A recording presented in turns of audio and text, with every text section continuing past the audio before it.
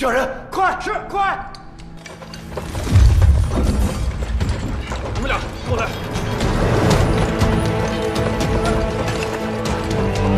快点，快点！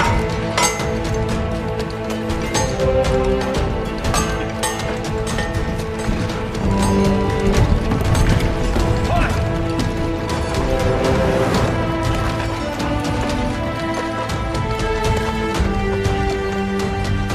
贞顺6年，大雍20万大军出征东夏，东夏军队溃不成军，归降大雍。大雍驻军东夏边境，更在丹岁山南麓修建封禅台，以示威震四海。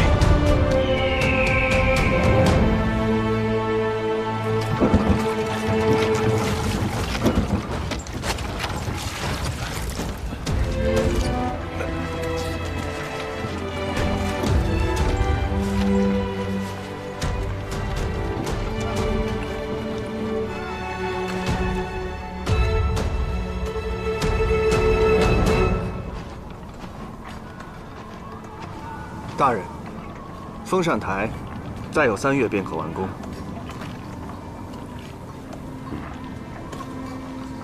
地下情况怎么样？挖了1000余尺了，差不多了，让他们都停下来吧。大人，不好了，底下出事了。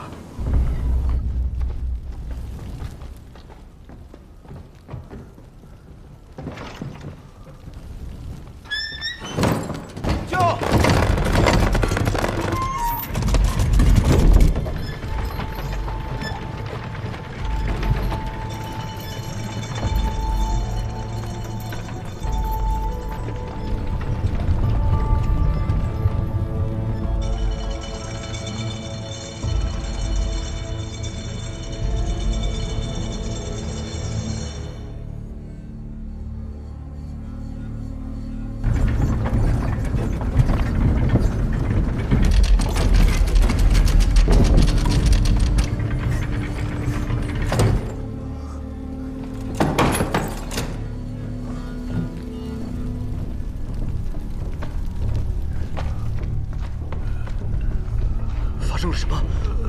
他们都怎么了？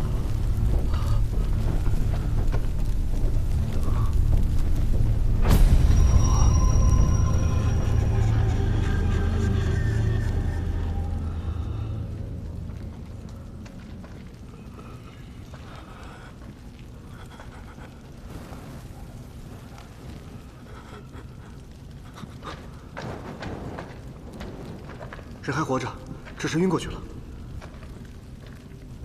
大人，前面太危险，不能往前走了。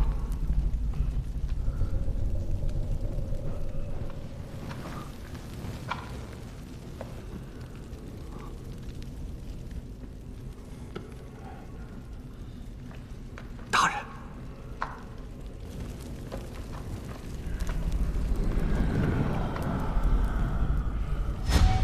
去拿绳子。好。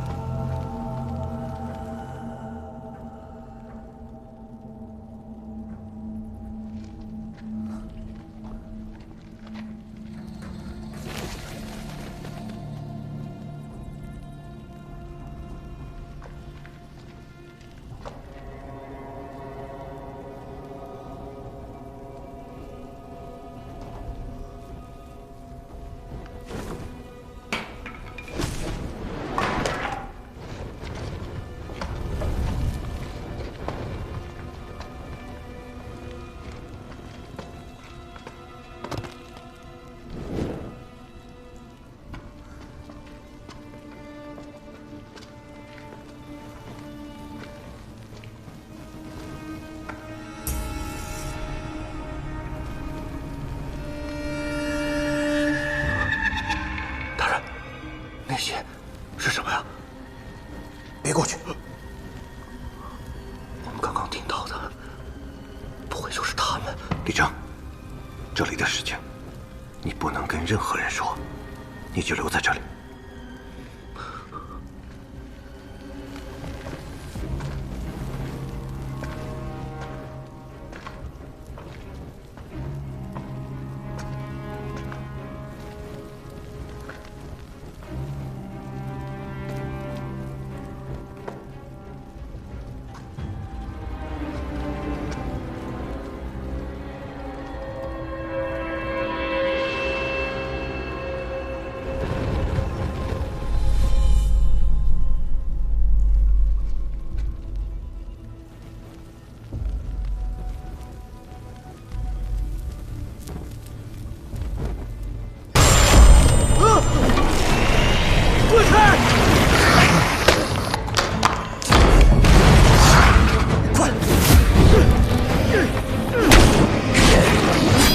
林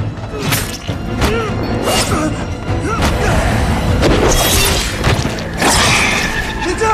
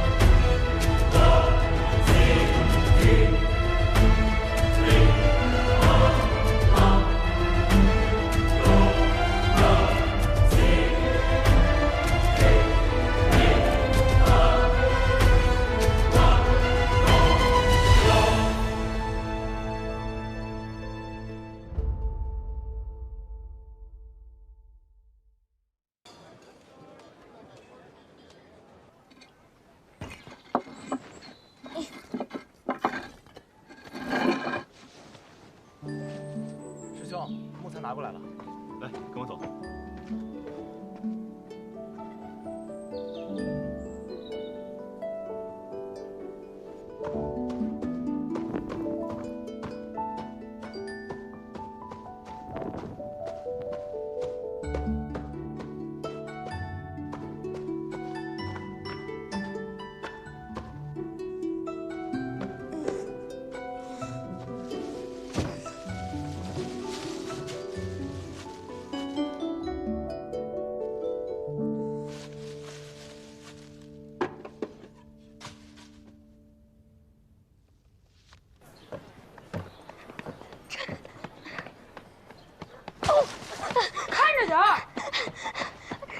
智奴，智奴，快出来，快出来！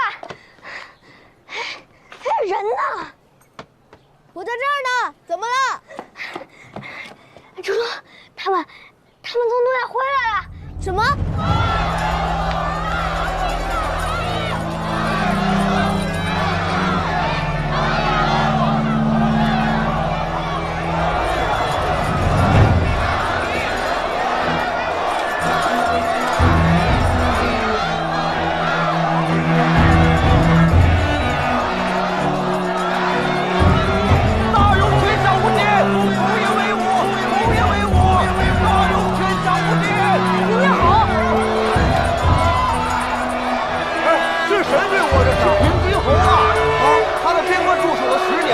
在东夏打了大胜仗，今日班师回朝了，这太好了！哎，那青天剑的人呢？什么青天剑？不太清楚。后爷为我，后爷为我，后爷为我！哎，走！这个很远处的是火箭。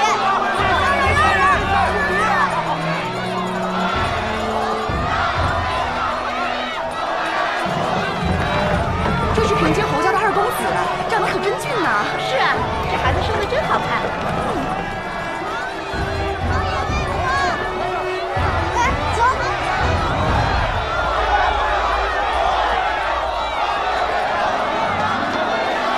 哎，你干什么？不能进去！后退！哎，智奴，智奴。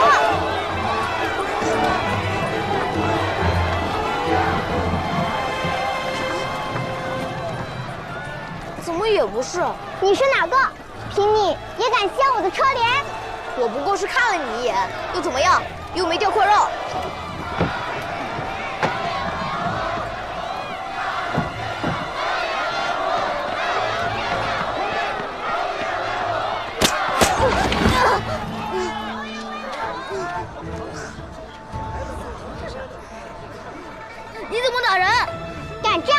的话，打的就是你。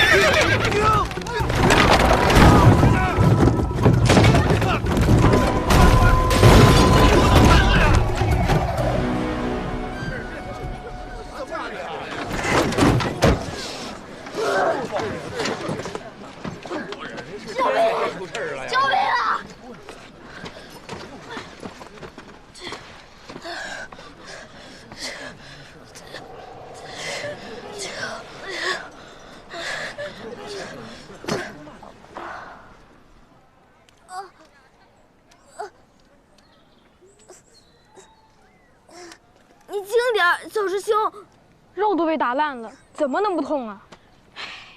师傅不在，我医术有限，只能先给你上点药。你封牙毒下手可真狠啊！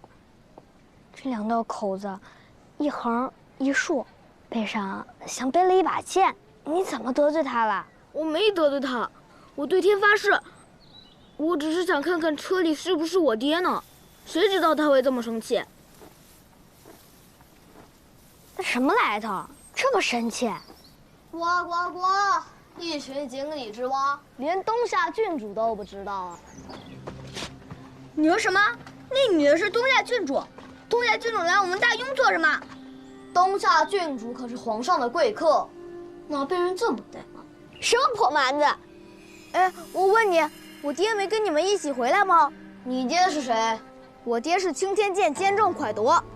你帮我来，是来问我话的。那我渴了，要喝杯水。哎，不是，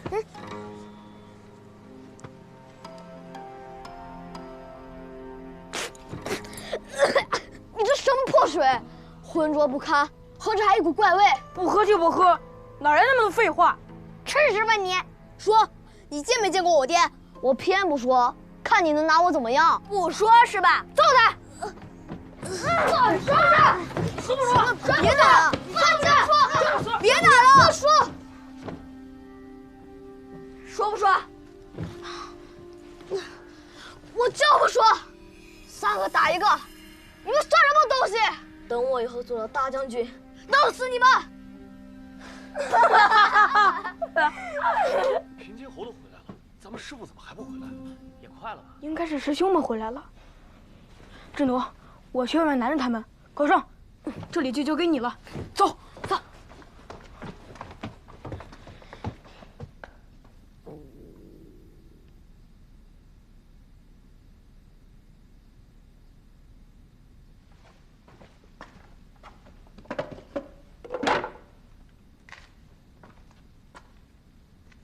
我娘做的。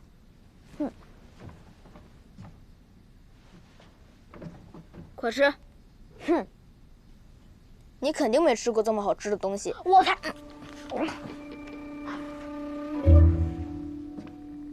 怎么样？食材粗糙，不精细，不过味道还行。我跟你不认识，不想欺负你。我只是有些话想问你，你告诉我，我就放了你。那你先给我上点药。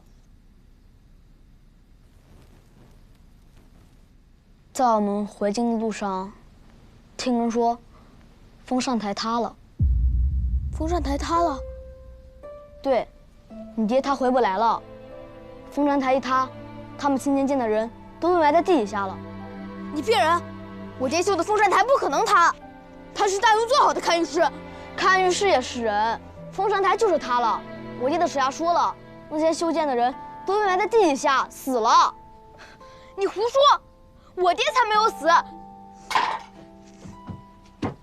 他肯定没死。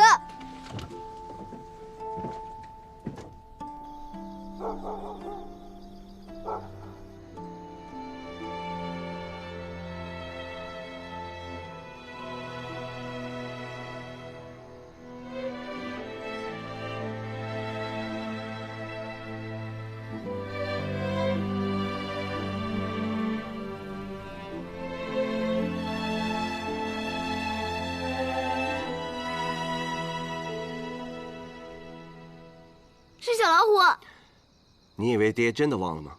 答应你的事肯定算数。今夜观星观到了什么？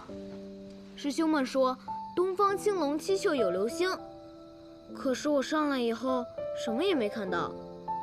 无妨，那是新绣的流星，再等明年便是。只要你耐心等下去，总能看得到的。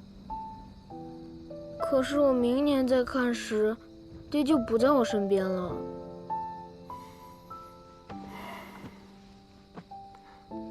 爹不在家的时候，你要好好听你娘的话，照顾好你妹妹。等爹回来，给你做一个更大的，好吗？除了爹教你的堪舆营造，要多多练习。你还要勤于功课，多读书习字。有不懂的地方，问你娘。爹明天就要走了，那不如跟我去看看我的大工程吧。哦，走。爹，你看，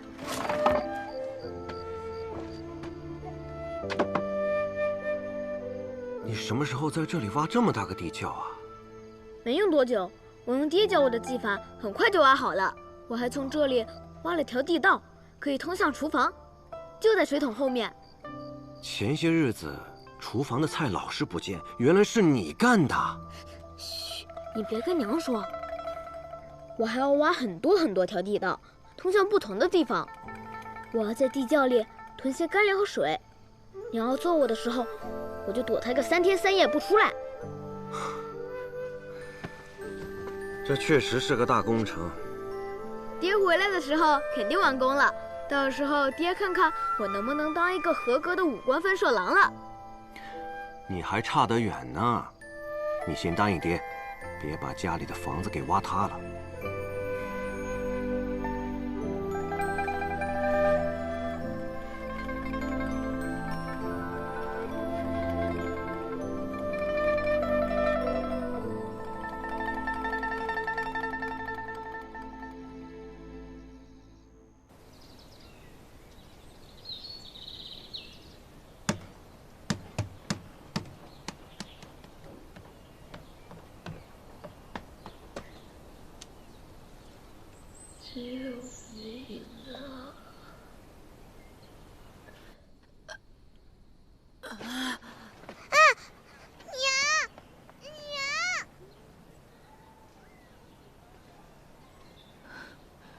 难怪街上一直有侯府的人在找他，原来被你们藏在这儿。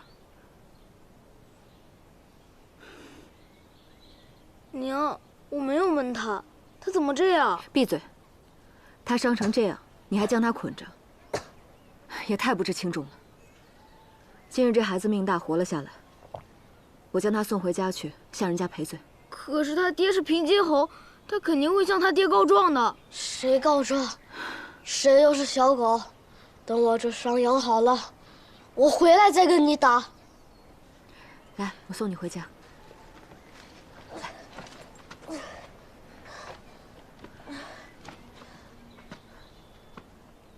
你们几个犯下大错，不可轻饶。关峰，你去后山砍够10日的柴，干不完不许下山。狗剩，罚你扫1个月的茅厕。啊！不许偷懒。至于你，将地道全部堵上，今后也不许再玩。娘，你罚我什么都行，别让我堵上地道，那是要给爹看的。是他说爹被埋在地底，我才会。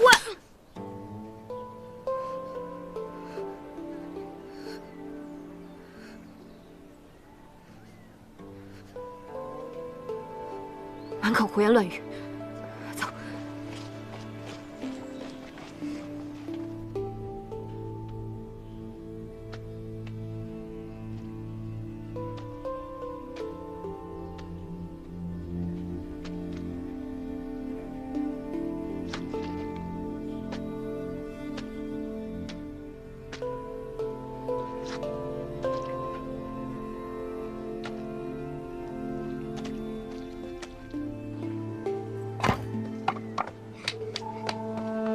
你在干什么呀？你走开！哥哥吃糖。我不吃你的东西，你这个告状精！哥哥，对不起。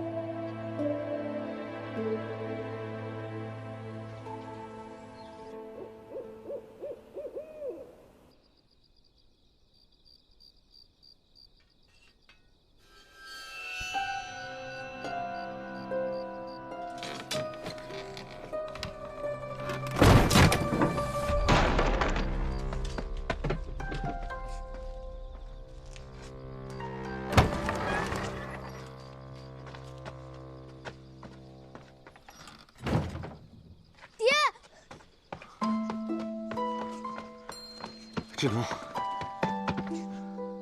爹，你回来了，我还以为你死了。没事没事，爹这不就回来了吗？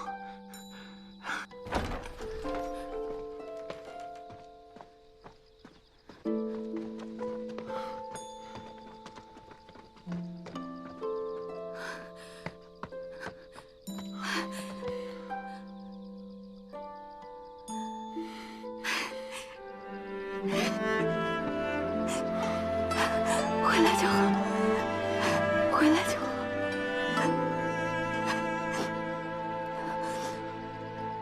赶紧收拾东西，叫上所有人，今晚就离开京城。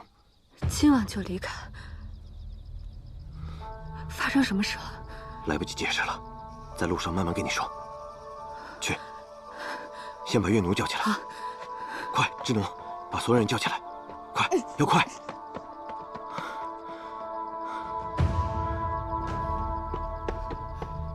岳奴，醒醒，来，娘抱你。娘，怎么了？爹回来了。爹回来了！快醒醒，醒醒，醒醒！我爹回来了！狗剩，狗剩，快醒醒！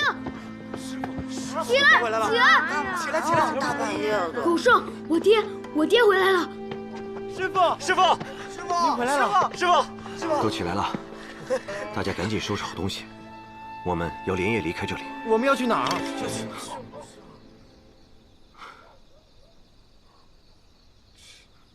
谁在上面？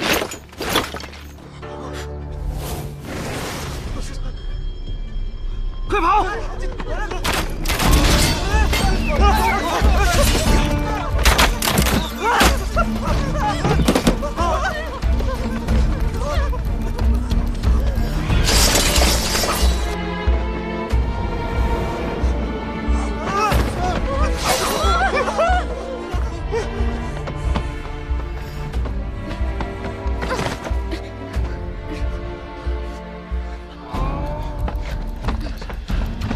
带你妹去后院的草垛藏起来，没有娘的吩咐，不许出来。娘，是不是因为我自己犯的错，自己去？滚，不是你，快去，快走！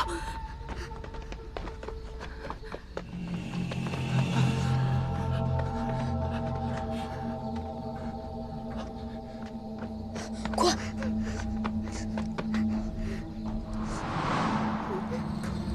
走！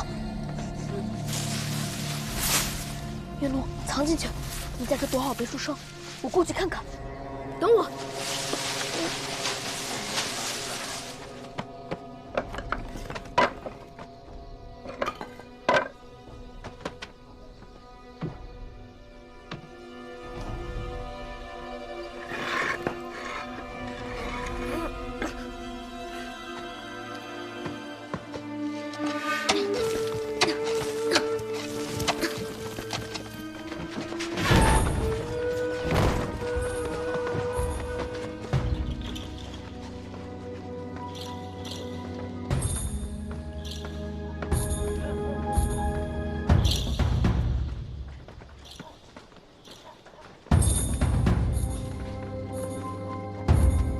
快大人，好久不见。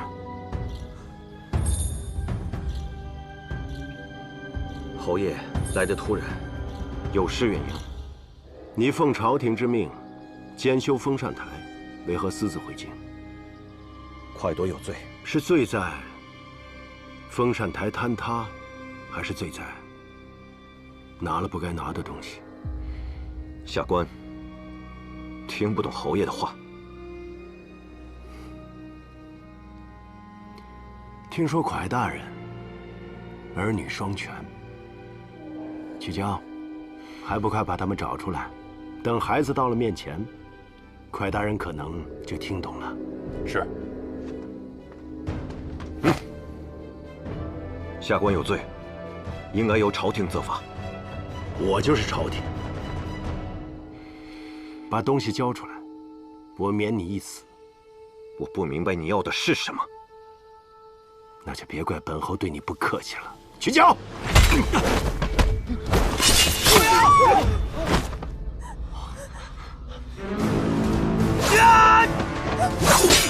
快跑！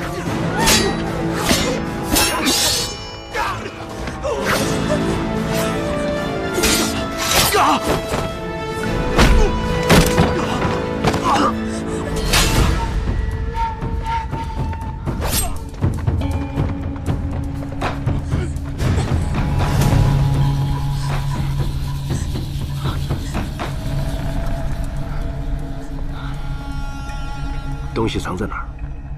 你要杀就杀我，饶了这些孩子，他们是无辜的。好一个视死如归！我不杀你，但你要看着他们一个一个因你而死。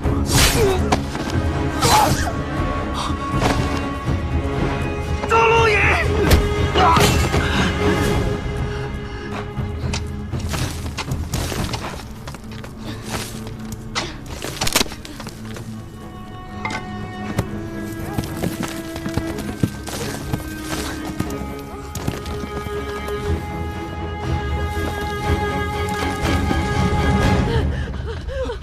躲起来！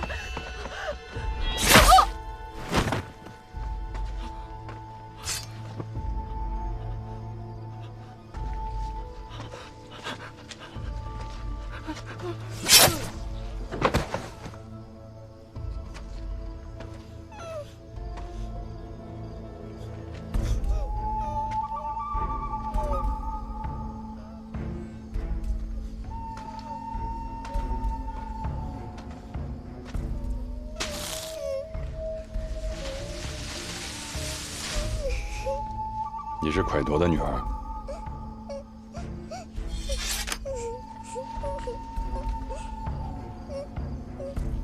来，我带你去见你爹娘。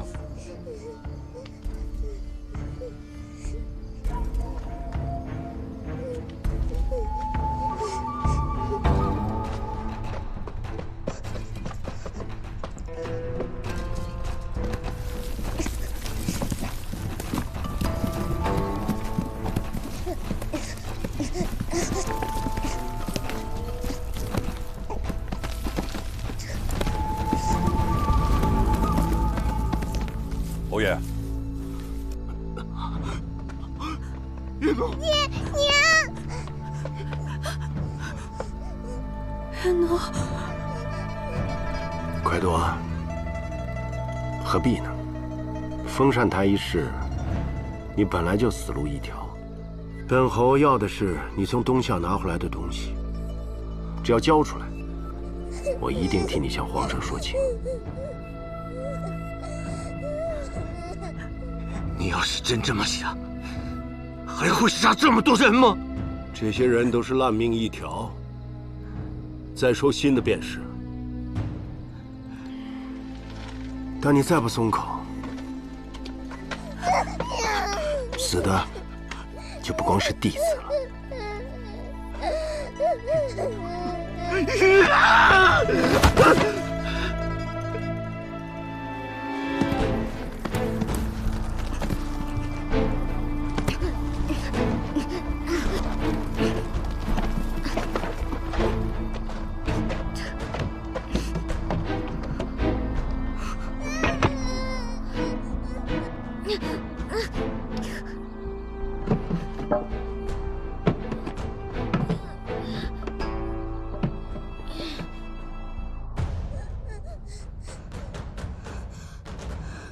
如果再不说，我就先杀你儿子，再杀你女儿。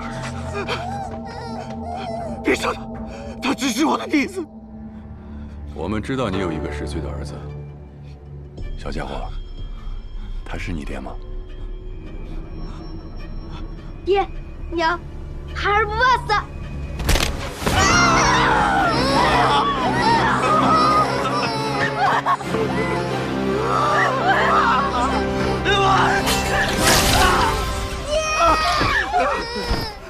别杀他！你现在就剩一个女儿了，蒯夺。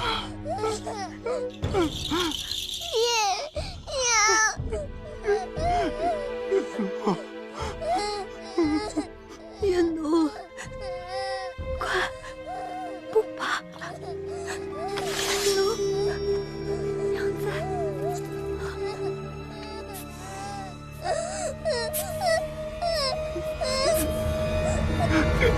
对不起。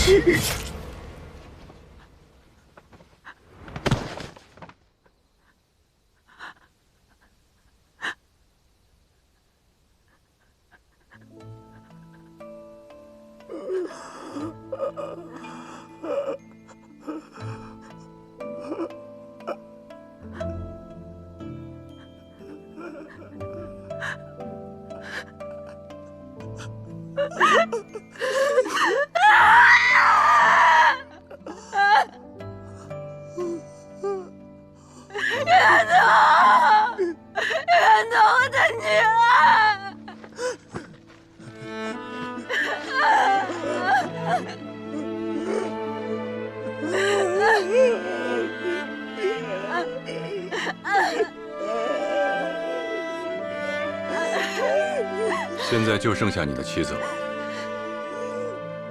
我会把她带回去，一根一根切下她的手指。到时候，你还能忍住不说吗？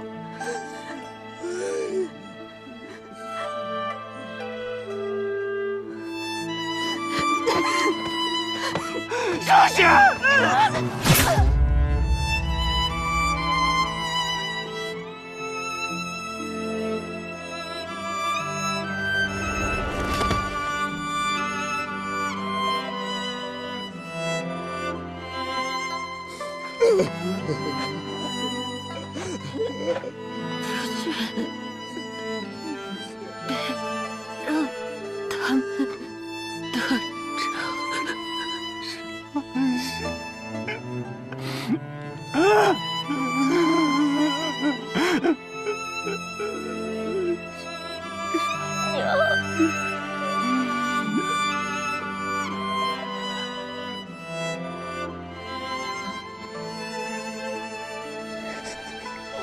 得逞。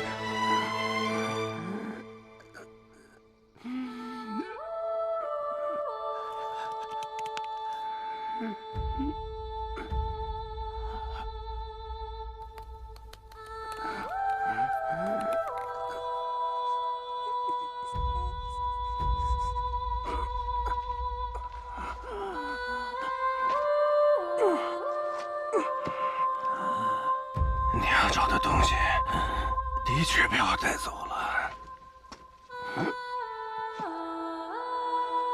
但就算你把这里翻个底朝天，也找不到它。钟露隐，你永远也得不到！别让他！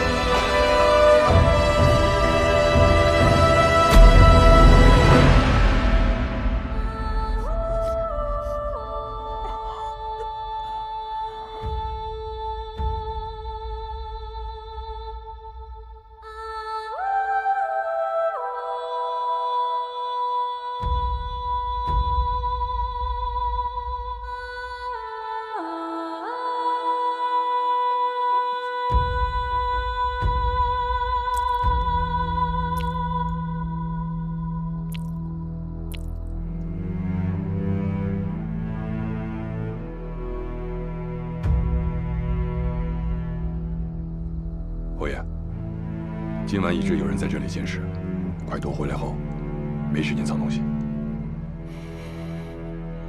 搜他的身。是。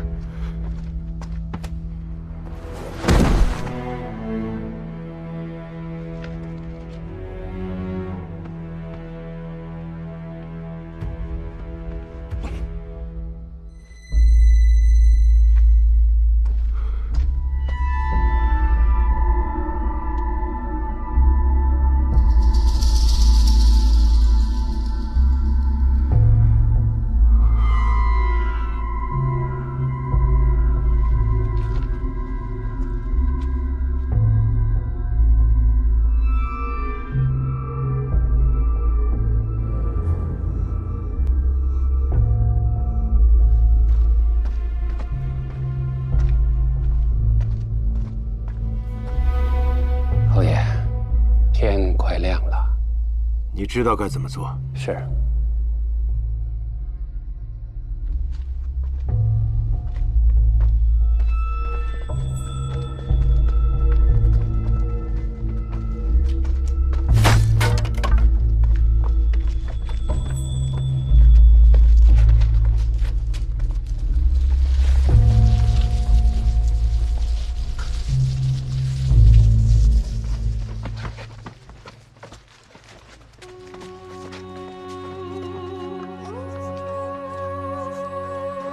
把值钱的东西都搜出来，带走。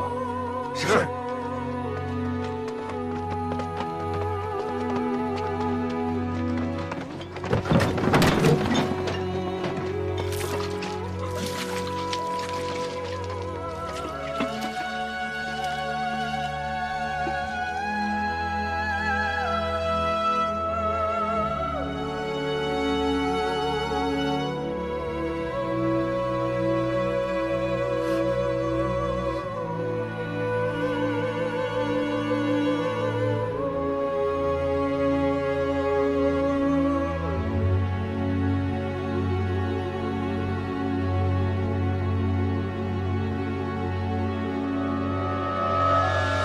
放火！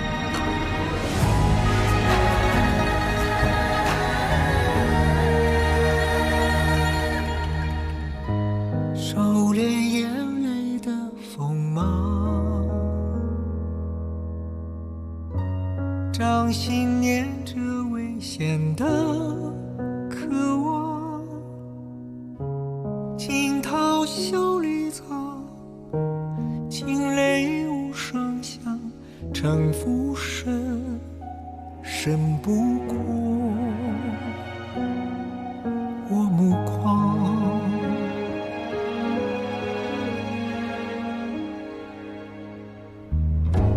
阴谋是我护身的衣裳，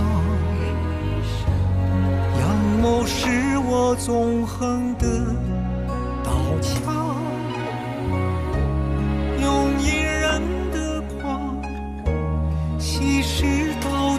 苍也不黑，只因为我心滚烫。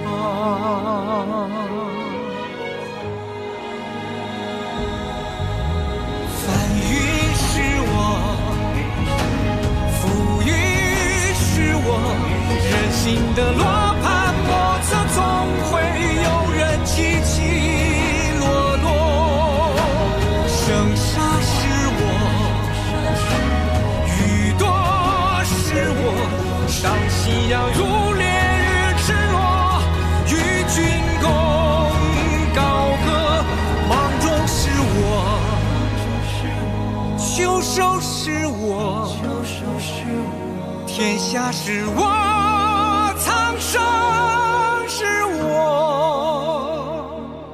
你也是我。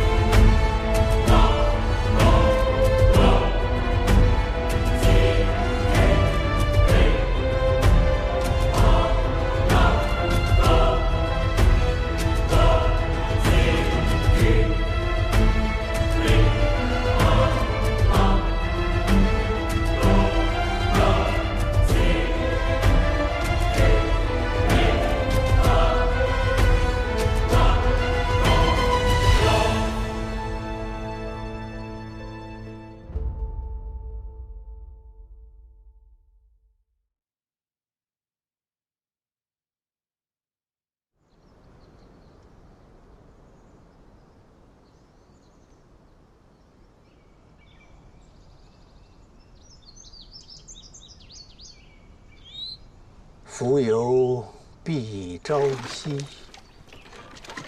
惠姑宜春秋。渺渺上古历，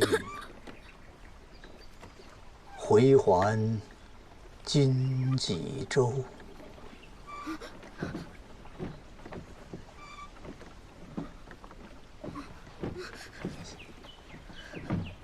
醒了。喝口水。你是谁？我是你父亲的旧友。我为什么要相信你？我若要杀你，何须等你醒来呢？昨夜你家遭此变故，除了你被我救出来，其他人全部遇难。你想哭就哭吧，等你哭够了，我们再说。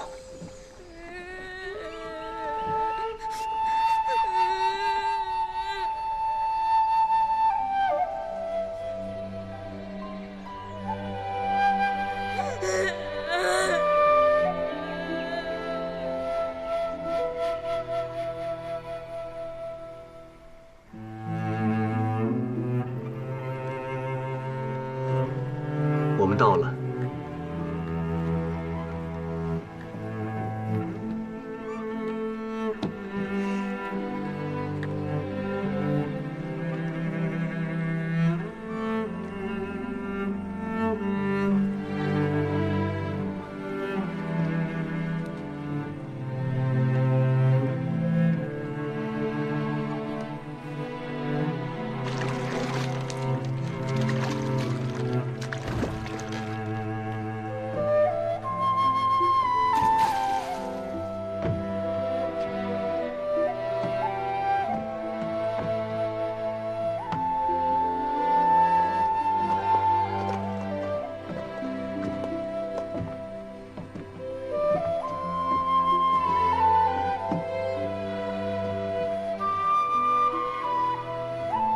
哭过，现在心里应该好受些了。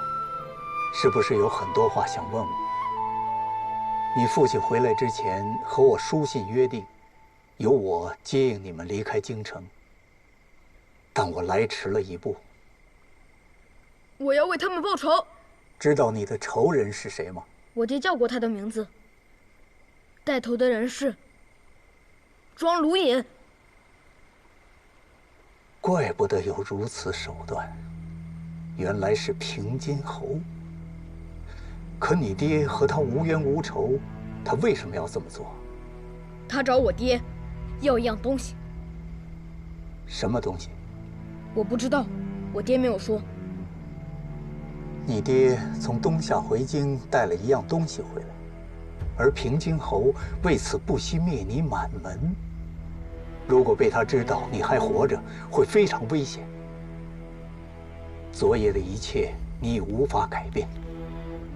你确定要报仇吗？如果不能报仇，还不如死了。如果你愿意照我说的做，我有办法帮你。求您告诉我。平津侯位高权重，想报仇需要时间。你要蛰伏学习技艺。要多久？至少10年。我会送你去学艺的地方，以后就靠你自己了。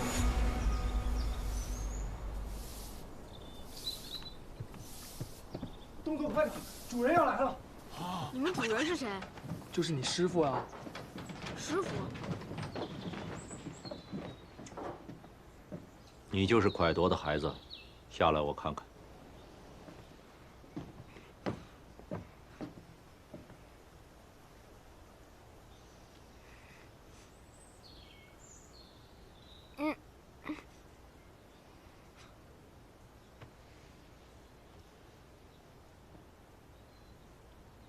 我先要跟你说清楚，你在我这个地方不会有任何优待。如果说吃不了苦，你也可以直接走，我绝不拦你。我要习武。你筋骨松软，资质平庸，根本不是习武的材料。我已经为你设计了复仇之计，你只要照着这条路走下去，一定会得偿所愿。我要亲手杀死我的仇人。如果不是高强武术，我就不学了。报仇一定要靠武力吗？那还能靠什么？靠的是信念。你若持有此念，天下之术皆可杀人。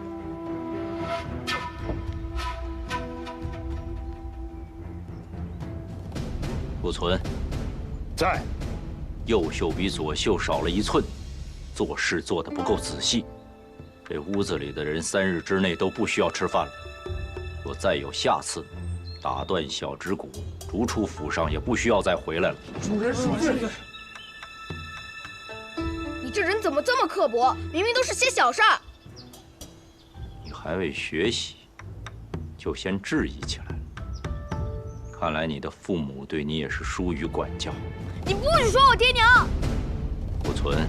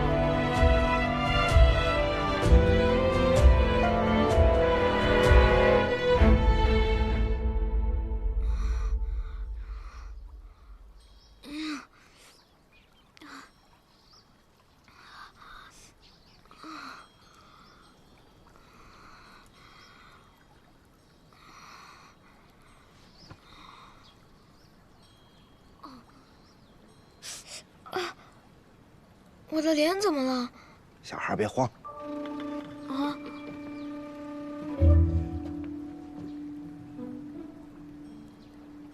只是微调了你的眉眼和骨相，重新缝合的肌理，看上去啊，就跟以前大不相同了。等过几年再长大些，你与你爹娘的相似之处便全没了，仇人也就认不出你了。再过几年，我的脸上就没有我爹娘的痕迹了吗？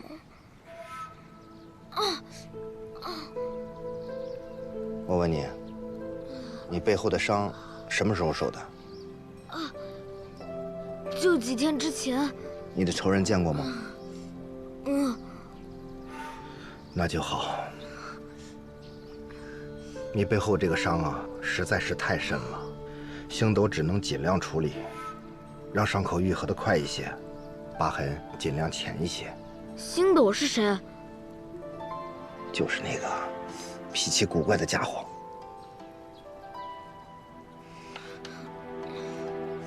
那你又是谁？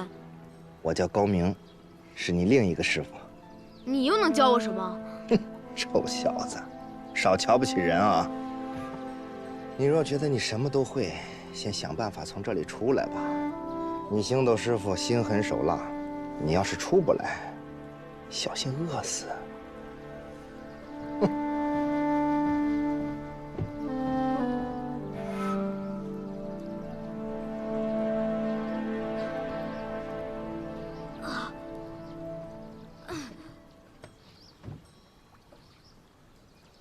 你先让我吃饭，等我有了力气，再来解榫卯。你生在营造世家，要是最简单的榫卯都解不开，我看你爹快夺也是徒有虚名。不许你说我爹！你答应过恩公要教我复仇之术，我就不信你能把我活活饿死。我确实是答应他教你复仇之术，可你现在变了样子，大不了我再找个别的小孩替了你便是。想考我，我爹都教过。我现在就出来给你看。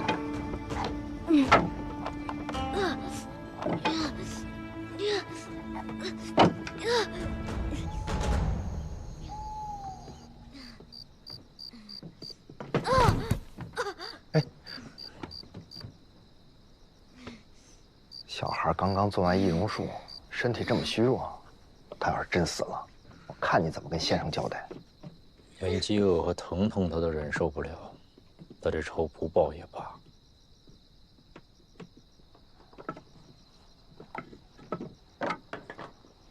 小小年纪，秉性如此坚韧，实在是个好苗子呀。走吧。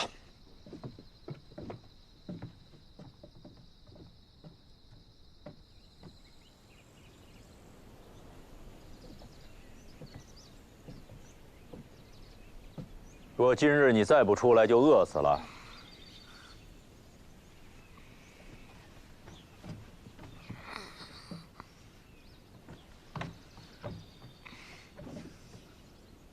你讨厌我，因为你讨厌我爹。我爹精于易学，是世上最好的看愈家。你技不如人，你不服气。你说你爹精于易学，那前朝有一个易学大家叫何孟贵，你知道吗？当然知道。那你把他写的《赠饮训斋异术》背给我听。实策不虚谈管路，太玄修复问杨雄。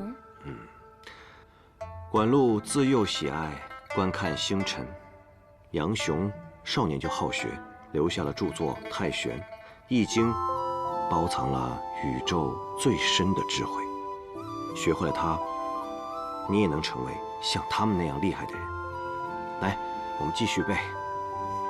只今风起从何入？知得风来是巽翁。风起于清平之末，君子要谋时而动，顺势而为。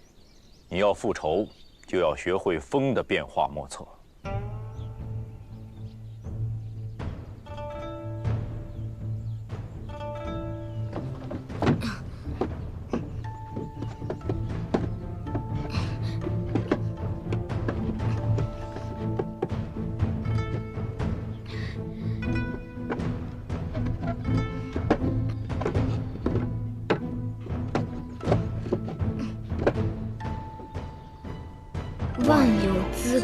开也或蒙。谁开玄窍谢神功？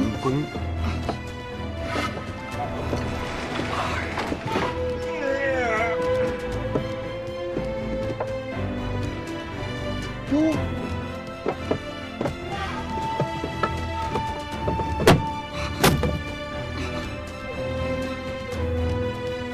真可以啊！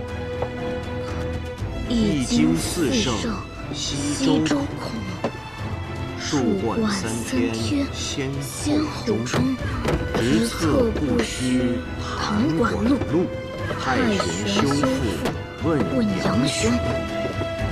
指今风起从何入？知得风来是迅风。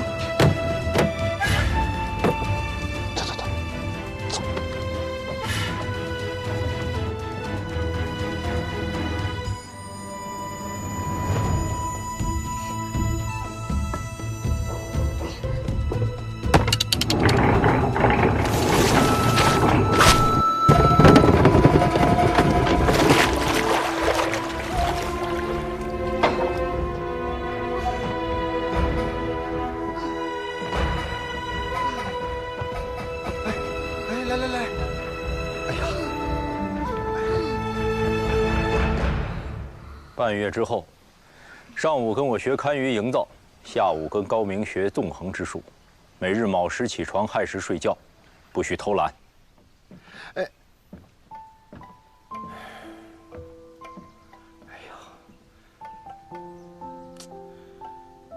孩子，饿了吧？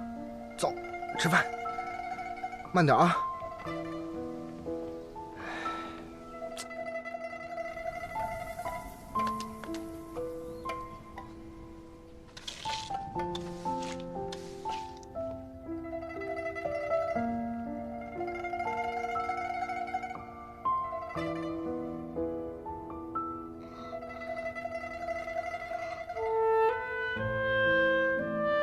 昼出耘田，夜绩麻。村庄儿女各当家，童孙未解共耕织。野傍桑阴，学种瓜。堪天道也，舆地道也。仰以观于天文，辅以察于地理，是为堪舆。群山连绵盘旋，如笼沃大地。若要点穴，你需要了解当地的风向、流水和土壤的状况。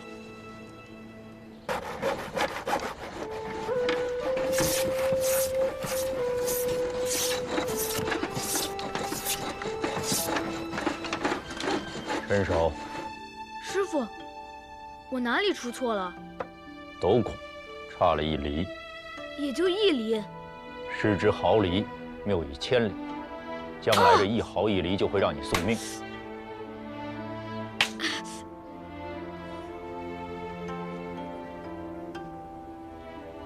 师傅，你现在长胡子了。今日师傅给你看看真本事。哎，你们干嘛呢？都给我走开，走开！没长眼呢，县太爷都路也敢挡。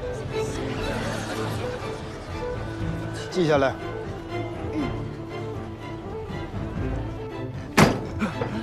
一个小小的知县都当不好，看看这里让你管成什么样子了！当官就知道上下打点，捞捞银子，早晚埋死在银子堆里。是。要不是本官赶在御史前来到此地，你的所作所为传回去，恐怕有几个脑袋都不够掉的。是。来，本官给你一个改过自新的机会，贪了多少，就还多少。那些恶贯满盈的，要抓要杀。你自己心里有数，别怕，你的背后自有人撑腰。是。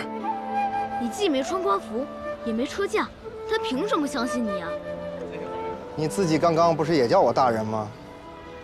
你要做的，就是要让人相信你想让他们相信的事。最重要的，不是扮得有多真，穿得有多像，而是要知道对方最怕什么，最图什么。纵横术涉及天下学识，你需面面俱到，样样精通。凭3寸不烂之舌，便可强于100万之师。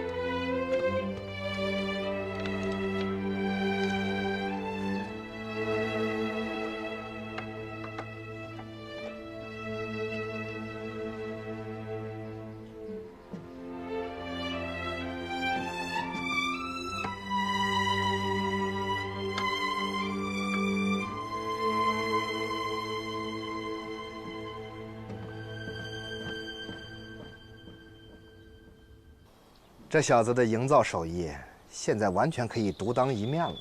你都快让你徒弟比下去了，不慌吗？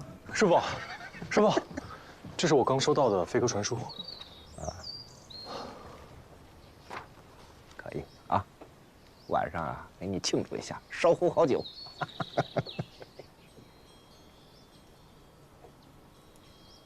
师傅，这信上说什么？你有一位新师傅，马上就要来了。啊，我还有新师傅？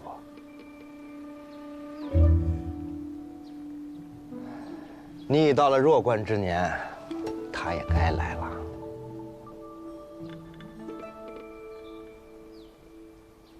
感觉你们俩今天怪怪的。这个新师傅很厉害吗？嗨，你见了就知道了。今晚我2人会去闭关，明日才回来，你就留在府上吧。是，师傅。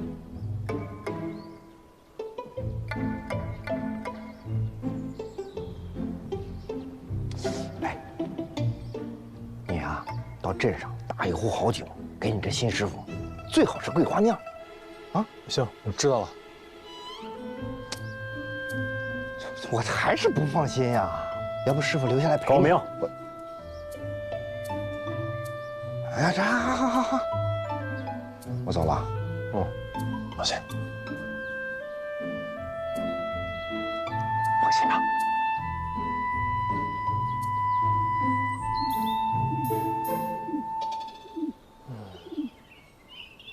新师傅。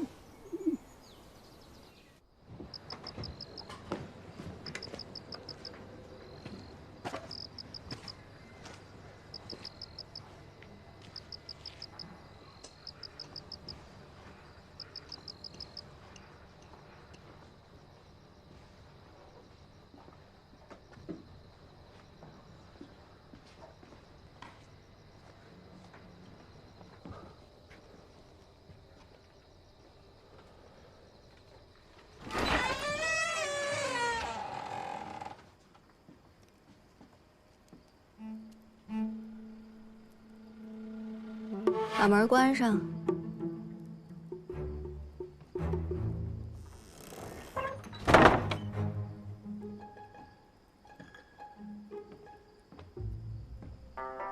你就是我的第3位师傅。怎么，没想过你的新师傅会是个女人？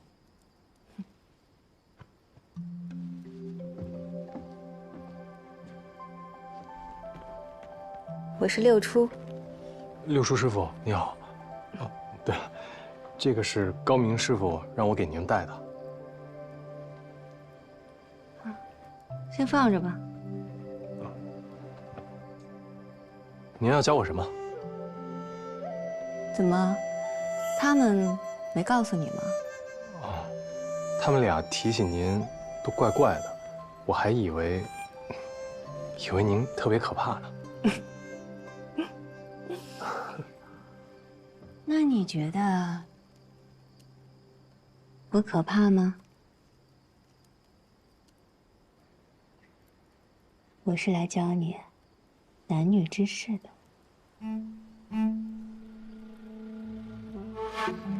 你今天啊，只需学会一件事：如何拒绝女人的柔情蜜意，拒绝她们的楚楚可怜。我跟你说话呢。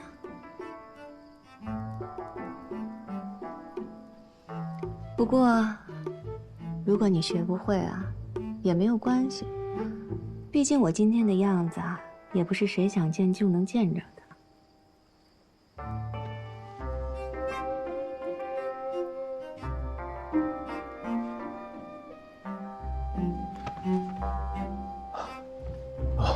对不起。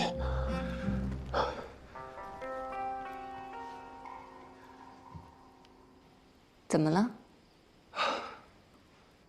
我以为你是来叫我复仇的。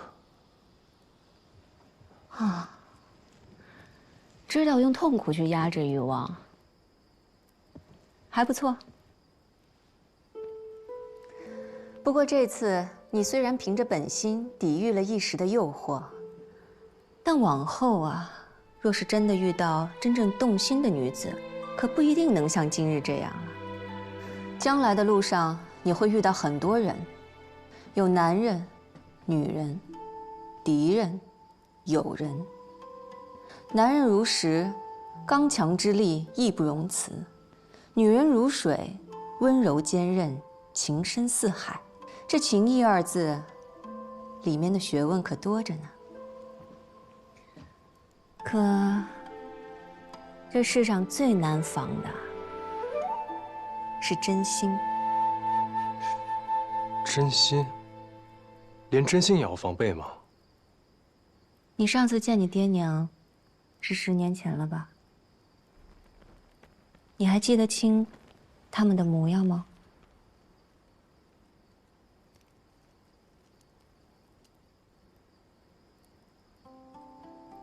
其实啊，我和你也一样，很小的时候便是个孤儿了。虽然爹娘走的那日我还历历在目，可他们的样子，我却怎么也记不清了。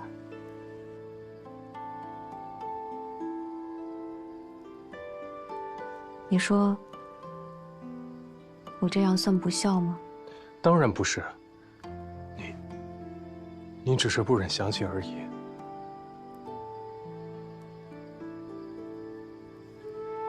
还记得我小时候很爱吃石榴，我爹就在院子里种了棵石榴树。爹摘石榴，娘剥石榴，我吃石榴。那时候好快乐呀。我也是，我爱吃烤鸭。每当我爹发了俸禄，他就会上街给我买。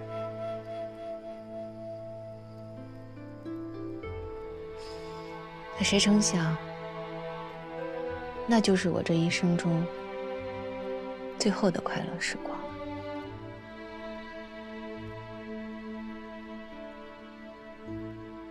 如果有机会，我真想再见我爹娘一面，好把他们的模样记得更清楚些。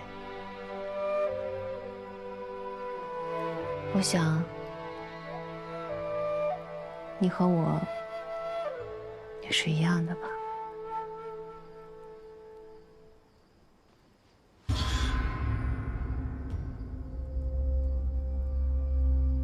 如果我是你的敌人，此刻你已经死了。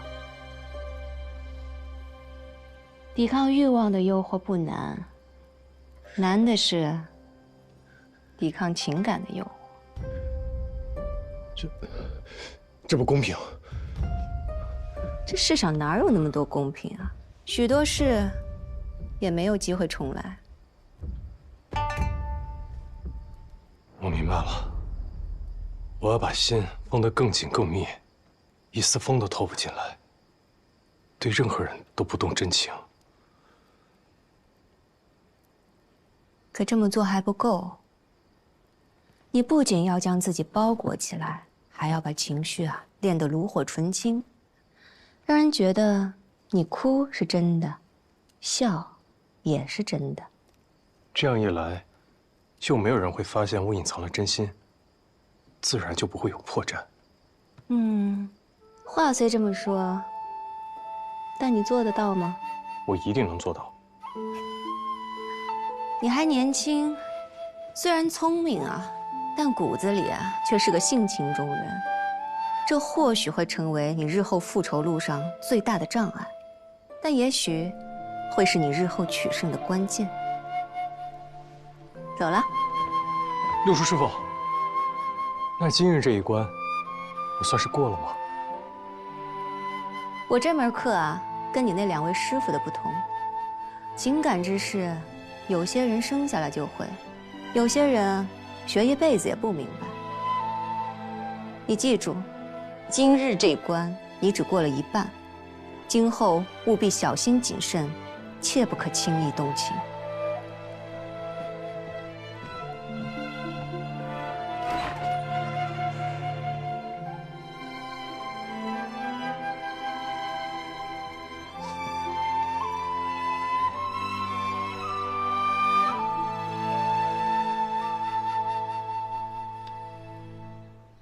师傅，您又骗我！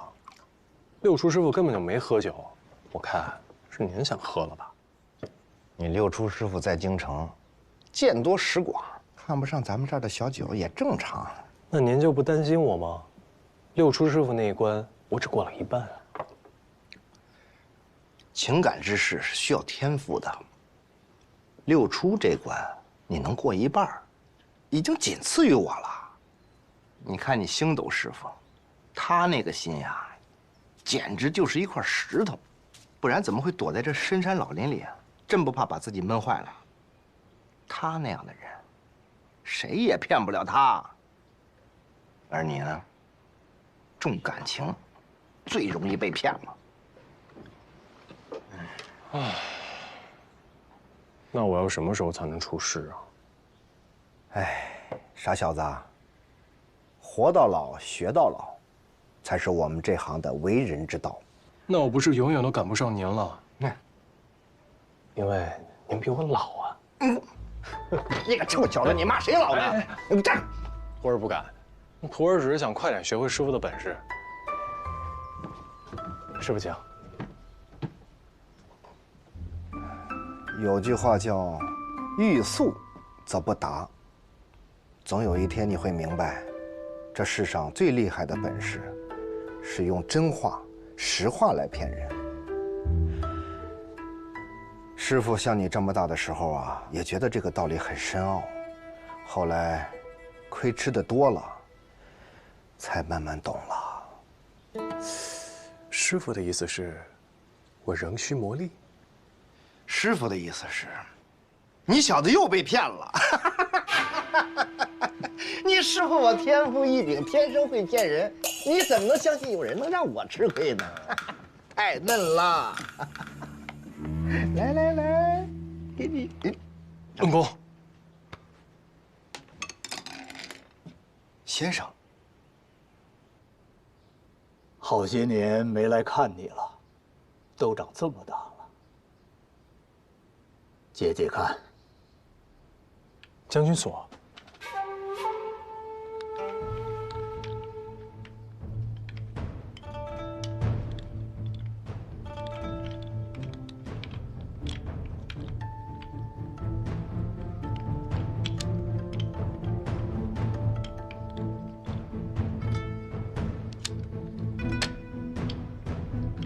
看来你这些年过得还不错。师傅们都待我很好。听他们说你学了不少本事，每天卯时起，亥时睡，从来不曾懈怠。你不觉得憋闷无聊吗？无聊的时候就数数庭中的砖和瓦。那地上有多少块砖呢？ 3381块。房上有多少片瓦？48300片。你家当晚死了多少人？我家有门生10人，被黑衣人所杀。我看着师兄狗剩被人拧断了脖子，我的妹妹、母亲均死在剑下。那晚，一共死了14人，距今3325天。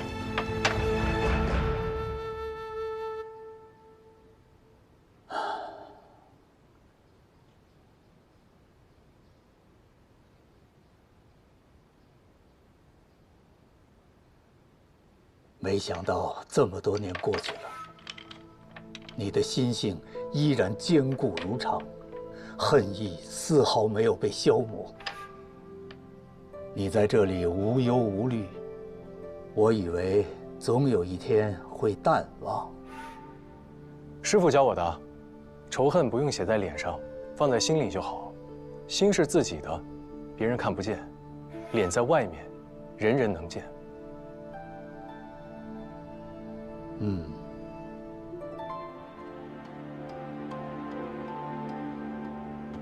这是你今年的生辰礼物，看看喜不喜欢。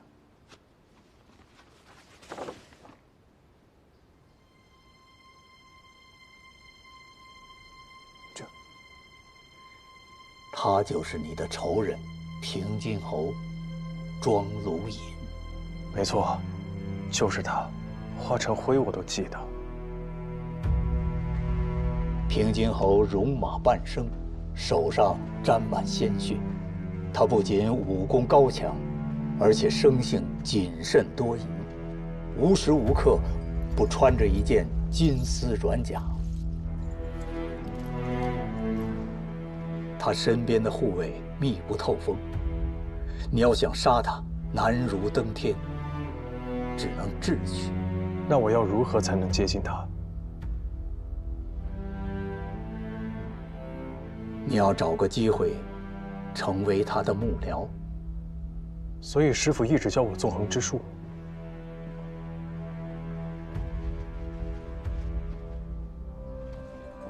在平津侯身边有3个人，横在你与他之间。你要想真正的接近平津侯，必须先过了这3道关。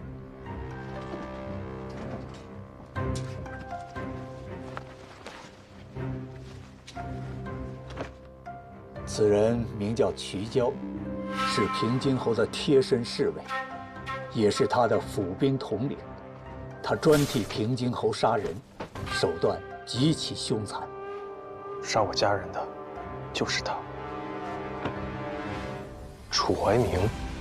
他原本是你父亲的属官，因能力平平，在钦天监难有出头之日，所以他背叛了你的父亲，投靠了平津侯。你父亲死后，他被平津侯扶上了钦天监监正之位。此人口蜜腹剑，行事卑鄙。你会堪舆之术，将来一定会被他视为眼中钉、肉中刺。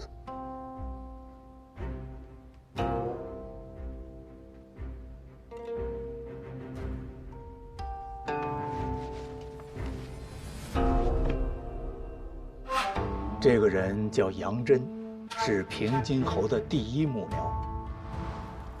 他就是当年将灭门伪造成盗匪劫杀，替平津侯瞒天过海之人。此人颇有心机，深受平津侯的器重。他也牢牢地把控着侯府的一众幕僚。你若是进了侯府，崭露头角，必会遭到他的打压。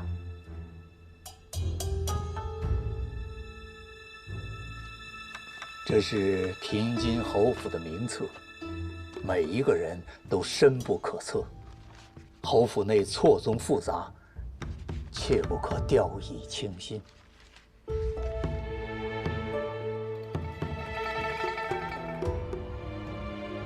恩公，您给我看这些，难道是我要回京城了？日奴还未出师，现在回京城是否为时尚早了？京城出了件大事，太后已于3日前驾崩，朝野哀痛。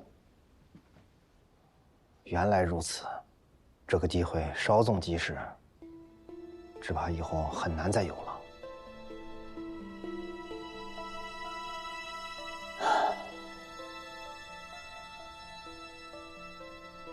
智奴，乾隆必须入渊了。明日，你便启程吧。智奴学艺多年，等的就是这一刻。除了将你多年所学融会贯通，你还要格外谨慎，相机而动，才能在京城这波谲云诡之地保存自身，虚图复仇大计。我给你准备了一个新的身份，你要铭刻于心。从今以后，你只有一个名字：藏海。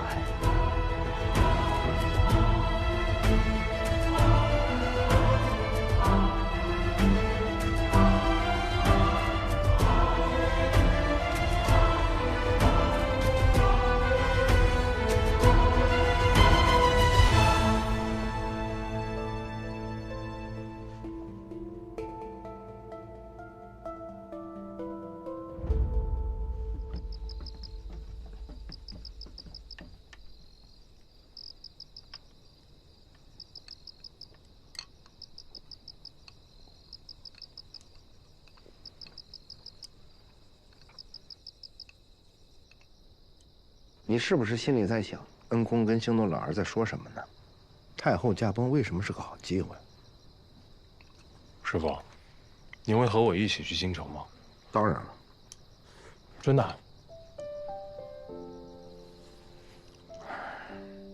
一想到要一直跟你待在一起，烦也烦死了。我不烦。师傅，吃排骨。这还差不多，你想的懂事。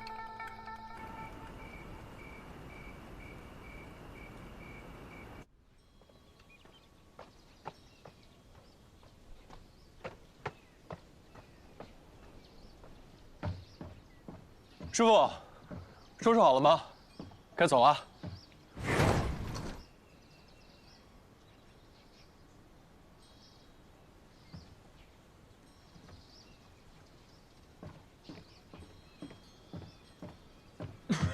信柳师傅，高明师傅呢？他已经跟你的恩公走了。他也让我告诉你，不要因为感情而相信他人，那样只会让自己失望。智奴，师傅，您在叫谁？我叫藏海。从今以后，这世上就没有人叫智奴了。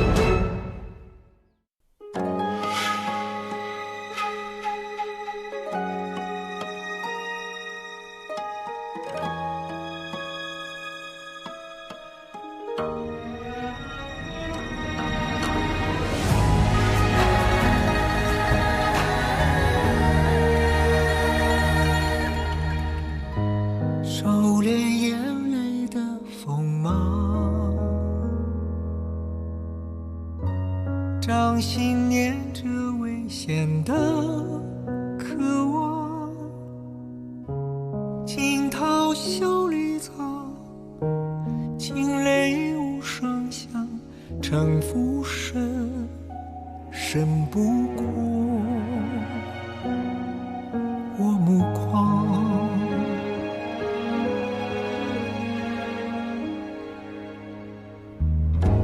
阴谋是我护身的衣裳，阳谋是我纵横的刀枪，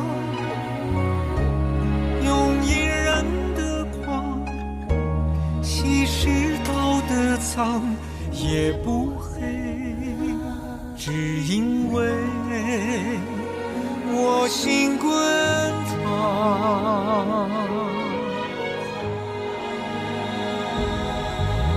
翻云是我，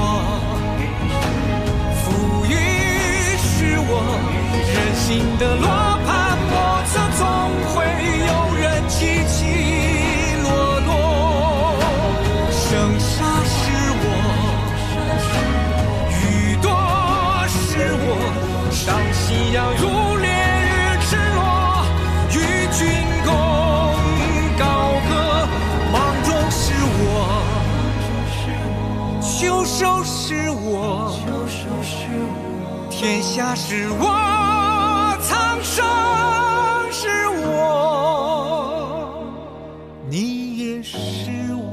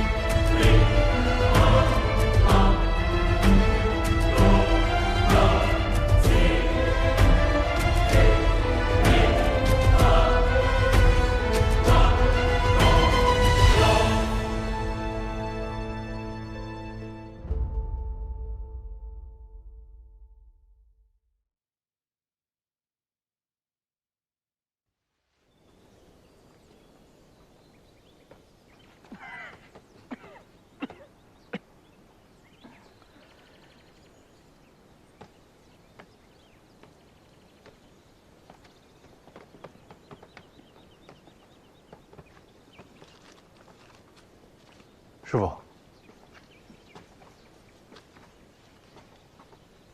全部都已经熟记于心了。都记住了。到了京城，去诊楼，会有人接应你。他们想查你的身份，没那么容易。我会抹去你在这里的痕迹。师傅，有一件事儿，我一直想问您。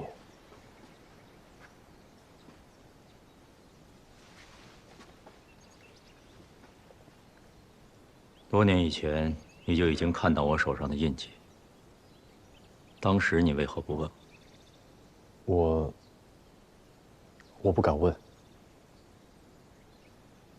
这么多年，其实你一定非常想知道，你的恩公，还有你的这些师傅，究竟是些什么人。这些都不重要，你只需要记住，从你获救的那个晚上开始，我们所有人都是因你而存在。如果你执意想知道，你下次见到高明的时候，可以问他。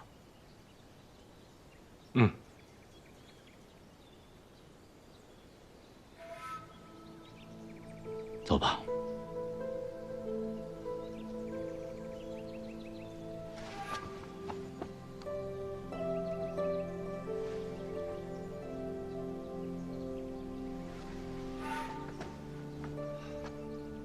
师傅，保重身体，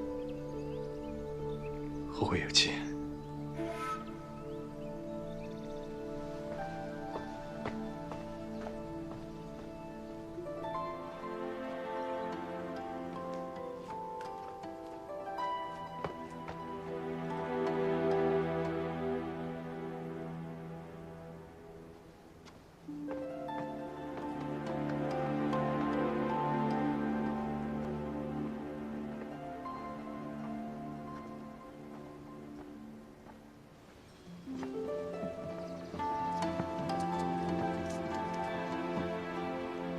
你们按我说的做，做完以后你们都走吧。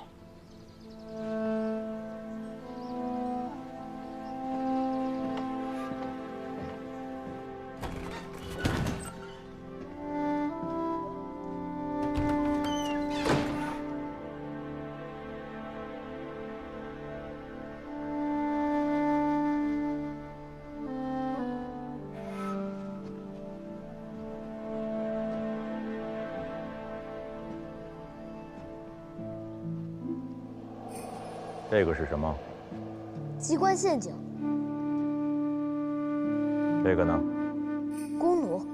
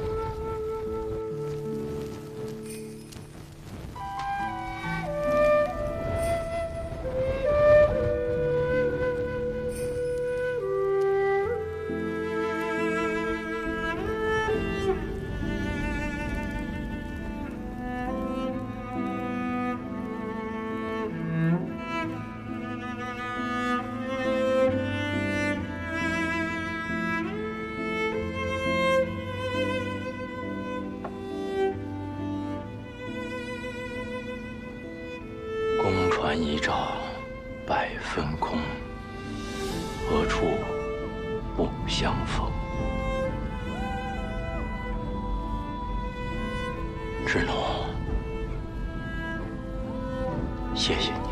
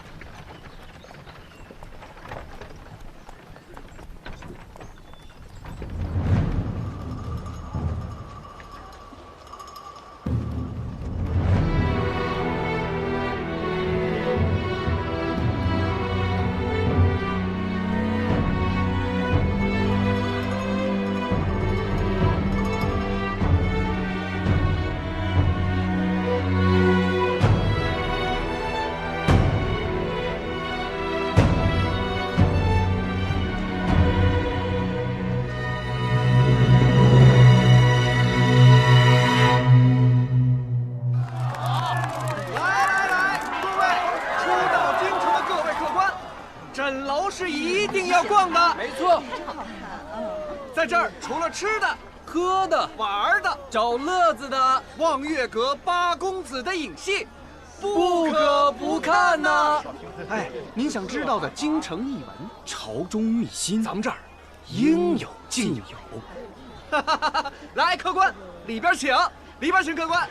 公子记得去看八公子的影戏，里边请。来，各位客官们，里边请啊！有好玩的、好吃的。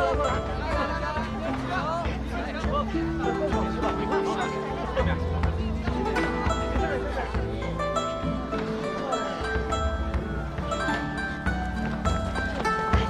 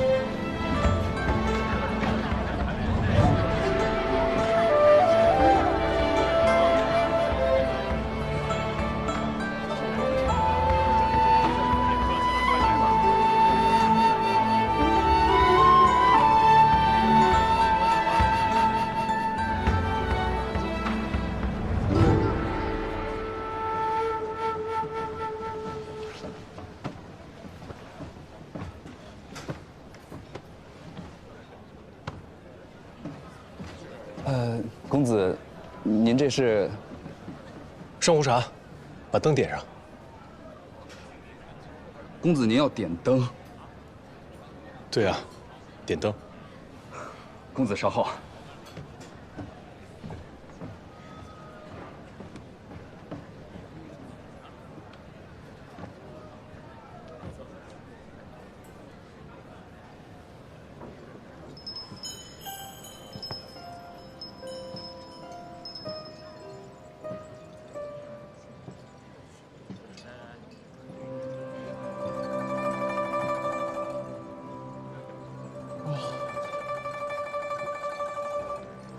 客官久等了，你的灯。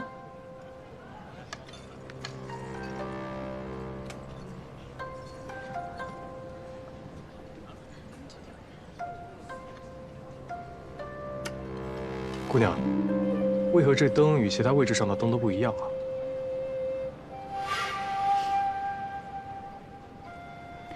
客官，您不知道啊？哦，我初来贵地，不太懂这儿的规矩。 敢问姑娘，这灯有什么来头？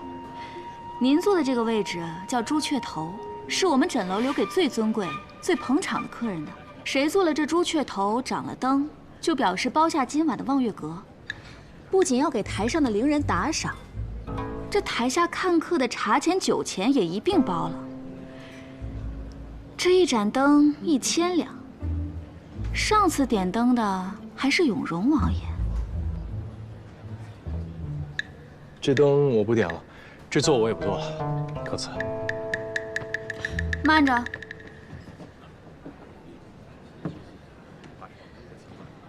这朱雀头既然坐上了，不是说走就能走的。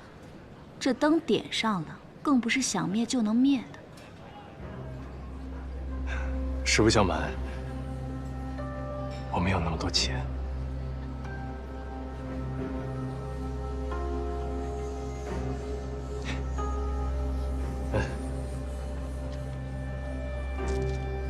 这是我的全部家当，7两银子。这座我实在是坐不起。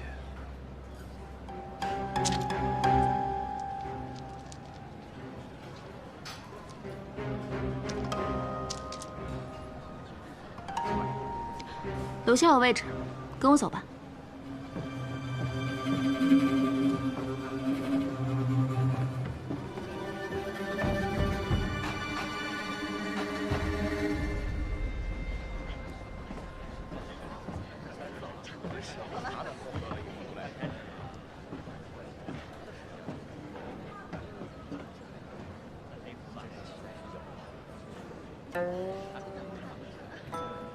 刚来京城啊？是。在我们诊楼站着看戏也是要收钱的。你站的这个位置5两银子，你刚刚给了我7两，这剩下的钱我是退给你呢，还是跟你讲一讲今日这出戏？讲戏我就只收你2两，来的都是客嘛。好，那就请姑娘为我好好讲讲吧。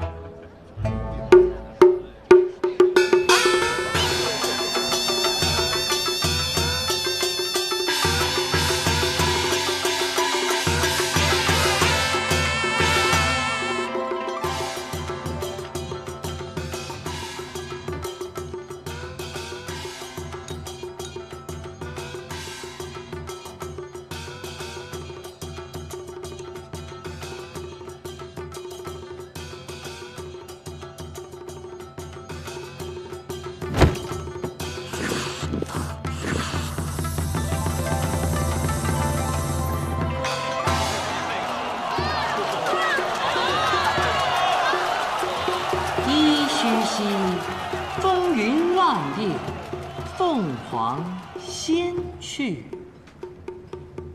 这只凤凰，就是太后。挺聪明的嘛。这只凤凰是8日前驾崩的太后，这条龙是先帝，而旁边那条锦鲤是先帝最宠爱的李贵太妃。仙龙已封礼，不顾凤凰求。太后驾崩，依照礼制，自然要与先帝葬在一起。可是先帝身旁也有李贵太妃陪葬，此等难题便抛给了皇上。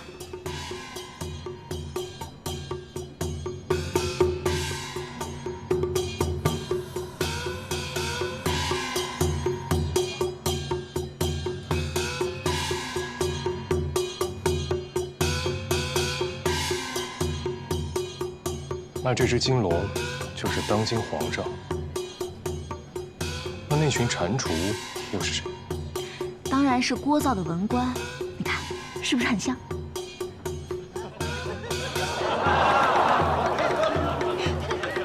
皇上无子，这些年一直被朝臣们逼着立嗣。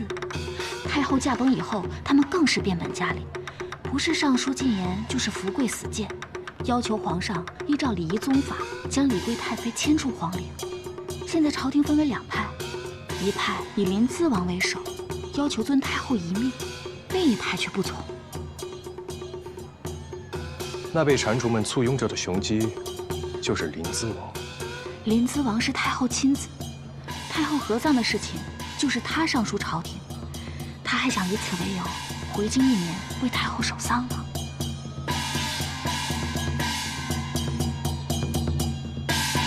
金龙怒冲冠，遁入云霄去，自此无影踪。皇上怎么说？你没看到那条龙飞走了吗？这事皇上不管了。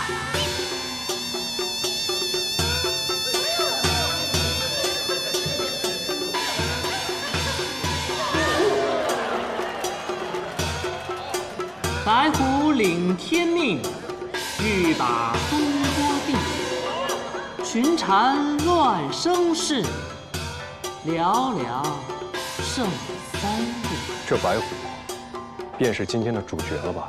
没错，这白虎就是当朝荣禄大夫平津侯。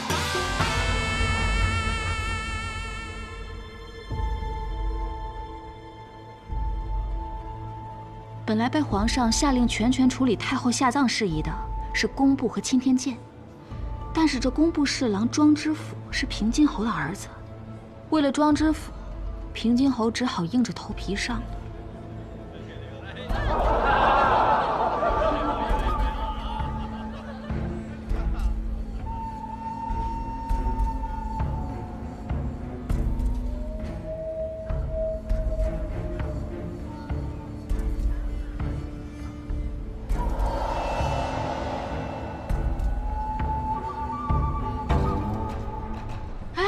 你去哪儿？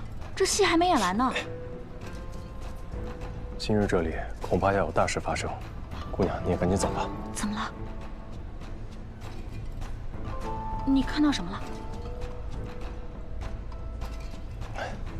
来，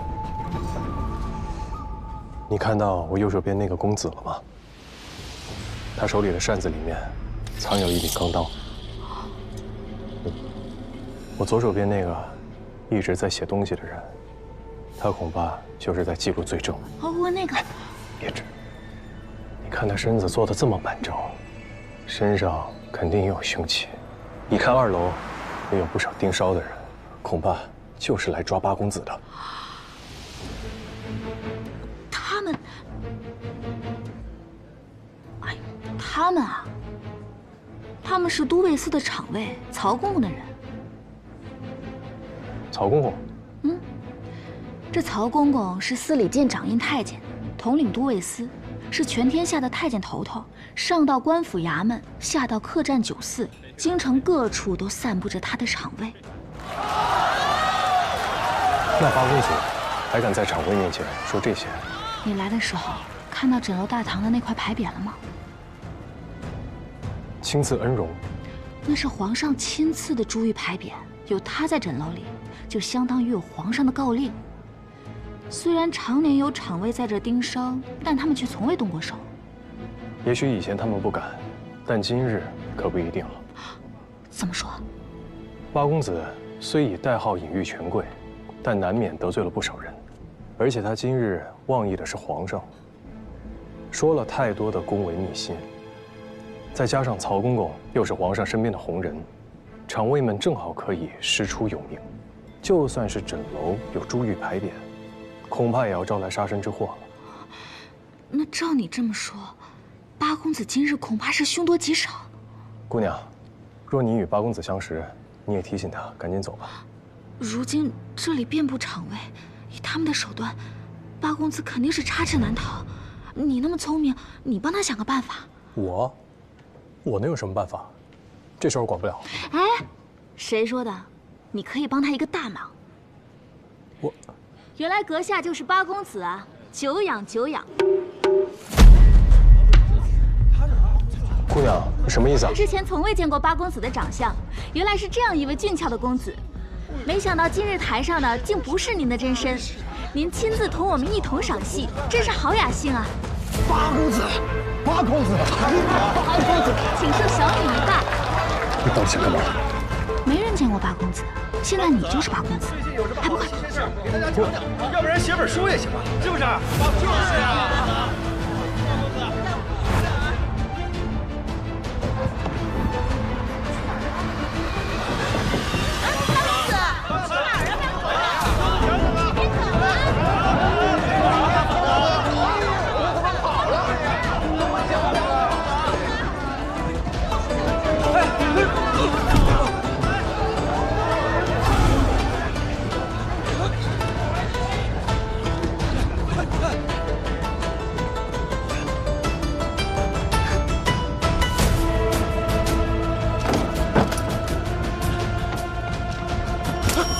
在那儿追！哎，站住！追！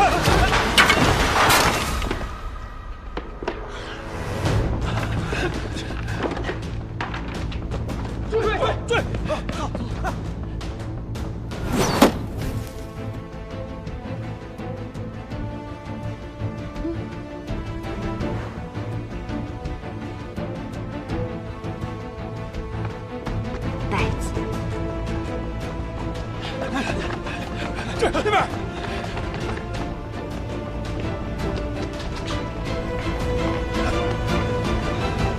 别动，走这边。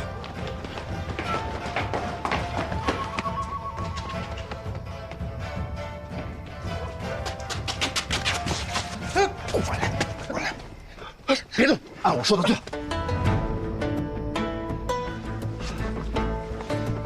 王公子，你喝醉了。喝。哎呀，怎么这酒量不行啊？啊，喝这么点就这样了啊？哎呦，哎呦，王公子啊，怎么喝这么点就不行了啊？不成不成不成，定远伯的公子在枕楼还为你续了一摊呢。走走走走走，啊走走走。走走走走，哎，怎么样？跟揪子没找到？是吗？走走走走。王公子，慢点慢点慢点。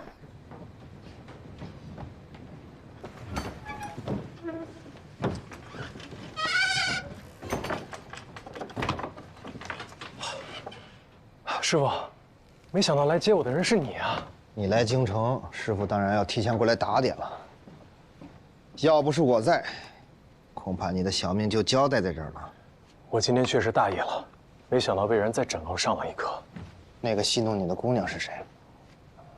不清楚，我只知道她为枕楼办事儿。师傅，那些场卫很棘手吗？没事，我是一帮听命办事的家伙，估计这会儿也反应过来，你不是他们要抓的人。小子，今天瞧见京城的卧虎藏龙、伯爵云轨了吧？您说的对，是应该多加小心。哎，不过也不是完全没有收获啊，我至少知道了平津侯正在办的事儿。你说说。太后下葬，朝臣们分为了两派，一派力主维持现状，让先帝和李贵太妃合葬，而另一派力主迁出李贵太妃的棺椁，促成帝后合葬。皇帝为难，所以将这烫手的山芋交给了平津侯的儿子，工部侍郎庄知府去做。而如今只剩下3日期限，所以平津侯请命揽下此事。现在他正在满京城的找风水先生。我问你，太后是谁？先帝的皇后，皇上的嫡母。李贵太妃是谁？皇上的生母，先帝深爱的妃子啊。那你说这是谁和谁之争？是皇上。所以这件事看似是新旧朝政的礼仪之争，但实则是皇上和朝廷的礼法之争。不移贵太妃的棺椁，失了臣心；移出贵太妃棺椁，又失了民心。怎么做都是错。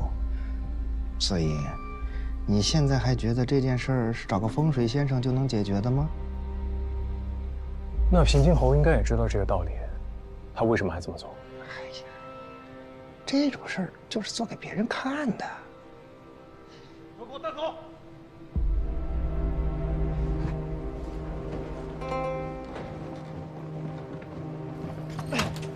放开我！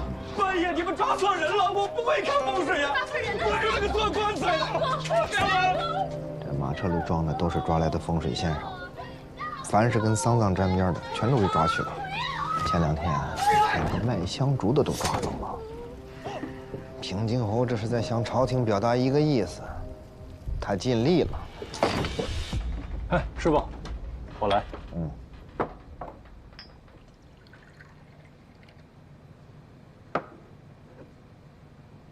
师傅，您看我像风水先生吗？想好怎么入局了？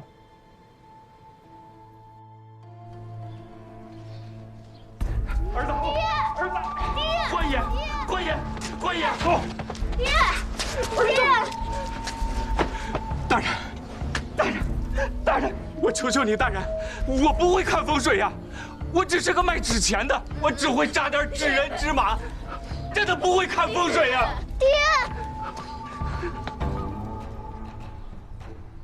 是吗？我不会骗你的呀，大人。爹，儿子，儿子，爹，儿子，儿子，爹，是下回了吗？会，求大人不要杀我儿子！带走。大人，爹，儿子，爹，儿子，变高大人，还差一人。慢着。爹，你既然会的话，你儿子应该也会吧？让他去帮你。大人，你刚才答应不杀他的，他只是个孩子呀！我求你放过他。我不杀他，但并没有答应不带他走。一并带走。儿子，儿子，孩子，大人请慢。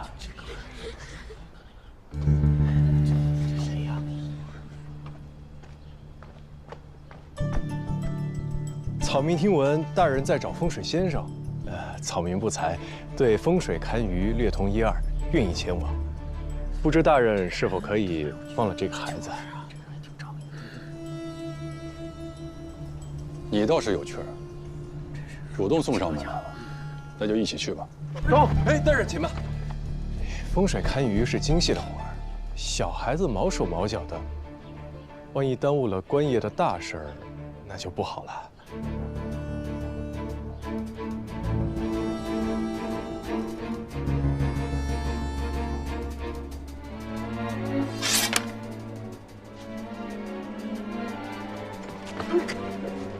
走吧。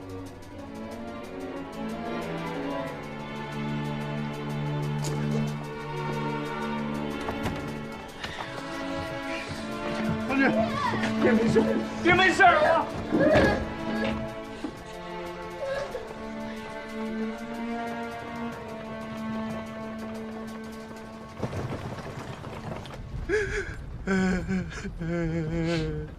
我就是个杀猪的，帮做法的道士杀过一只猪子儿，哪里会看什么狗屁风水呀？平津侯，你连猪都不如！我只希望能用我这条命换我儿子平平安安的，我就心满意足了。恩公，恩公，方才多谢你救了我的儿子。你先起来，先起来。这大恩大德，无以为报啊！这辈子只怕是报不了您的恩了。来生，我范六做牛做马，报您的大恩。哎，做牛做马就算了，说不定咱们还能活着回去呢。你这不是送子吗？别人躲都躲不及，你还上杆子去？哎，你是有真本事还是个假把式啊？哎，我说各位，咱们去见的是平津侯，又不是阎王爷。你的意思，这事儿你能解决？听天由命吧。困了，睡会儿。麻烦范兄一会儿到了叫醒我。多谢。好。真病都要没了，还有那心思睡觉。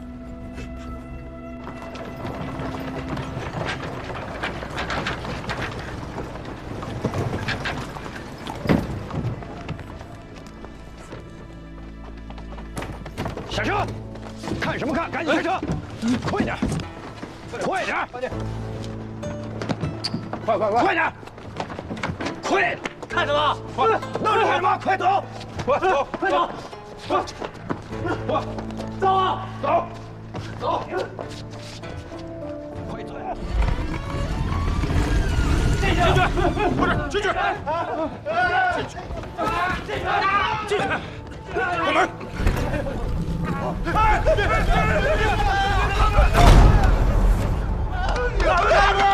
出去！放我出去！放我出去！我们出去！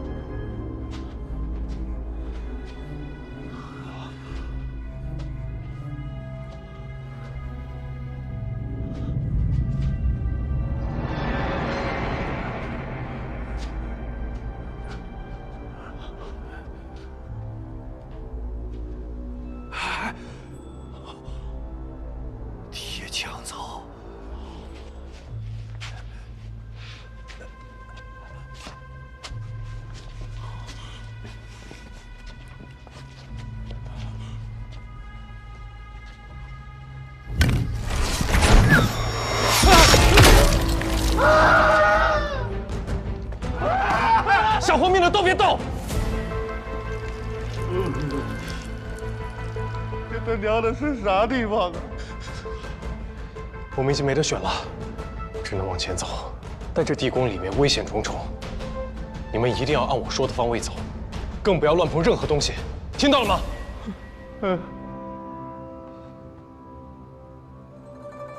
这是一整龟，坐北朝南，五行不离，水土体，九星常带，五必随。这里一定是按九星位修筑的。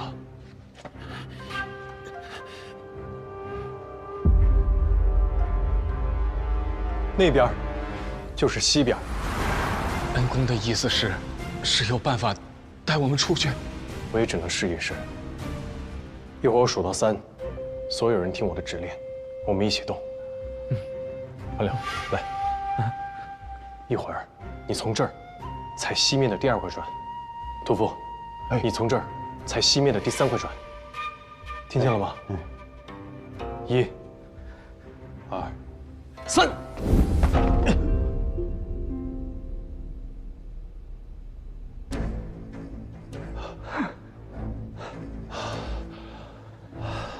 这墓道的机关是相连的，只要走对了位置，就不会有事。这位兄弟，你一会儿往后退一步，也就是踩你东面的第1块砖。后面那位兄弟，你一会儿踩西面的第1块砖。你确定是这块？你相信我。我踩。准备好。1、2、3。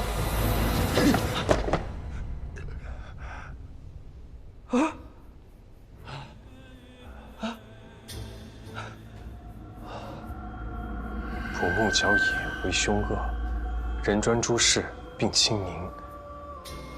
立早要行或兴贡，何刀似药有灾诛。侯爷久不掌兵，却依然履历惊人，渐渐射中靶心，风采不减当年啊！既然不会说话，那就把舌头割了吧。侯爷饶命！侯爷饶命啊！侯爷，侯爷，侯爷。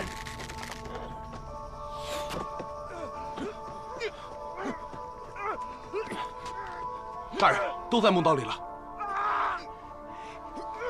侯爷，新的一批风水先生已经到了。之前那几批呢？按照侯爷的吩咐，已经处理了。80多个人，就没有一个能想出解决办法的。真正有神通的风水先生，多是隐逸之人。下官已经增派人手寻遍名山大川，一定会给侯爷解燃眉之急。楚大人，只等着你来解燃眉之急，恐怕这火就要烧到我侯府了。侯爷息怒，下官一定会尽力。换工。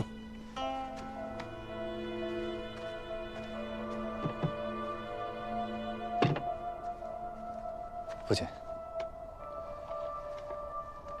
儿子斗胆一问啊，这太后下葬原是皇上与朝臣之争，为何一定要找风水先生啊？太后下葬这事儿各有各的看法，但除了皇上，别人的看法都不重要。难就难在皇上的心思好猜，但要想到一个两全其美的法子，那就难了。那要是一直都找不到呢？为父自然会想办法的。首先，你要把表面功夫做足了，不要让人抓到把柄。无论如何，我都会保住你。儿子明白了，多谢父亲。坤元合德即兼通，武器偏全定吉凶。代天履跌，人为贵。顺则吉谢，凶则备。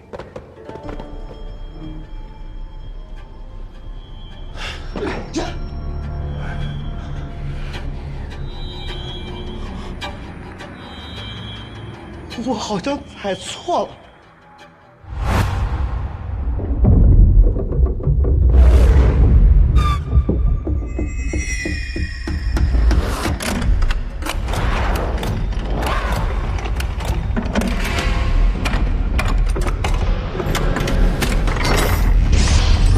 快蹲下！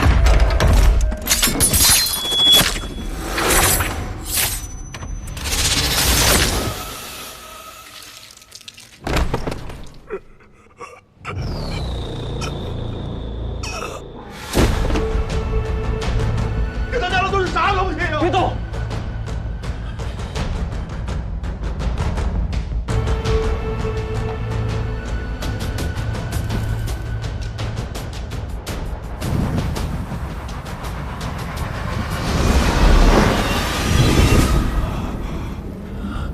这是断骨套，是前朝流传下来的木层机关，没想到在这儿见着了。怎么过得去呀？这种丝，削铁如泥，但也很罕见。造墓的人不会无节制的使用，一定是按照某种规律来设置的。屠夫，你采西面的第4块砖。范辽，你采西南面的第4块砖。好，我们一起向断骨套阵列的边缘靠近。听我口令。1、2、3。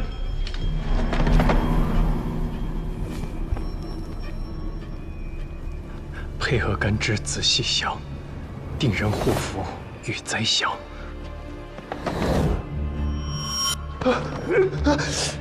要与人间开龙葵，顺逆之际，须理会。1、2、4。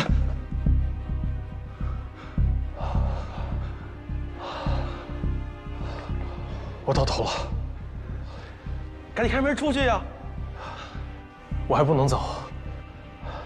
这是皇陵的墓道，比一般的墓室防范严密得多。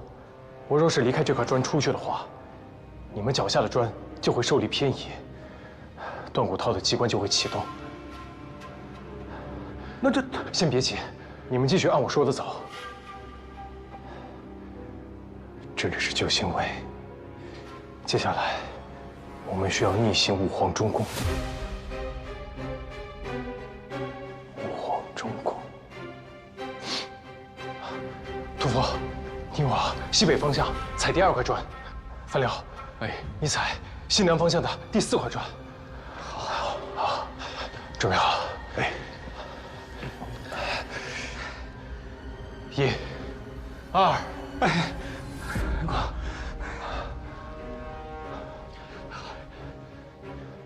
相信我，来吧，来！1、2、3。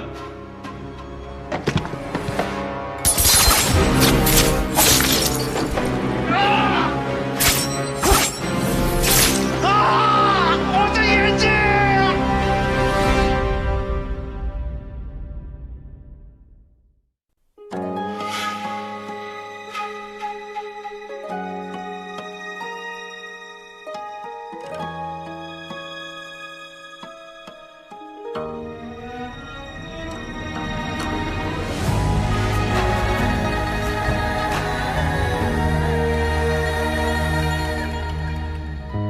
收敛眼泪的锋芒，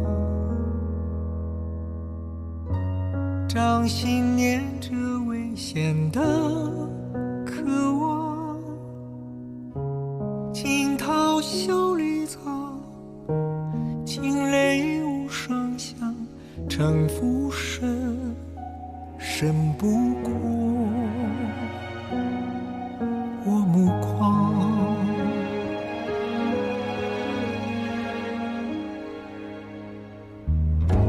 阴谋是我护身的衣裳，阳谋是我纵横的刀枪，用隐忍的狂，稀释道德藏，也不黑，只因为我心滚烫。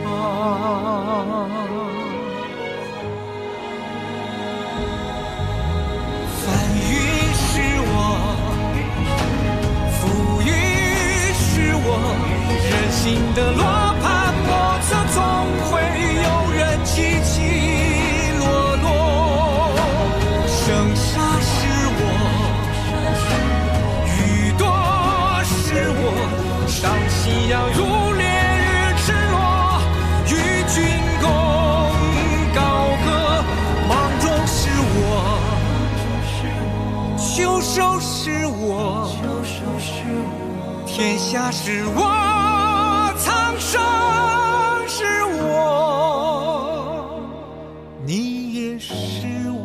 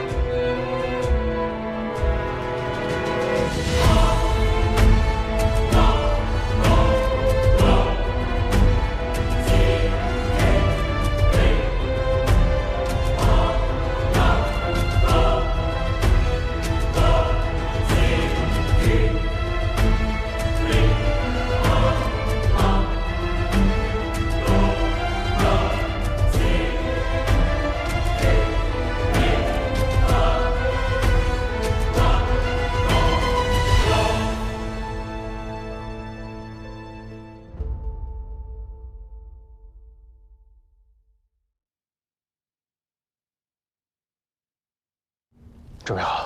哎，1、2、3。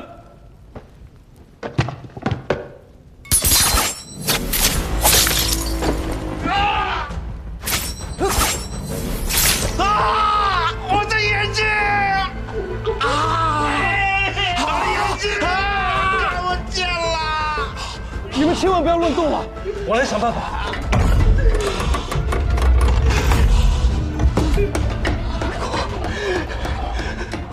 他们俩是出不去的，你别管我了，快走吧！肯定有办法，你相信我，肯定有办法。恩公，平金侯，你个狗东西！我做鬼也不会放过你！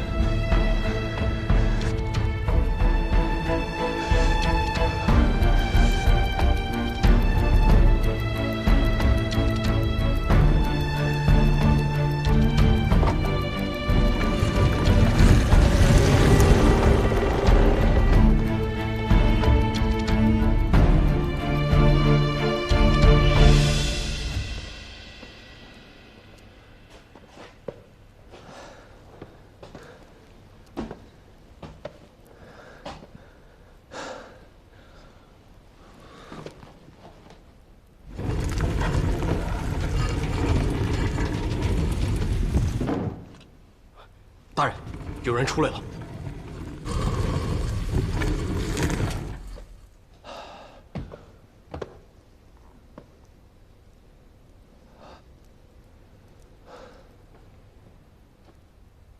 去，禀报侯爷。是。你，过来。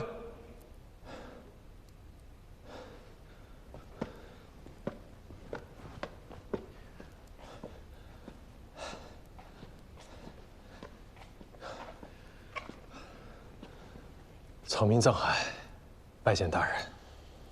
你怎么会知道皇陵机关的破解之术？修建皇陵的工事是极为保密的，只有当年修建皇陵的工匠才知道。难不成你是他们的后代，想伺机盗墓？大人，小人困惑。您既要找能够活着走出地宫的风水先生，却又质疑他们名不副实，难道您不信风水之说？你少跟我在这儿逞口舌之快，快说，怎么出来的？草民只是破解了地宫中断骨涛的机关，这断骨涛本就罕见，自然是要用特别的方式来排列。这墓道中是用一整兽坐镇，自然是用九星位法来布置机关。那么断骨涛也是依照这样的规律。你竟然懂得九星位法？九星位法是官家修领的秘术，我们民间手艺人不过是懂些皮毛而已，和大人们自然是没有办法相比。草民也只是性命攸关之际胡乱猜中，幸得神婆庇佑罢了。乡间杂学怎么能够和我们正统相比？你那些庞杂学说能触到一点堪舆之术的门道，也算是你幸运。不过，侯爷到。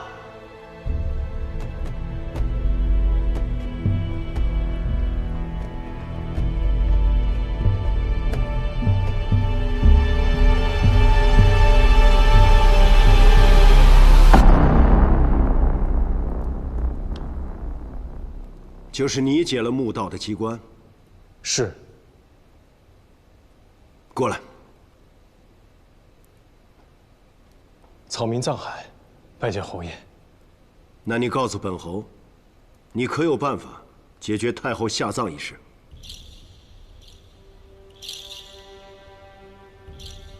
有，侯爷。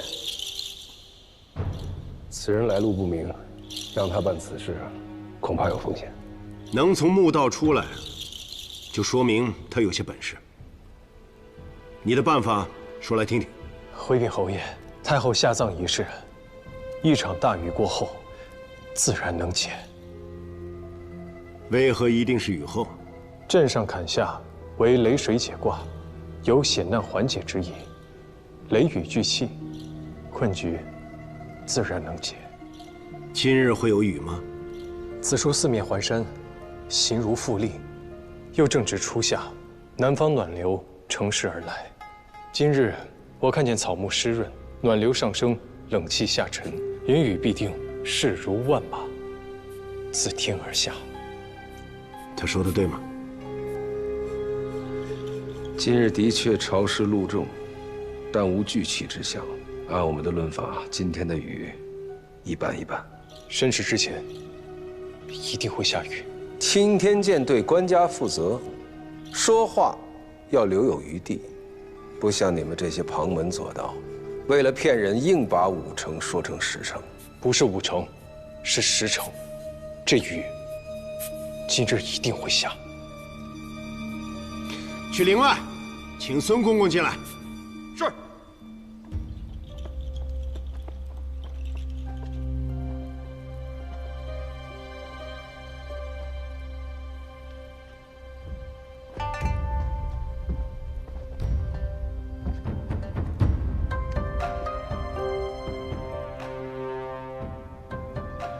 孙公公到。哎呀，你说刚才好好的，眼见到门口了，却下起雨来了。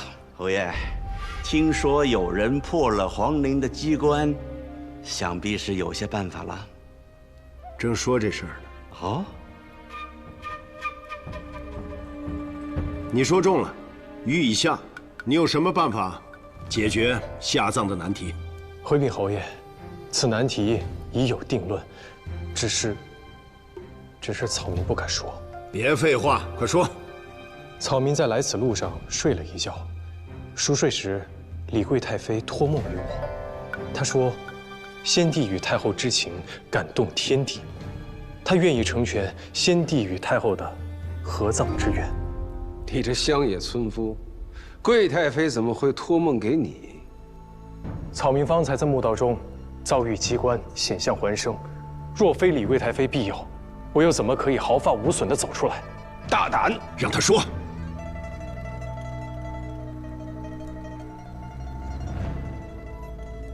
但合葬乃风水大事，更何况是皇家陵园，若不顺应天意，轻则先人魂魄不安，重则动摇后代根基。所以，需在大雍疆土的东西南北中5个方位常燃明灯，再由皇室子孙守灯7夕49日，方不动摇社稷。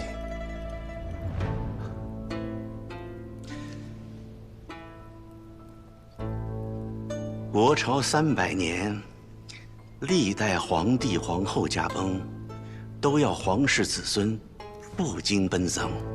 贵太妃的意思是，藩王们就不必回京了。是不能回京。为了大雍国祚永存，长明灯必须由皇室子孙亲自掌灯，特别是镇守东方的临淄王，东方青龙位，凡帝后驾崩，青龙位必定不稳，所以更需要临淄王亲自镇守。你说这些，都是贵太妃托梦于你，怎么知道这不是你胡说八道？草民所言句句属实。李贵太妃爱子心切，更是她识大体，不忍皇上为难，自愿搬出成全太后与先帝合葬。她明日午时前便会显灵，侯爷不妨再等等，明日便可见分晓。你让本侯等你，凭什么？就凭你这条贱命？草民的贱命微不足道，但若侯爷没有更好的选择，不妨在草民身上赌一把。孙公公，您看这事儿，既然是魏太妃托梦了，那我就先回去静候了。若明日真有此事，我会如实禀告皇上，请皇上定夺。劳烦孙公公。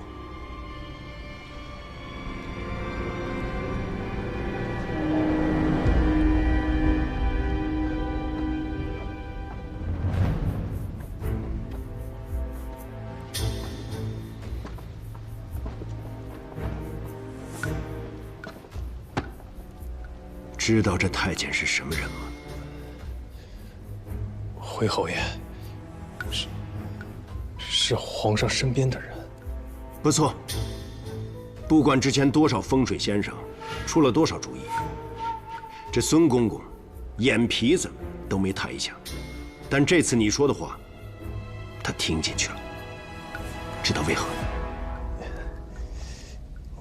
或许是皇上心中早已有了主意。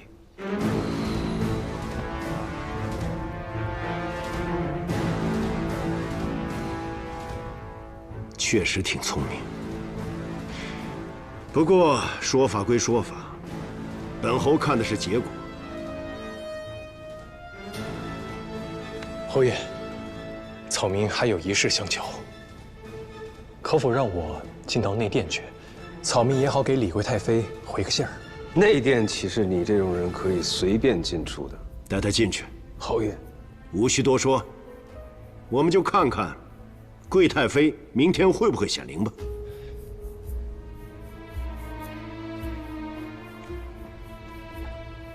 跟我来。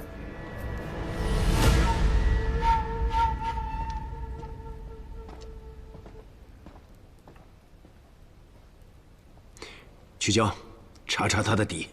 是。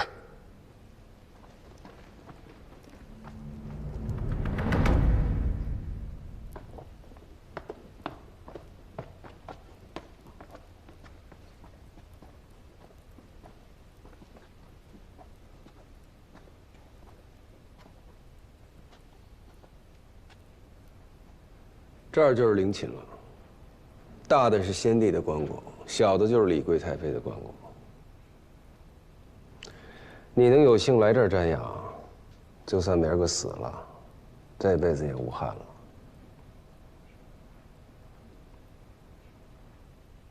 请问大人，为何这主殿里面会如此潮湿啊？哼，地下哪有不潮的呀？少见多怪。看够了没有？还请大人稍等片刻，草民想给贵太妃磕个头，回个话。哼。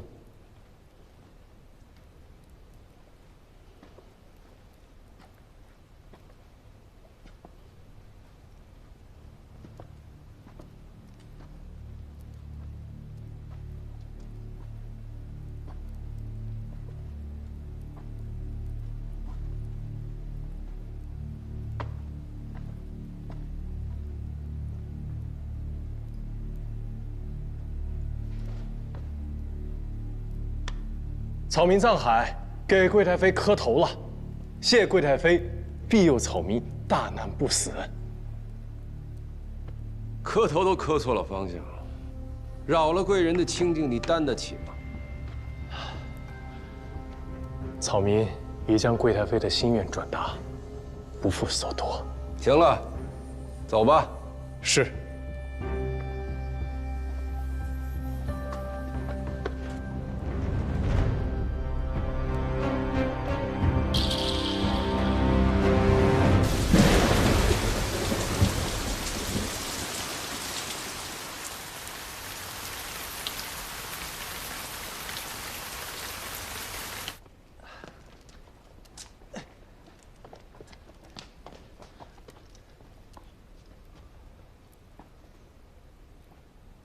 祥然近，5时就过去了。贵太妃再不显灵，你去陪葬吧。请侯爷放心，李贵太妃一定会显灵。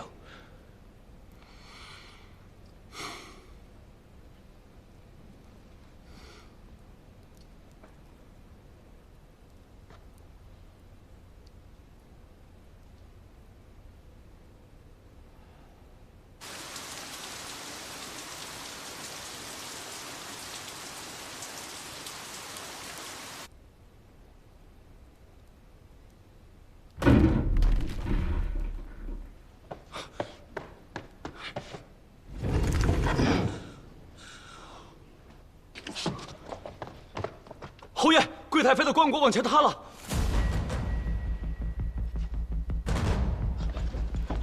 恭喜皇上，恭喜侯爷！李贵太妃兰心慧性，至善至美，这是在成全先帝与太后的一桩美事啊！多谢贵太妃成全。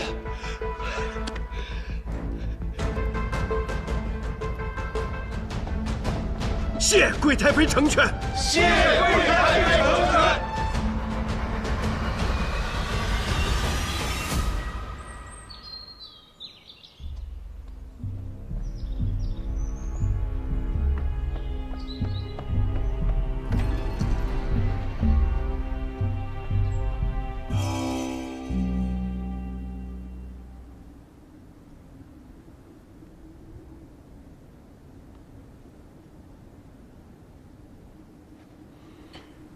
你替本侯了了皇上一桩心事，你想要什么赏赐？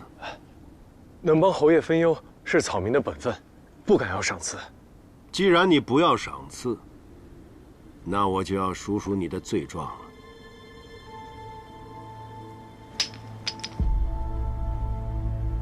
你该知道，擅改皇家葬制是要杀头的。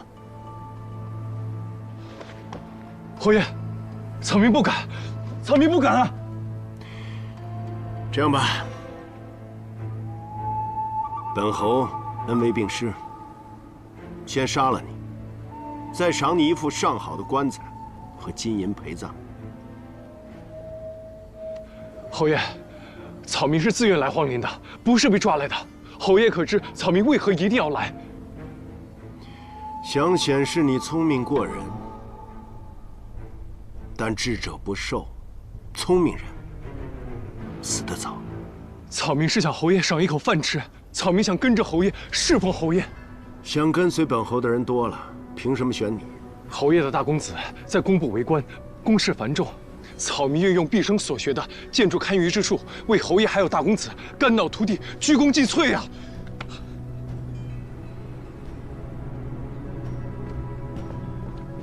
侯爷，说，此人来路查明了，温州府生人，8岁父母双亡，流落到江宁府清泉镇，跟着一个木匠营生。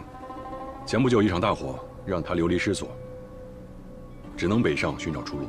于几日前刚到京城。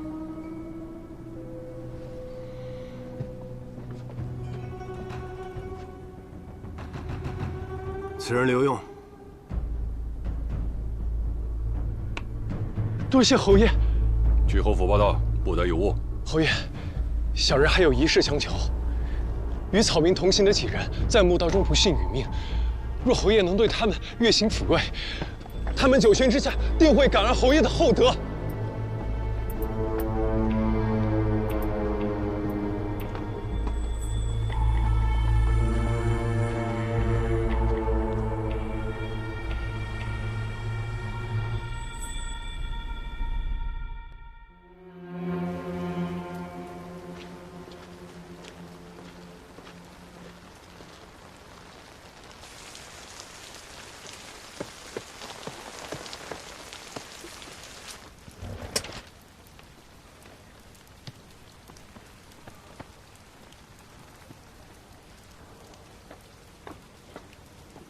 在下藏海，是新来的幕僚，劳烦通传一声。稍等。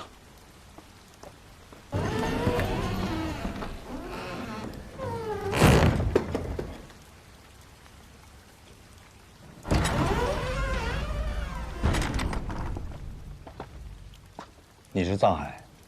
在下正是。这是你的衣服和腰牌，收拾好你的行李，明日去后门的摄人府报到。是。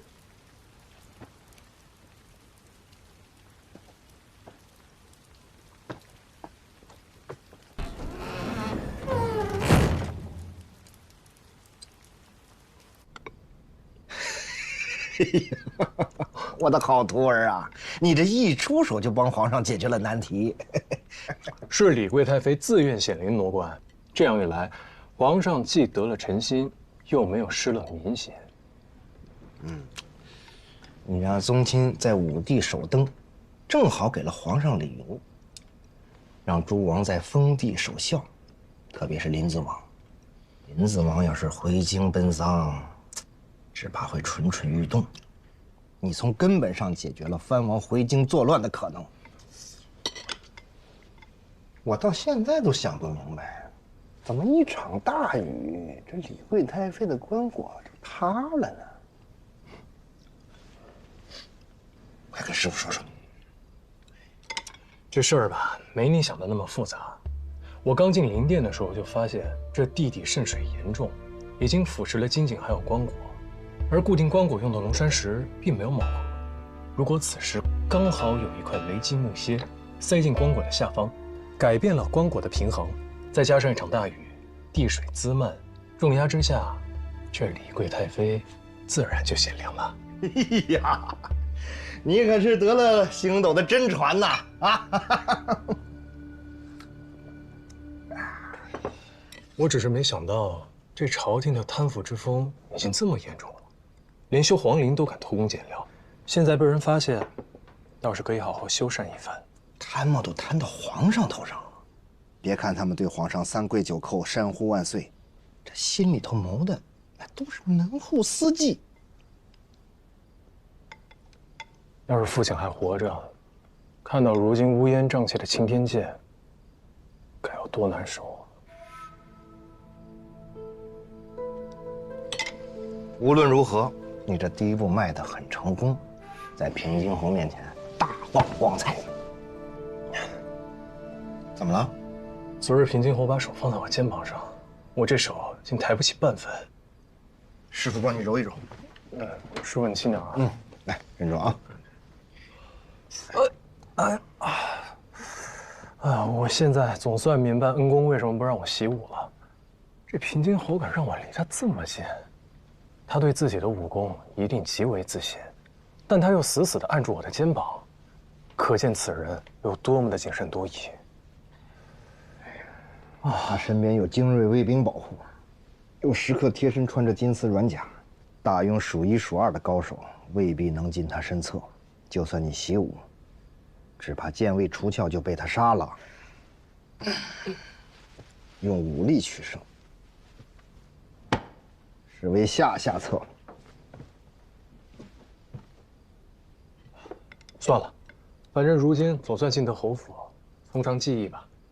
等进了侯府以后，我再好好摸查一遍，等待时机。有事就到客栈来找我，别漏了行迹。师傅，平时我不在您身边，您都在干什么呀？要是您不是我师傅，您会在哪儿？会做什么呢？我当然有自己的事儿了，要不是陪着你复仇，我逍遥得很呢。我出来的时候，信种师傅跟我说了，恩公和3位师傅的身份都可以来问你。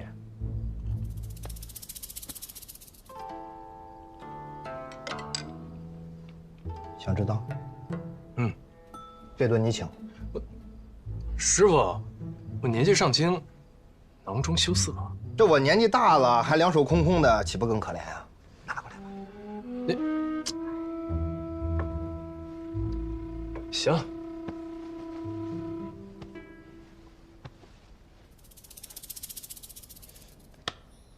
可以说了吧？我当然可以告诉你了，不过现在还不是时候。哎，又骗我！银子还我。兵不厌诈，姜还是老的辣。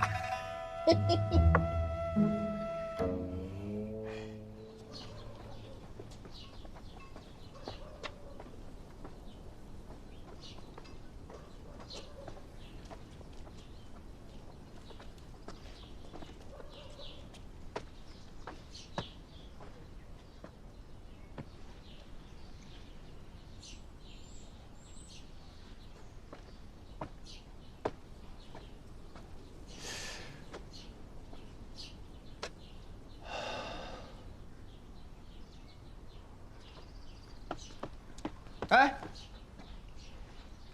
你就是新来的幕僚？在下藏海。啊，我叫慧剑，也是侯府的幕僚，比你早来个2年。从今往后呢，咱们就是同僚了，是吗？不了。哎，我听说你的事儿了啊，本事不小啊，居然能够活着从皇陵里出来，还进了咱们摄人府。今后还有劳会见兄多多照顾了。哎，照顾谈不上啊。不过我跟你说啊，在咱们摄人府里，太有本事未必是件什么好事情。大概我也关照不了你太久。会见兄真爱说笑。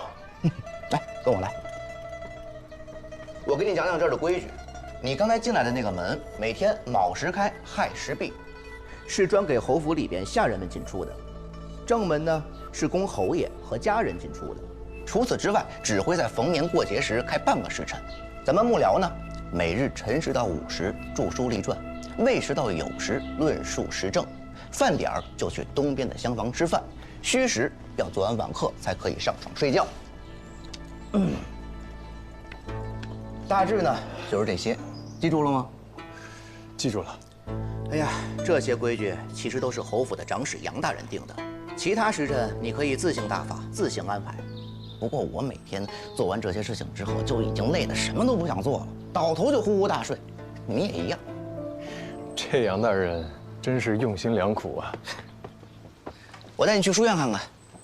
有劳会见兄。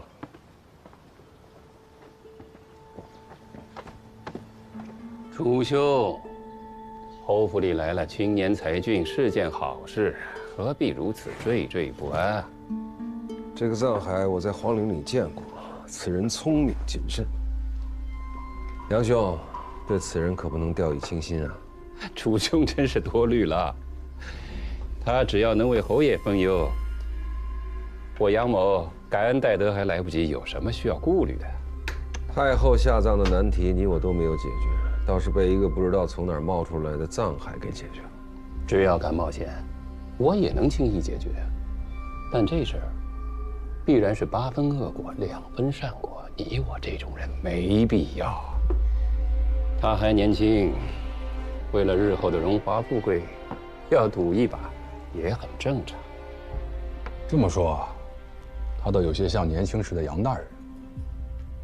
我看此人野心不小，恐怕日后不甘于在杨大人之下哦。侯府真有后生能青出玉兰，我杨真自当旗鼓还乡，退位让贤。不过我听说，此人擅长的是风水堪舆啊。我看你不是替我着急，替你自己着急吧。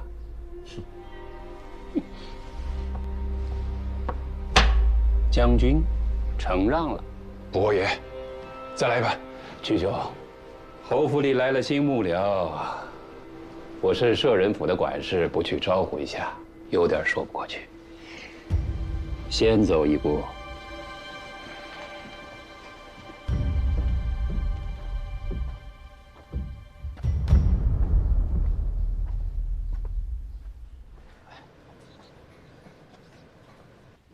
好了，这就是书院了。也就是幕僚们著书的地方啊。杨大人吩咐了，要将侯爷的功绩记录在册。每隔一段时间呢，他就会挑选佳作呈给侯爷。这日后啊，你也要和我们一样的。所有的文章都由杨大人转达，若侯爷要议事，也是如此吗？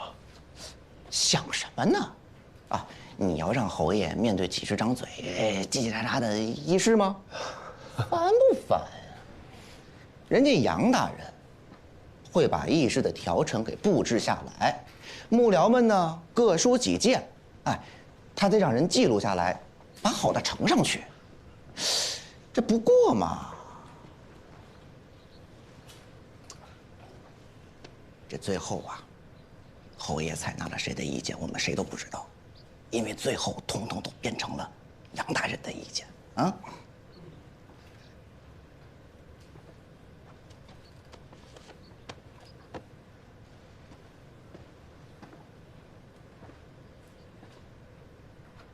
王侯开国，子孙世袭，故称世家。所以这本《侯门记事》起名《庄氏世家》。杨大人，慧姐，先下去吧。是。你就是那位帮侯爷解决太后下葬难题的风水先生。在下藏海，拜见杨大人。果然是青年才俊，侯爷身边得到如此的人才，是我杨真之福。贵县方才把这里的规矩都跟你说了吧？是。这儿的规矩，比太学、詹师傅的都要大。但你们在这儿养成了规矩，以后到了朝堂之上就不会犯错，才不会给侯爷丢人。杨大人的意思是，幕僚们还有机会进入朝堂议政，在朝为官了？当然啊，侯爷设舍人府就是为国朝选贤举能、提拔栋梁，难不成让你们在这里都虚度光阴吗？不过你们这些读书人知道怎么跟侯爷这个武将打交道吗？一不小心就军令处罚，到时候别说加官进爵，就连小命都可能不保。我不护着你们，谁还能护着你们？还是杨大人思虑周全啊。我为什么让他们在这里编撰装饰世家，就是为了让他们多了解侯爷，知道侯爷的喜好，免得在他面前失了欢心。只要将来时机成熟，我定会引荐他们，得到侯爷的赏识。原来如此，小的受教了。你有惊天伟地之才，今后在侯府定能崭露头角。杨大人，侯爷问起今日是否有一名叫藏海的幕僚前来报道。啊，侯爷什么事？侯爷说让他看看内园的风水。啊，是这样啊，藏海在这儿，赶紧去。是。哦，对了，有一件要紧的事差点忘了。昨日暴雨，祠堂漏水，侯爷命我找人修缮，但祠堂的屋檐斗拱都是老式的法子，我找了一大圈都没找到会这门手艺的工匠。等又落了雨，那祠堂的祖宗牌位又要遭罪了。听说你会堪舆之术，修缮旧宅，不知道会不会？小的对堪舆营造之术略通一二，或许可以帮到杨大人。哎呀，太好了！看今天的天色，恐怕是要下大雨，不知道还来不来得及呢。算了，见侯爷要紧，别耽误正事儿。侯爷要是怪罪下来，我担着就是，怎么也连累不到你的身上。祠堂供奉的都是庄稼先祖，大庸以仁孝治天下，侯爷也是至诚至真之人。我若放任祠堂失修，导致庄稼先祖牌位受损，乃我大失职啊。可是侯爷那边，还请杨大人替小的给侯爷回个话。小的今日恐怕不能替侯爷看园子了。你放心，侯爷跟前我一定替你美言。谢谢杨大人。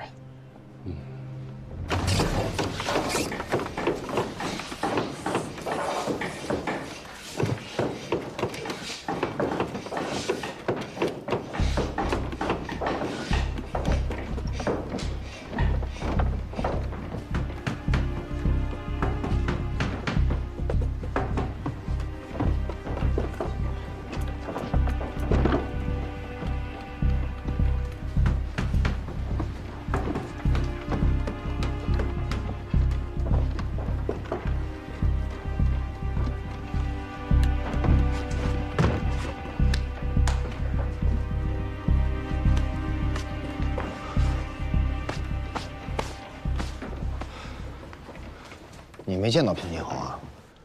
侯府守卫极为森严，平津侯不愧是行务出身。他平生杀戮太多，自然也怕别人杀他。我仔细看了日头和云彩，当晚确实会有一场大雨。我若放任不管，下雨祠堂必会有损。到时候他杨真再到平津侯面前谗言几句，我的处境就很堪忧了。所以我选择退一步，但也错失了良机。这几日，平津侯便再也没有找过我了。国事难期是常态，平津侯贵人多望。第一日他记得你，第二日啊，或许还残留一些印象。到了第三日，他就彻底把你给忘了。杨真太了解他了，知道如果你没有把握住第一次机会，就很难再突围了。恩公说的没有错，杨真这个人表面和善，骨子里虚伪善妒。他牢牢地把持着摄人府，将所有幕僚都笼络在自己手里，给他们画饼充饥，其实把他们一个个的都养成了废人。而我要做的，就是除掉杨真，取代他的位置。哎呀，这已经改来改去多少遍了，什么时候才算完？各位幕僚，把手里的活儿停一下。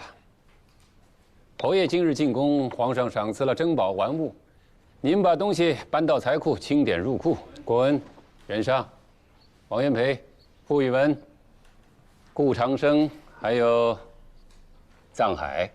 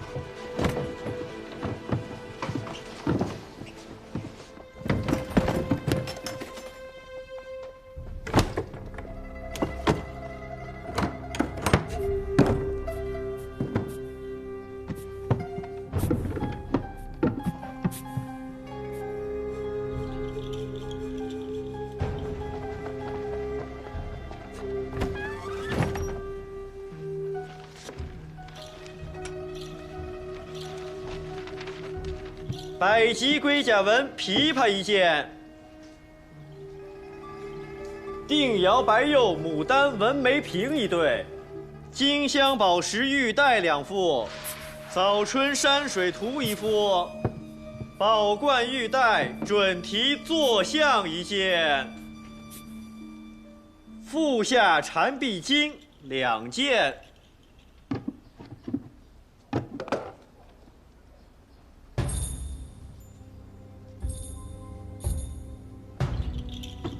长锋剑1柄，玉钩描金龙纹佩2对，和田玉带钩10件，玉叮当手镯10只。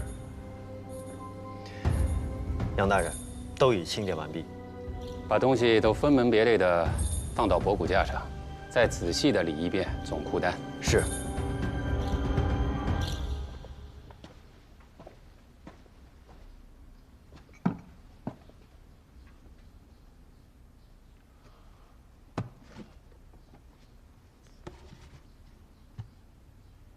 这和田玉杯怎么少了1只啊？没有吗？哦，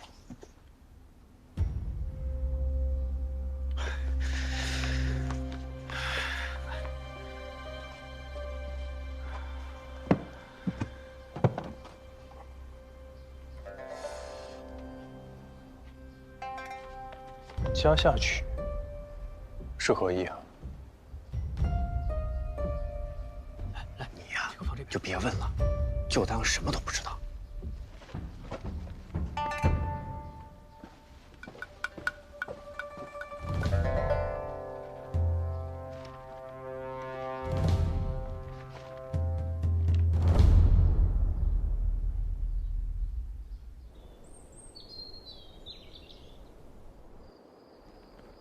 杨大人，已经全部记录在册，整理入库了。好。那你们都先回去吧。是。藏海留下。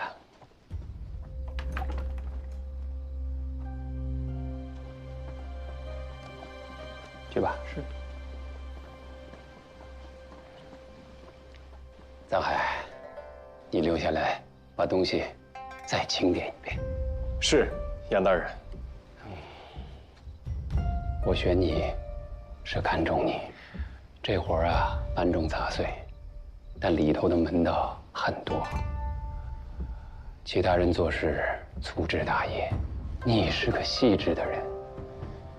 只是刚来不久，对府中的事务不熟悉，就从这件事开始，好好锻炼，开开眼界。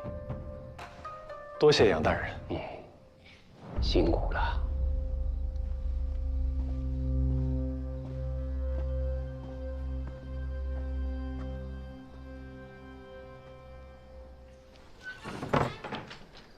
这个人出来之后，给我仔仔细细严查搜身，如有夹带，立刻抓起来。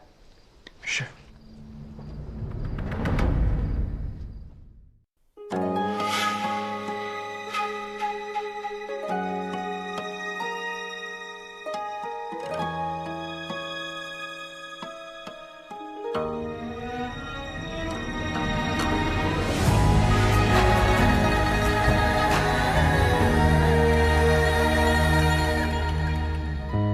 收敛眼泪的锋芒，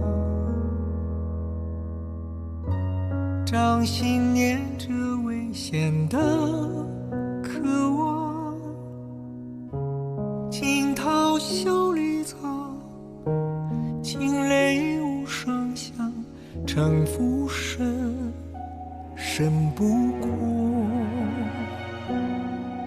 我目光。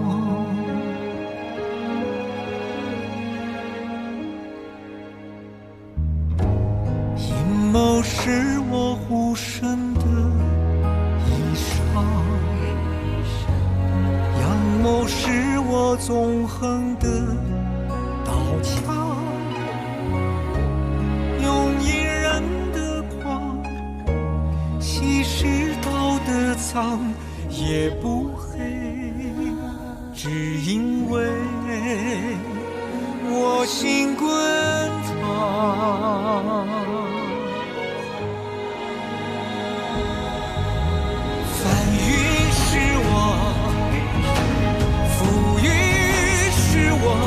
人心的罗盘莫测，总会有人起起落落。生杀是我，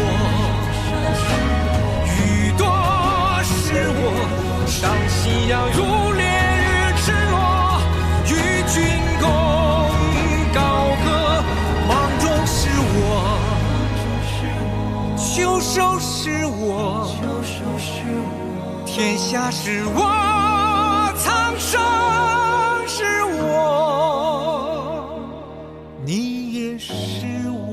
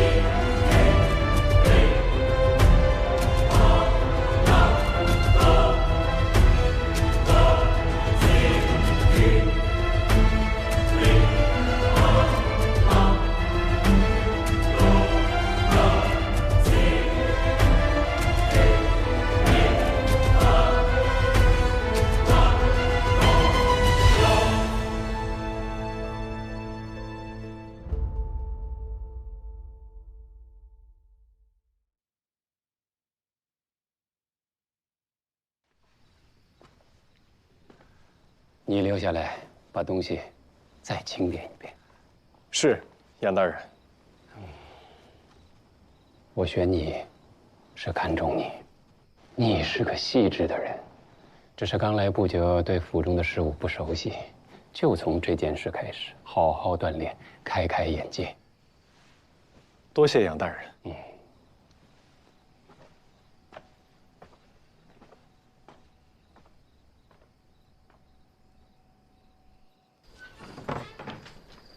这个人出来之后，给我仔仔细细严查搜身，如有夹带，立刻抓起来。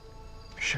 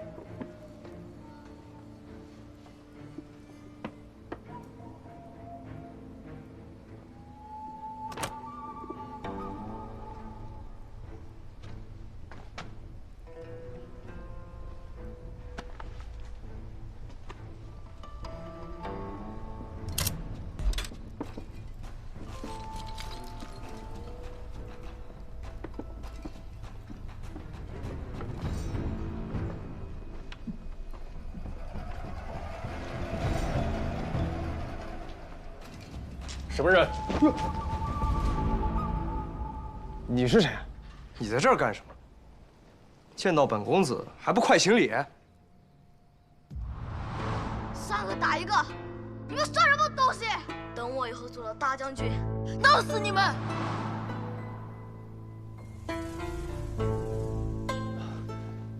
在下藏海，见过二公子。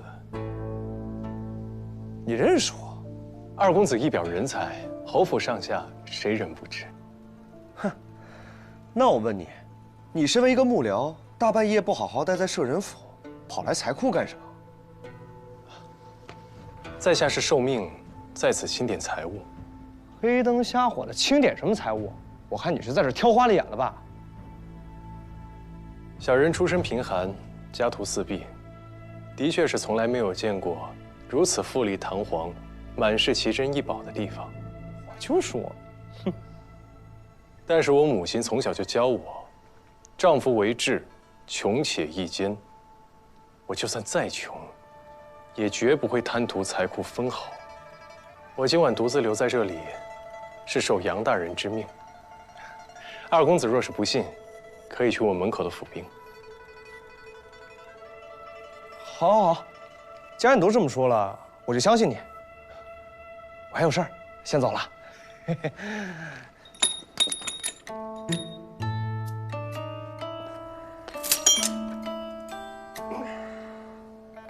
奇了怪了，今日出门也没想带这么多呀。你笑什么？我告诉你，你今儿遇到我，就是你走运。要是遇到我爹，大半夜在这鬼鬼祟祟的，想解释都解释不清。二公子身份尊贵，为何来此偷东西啊？我不是偷，我是拿。侯府是我家，侯府里的东西自然也都是我的。本公子拿1、2件去把玩观赏，有什么问题吗？没问题，当然没问题。哎，都是在下多嘴，都是在下多嘴。二公子放心，今晚我全当没有见过您。好，那咱们击掌为誓。啊，嘿，哎，这金葫芦啊，送你了。走，二公子，这。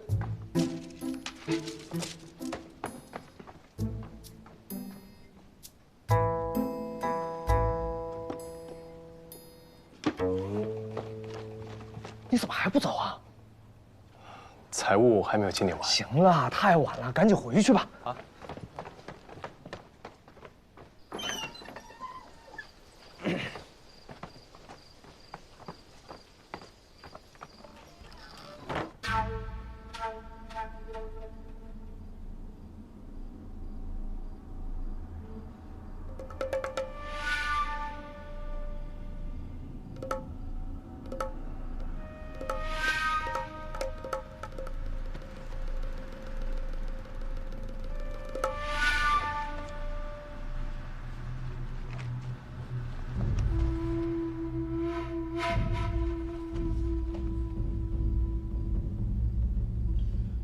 侯爷，这是此次皇上赏赐的财物库单，您请过目。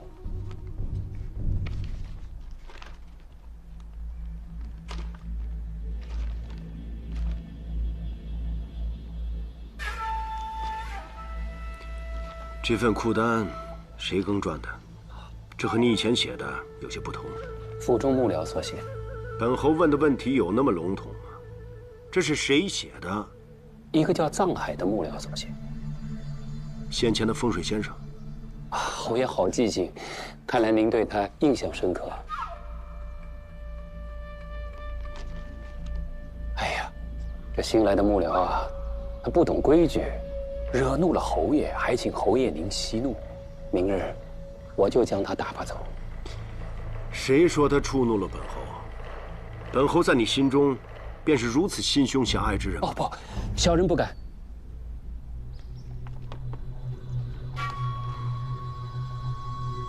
长风剑。贞顺6年，骠骑将军亲率800骑兵夜袭雁灵关，去上将塞普里首级。东夏军心大乱，骠骑将军率部乘胜追击，连拔3城，缴获金银牛马无数，军心振奋，朝野欢呼。雁灵关一役，为大雍奠定了之后的全胜之战。故所有斩获中，以这柄塞普里的佩剑长风剑最为珍贵。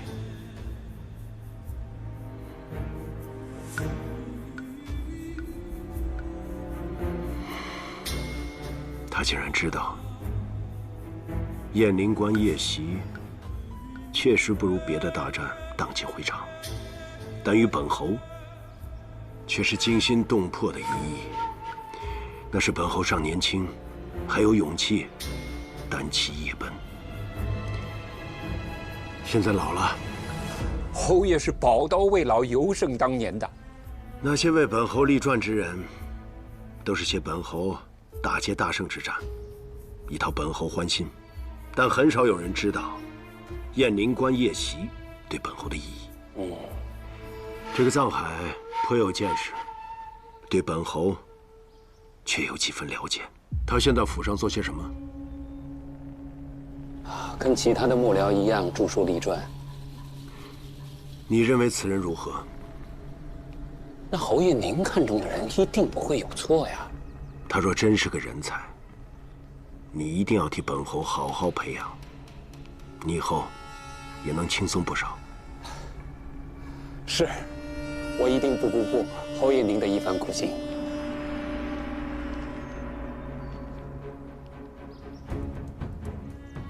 我早就跟你说过，这小子机关算尽，不在侯爷面前露个脸，他是不会罢休的。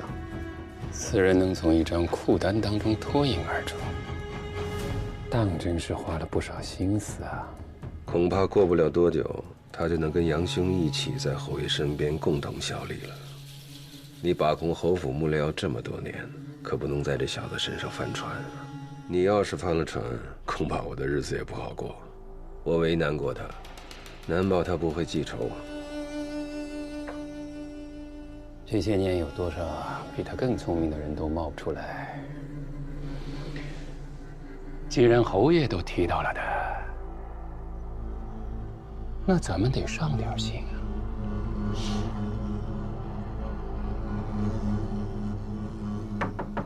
来了，藏公子，杨大人约您虚实到枕楼一叙。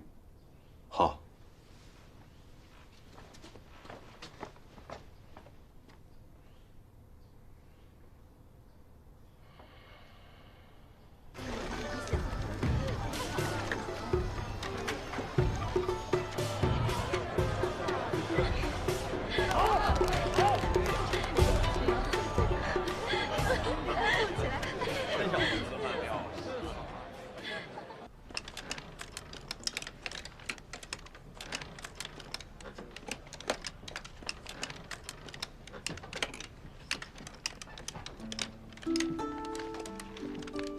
庄二公子欠勾栏莲花棚500两，牡丹棚320两，欠细月酒肆850两，夜叉耍戏170两，还欠赌坊1325两。各位管事，账对吗？是。对。那他共计欠枕楼3165两。庄二公子现在在哪？就在赌坊。把他请来。是。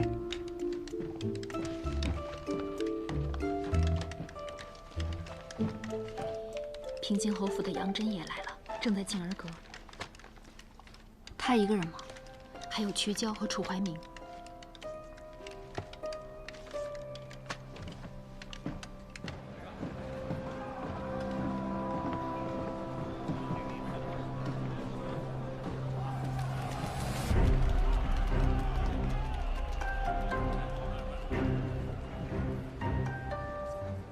他们只是来玩乐的吗？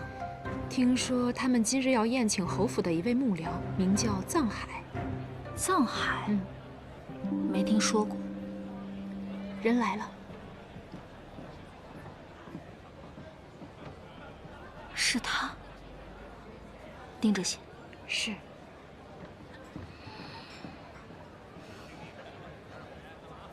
哎呦，徐兄，越来越来。良辰美景，我们共饮此杯。来，咱们来点好玩的。白日放歌须纵酒，谁输了谁喝酒啊？青春作伴，好还乡。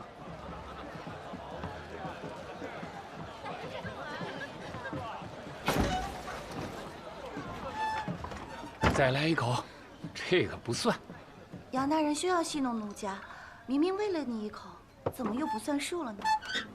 当然要用你的樱桃小嘴来为才作数了。摄人府幕僚藏海，拜见3位大人。藏海老弟来了，来，坐。老弟啊，不必拘谨，在府中待久了，偶尔也该体会一下什么是活色生香，对笔下的文章才有注意。这是愚兄的一点浅见，老弟觉得如何呀？3位大人好雅兴，只是不知杨大人把小人叫到这里来，所谓何事啊？不必那么一板一眼的。今天是杨大人的寿辰，特意邀请你来同乐的。原来今日是杨大人生辰，这小子什么也没准备啊！人来了就行，你我在侯府中抬头不见低头见，不用这么客气。你初来乍到，还没有见识过京城的繁华，今日就好好的一块放松放松。杨大人都发话了啊，不要亏了杨大人的一番好意啊！多谢杨大人。进来吧。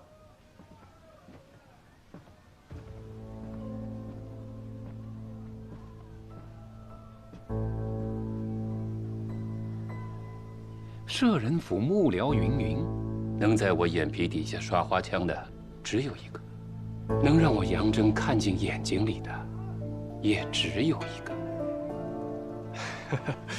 杨大人，您在说什么？小的听不懂。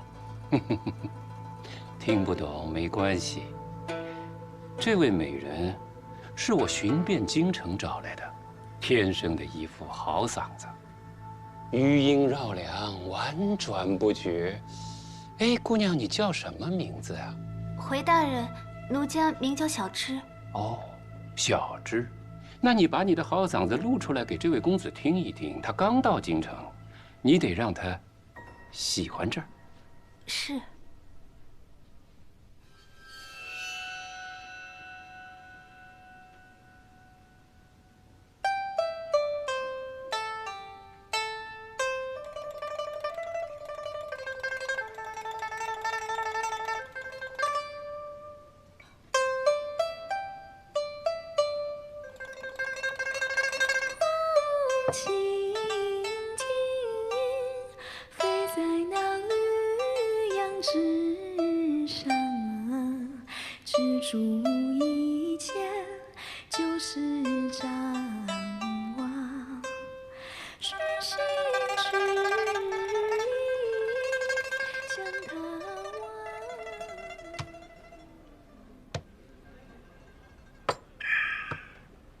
把我叫来又不理我，扫兴！我的那些朋友还等着我回去呢。二公子今日又输了，也不知怎么，在枕楼逢赌必输。哎，你牌技差可不要怪枕楼，说出去以为我们专坑你这冤大头。二公子，这欠的钱是不是该结了？就知道你找我来，准没好事。来。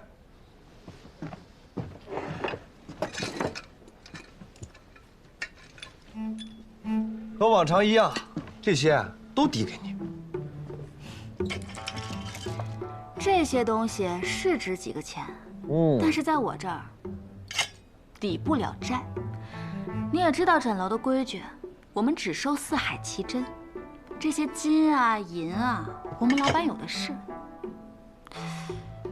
不过二公子去年送来的冬夏玛瑙，我们老板倒是很喜欢。哎，那都是我爹当年征战时候的战利品，很容易被发现。这样啊？那我只能把这条子送到侯府去了。哎，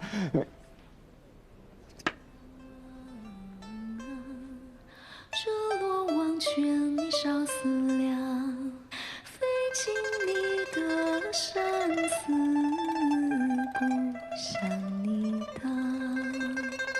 哎呀，好听，好听，好，真好听。藏海老弟，这姑娘歌艺绝伦，才子配佳人。你今日收了我的这份薄礼，从今以后咱们富贵同享。京城里边你看中哪个姑娘，哥哥我都给你送过来。看来他心气儿太高啊，恐怕看不上。公子，您就要了奴家吧。奴家家里穷，欠了许多银子，奴家得伺候。多谢杨大人的厚爱，藏海惶恐。只是小的不知何德何能，担得起杨大人如此照拂啊！我在侯府任职多年，侯爷什么脾气秉性，我比任何人都了解。侯府事务繁重，我一直想找一个人同我一块儿为侯爷效力，奈何无人让我满意，以至于让我空等了10数年。如今藏海老弟来了，你聪明，又识时务，有见识，又不乏手腕，我看了很是欣慰啊！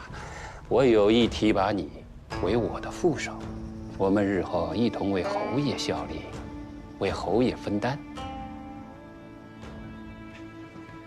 多谢杨大人提携之恩。好，这个美人得来不易，你今日就把她要了，我们就不歃血为盟，玩粗莽汉子的那套了。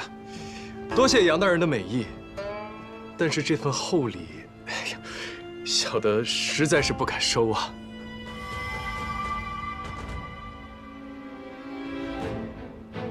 杨大人刚刚提拔你，你却不领情。你要知道啊，聪明的人遍地都是，但真正聪明的人啊，一定是那种听话的。啊。啊，三位大人，小的只是不明白，如果不收这份礼，会有什么样的下场啊？哎呀，什么下场不下场？老弟呀，严重了！你看不上这个歌妓没关系，哥哥我不是小气的人。哎，只是你刚来侯府，我就提拔你做我的副手，难免会招人记恨。我给你想个好主意。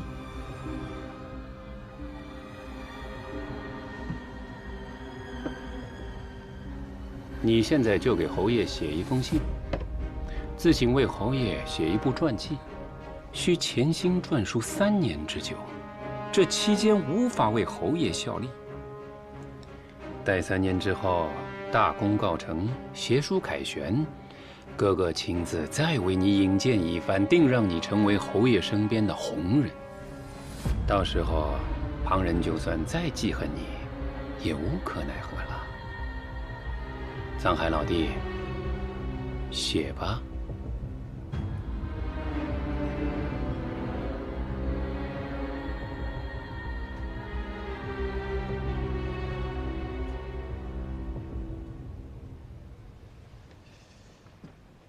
我若是不答应呢？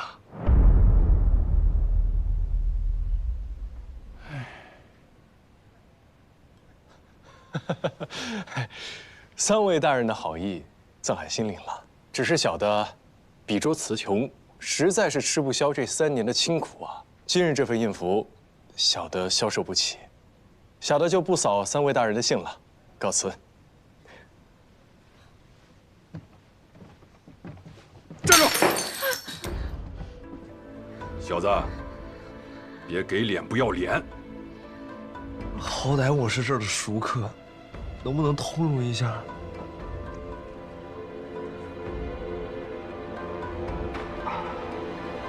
曲大人，不要动怒啊！小侄你都没有把藏海老弟伺候好，他都要走了。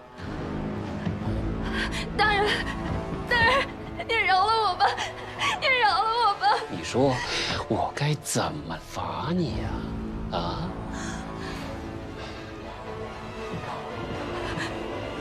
公子，我求求你了，求求你，你养我！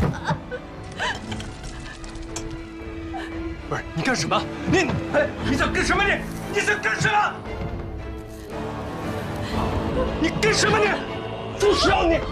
你大眼睛看着！张嘴！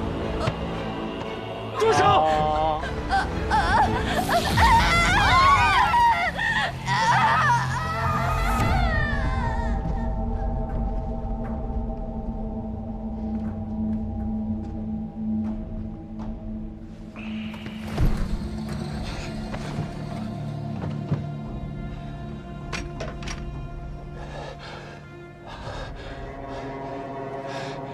三位大人，小的是乡下人，今日这场面，实在是不知如何应对呀，坏了三位大人的兴致，还请恕罪。小的不能赴美了。这姑娘，既然大人已经送给我了，那小的就把她带走了。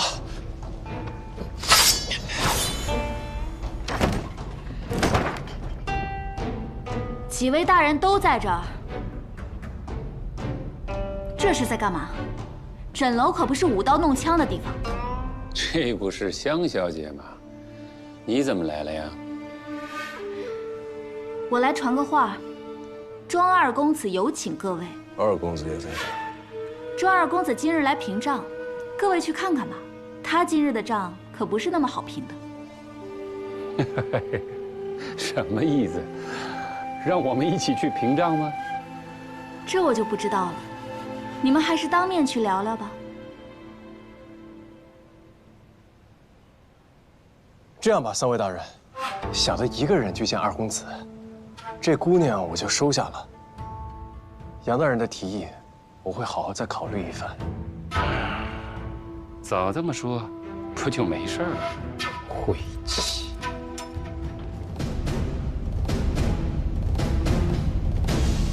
朋友们，走吧。小猪姑娘，小猪姑娘，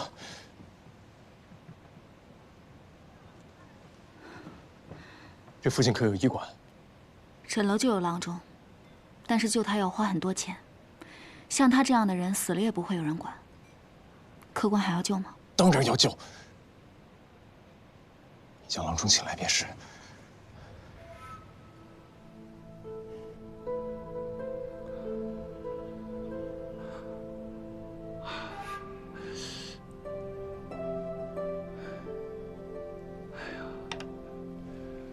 喉咙全都烫烂了，能否活下来就看他的造化了。大夫，请您务必保住他的性命。老夫尽力而为。多谢。啊。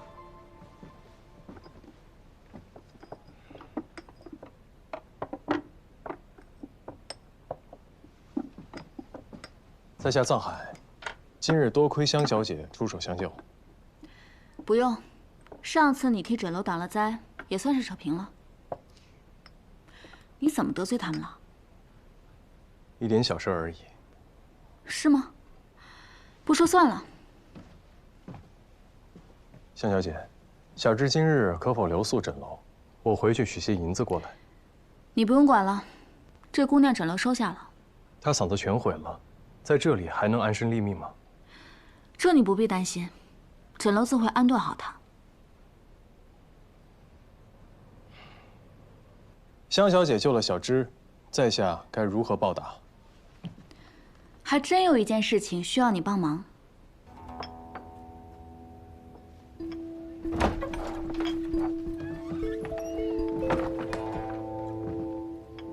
庄二公子，你家幕僚来接你了。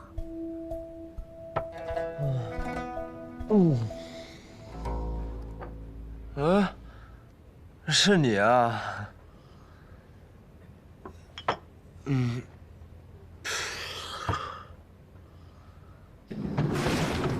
二公子，来到家了啊！哎呦，慢点，慢点，慢点，来，站住啊！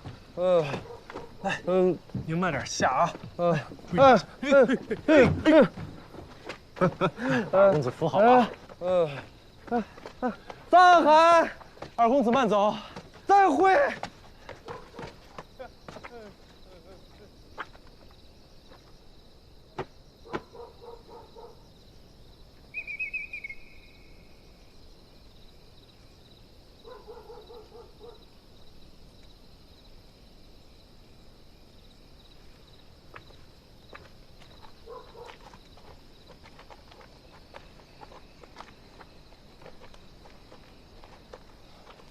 今晚多亏了那位姑娘替你解围啊。但还是牵连了无辜之人啊。你现在明白自己面对的都是些什么人了吧？一群视人命如草芥、没有底线的畜生。你呢？君子有所为而有所不为。想斗倒他们，不容易啊。杨真着急了，这就说明平津侯注意到了我，但这还远远不够。我要让平津侯知道，我比杨真更有用处。说得轻巧，你和平津侯之间隔着多少人呢？怎么入得了他的眼啊？师傅，我见不了他，但有人可以带我去见。你是说庄之行？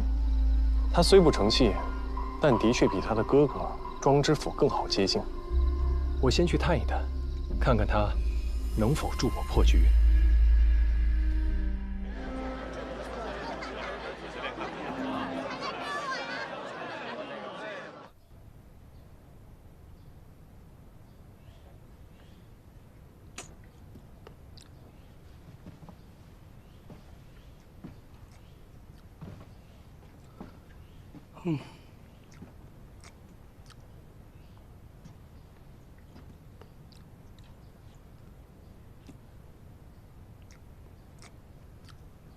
见过二公子。你怎么才来啊？昨夜是你送我回府，没记错吧？是。没想到你也还来镇楼，而过去我怎么没见过你啊？二公子误会了，以小的微薄的月钱，是不敢来枕楼的。昨日前来是应杨大人的邀约，来给他贺寿。那还真巧啊！我这个人呢，就不喜欢亏欠别人。今天叫你来，就是让你一块来放松放松。来吧，下来泡吧。二公子言重了，只是在下的分内之事。您是何等身份，我可不敢同泡一池啊。那么身份干嘛呀？叫你下来就下来嘛。我还是给二公子倒茶吧。随你便。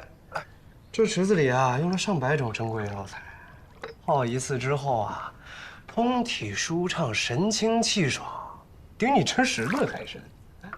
哎呀，不泡是你的损失。在下真是孤陋寡闻了，没想到枕楼里面还有这样的地方。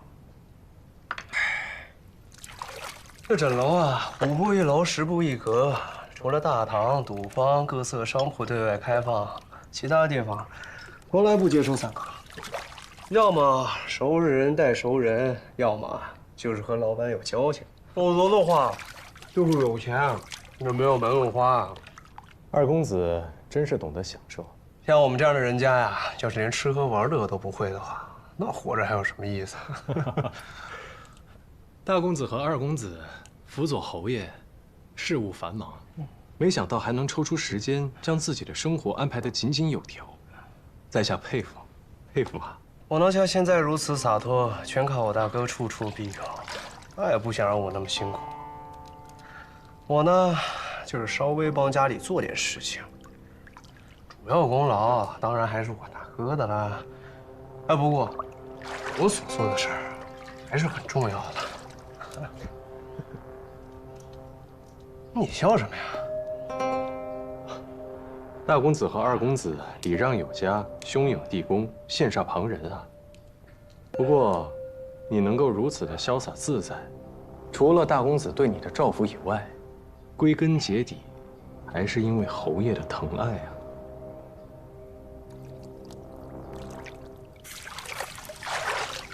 说对了，我爹对我自是不必多言。实不相瞒，我爹疼我。远超疼我大哥。想当年，我爹抱着我去骑射，带我去大军巡防，他的马上只有我一个人。唉，但如今我也长大了，有许多自己的事儿，我爹本来就忙，也就没怎么管我了。侯爷虽然不怎么管你，但是心里肯定是挂念的。二公子为何不主动些呀？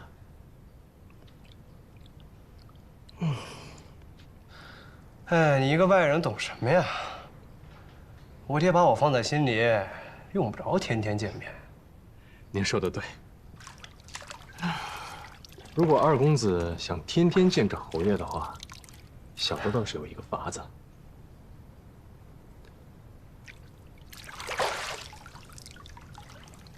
你怎么老是提我爹啊？想干嘛？小的仰慕侯爷，进了侯府之后一直没有机会得见，所以刚才有些按捺不住，言语冒失，还请二公子见谅。我就知道，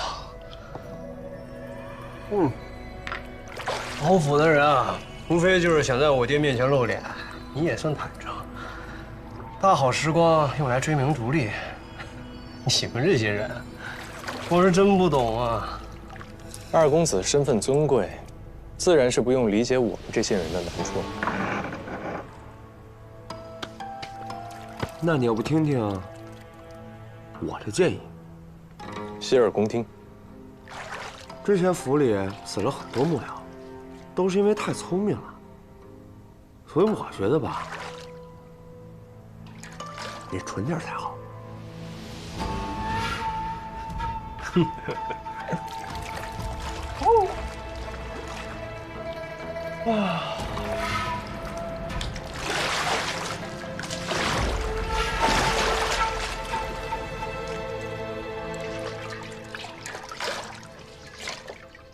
坊间传言，庄之行不学无术，被平津侯厌弃，只能做个富贵公子，早就是个废人了。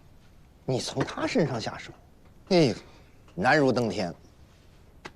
他跟小时候确实不太一样了。以前的他，虽然娇生惯养，但是身上依然存有武将世家的骨气和血性。现在看来，这些早就被磨没了，是个十足的纨绔。不过我能看得出，他想引起平津侯的注意，这是我的机会。那你得抓点紧了，时间可不等人啊。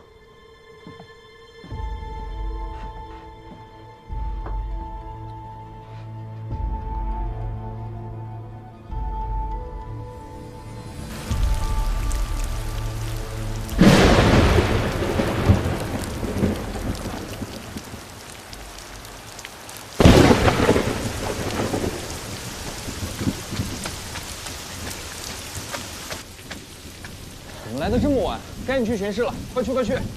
知道了知道了。哎，你可小心些，别贵太妃的棺椁刚搬走，贤弟一生气，指不定要响铃呢。胡说什么呢？这话也是我们敢说的。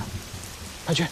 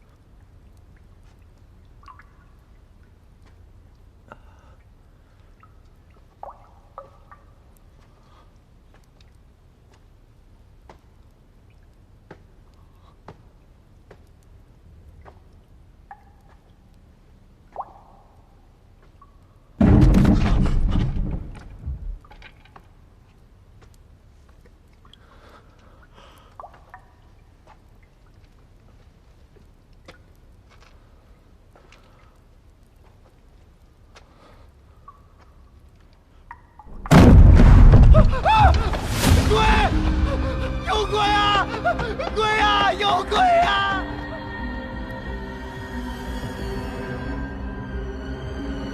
先帝显灵了。事情来的的确蹊跷。昨夜停放先帝棺椁的寝殿里面传出拍门的声音。今日一早，工匠从侧门进入后殿，先帝的棺椁竟然不在原位，而是堵在了殿门口。李贵太妃的棺椁刚移出来，帝陵就闹出了动静。此事，侯爷可知道？还没来得及禀报。我这不是过来先跟你商量一下吗？机会来了。杨大人的意思是，借此机会把藏海推出去。藏海若真有本事解决先帝棺椁移位之事，让他陪葬，也算是给他个体面。但若解决不了此事，那就安他一个办事不力的罪名，横竖都是死。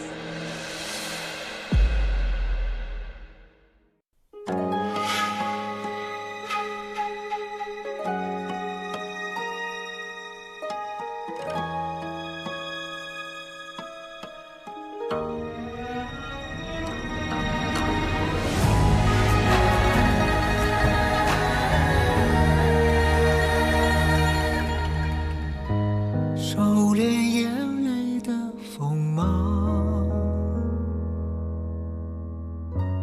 掌心念着危险的渴望，惊涛笑里藏，惊雷无声响，城府深，深不过我目光。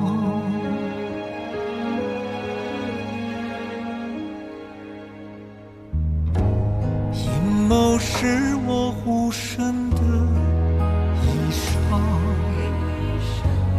阳谋是我纵横的刀枪，用隐忍的狂，稀释道德脏，也不黑，只因为我心滚烫。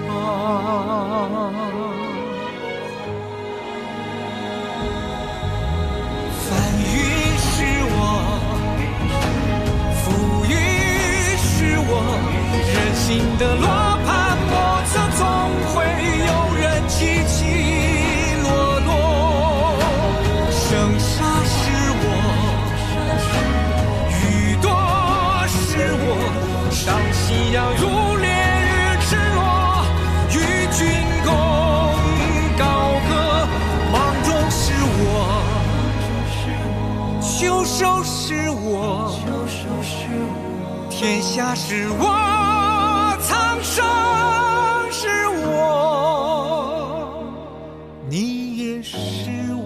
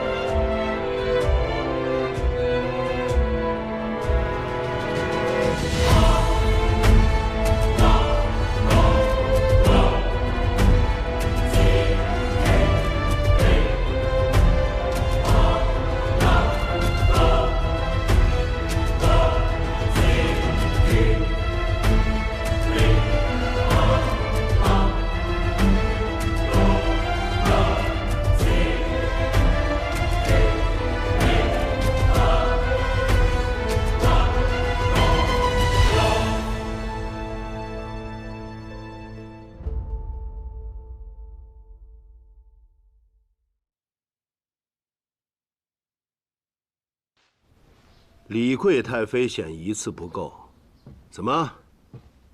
先帝也显灵了？这事儿，下官也没有料到。没料到，楚怀明，你怎么做的这个钦天监监正？欧爷息怒。先帝的棺椁突然移位，恐怕是先前动李贵太妃的棺椁出了问题。难不成还要本侯去求皇上恩准，把李贵太妃再抬回去？侯爷啊，说不准当年建皇陵的时候，这风水就已经出了差池，留下了隐患。但当务之急，咱们得赶紧想办法把此事给圆过去。不久之后，要迎太后的棺椁入陵了。那咱们只需要说，皇陵年久失修，需要修缮，再偷偷的把先帝的棺椁恢复了原样即可呀。但皇陵动工事关重大，下官不敢擅自做主。你们说来说去，不还是要本侯去求皇上吗？侯爷，您刚刚替皇上解决了太后下葬的难题，此时要是去提修葺皇陵的事情，皇上一定会认为您一片孝心。但如果不这么做，先帝显灵一事传出去的话，此事就交给你去办，必须办好。是。但是如果下官亲自去操办此事，会引起他人的注意，恐怕要另择一个合适的人选。此人不但要懂得风水堪舆之术，最重要的是，和朝廷里的人没有任何牵连，以免走漏风声。侯爷，在下有个好人选。说，新来的幕僚藏海啊。之前李贵太妃迁官的难题，那正是藏海化解的。他熟悉皇陵，又懂风水堪舆，现在也在府内做事，身家清白。此事理应由他去解决。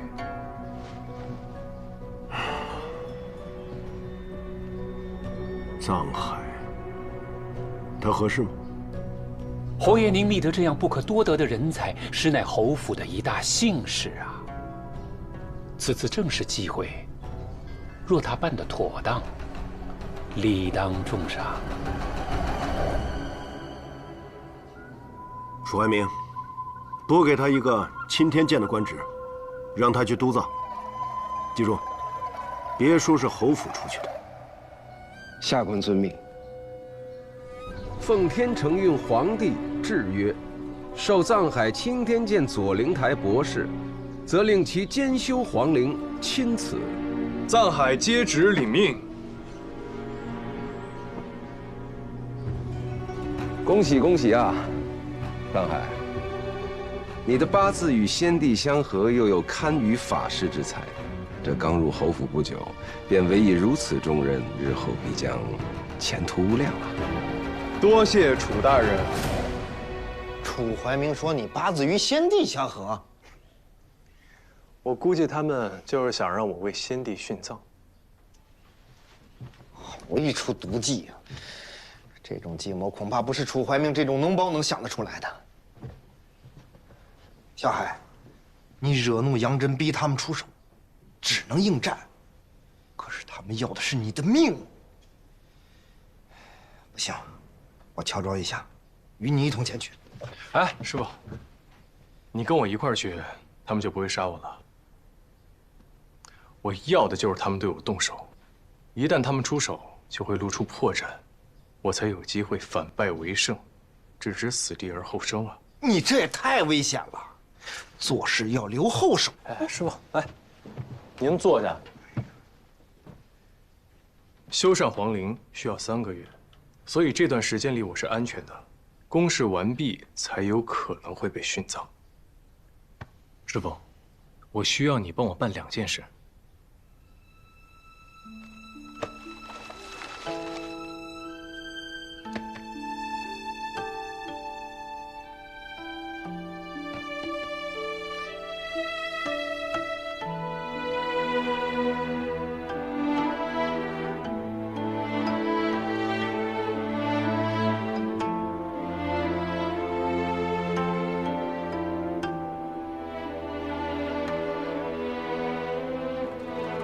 你说的这个法子虽然可行，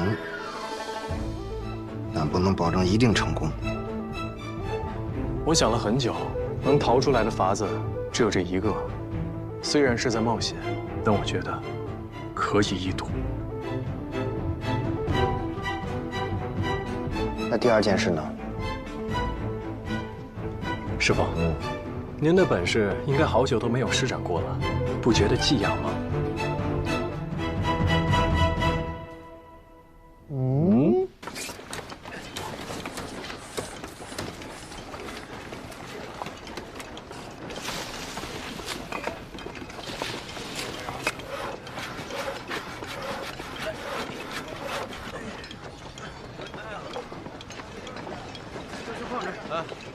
码的紧一点啊，尤其这个。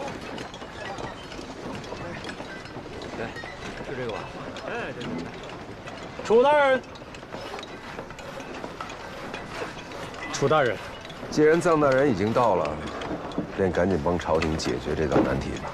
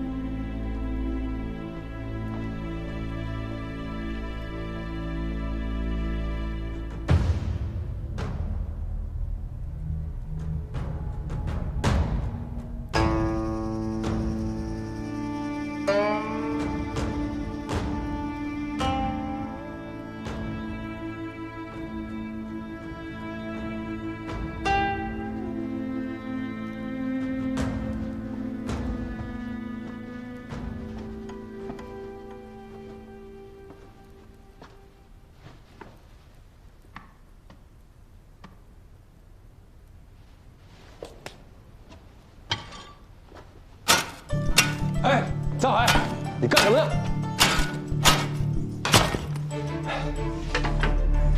大人，您不是让我解决先帝血灵一事吗？大人，请看。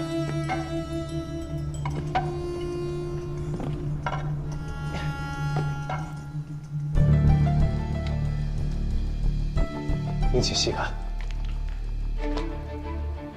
哪儿来这么多水啊？ 先帝棺椁位移一事，便是地水所致。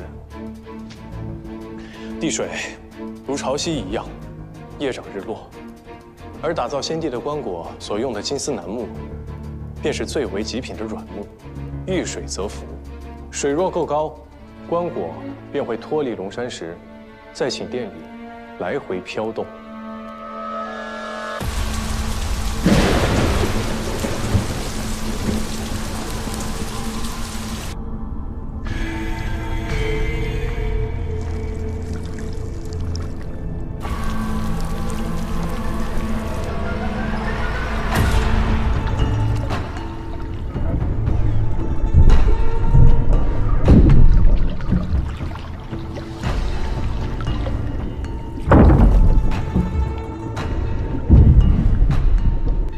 棺椁在地水的推动下，在石门上来回撞击，声音被人听见，误以为先帝显灵。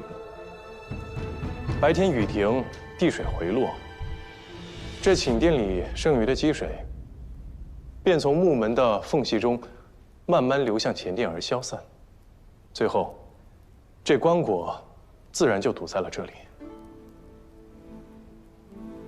大人若是不信， 看看这墙上的水渍的高度，便知了。地水夜长日落，我岂能不知？每日都有的事，为何寝殿今日才透水？大人难道不知道5年前幽河改道，便是从皇陵附近经过？白天还好说，一到了晚上，幽河上涨，再加上先帝的灵血，位于皇陵的最深处，一旦遇上连日暴雨，便会岌岌可危。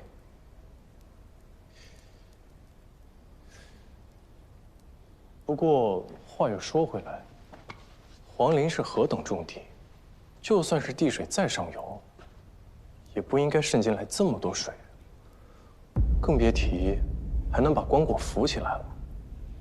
难不成皇陵在幽河改道之后，根本就没有增加防水的工序？你这是什么意思？哦，楚大人，既封我为青天剑左灵台博士，我只是在想，皇陵应该如何修葺。那你想好了吗？幽河改道导致地水泛滥，已无可避免。眼下能做的，只能是将缺少的防水工序重新补回去。好，就依你说的办，该怎么修就怎么修。你们听好了，以后要听臧大人的吩咐。是。大海，好好干，皇陵修好了，自有你的好去处。谢大人。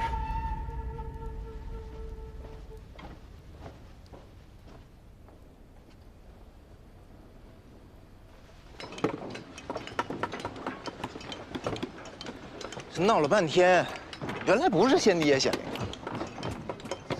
人死如灯灭，魂魄之说，不过是安慰后人的话罢了。不过有件事情我一直想不明白。大人请说。每次地水上涌之后，这地上应该有水的痕迹。按理说这件事情应该时常发生，但从来没有人想过是因为地下水所致吗？倒也不是没人提过，只是楚大人他不信罢了，而且将那人狠狠地责罚了一顿。那就是这个人，季群。季群，快来见过臧大人。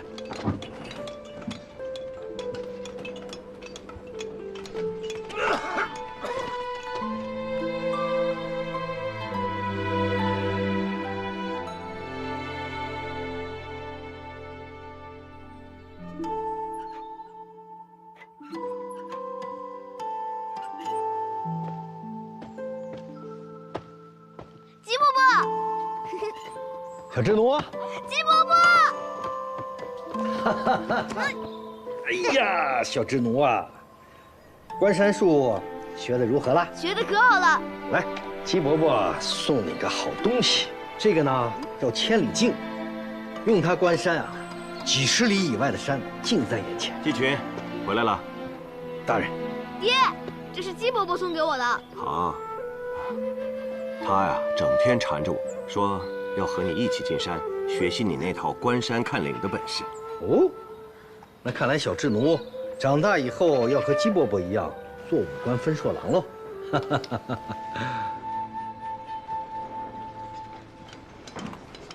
我在青天剑的官册里面看到过你的名字，你多年前曾经是青天剑的武官分硕郎。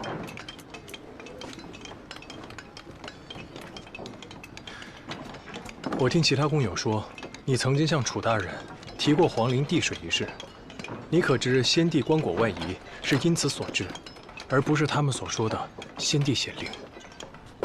大人们说什么，便是什么。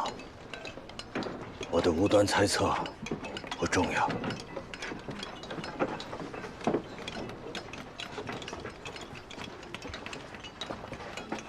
大人，他人就这样，您别怪他啊。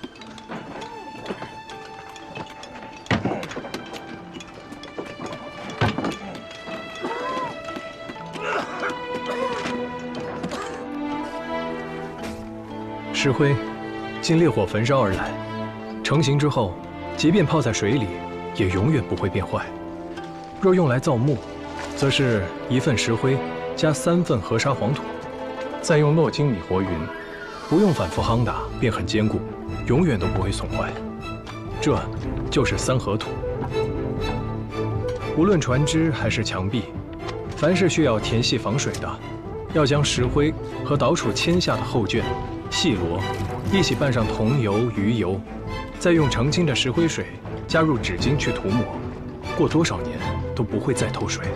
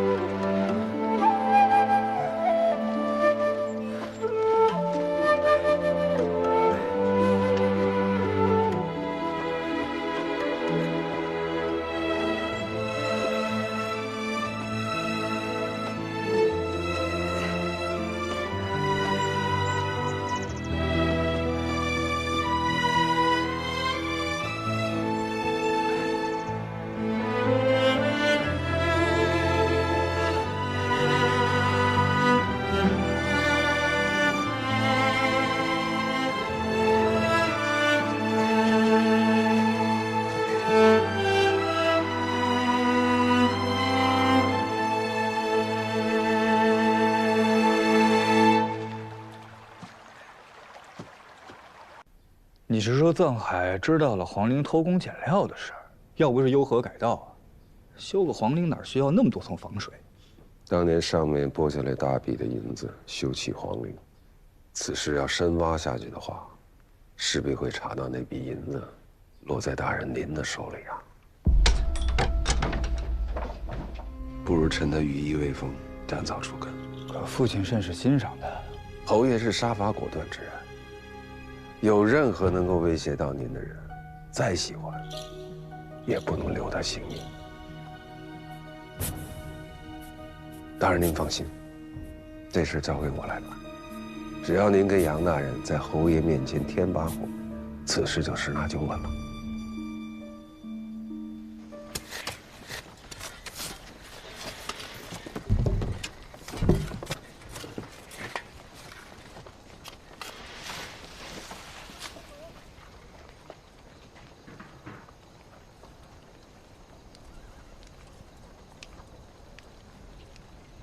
不止蚂蚁，许多虫蚁都害怕杨道童的汁，所以加入桐油和鱼油调和之后，填进地砖和棺椁的缝隙之中，不仅可以防水，还可以防虫。你也知道这个法子？一个前辈教我的。这是很久以前擎天剑的一个朋友用的法子，后来就没人用了。为什么？可能嫌他太老，过时了吧。只要是好的法子，永远都不会过时。取代它的，不过是不同的用料罢了。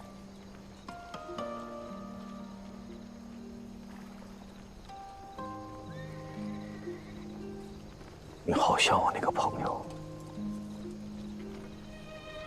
你的那个朋友是谁？前擎天剑监正快多。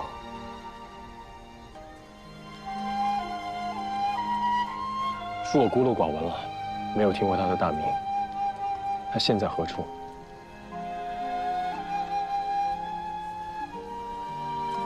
死了，就像一阵风，一泡尘。在这世上，消失得无影无踪。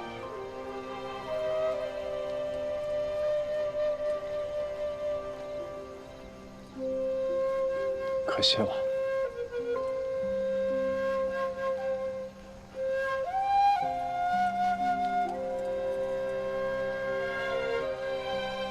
你呢？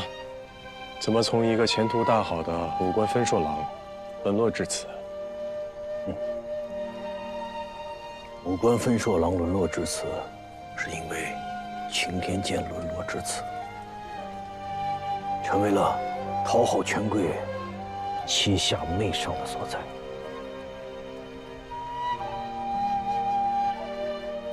你呢？一身好本事，为什么要给楚怀民卖命呢？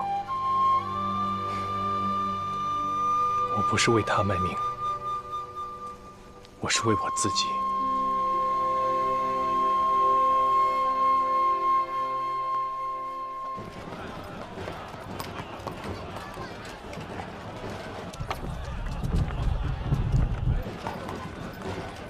日中则仄，月盈则时，天地盈虚，与时消息。马儿马儿，这可是难得的虎娘，你可千万别闻不出来呀！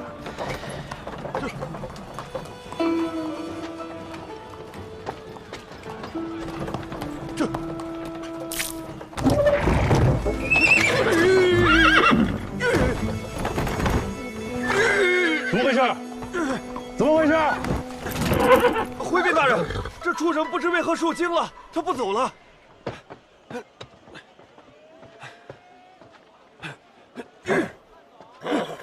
此马真是不凡呐！身居通人性，万般皆是命啊！好马，好马！什么人？竟敢随夜惊扰尊驾，没长眼睛吗？贫道确实有眼无珠啊！如此宝马，其主定非凡人，贫道不敢冒犯，不敢冒犯啊！贫道云游四海，今日初到京城，便能遇到这般大人物，真是荣幸之至啊！隔着马车都能感受到一股轩昂之气，有万军之势滚滚而来。哎呀，只是这其中隐约透出煞气，溢散在大人周身。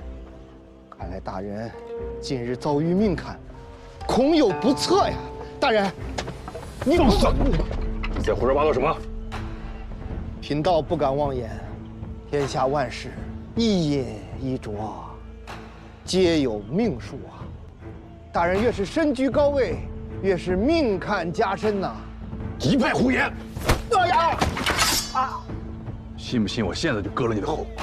曲江，不用理他，走。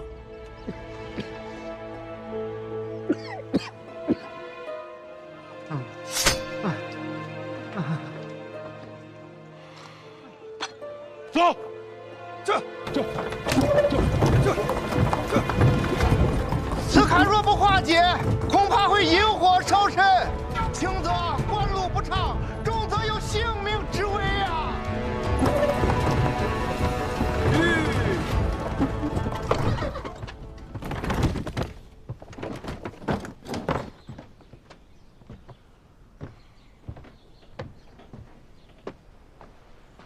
胡爷，您别把那要人的话放在心上，我现在就让他彻底消失。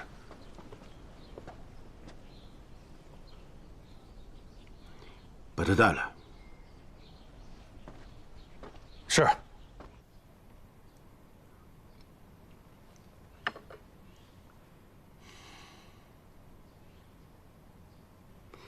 既然你会算命，那能不能算出你此行的吉凶？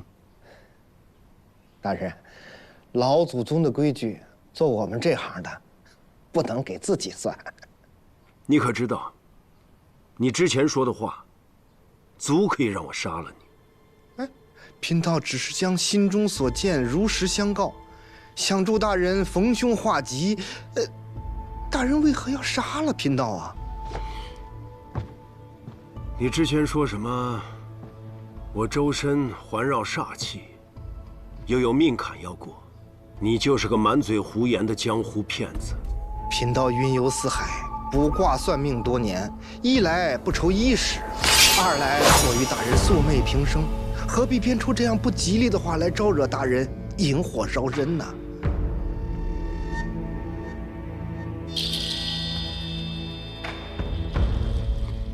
好，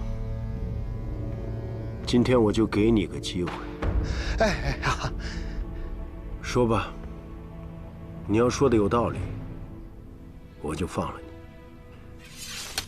若说错一个字，你今日就别想活着离开这里。贫道明白，贫道明白。大人若要验证吉凶，不妨先求上一签，等看了签，贫道再细细道来。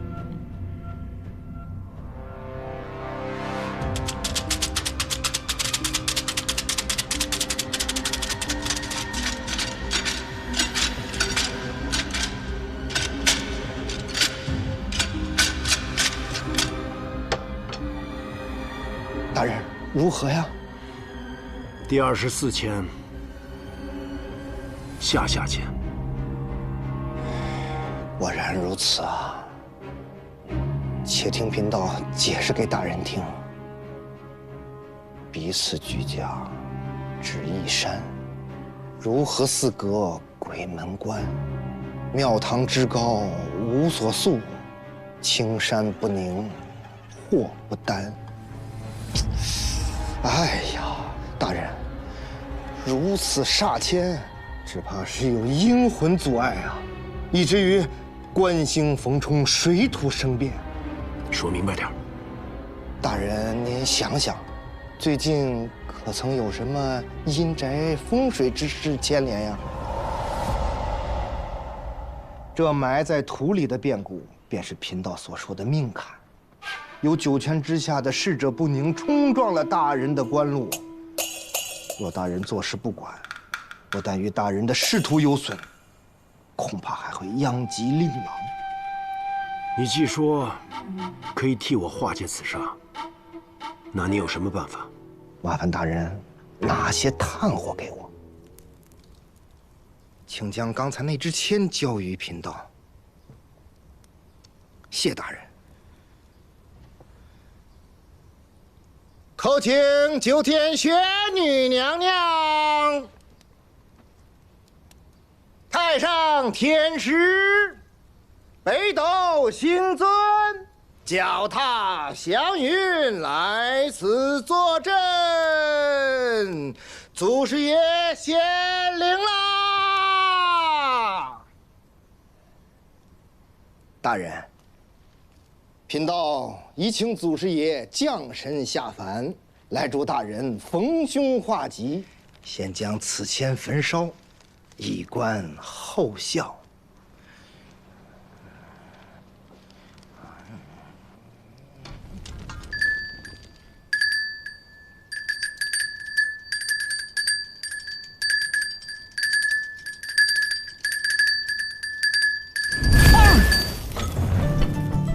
发生什么事了？这签怎么从火里蹦出来了？火里蹦出来了？难道大人是霹雳火命之人？火与火，变故生。大人快看看此签可有变化？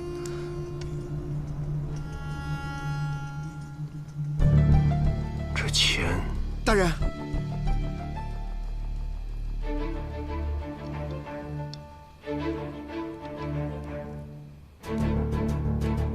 绝了！绝了！刚才是24，现在是46，果真有了转机。这46签中平签，签书曰：“思量无际重重险，忽有灾事误近前。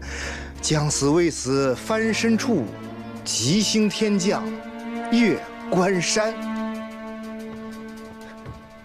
恭喜大人呐！何来之喜啊？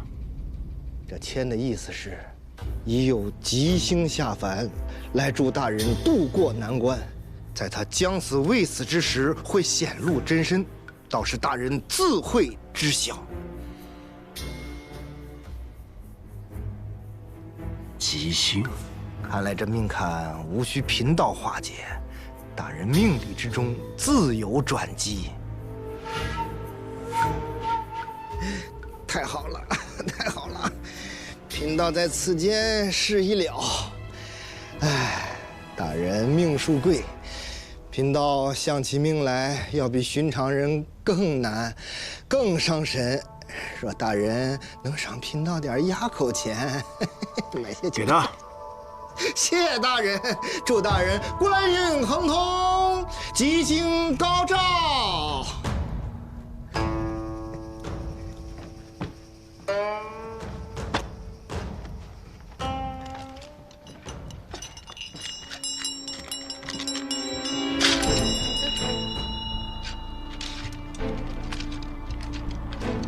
大人，您。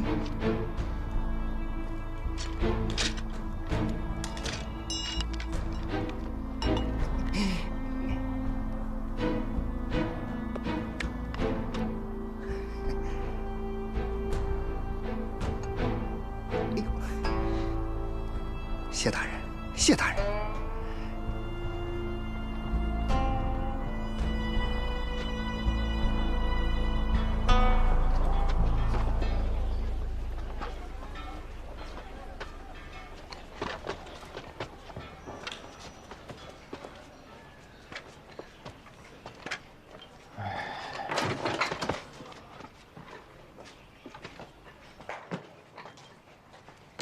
艰难险阻路蹊跷，南鸟孤飞依北朝。今日贵人曾识面，相逢却在死生交。哎。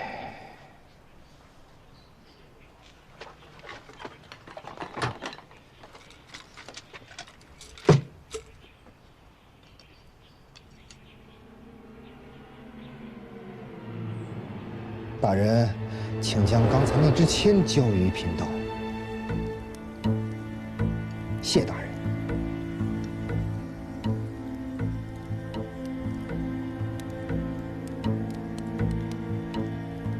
大人，先将此签焚烧，以观后效。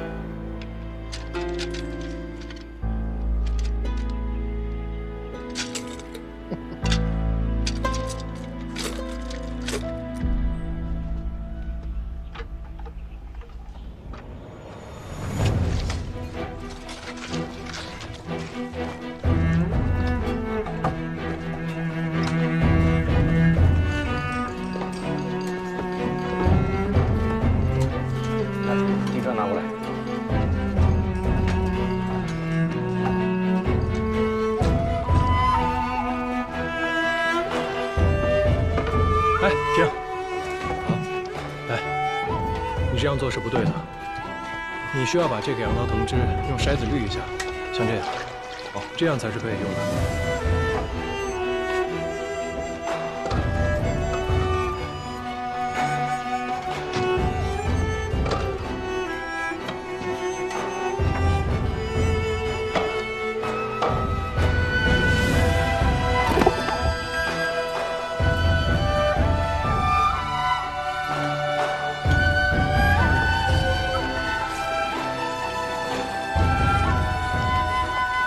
断龙石的机关需接引河流，以水力驱动，水升石降，木门一落，永不开启。现在工程一切顺利，如无意外，皇陵就能如期完工。这藏海倒真是个人才。那藏海的确能干，只是前些日子先帝显灵一事，还是传到了言官们的耳朵里。这些人议论纷纷的，说什么的都有。这帮迂腐文人，成天没事找事儿，让他们说去。侯爷英明，不过这不是最麻烦的事儿，坏就坏在此事涉及到了大公子。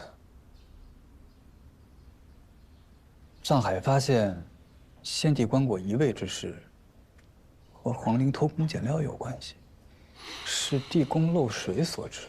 我就知道是你们捣的鬼！你现在都摊到明面上了吗？居然连个新来的都能看出来！不是这样的，父亲。之前修皇陵用的银子，大部分都被曹公公以给皇上修园子为名给挪走了。这事儿您是知道的。那藏海还看出什么了？暂时还不知道这背后的门道，但他是个聪明人，只要一细想便知道这事儿跟公务他脱不了干系啊。他既是个聪明人，就该知道什么该说，什么不该说？关键关系到了大公子的安危啊！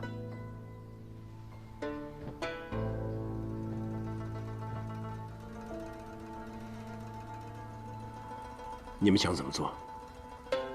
等皇陵修葺完成，葬海大功，那就让他给先帝殉葬，也是给他的最大体面了。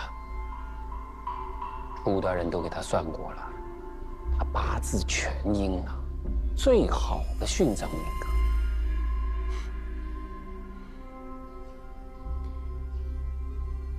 你们早就商量好了吧？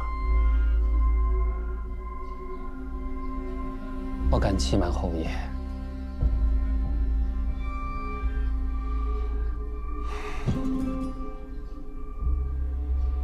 去吧，就按你们说的办，但不许再有任何闪失。是，父亲。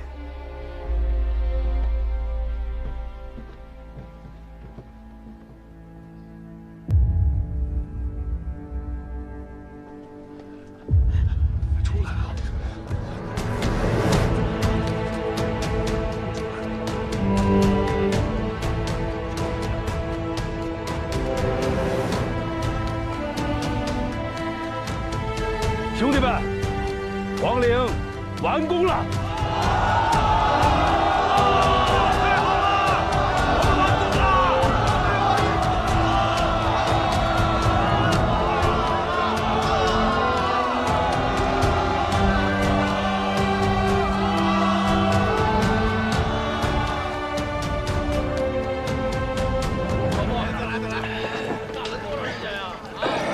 大人，您同我们讲讲吧。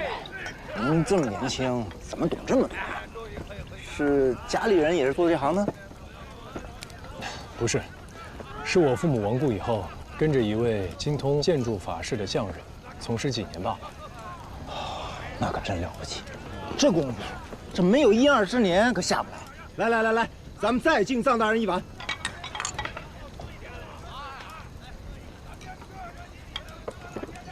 哎，都满上啊！再敬一碗，今天晚上咱不醉不归。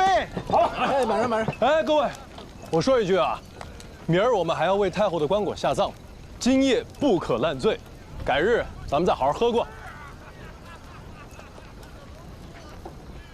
那可不行，今日就要践行。咱们之后哪里还能再像今日这般？来，今晚咱们不醉不归，不醉不归。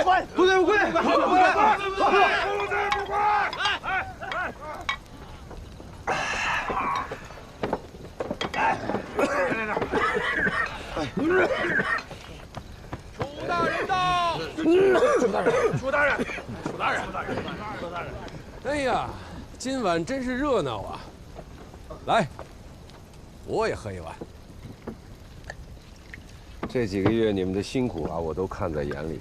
上面的大人们呢，也看在眼里，很是欣慰啊。稍后我会跟大人们禀报，你们个个都有重赏。个个都有赏啊！谢大人。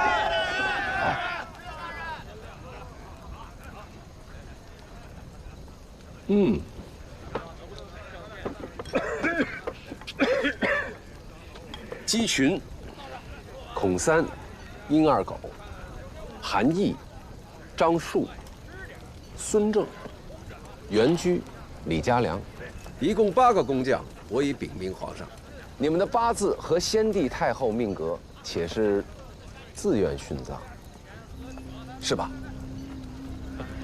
是的，我们是自愿殉葬。那我也要循例再问一遍，有没有改主意的？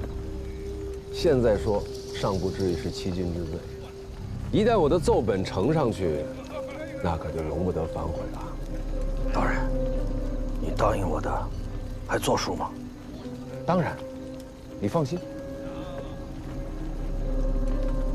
楚大人，青叶记住答应我的，我女儿的病就靠你了。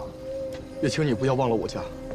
你们是自愿为先帝太后殉葬的，朝廷会给你们一大笔银子抚恤你们的妻儿老小，青天剑会记住你们，朝廷会记住你们，我楚怀明更会记住你。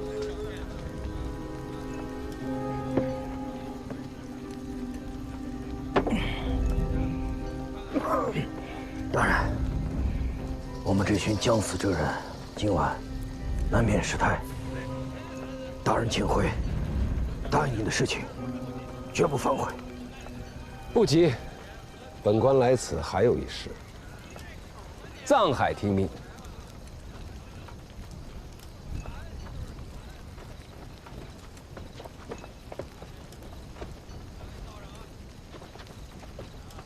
青天剑左灵台博士藏海重固皇陵，宣劳戮力，功莫大焉。既怀宁宇之才和八字阴阳之命，特准送太后棺椁入藏，再不出陵。大人，大人，大人，卑职领命，自愿为太后殉葬。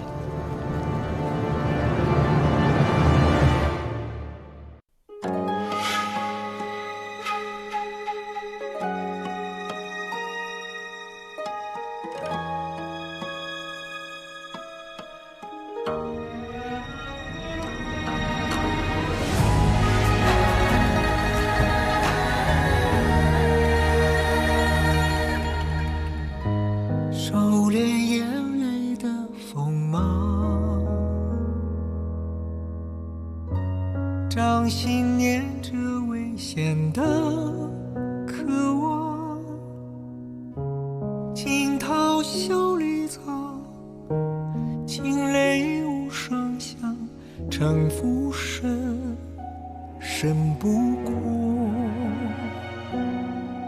我目眶。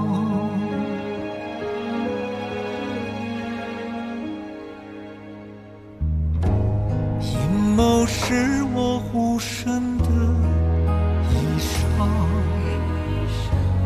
阳谋是我纵横的刀枪，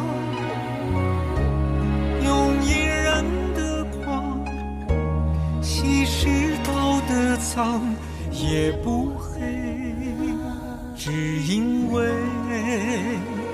我心滚烫。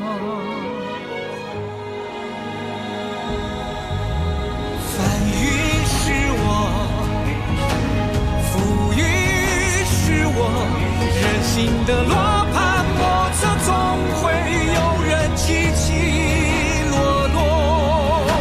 生杀是我，雨多是我，上夕阳如烈日赤裸，与君共高歌。芒种是我，秋收是我，天下是我。苍生是我，你也是我。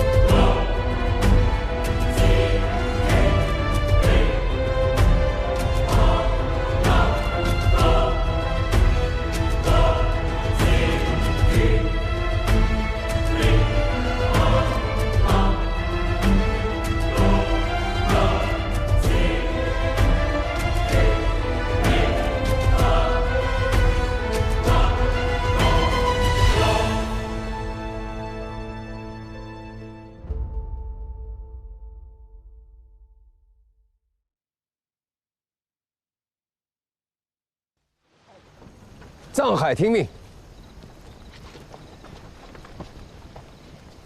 青天剑左灵台博士藏海重固皇陵，宣劳戮力，功莫大焉。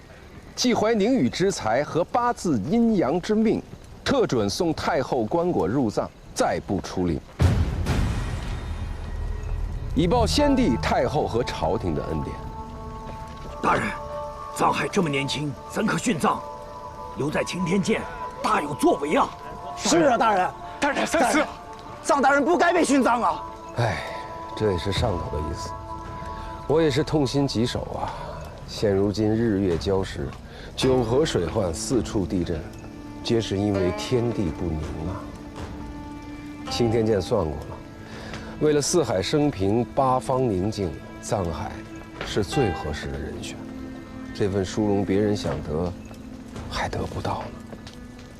大人，卑职领命，自愿为太后殉葬。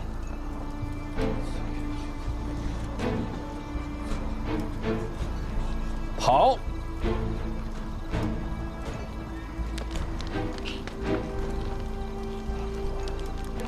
恭喜啊，藏海，这可是莫大的荣誉啊！啊！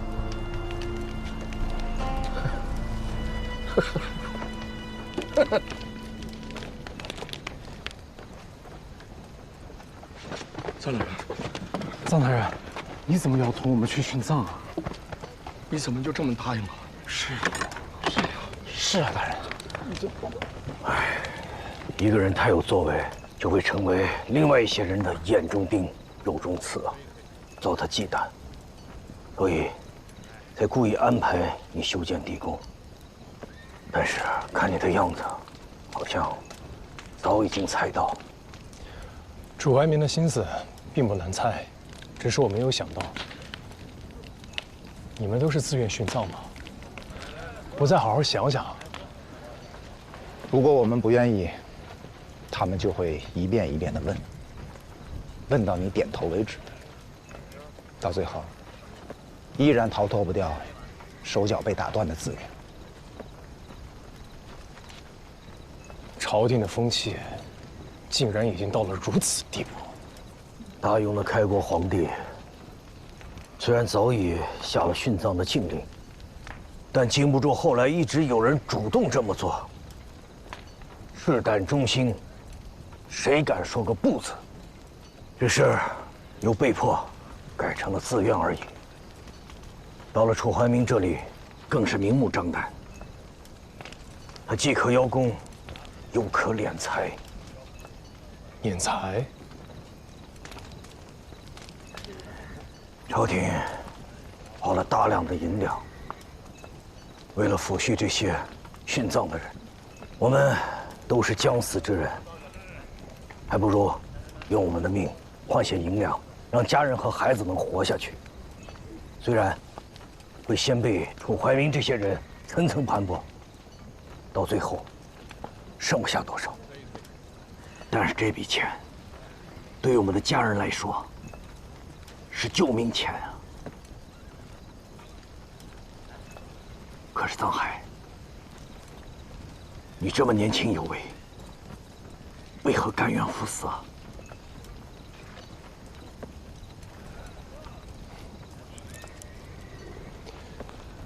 跟大家一样，都是苦命人啊。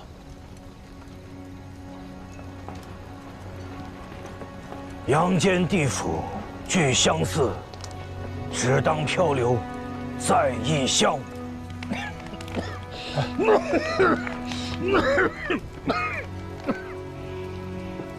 来，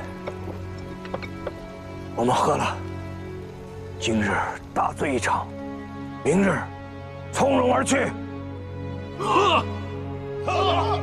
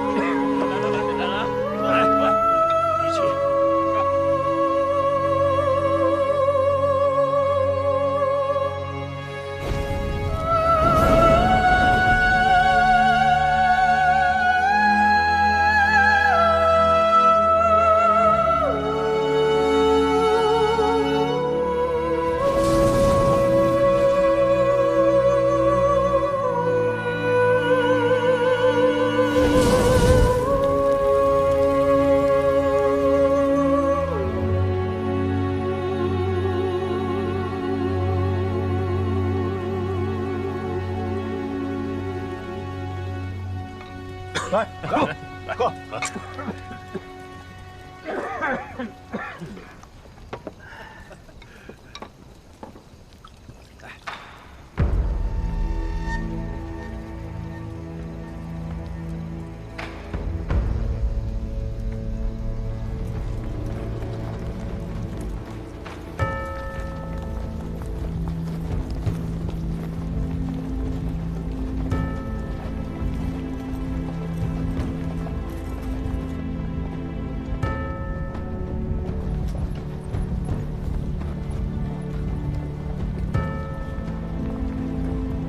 太后落葬，皇上都不来吗？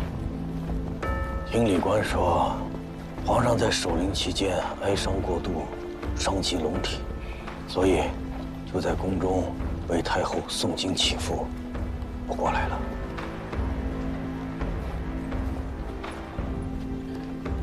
你做过官，这些人你认识吗？那边文官之首是吏部尚书。 中极殿大学士施一平，为官谨慎持重，也算是朝中清流之首了。他旁边是户部尚书建极殿大学士赵秉文，他是内阁次辅，为官孤傲清高。武官之首是平津侯庄如隐，当年的镇国将军，当朝的荣禄大夫。 工部侍郎庄知府是他的儿子，楚怀明就是他们的走狗。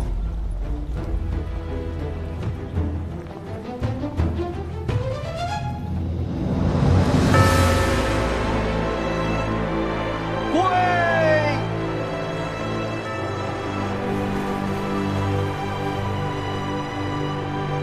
宋太后灵柩入葬。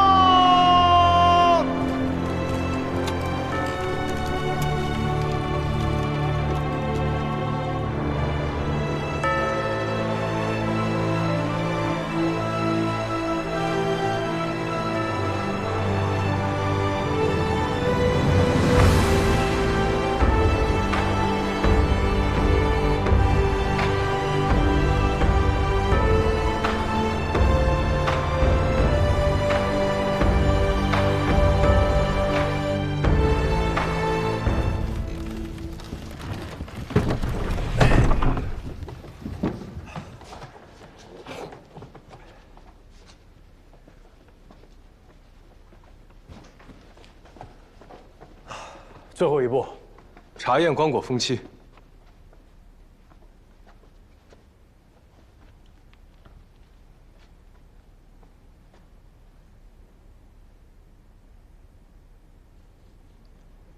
大人，这太后的棺椁上刻了北斗七星的图样，这是何意？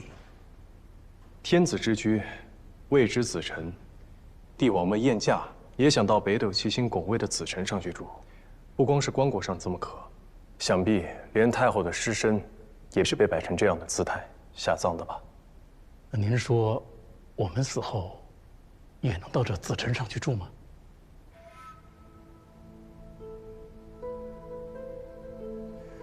走吧。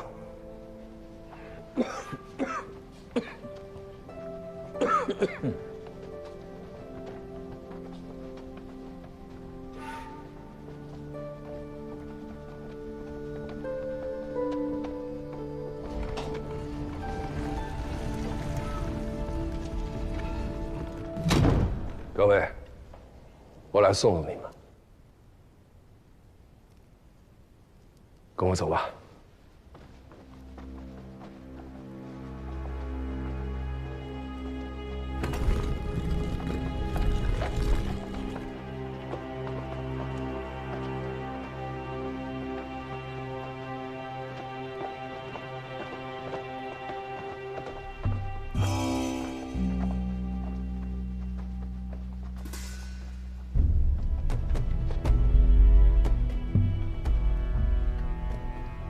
这是给你们准备的美酒佳肴，你们应该知道，里面是下了毒的，吃了以后不会痛苦，3日之后便会平静死去。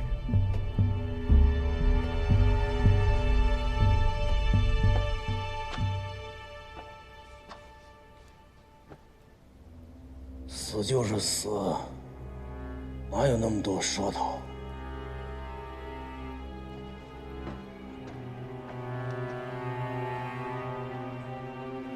好好过完这3日，安心上路吧。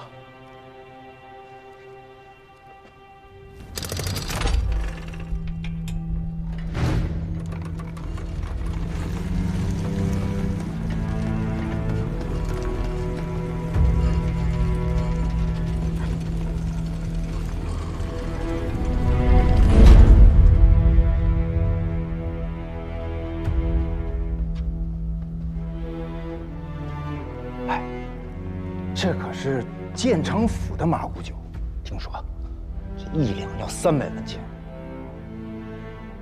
打开，打开。哎呦，这好酒就是不一样，闻着可真香啊！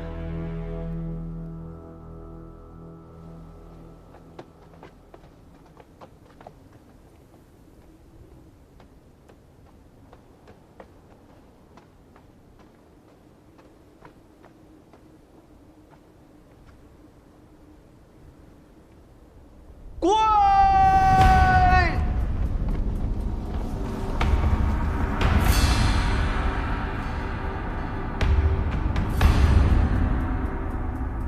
拜！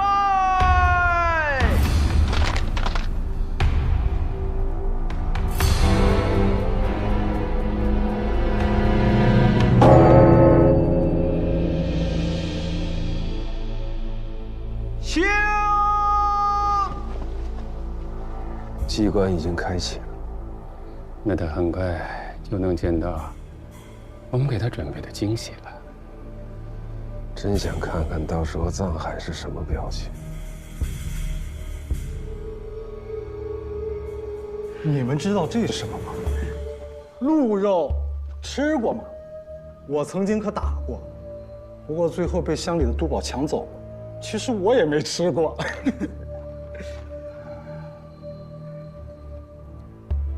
麻痹自己，也不失为一种活法。我的一个老朋友曾跟我说过，总有一天他要终止活人殉葬的制度。可是他没有做到，我更没做到。也许后人总有一天能做到吧。如果事事都指望后人来替我们做，那后人的日子只会一天不如一天。我们还有何脸面立于天地之间？再拜！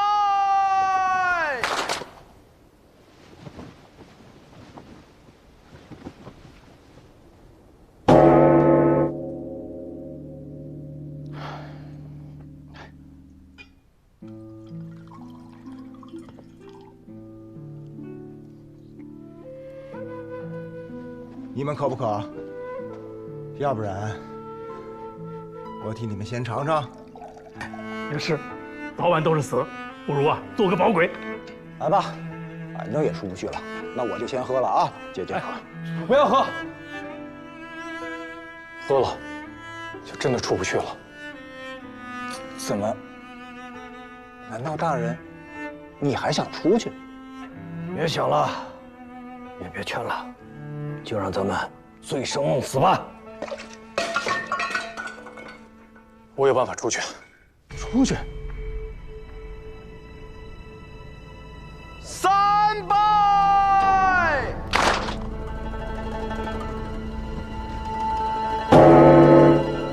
您有什么办法？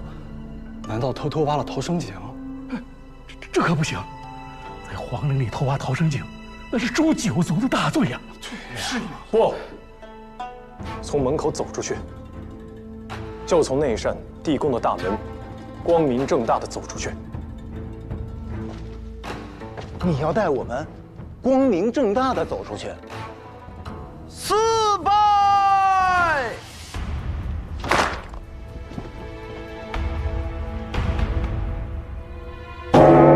先！那遁龙石未落之前，仪式还未结束，文武百官都在，这时候出去，定会被他们看到。是啊，就是让他们看见，我们就是要在众目睽睽之下走出去。怎么可能啊？当着那么多人的面出去，一定会被杖毙的。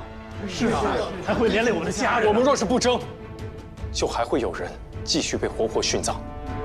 下一个，甚至有可能是你们的家人。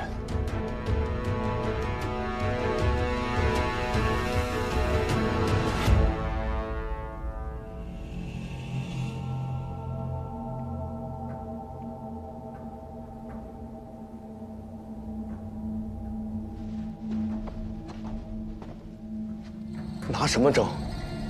就凭我们几个吗？是啊。你有什么办法？只要能在断龙石落下之前走到地宫门口，我就有把握让你这一次的殉葬作罢，让他们放我们出来。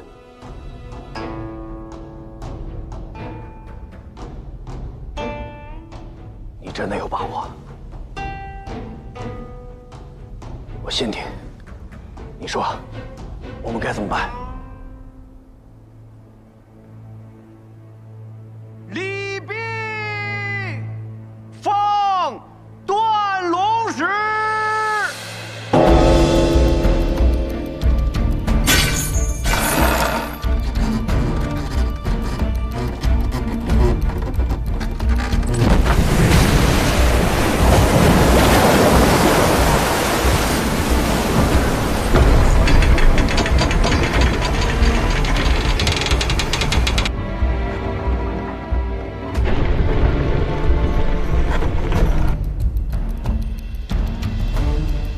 这扇门不是断龙石，是可以打开的。机关在外面呢。机关是在外面，但一定有引线连接着木门。我们只需要找到那条引线，便可以操纵外面的机关。我知道，连接木门机关的引线就在顶上。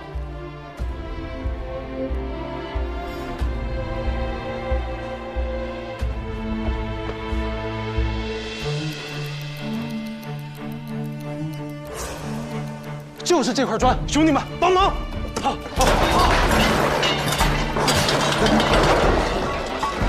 把石头给我抬上来！好。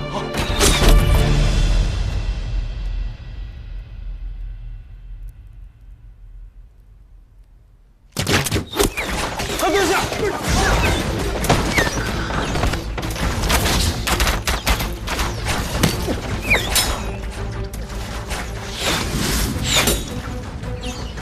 朱怀明，他本以为断龙石一落，还能苟活3日，现在还有生的念想，3日之后念想没了，死了也就死了。但一旦机关开启，这时候被杀，最痛苦。原来他们早就在这儿设置了机关，就是要我们在这儿横死啊！咱不已经都是自愿殉葬了吗？为什么还要这样对我们？我们必须要拉开那个引线，把门打开出去。小心！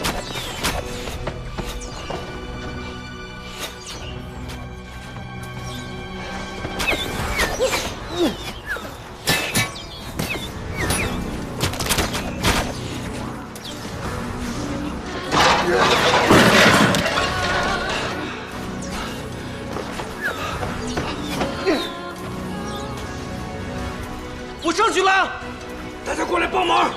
走。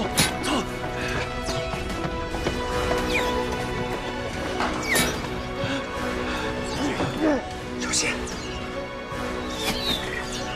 走！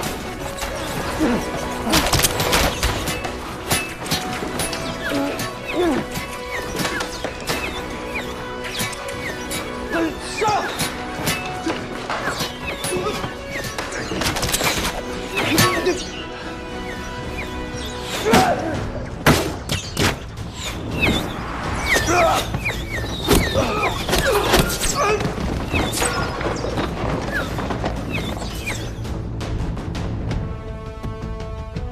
把盾牌都举起来！怎么办？就剩我们几个了，挡也挡不住啊！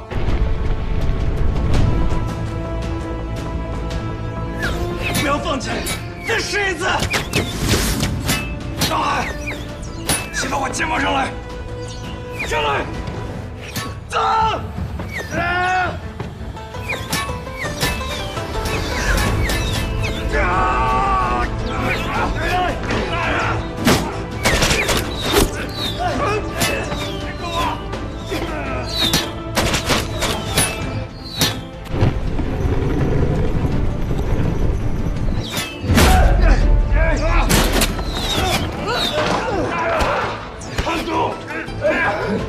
快成功了！来！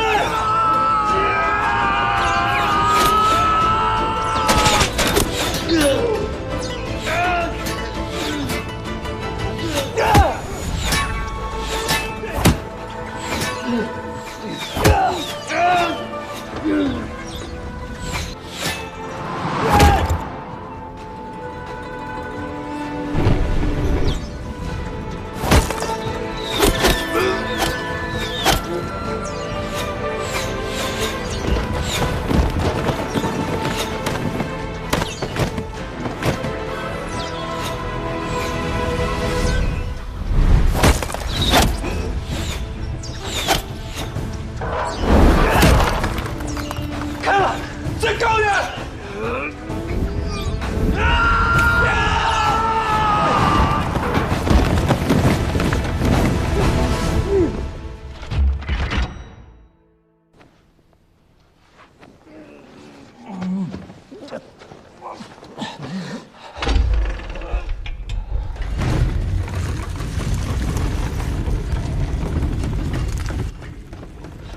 快走！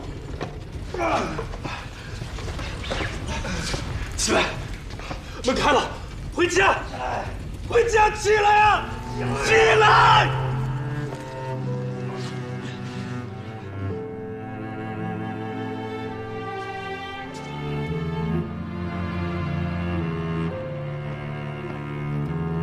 走！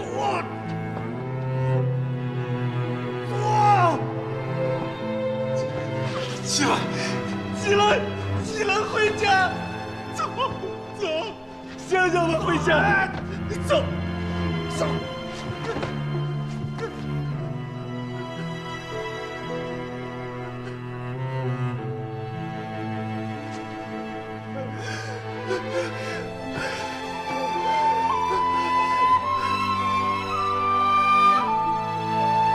走了。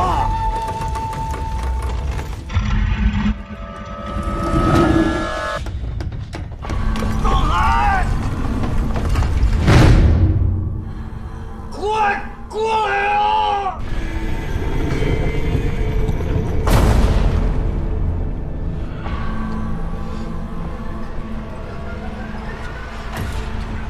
哎呀，这怎么回事？段如石怎么不落了呀？我撑住，你先过去。你再过去来不及了，快！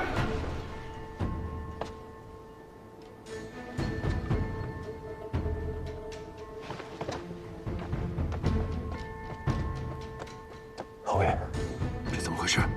下官也不清楚。去看看。是。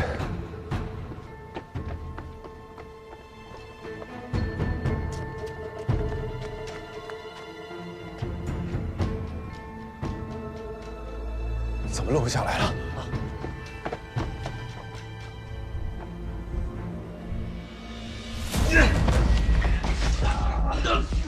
我卡住了，你快出来！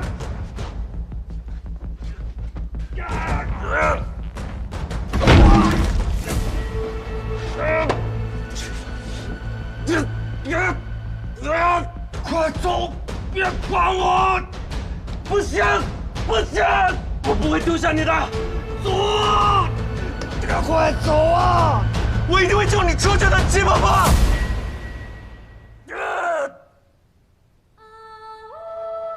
我是智奴，季伯伯，我是智奴啊，季伯伯。智奴，你还活着？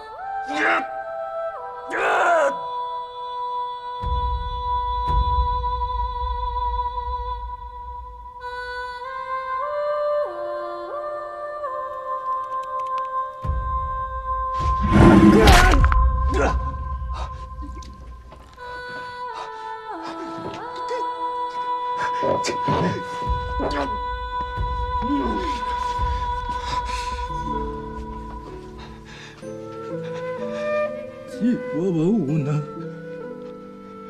不能和你出资了。你一定要好好活着。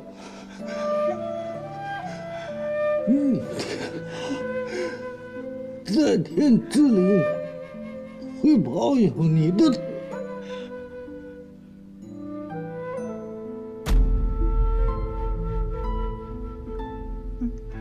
季伯伯，季伯伯，季伯伯。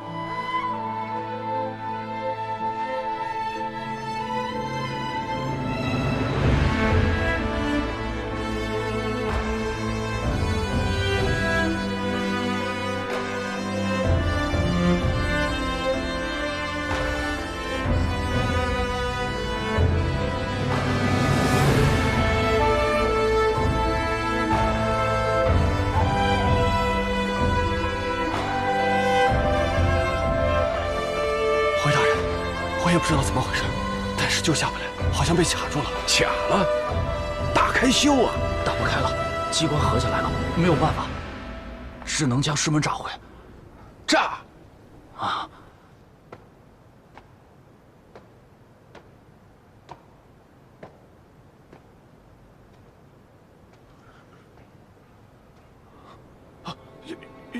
有人！啊！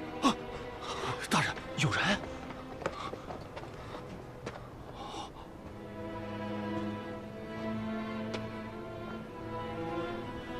来人！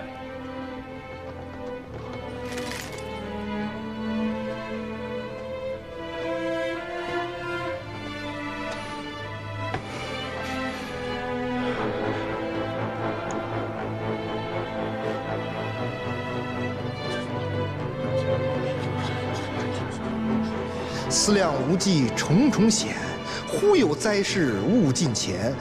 将死未死翻身处，吉星天降越关山。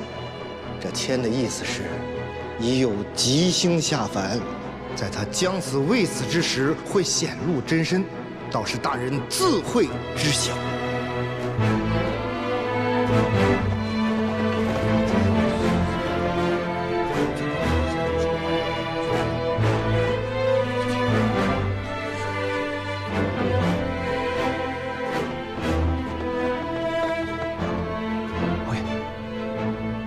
藏海，你怎么出来了？这断龙石落不下来，你到底动了什么手脚？我什么手脚都没动，就是我命不该绝。只要我出来，他自然就能落下。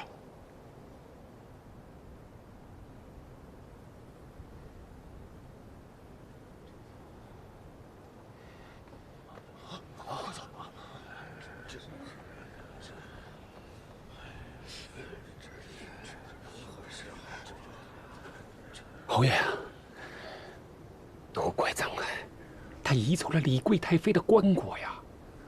现在这断龙石落不下来，那正是应了先帝震怒啊。而且青天剑都算好了，必须得有一个八字全阴的人殉葬，才能平息了这场风波。如今藏海，他不愿殉葬，还堂而皇之的走出来，简直就是罪大恶极。小人斗胆猜测，藏海一死，断龙石必落。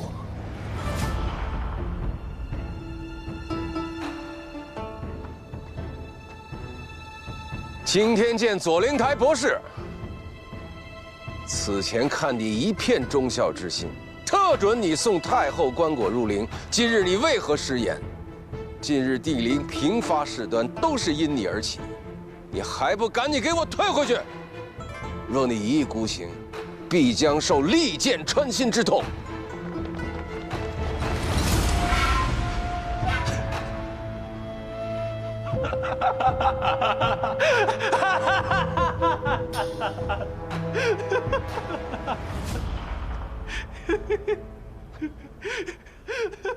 你笑什么？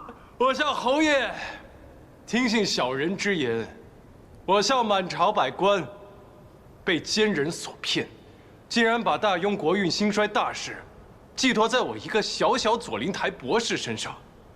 若真能安先帝之灵，下官死得其所。但下官觉得可惜，下官要为在场的数百位大人一大哭，要为工部侍郎一大哭。你为何要为本官一大哭啊？我若死了，段龙石依旧落不下来，又该如何？你死了，段龙石落不下来，自有工匠修筑。重新修筑需要多少时日？3个月，还是1年？岂不是要让先帝和太后的尸身曝于荒野年许？国丧系于一国之礼法，礼乃国之根基，法乃国之重器。如此大不敬，我死不足惜，却白白连累了所有大人。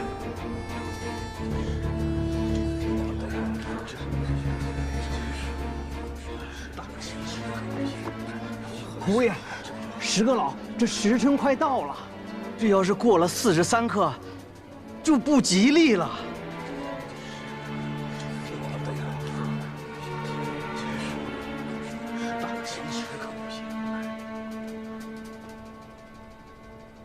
我问你，若你出来了，这断龙石却落不下来呢？落不下来，下官不过就是多活了片刻而已。但诸位大人想要的，不就是这断龙石能够顺利落下吗？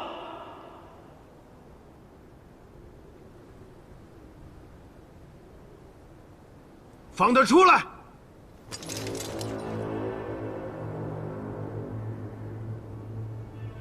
楚大人曾经跟我说过，要安抚先帝之灵，需要一个八字与先帝相合之人，永远待在皇陵中。此话不假，但此人不是我，那是谁？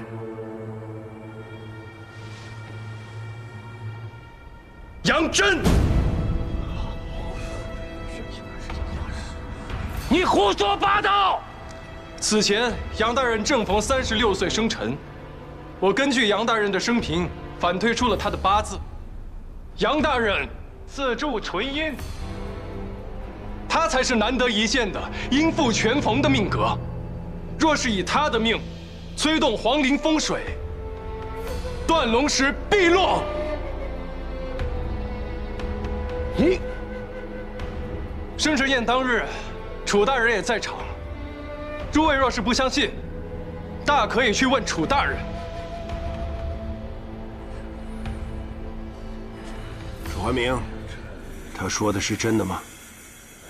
是，啊不是，是还是不是？是，但是各位大人，侯爷，时辰快过了。侯爷，不要误了这大丧之事。侯爷，时辰过了，小人不过一死，不足挂齿，但若是连累了诸位大人，小人万死难恕。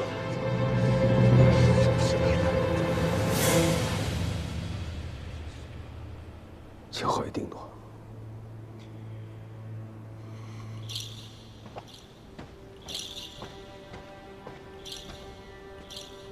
你进去。千万不可，他这是故意开脱自己，您千万不能相信他。你难道没看出来吗？他早就视死如归。侯爷，他这是要拉小人跟他同归于尽啊！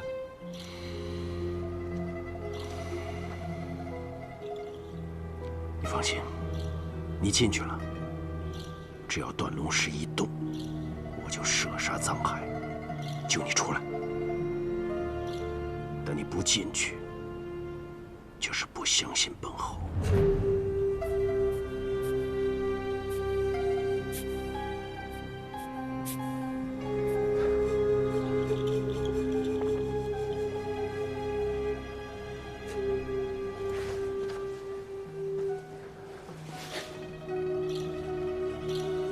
秦侯爷。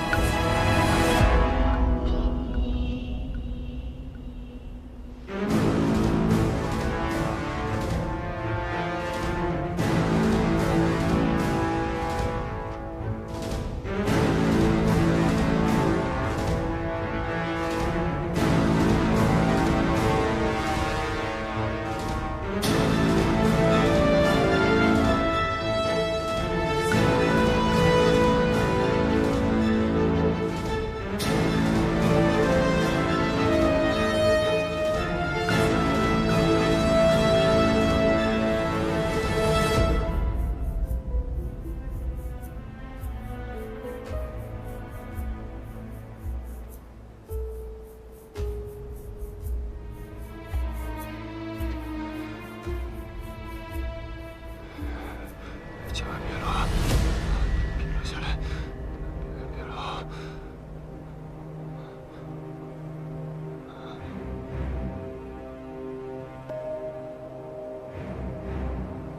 哎，没动，没动，侯爷，他撒谎，他撒谎。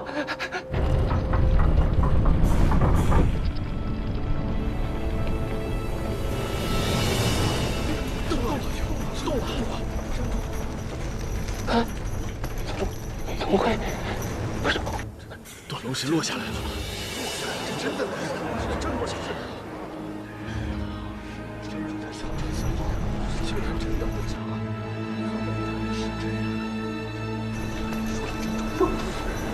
不是我，侯爷，藏海高德贵，我不想放我出去，放我出。侯爷，侯爷，你正好要救我出去的，侯爷，我对你忠心耿耿啊，侯爷，你不能眼睁睁的看着藏海把我给害死啊，侯爷，侯爷，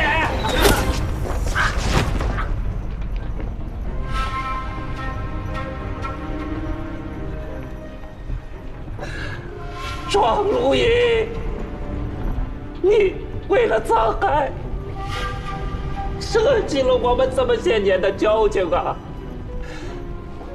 我替你算计了多少人，看了多少的脏事儿，那藏海能为你做到几分？你还记得这顺9年，要不是我那阵儿能干得这么的干净利落吗？啊！我现在要告诉所有的人。你为了要管，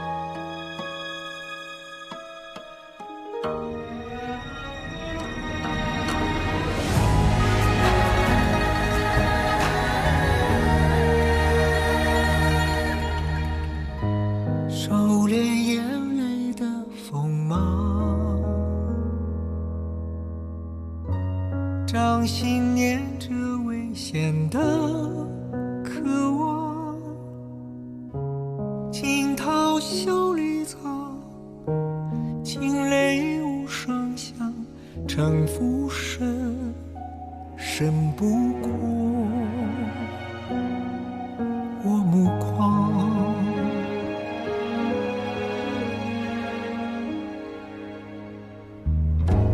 阴谋是我护身的衣裳，阳谋是我纵横的刀枪，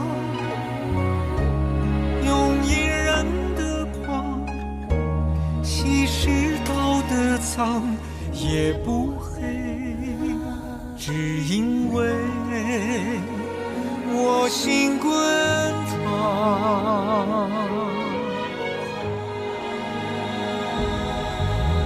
翻云是我，浮云是我，人心的罗盘莫测，总会有人起起落落。生杀是我，雨多是我，上夕阳如烈日赤裸，与君共高歌。芒种是我，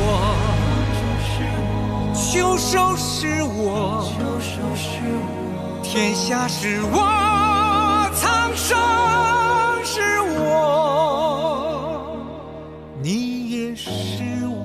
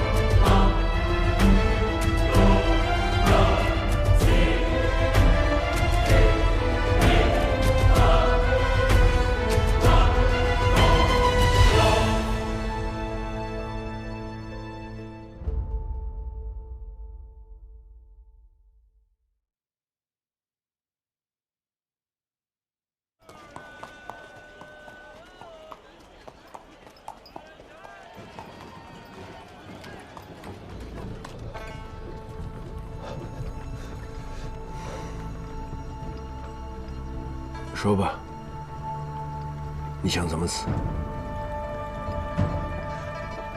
侯爷，小人还不想死。你当着百官的面，把事情做这么绝，你难道不知道自己必死无疑吗？小人出身贫寒，孑然一身，若是浑浑噩噩度此一生，死与不死，又有何区别？小人并非身无长物，所以想要搏一搏，搏的就是此刻。此刻也不会太长了，等马车一停，我就会杀了你。还有什么话，趁现在都说了吧。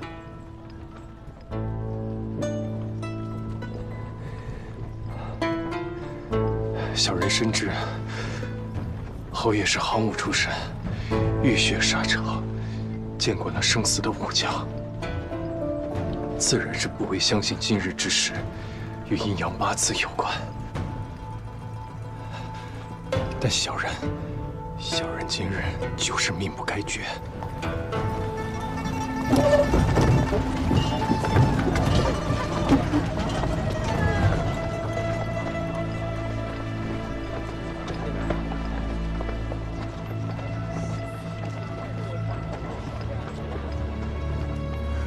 你精通堪舆之术，给你自己挖一条逃生通道，易如反掌。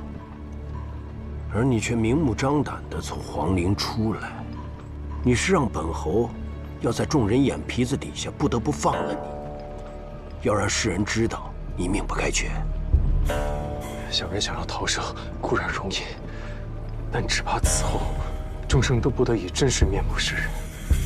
小人有幸得侯爷赏识，才离了上无偏华、下无寸土的日子。若小人还想为侯爷卖命，就需要一个清清白白的身份。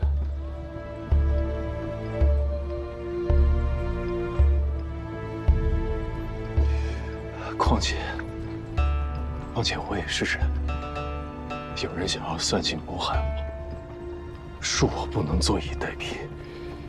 小人拼死也要向侯爷讨个公道。公道？藏海，你堪舆的本事，本侯之前已经见识过了，但是现在，好像你嘴皮子功夫更胜一筹。你口口声声说幸得本侯赏识，但却逼着本侯为借今日之为，失去一名得力干将，颜面尽失。你说你该不该死？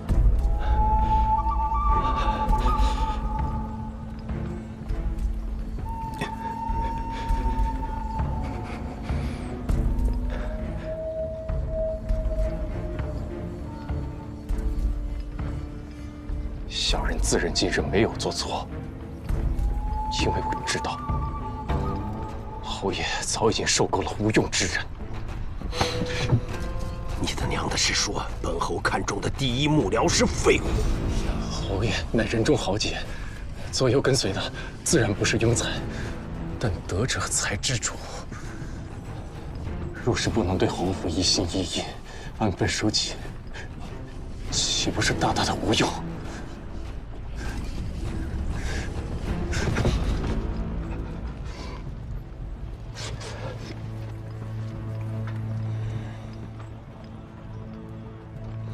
说，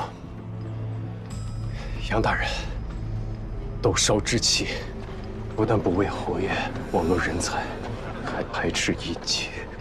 想必之前也有不少人才进入侯府，但终究没有办法走到侯爷近前，留下的不过是些无用之人。但若只是排斥异己也就罢了，这些人狐假虎威，产生骄下，只怕给侯府引来大祸。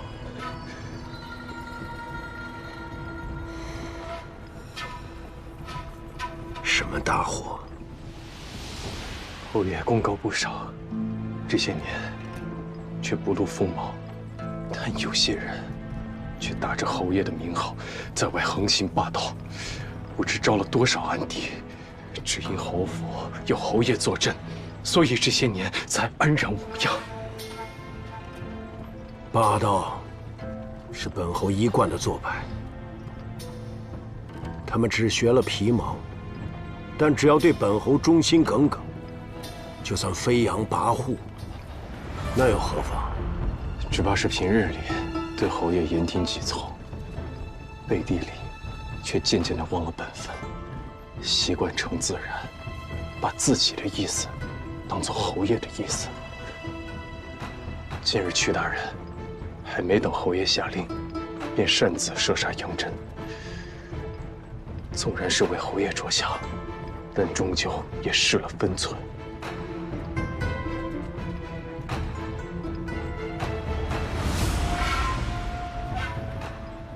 侯爷若是不信，不妨等会儿看看，屈大人是不是又替侯爷将小人的生死做了决断？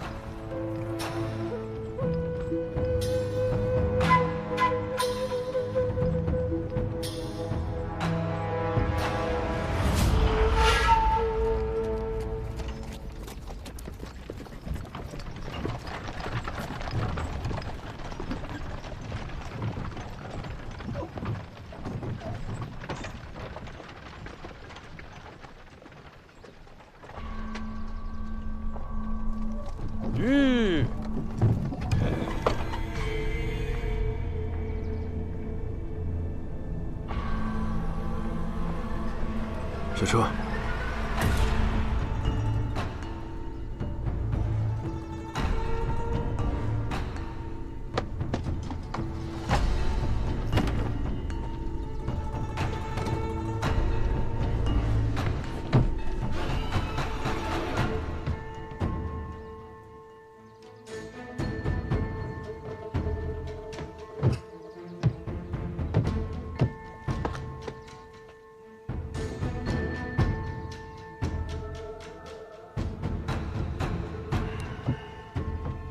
怎么把车停后门了？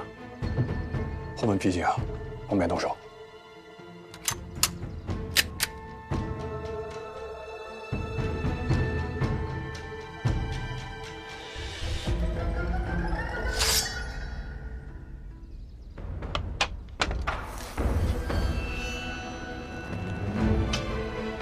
张海，你还有什么要说的吗？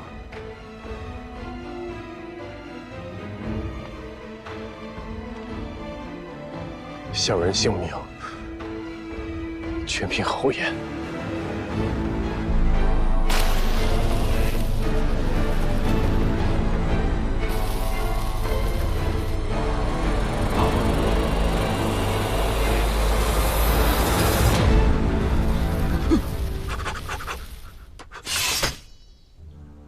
侯爷，赵大夫，给他治伤，跟楚怀明说。 修改名册，把藏海的官职给删了，报上杨真的生辰八字，就说长史杨真自愿殉葬。侯爷，藏海此人野心太大，难以掌控，该杀。你是觉得本侯不能掌控，还是你不能掌控？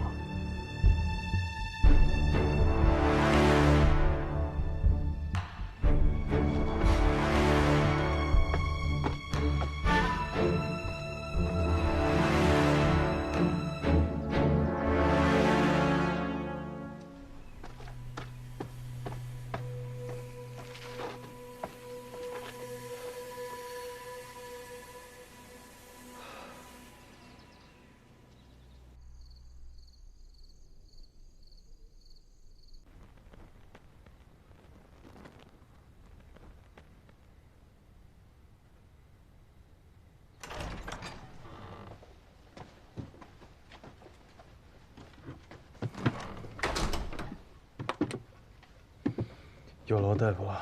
不劳不劳，多给点诊费就行。慢点。师傅，你怎么来了？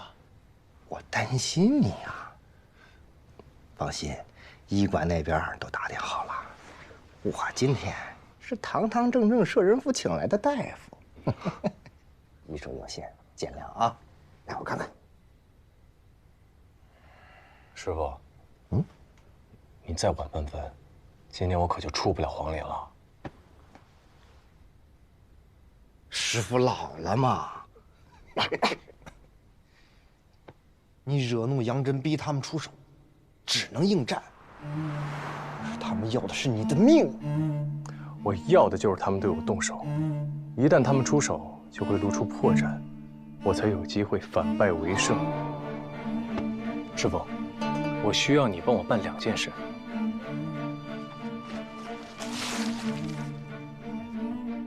你顺着小仓河走到上游，会找到一座前朝防汛的堤坝，无人看守。当年幽河改道，致使它的支流小仓河出现地下暗区，正好途经皇陵。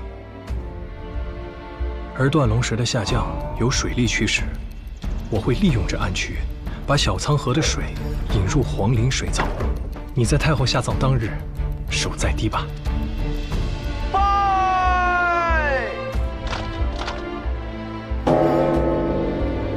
葬礼每完成一步，便会鸣钟一次。你要在丧钟第6响时做好准备。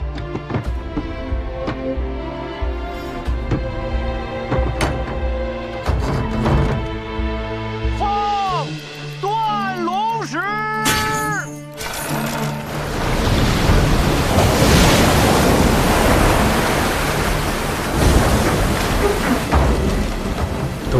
时的第9声钟响，你立即关闭水闸。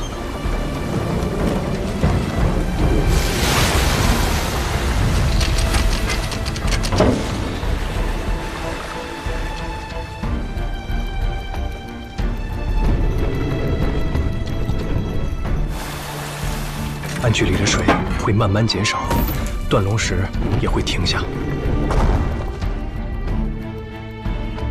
接着，你燃香计时，而我会想办法从墓道里走出来。藏海，你怎么出来了？这断龙石落不下来，你到底动了什么手脚？我什么手脚都没动。 就是我命不该绝，只要我出来，它自然就能落下。我要让在场的所有官员相信，只要杨真进到墓葬里，断龙石就会落下。同时，我也会尽量拖延时间，等待香燃尽。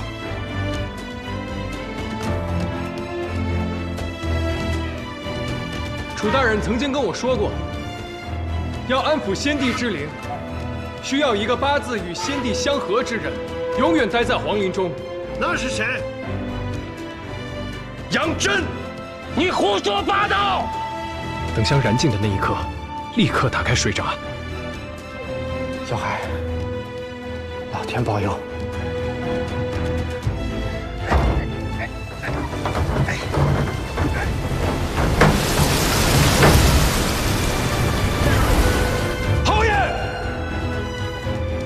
时辰过了，小人不过一死，不足挂齿。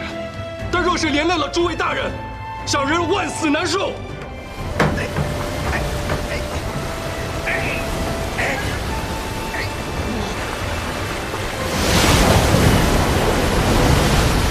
而此时，就到了最关键的时刻。我赌平津侯一定会顶不住压力，让杨真进皇陵。侯爷。 这是要拉小人的东归于尽啊！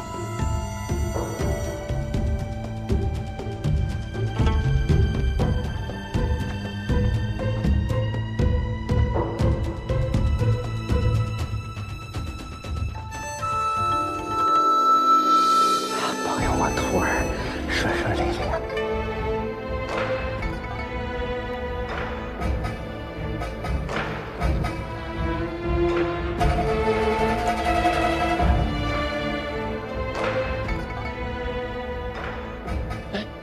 明道，明道，侯爷，他走啊！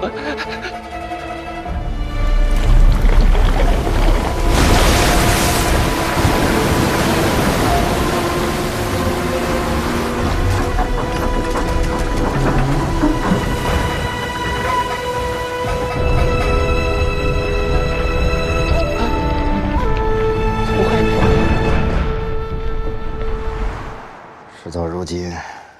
你除掉了杨真，受到了平津侯的青睐。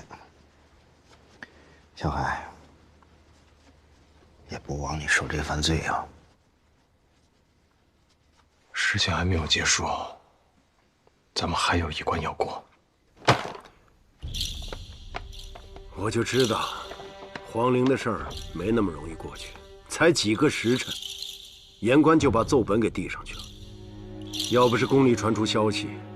保不齐我明天上朝就被人打个措手不及。居然敢参父亲总能聚焦在皇陵杀人，这帮老东西真是可恨。还是得想个办法堵住他们的嘴。怎么堵？瞿娇是在众目睽睽之下动的手，堵一个人的口容易，100个人的口怎么堵？越不让他们说，那帮言官闹得越厉害。这帮狗屁言官懂什么呀？他们只不过是要你给他们个交代。 既然堵不住口，那咱们干脆就把人交出去。你想让我把瞿娇交出去？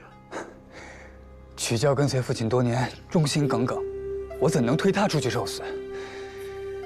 这件事说到底，是因藏海而起。要不是他，杨真也不会死。皇陵的事儿已经了结，不要再提了。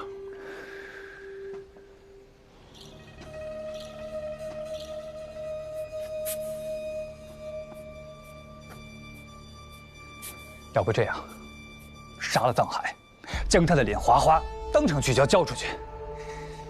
这个藏海做事太过阴险，留在父亲身边，儿子总觉得后患无穷。父亲，时间紧迫，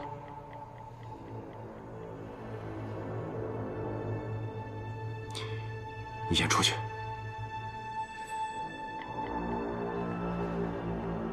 是。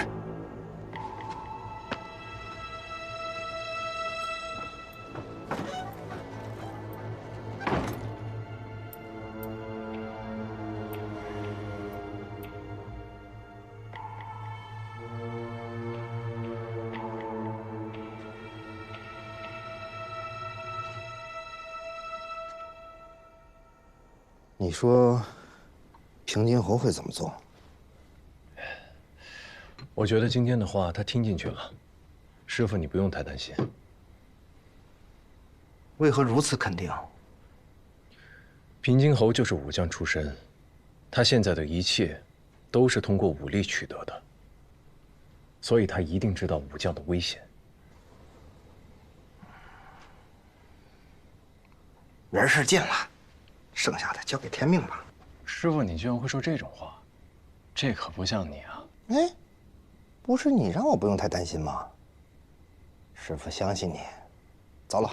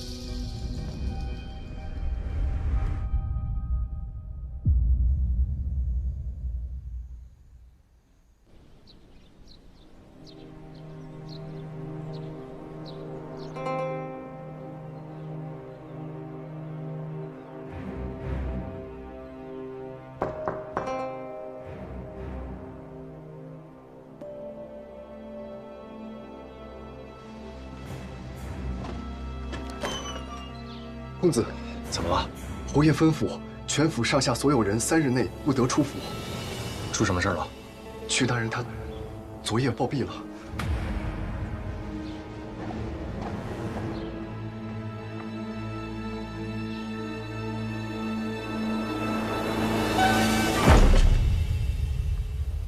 打今年起，大人就任侯府的长史，每个月20两的俸禄。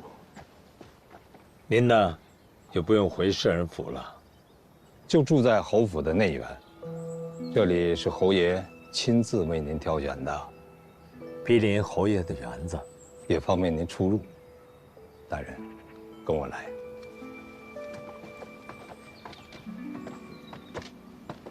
请。这些小厮和丫鬟都是侯爷吩咐来侍奉您的。还有衣衫布匹、文房四宝，一些银两也是供您使用的。您看可满意吗？代我谢过侯爷。你们都下去吧。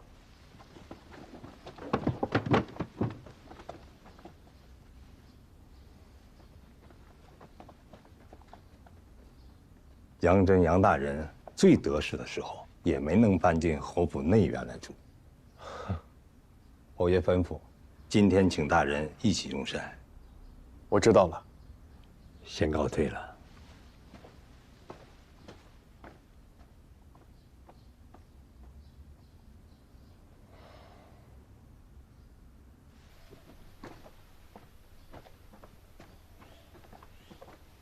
臧大人，请。侯爷，夫人，别拘着，走吧。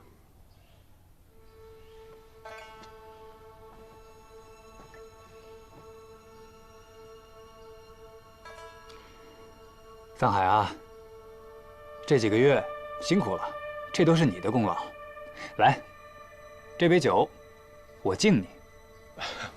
大公子谬赞了，我不过是出些蛮力罢了，都是按侯爷和大公子的吩咐做事而已。既是侯爷的幕僚，知府倘有请意之时，你定会不吝赐教吧？赐教不敢当，若大公子有用得上在下的，我一定尽心尽力。藏海啊，我仔细想过了，侯府被杨真留下的那些幕僚，都是无能之辈，干脆都打发了。你觉得如何？侯爷抬举小人了，小人是侯爷的人，生杀予夺都握在您的手里，一切全凭侯爷定夺。庄山，在。那就把几个用惯的老人留着，其他的都打发走。是，侯爷。坐。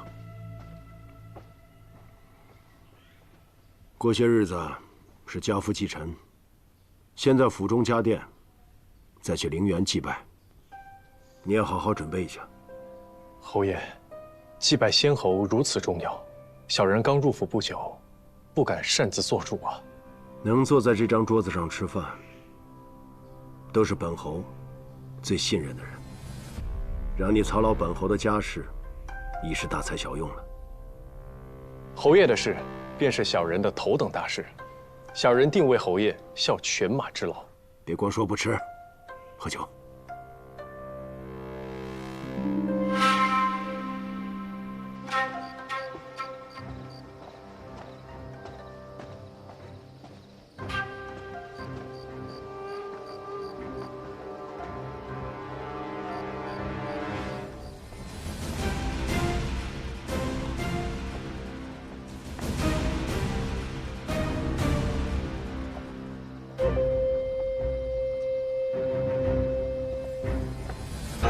这次的事儿也真是有惊无险。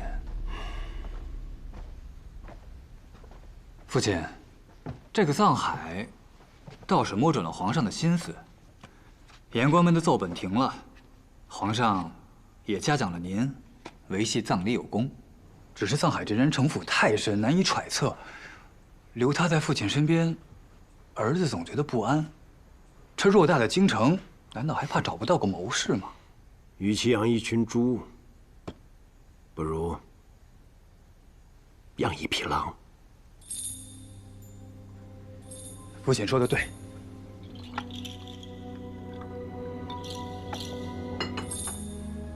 侯府有父亲做主心骨，什么样的奴仆都随便用。为父虽然荣居皇上左右，供以朝政，但已经不是当年在边疆带兵的时候了。你外公现已致仕，不在朝中走动。知府，庄家的未来，你要好好的担在肩上。能得父亲这般期许，知府一定不会让您失望的。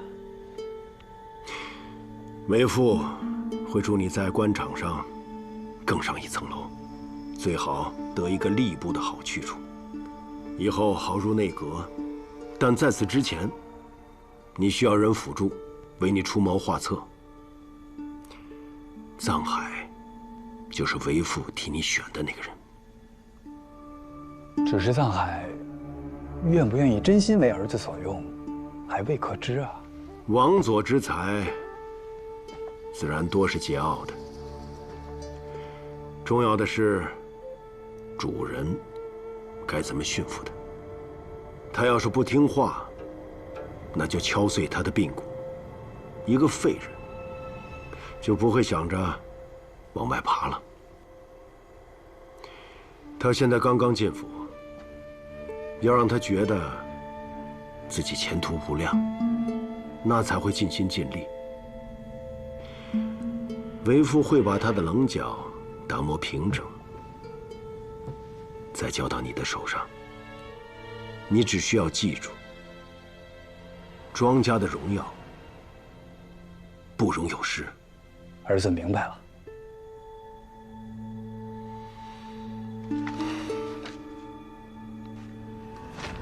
这个楚怀明办事越来越糙了，在官场10多年，别的事情都没成，敷衍的本事倒是第一等。庄山，侯爷，把这些都拿给藏海。现在懂这些的，不止他楚怀明一个了。是。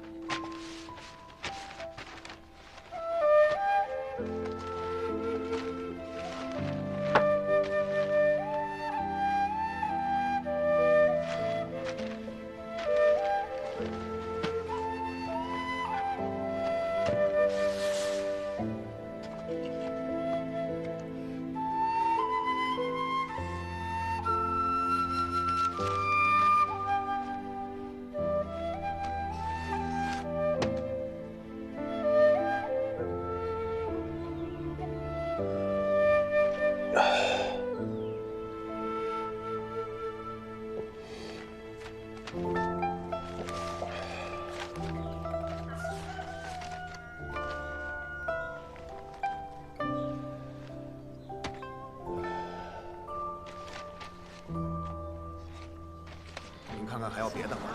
您再看看吧，吃得好再来啊！姑娘，您看看，甜吗？特别新鲜。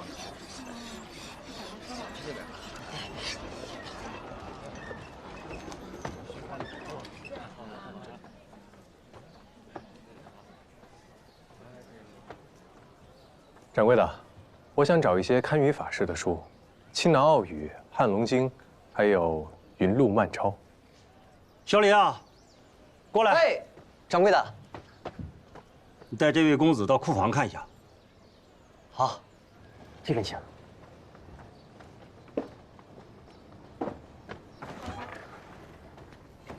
公子自己先找找吧，我先下去招呼下客人。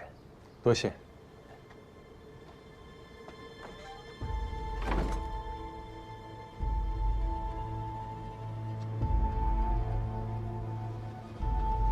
客官，你要的都是孤本，价格高昂，恐怕你要破费了。我现在可是侯府第1幕僚，谁敢说我没钱啊？好小子，师傅没白养你。哎，师傅，这个是我全部家当。那你拿出来就是为了炫耀啊？没想着孝敬孝敬师傅。哎呦，师傅，您就别为难我了，这个月的俸禄还没发。瞧你那吝啬的样子。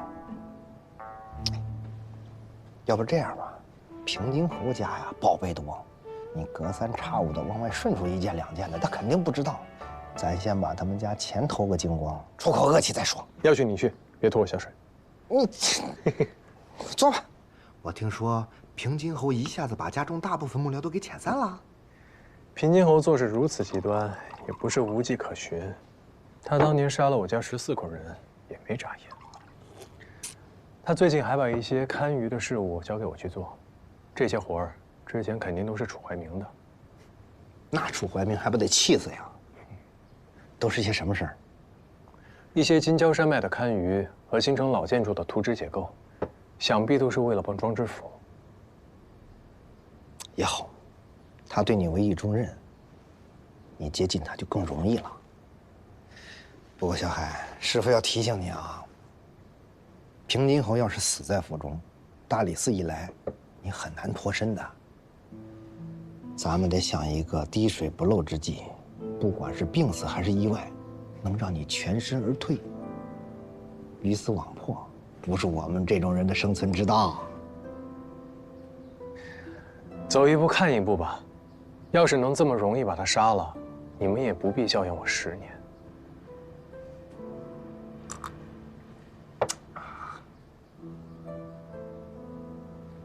我得走了，刚当上幕僚，不能出来太久。以后我有什么事儿，还来这个地方找你。好，小海，你现在身份不一样了，好事坏事都会接踵而来，小心啊！师傅放心。哦，对了，小海，这是你要的书，记得把账付了。师傅，你做戏要做全套的，走吧。走吧。老板，来碗馄饨，1碟豆皮。好嘞，稍等啊。包圆。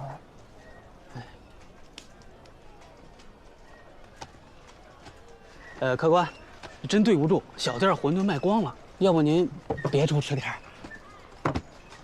那儿不是还有吗？是，被这位小哥包圆了。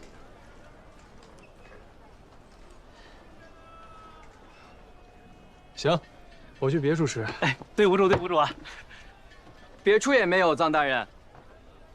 您去的下一家、下下家我都包圆了。我认识你吗？大人别误会，不是在下故意与您为难，而是我家主人已经备好宴席，请大人一叙。你家主人是谁？枕楼的老板。我家主人还说，臧大人智谋无双，思虑周全，您一定会来的。带路吧。大人请。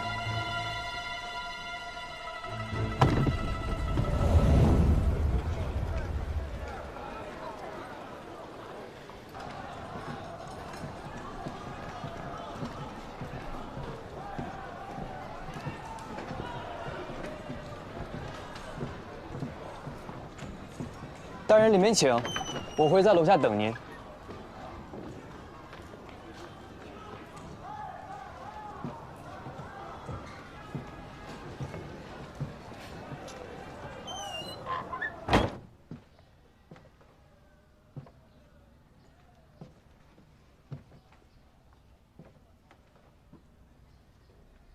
臧大人名动京师，今日一见，果然是俊才飞扬啊！不才徐本是这家枕楼的老板，今日冒昧相约，大人莫要见怪。哎呀，徐老板不必客气，徐老板才是气宇轩昂啊！您有所不知，其实我与枕楼颇有渊源。哦，我到京城的第1天，便是在枕楼看了一出好戏啊！下属顽皮，大人莫怪。哎，请大人啊，请。大人，你要尝尝我们枕楼啊窖藏的山东秋露白。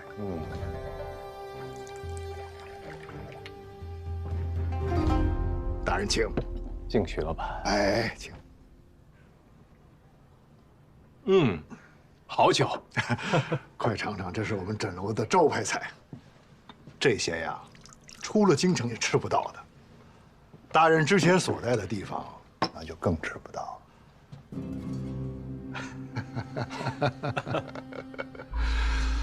不知徐老板今日叫我前来，所为何事啊？在下就是想跟大人交个朋友。承蒙徐老板厚爱，您这儿既有皇家的珠玉匾额，又有广进的财源，难道还会缺像我这样的朋友吗？大人刚到京城3月就名动京师，这钱财都是利，大人有了名，还怕这利不主动找上门吗？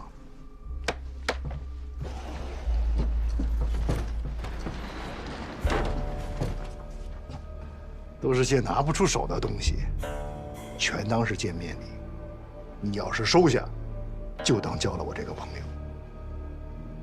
哎，徐老板，我长这么大，都没见过这么多金银珠宝啊！大人在侯府当差，出入打点总需要钱财，有什么事儿尽管开口。我这个人呀，就爱帮衬朋友。大人一句话，你的事儿就是我徐某的事儿。大人请。徐老板厚爱，不才确实有几个不情之请，还望徐老板考虑一下。大人但讲无妨。适才说道，我初到京城时，便是在枕楼看了影戏，误打误撞坐上了朱雀头。哎，只是那时囊中羞涩。还好有这位香姑娘替我解围。现在回想，这朱雀头确实是个好位置啊。不知徐老板是否愿意每月的初一、15，都让我坐上朱雀头，掌灯看戏呀？既然大人喜欢，朱雀头大人坐便是了。哎呀，只是掌灯，掌灯，掌灯亦可。大人刚到京城，想广交朋友，朱雀头的确是个好办法。徐老板大气。来，大人请。方才说的是私事，在下还有公事相求。大人请讲。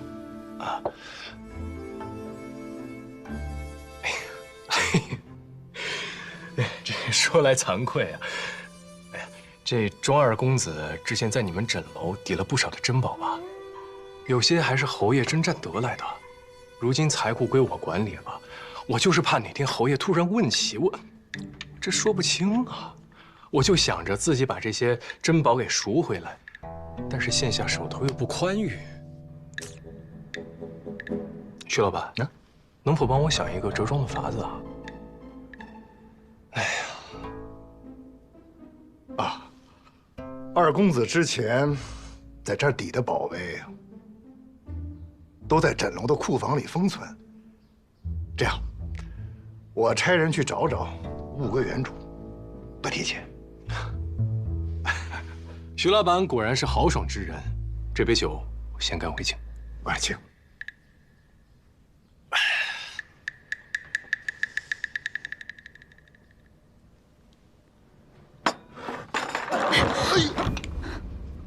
徐老板，不好意思，不好意思。哎，看来大人不甚杯酌，那经常要到我们枕楼好好练练酒量了。是，徐老板说的对。哎，徐老板，其实在下还有几件事情。行了，别演了，他已经识破了。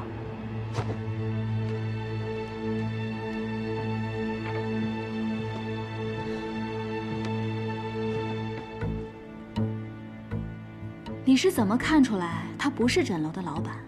哪有老板说话一直看下属的眼色的？这朱雀头只管做便是了。哎呀，只是掌灯，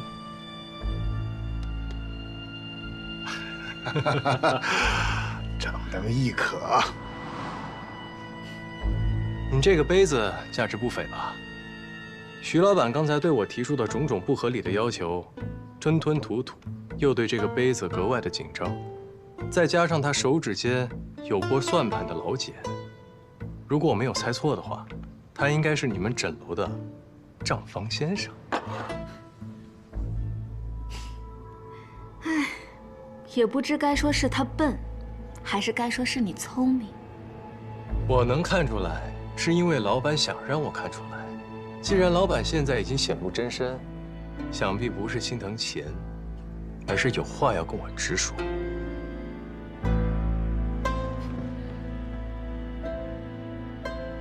我们换个地方说话。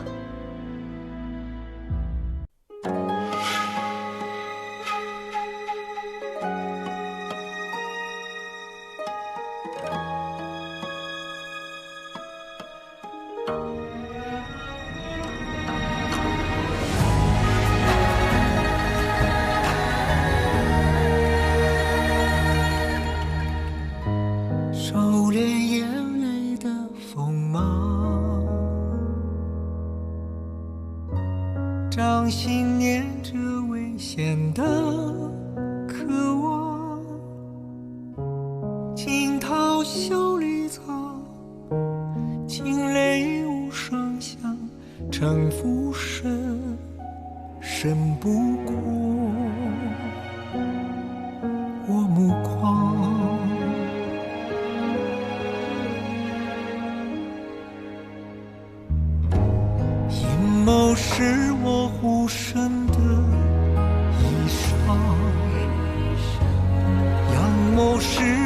纵横的刀枪，用隐忍的狂，稀世道的藏也不黑，只因为我心滚烫。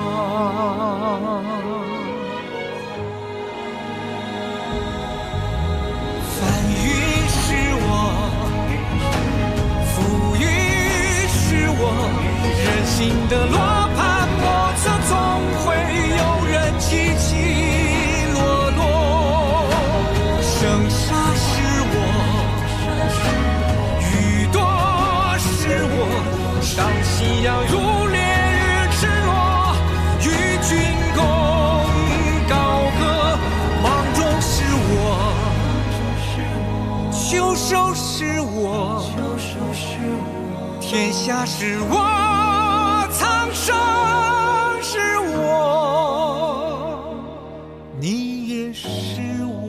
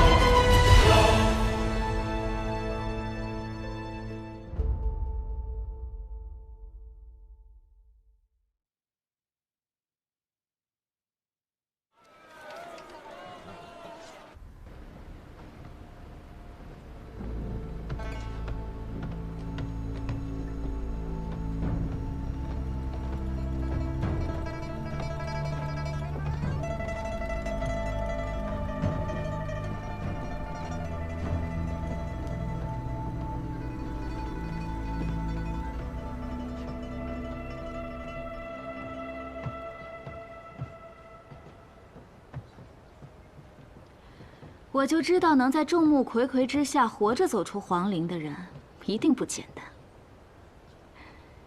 平津侯真是好福气啊，能得你这样一位有经世之才的幕僚。您谬赞了，我当侯爷的幕僚不过才短短几日，不善应酬，受宠若惊，还请您有话直说。好，那我就开门见山了。我叫香岸图，是这间诊楼的主人。藏海，见过香老板。咱们这是第3次见面了，我真是没想到，你刚来京城的时候还一文不名，现在却已经是平津侯府的第1幕僚。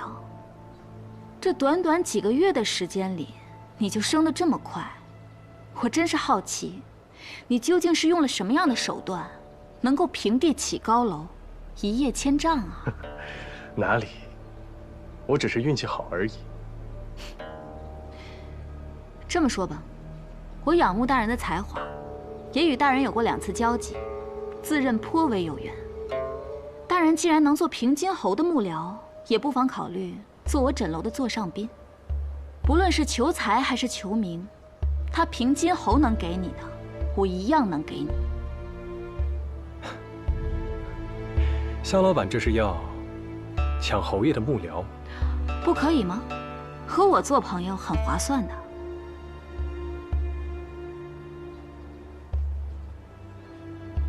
对不住了，您要是高看我一眼，在下一定会记住。做朋友嘛，在下不敢高攀。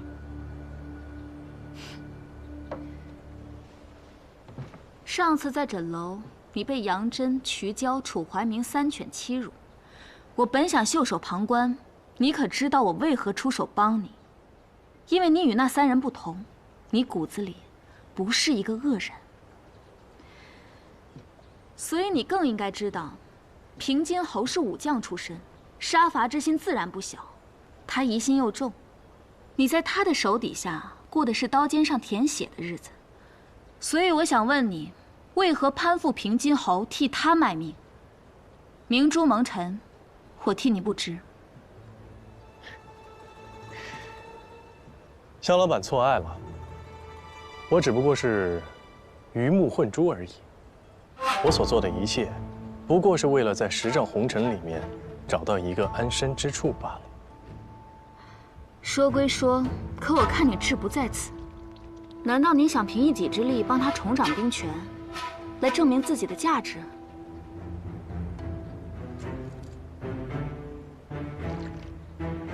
别人做不到的，我总希望自己可以。看来先前是我小瞧了大人，你和平津侯才是一类人。既然如此，我也不勉强了，祝你飞黄腾达。多谢肖老板，告辞。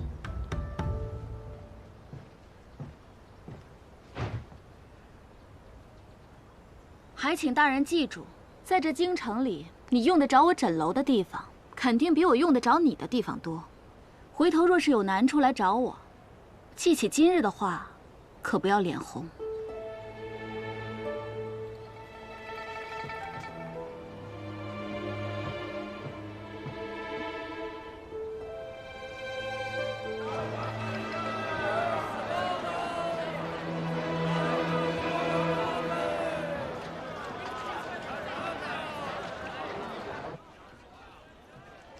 听说他拒绝了你的招贤，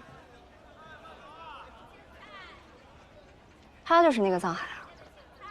他把自己说成了一个追名逐利之人，可就是这样一个人，却拒绝了我们香老板的好意，似乎又有些风骨，这是怎么回事？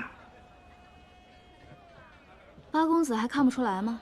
他铁了心为平津侯卖命，想向世人证明，他藏海是非常之人，能成非常之功。不过可惜了，他犯了你的忌讳。以平津侯的心性，若有朝一日重掌兵权，必定回到边境大杀四方。杨真只是个小人，不足为虑。可是藏海不一样，我不希望看到平津侯的手底下有这样一个能人。你想除掉他？哼，人无千日好，花无百日红。如今他是侯府的第一幕僚，许多事情都会分至他来，很多事一不小心处理不好，就会失去平津侯的欢心。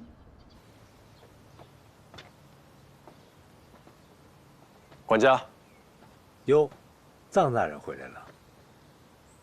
这些是，这些都是外人送的礼物，是送给您的。您现在不是侯爷身边的红人吗？所以他们都抢着巴结您，认识您呢。您看，盘吃勾云玉带钩，瞧这用料，这成色啊，这都是顶好的。给我来看看这个，来打开打开，这宋代的，崔子熙的《琵琶孔雀图》，这一看呢，它就是真迹。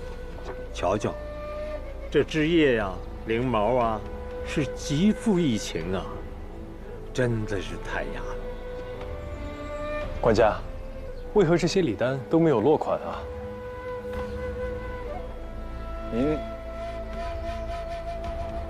你们都拿进去吧。大人，你还不知道吧？这叫回头礼，这是京城不成文的规矩。您就是想退，都不知道退给谁。等他们需要我帮忙的时候，自毁出来认了这些礼。大人聪明。侯爷知道吗？这东西进了侯府，那侯爷自然是知道的。侯爷可有说什么？哎呀，侯爷管不了这些事儿。既然礼物是送给大人您的，您就看着办，看着办吧。知道了，那这些礼我就收下了。东西都收下了吗？收下了。你跟他说了回头礼的意思了？我说了，他自己也知道，回头礼一旦收下，便要替人消灾解难了。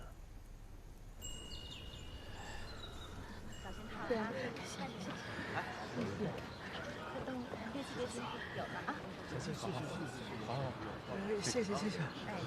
怎么了？有人在施粥。不够吃再来，再来拿，还有好了。谢谢大人。不过还有呢，小姑娘，来，小心看吧。谢谢。来，这是您的。哦，来。谢谢。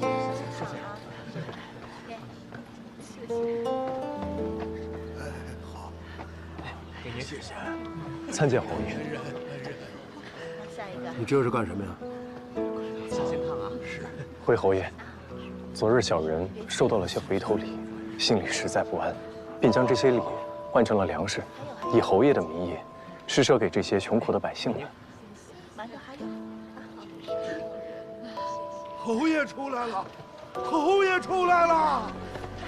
多谢侯爷！多谢侯爷！多谢侯爷！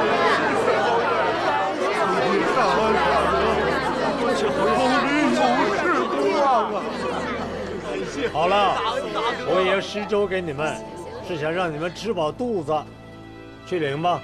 多谢侯爷！好，领到，快！小人自作主张，还请侯爷恕罪。藏海啊，没想到这件事你办得挺漂亮，我倒小看你了。侯爷，真是折煞小人了。小人不敢忘记自己是侯爷的人，那些礼物太过于贵重，我若是收下了，便是替侯爷欠下了人情。今日这样做，想必他们也不会再送礼了。再送，你就收着。难不成你觉得本侯没有本事替人消灾解难？小人不敢这样想。待会儿施完粥，你自去本侯的书房把魏辽子给取来。跟着本侯，不能只看四书五经，兵书也要多看看。是。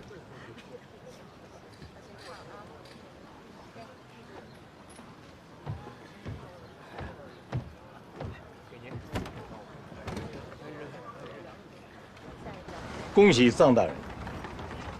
侯爷的意思是，藏大人以后可以自由出入书房，不必再通传了。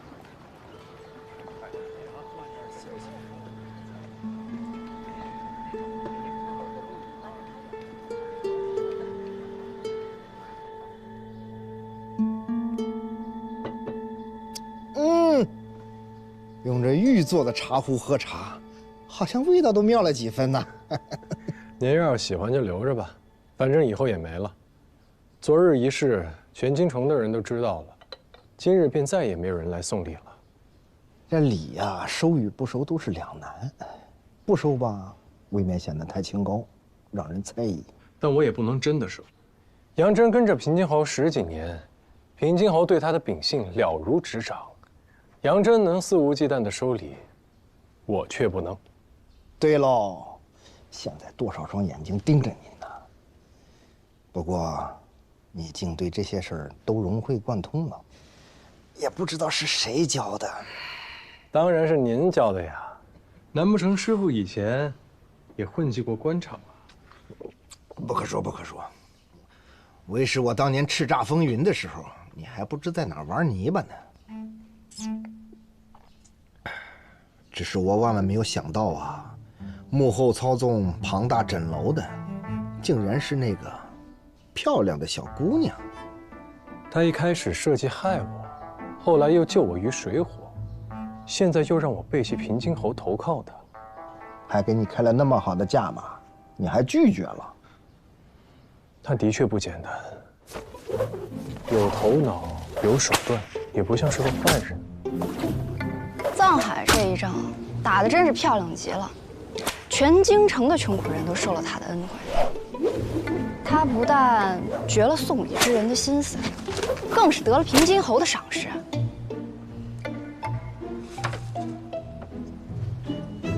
你失算了。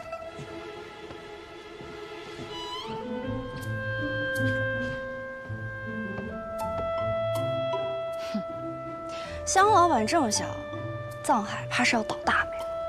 你帮我做一件事情。你又想干什么？八公子放出的消息，京城无人不信。你帮我传几句话。什么话？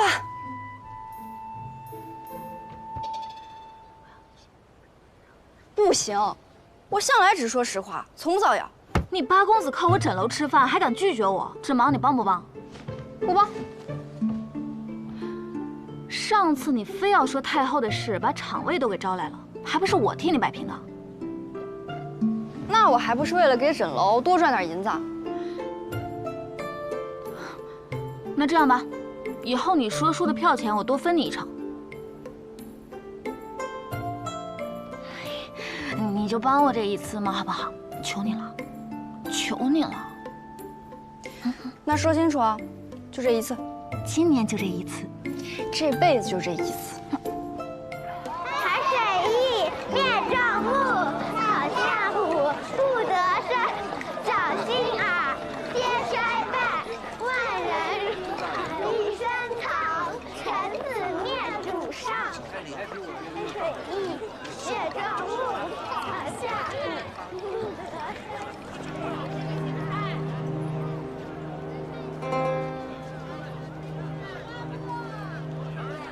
先是传你是替平津侯寻找长征不老树的方士，又说你是政敌安插的奸细，最离谱的说你是平津侯的私生子。猜到是谁干的了吗？枕楼，这恐怕是你得罪那位香老板的后果。别的师傅不带劲，可偏偏那句童谣“海水易，灭状物，草下虎，不得生，掌心耳，皆衰败”。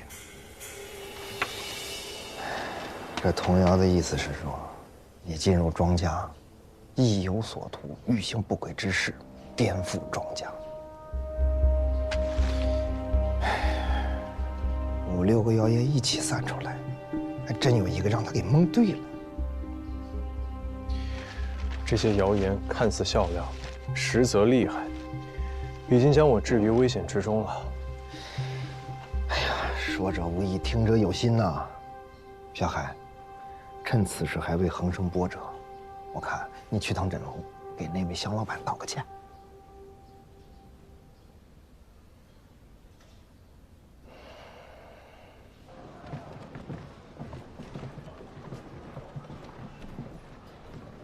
香老板在吗？我家主人这几日出门了，大人请回吧。那他何时回来？小的也不知道。那他……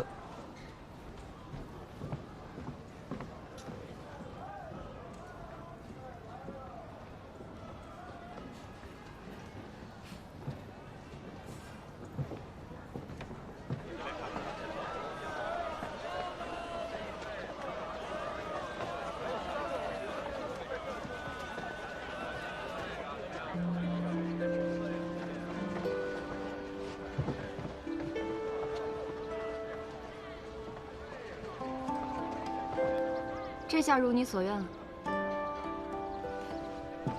平津侯这样的大人物，想求他办事的人不少，可是想置他于死地的人也不可胜数。我为各位看官提供了这么多名目，聪明的人是不会让他溜走的。那万一最后藏海不是卷铺盖走人，而是丢了性命呢？那也是他选择了平津侯的代价。不过，我觉得他是不会轻易死掉的，且看他如何招架吧。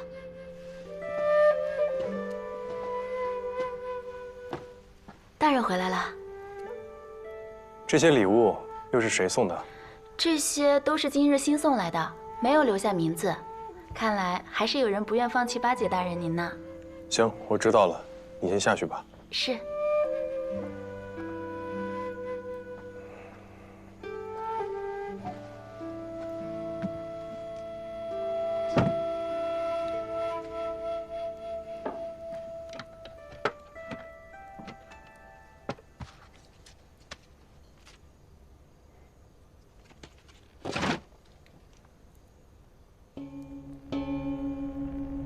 尔入侯府，另有所图，吾受其害，报而不得，吾终剧毒助尔弑侯，3日为限。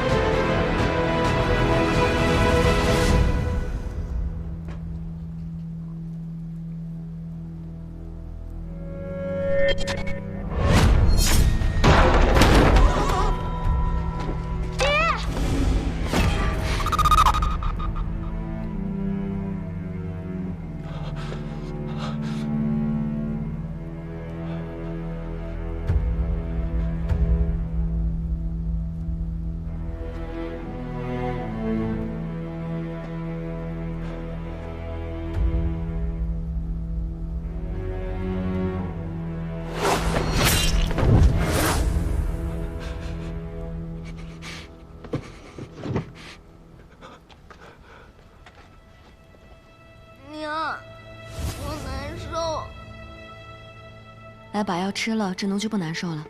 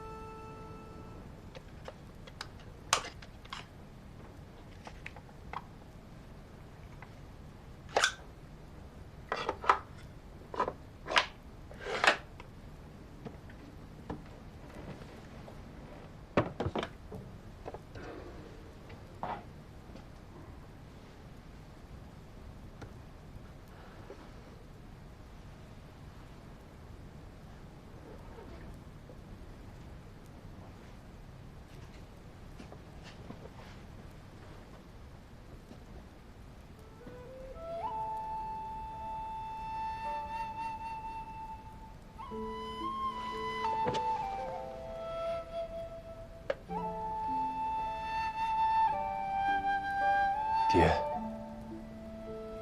娘，请保佑孩儿一定杀了平津侯。到那时，孩儿再来好好安葬你们。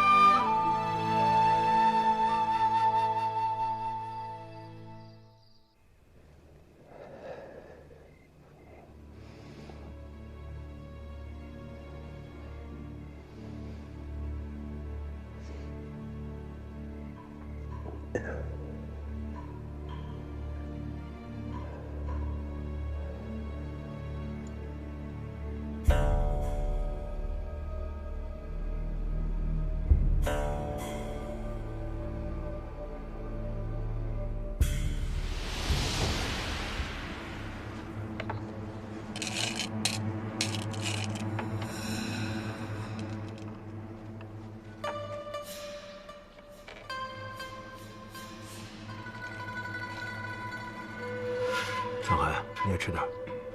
丫鬟每日未时送来茶点，有时送来晚饭。这期间一直有管家跟随，无法下手。或许唯一的机会是和平津侯独处时，当面下毒。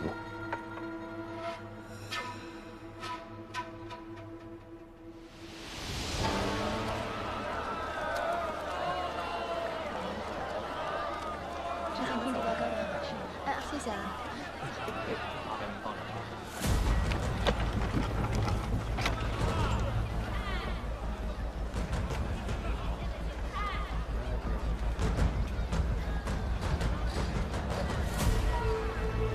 客官看看茶叶吧，坚果，里面什么都有，甘甜可口。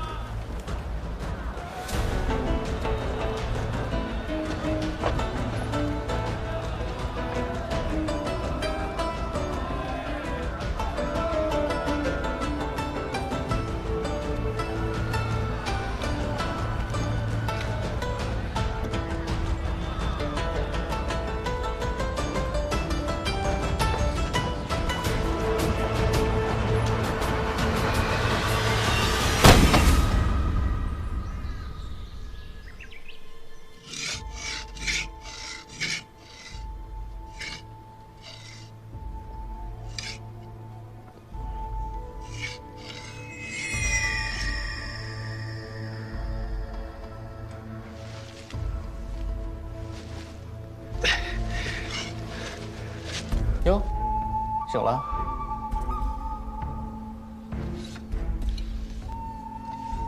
你是慧心，没想到还记得我。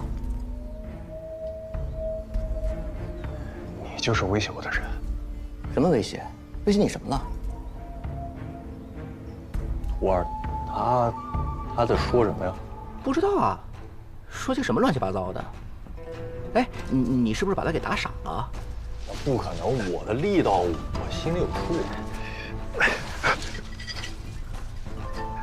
背后指使你们的人是谁？指使？你觉得我们两个人像被指使的吗？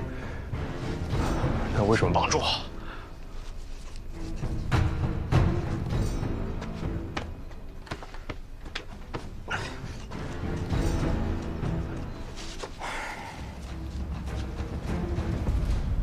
实话告诉你吧，我想找你帮个忙，借个东西，你的脸皮，我想把它割下来，戴在自己的脸上。你想用我的脸皮冒充我？是的。说实话，我蛰伏在侯府这么多年，就是要做一件很重要的事情。接近平津侯。本来杨真走了，我觉得我的机会来了，没有人能够再阻挡我。没想到你出现了，还让他把我们都遣散了。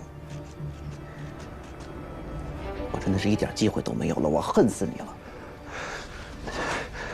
你有没有想过，这样换脸根本行不通？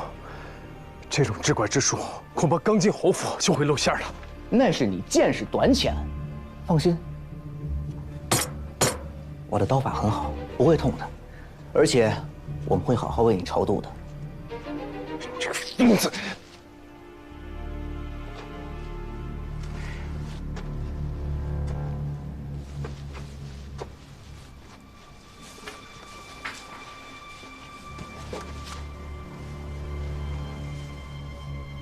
其实我很抱歉，但我也真的实在没有办法。不过我也不会苟活太久，到了下面，我会亲自向你赔罪。哎，石雷！你怎么绑的绳儿？我绑的挺紧的呀。这小子有劲儿啊！你这摁住了。刘烨八戒，还算有见识。你这道具哪儿来的？与你无关。那我问你，你为什么要接近平津侯？反正你要死了，我就告诉你，我接近平津侯，就是为了要杀他，给我师父报仇。你师父在这儿吗？他不算我师父，我要为我真正的师父报仇。你真正的师父是谁？行了，别浪费时间了，反正你今天怎么都会死。对，反正我都得死。你让我把话讲完。就算你真的要用我的脸，但只取脖子以上的皮是远远不够的。你肯定不知道吧？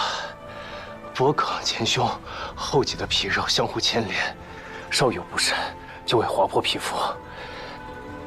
想要做到没有破绽，必须得从后背下刀。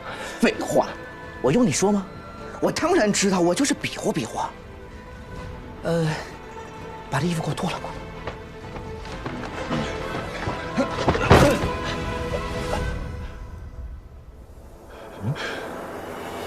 怎么了？有块疤。那又怎么了？咱们要的是他的脸呀。我先把他打晕了吧。你的疤是怎么来的？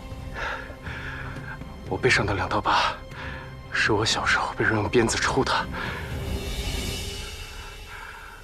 我父亲那个时候在洞下，是我的小师兄给我上的药，但伤口太深，他也没有法子。后来是一位高人替我修补了2道疤。为何不疤？是因为我也同样背负血海深仇。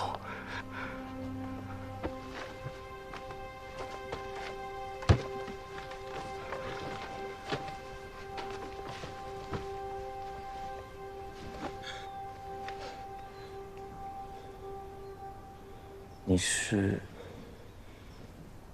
我师兄3岁的时候，被我父亲捡回家收为徒。我小时候常常与他一块上山看鱼采药，一起逃课受罚。我做错了事情，总是让他替我顶过，我总是捉弄他。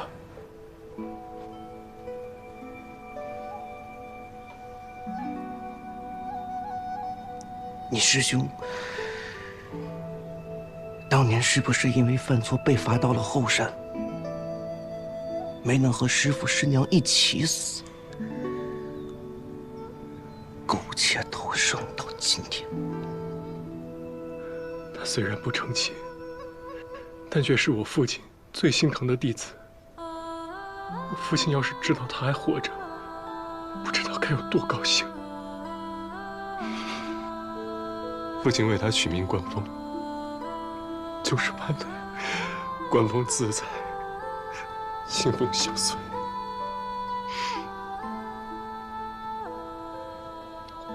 我就是关风，我就是关风，我就是关风，我就是关风。真的是你之奴，你还活着，活着就好，活着就好，活着就好。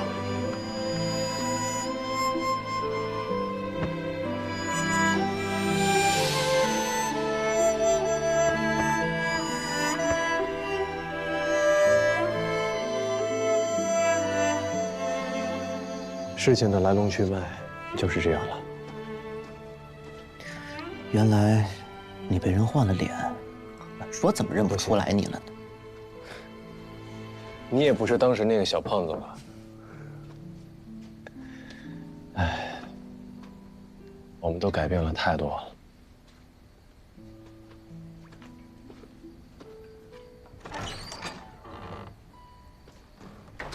哎，你那个小师傅真的可靠吗？他是个外乡孤儿，一心修行，我俩认识很多年了，并且他愿意舍命帮我复仇，你就放心吧。哎，不过他可不能算是我师傅。看来你这些年也经历了不少的事情，跟我说说。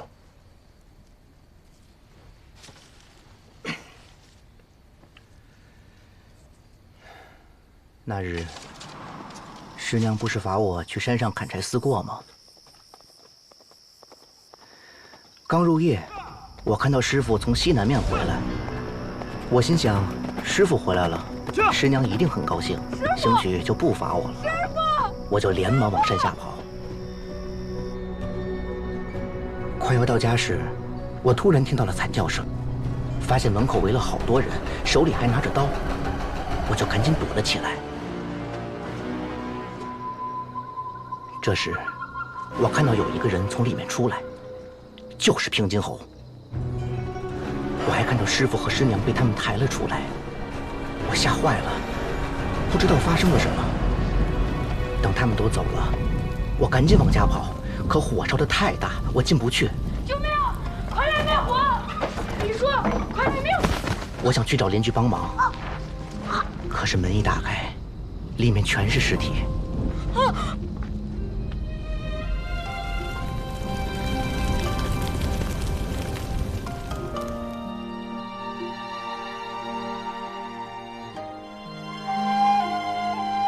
自此之后，我流落街头，过着朝不保夕的日子。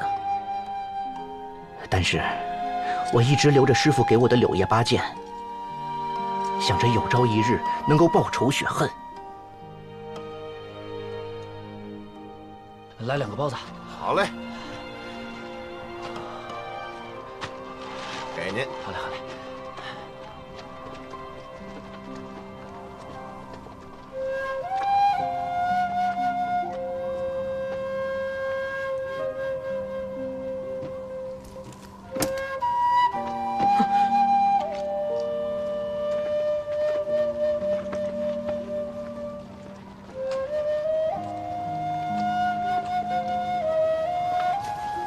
老板，哎，来了，包子钱。好嘞，谢谢。可以吃了。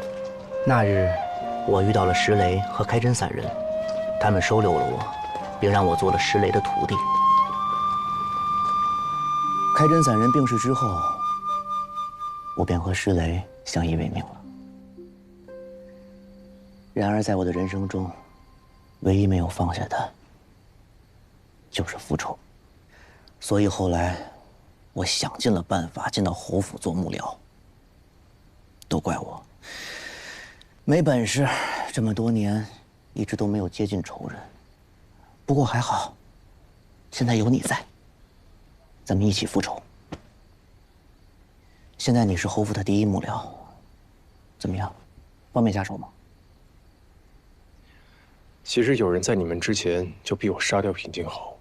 我正打算铤而走险，就被你们抓来了。就是你说威胁你的人，会是谁呢？目前还不清楚，但是谁都不重要了。反正我也会杀了平静侯。刚才你说有一个很关键的东西是什么？平静侯当年杀了我们家这么多人。就是为了找我父亲从东夏带回来的一样东西，不过他没有得逞。父亲应该提前把那东西藏起来了，但我怎么都想不到他到底会藏在哪儿。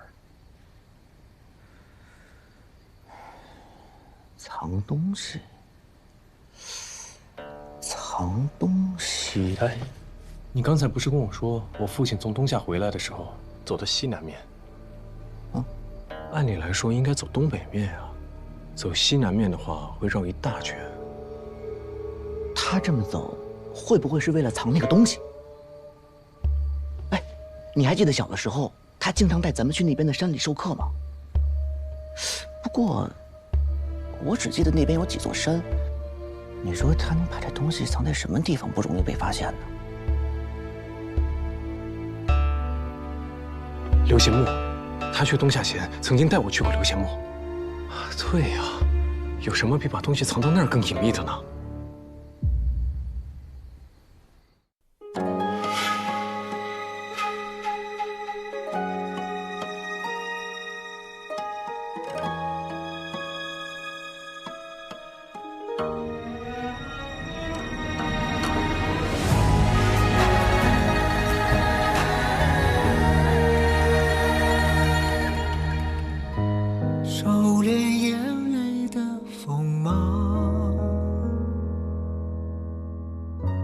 掌心念着危险的渴望，惊涛笑里藏，惊雷无声响，城府深，深不过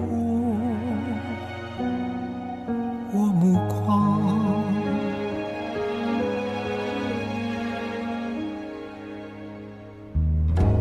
阴谋是我无声的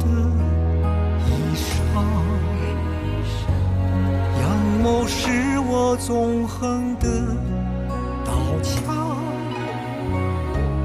用隐忍的狂，稀释道德藏也不黑，只因为我心滚烫。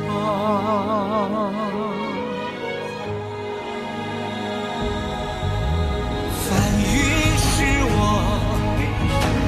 浮云是我，人心的罗盘莫测，总会有人起起落落。生杀是我，雨多是我，上夕阳如烈日赤裸，与君共高歌。芒种是我，秋收是我，天下是我，苍生是我，你也是我。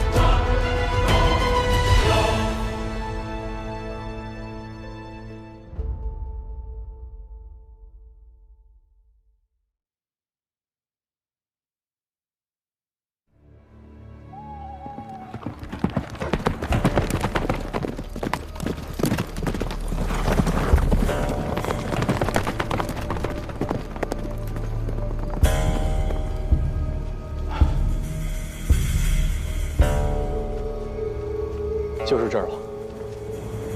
哦，这么隐蔽的地方，过了10多年，你还能找到这块儿？我爹教给你的看鱼之术全忘了，就没好好学嘛。我们现在脚下踩的地方，就是当年我爹带我走的盗洞。这个盗洞连通墓里的甬道，也就是离金刚墙最近的地方。离开的时候，我爹曾吩咐过，将盗洞回填封土，防止盗墓贼进去。那洞都封上了，师傅是从哪儿进去的？我爹去了东夏这么久，难免会有其他盗墓贼盯上这里。这样吧，我们分头找一找。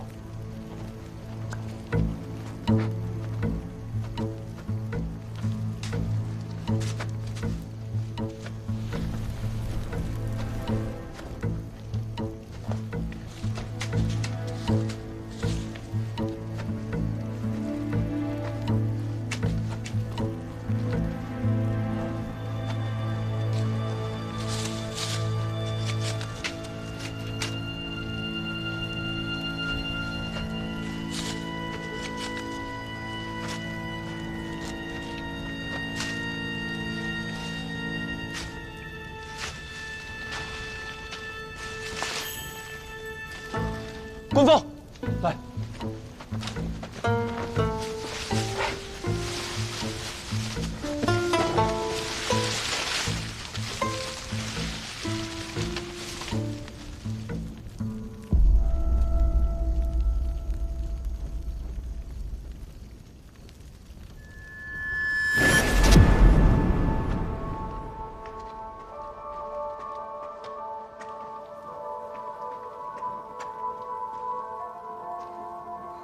爹，这里竟然是个夫妻合葬墓。那你看看能不能找到墓主人的身份？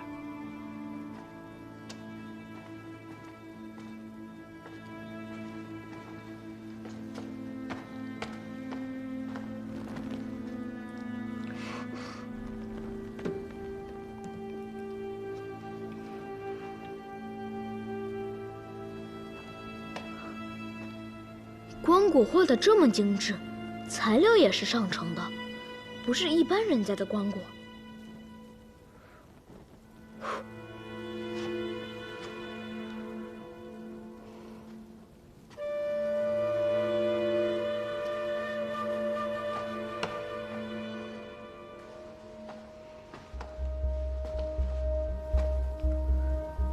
怎么没有碑文？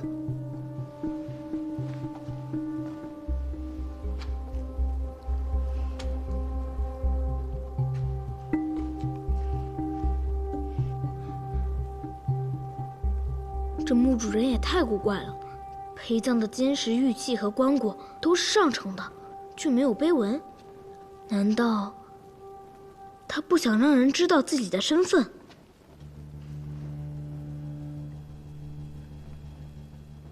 棺椁两侧摆满了书册，这墓主人明显是一名文官，而且还是大官。什么样的大官需要隐藏自己的身份呢？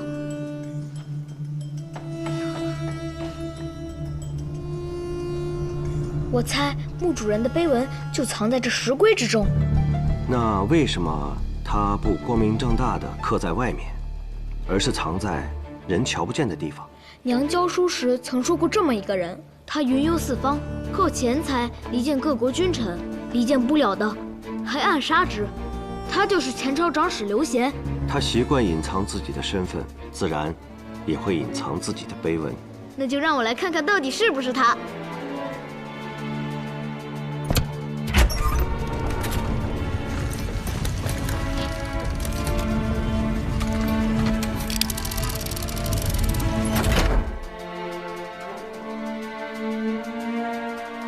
真的是刘贤，真的是刘贤的墓。师傅，刘贤墓的盗洞都探查清楚了，看样子应该是打了不少日了，估摸着不出2日就能打通到后殿。还有我们进来的这个，打通了甬道，好在盗墓得死在了机关里，否则这里肯定被糟蹋了。他们肯定会继续挖的，你们守株待兔，都给拿下。还有，记得把所有盗洞都给它填上，这里的东西要原封不动。是。青天剑有着修缮和保护重要陵墓的责任，但不能主动发掘。明白。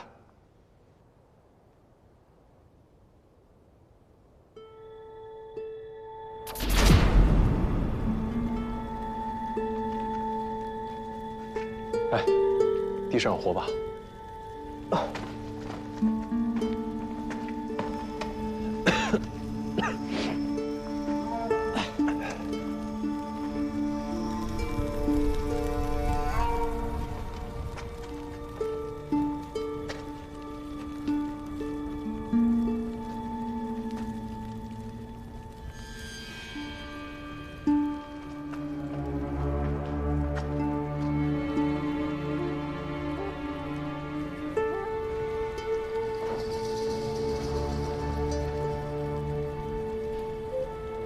都被盗干净了。从盗洞来看，应该是有3批盗墓贼来过。这些人，有的死于机关之下，而有的则死于内讧。那咱们要找的东西，会不会已经被人拿走了？分头找找看，要是发现什么奇怪的东西，赶紧告诉我。行。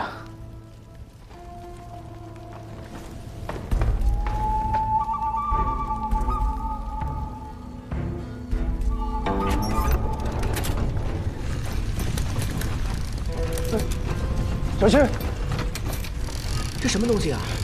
别担心，这是刘贤的碑文。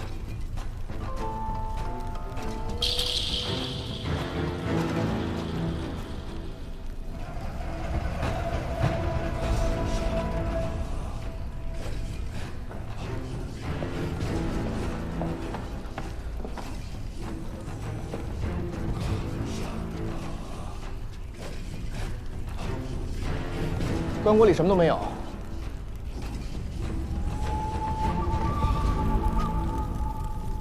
石磊，帮我拿一下。这是干什么呀？我爹说过，7年见的人，要好好对待每一具尸骨。就算我们没有拿到我们想要的东西，也要将他们好生安葬。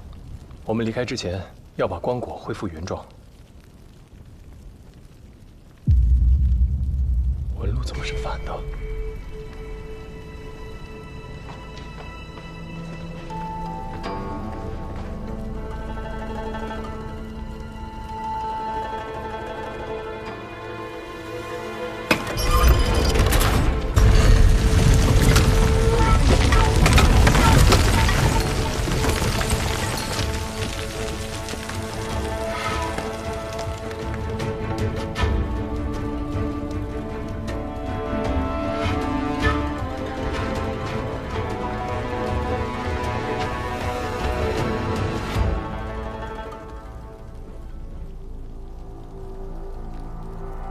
连盗墓贼都没有发现，这刘贤的墓里还另有玄机。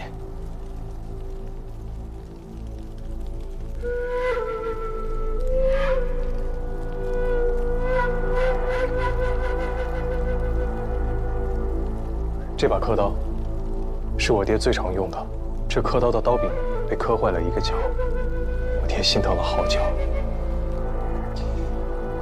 看来这幅石刻就是我爹刻的别传。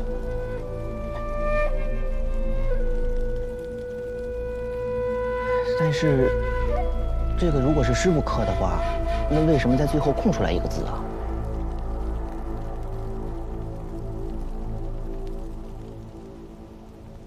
圣人之道，一字以蔽之曰仁。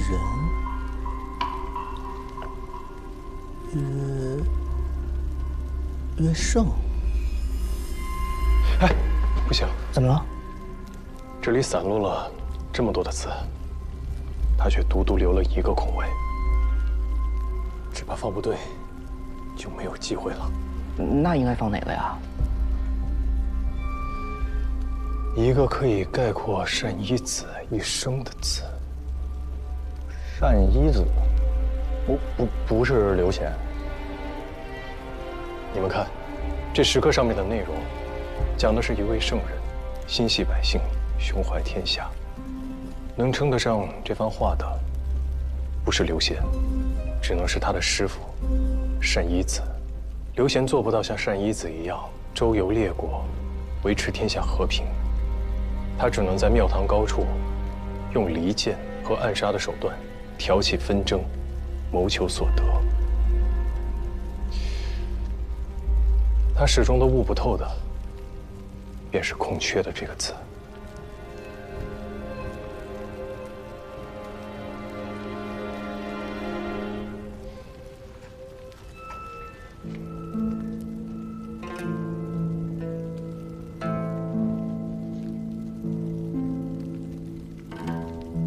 贤，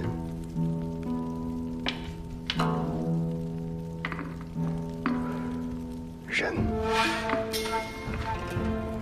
慈，和，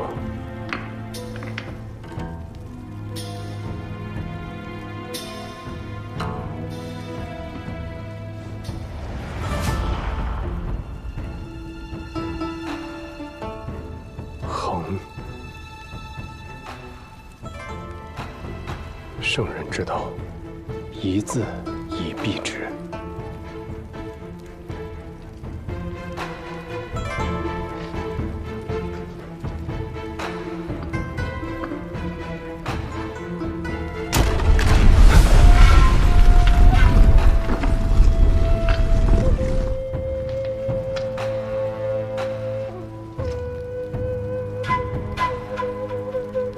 智奴，这个是不是师傅藏的那个东西啊？他们为吃抢夺的，不惜害我蒯家家破人亡的，就是这个东西吗？你赶紧拿出来看看呀！石磊，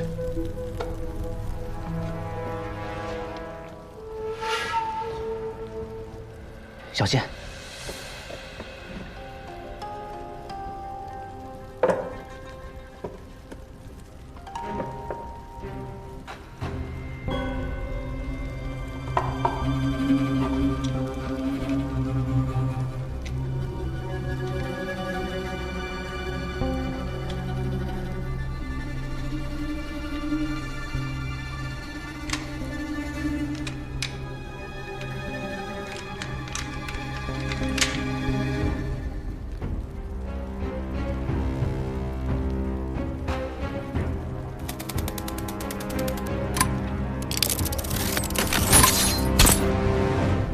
这什么呀？这是？这不是我们要找的那个东西。啊？这是我爹做的青铜匣。爹，你不是一直很想做出这个东西吗？为什么现在做好了，你不开心啊？这青铜匣，集先人智慧之大成。爹一直在古书中寻找制造它的办法，但真把它做出来的时候，却突然发现，我太沉迷于这其中的机巧设计，忽略了它本身便是一件凶器。如果此物误入歹人之手，后果不堪设想。那就藏起来，不要让它被歹人拿到啊！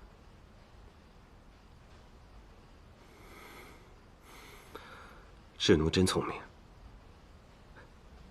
好，我们就把它收起来，找机会藏在一个不会被人发现的地方。自那以后，我就再也没有见过这个青铜匣，直到今天看到它，我才明白，原来我爹早就把它藏在了这里。难道是从东夏回来那天？不，应该是小时候他带我来的那一次。可如果那天师傅没来过这里，那他为什么从西南方向绕路回家？总之，我爹没有取走青铜匣，那他从东夏带回来的那样东西，也一定不会在这里。原路返回，这里不用再找了。走。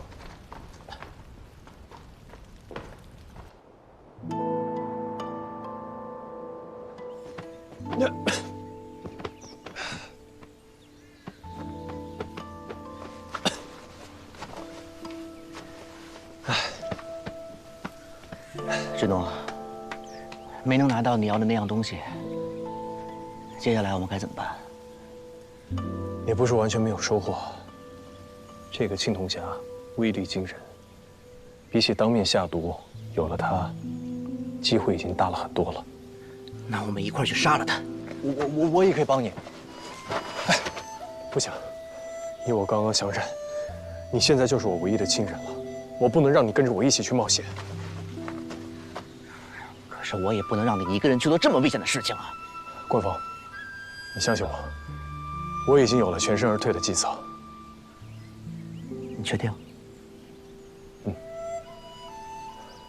等我干完这件事儿，我们就一起离开，一起去找一个山清水秀的地方，再也没有人认识我们。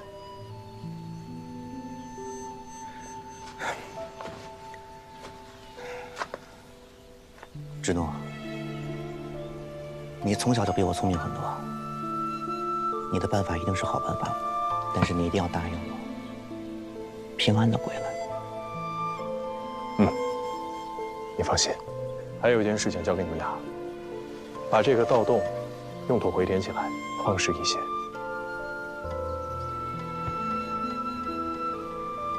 懂了。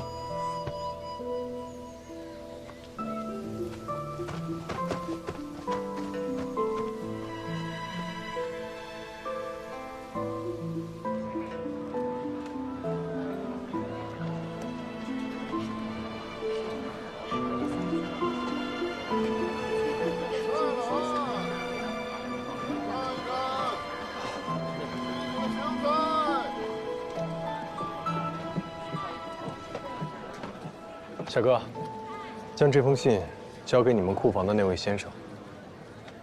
好。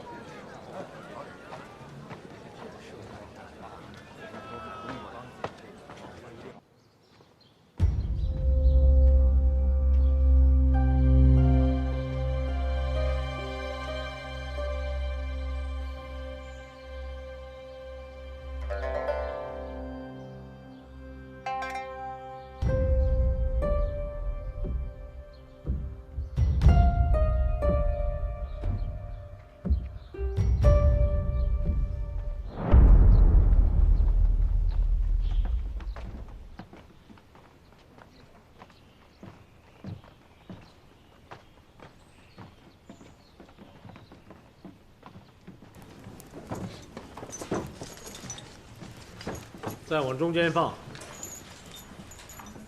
瓜果放两边。管家。有，臧大人，先后的小店都准备妥当了吗？都准备好了，就等有时行祭奠之礼了。好，那你先去忙吧。好。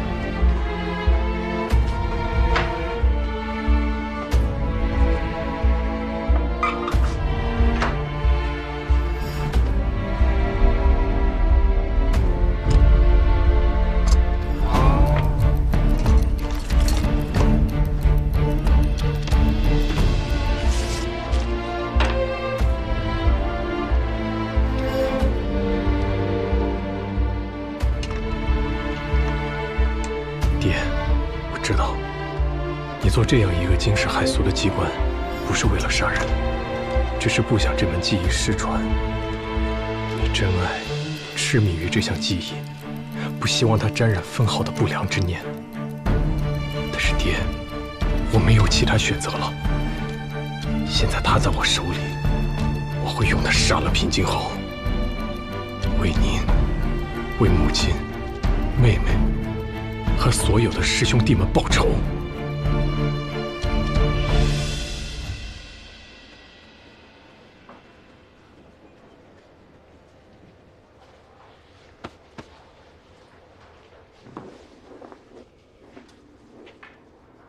臧大人，在做什么？我方才想了想时辰，今日有时希冀，万物已入，有为酒器，又有丰收之意，所以我将酒樽挪到了左边，以示尊贵。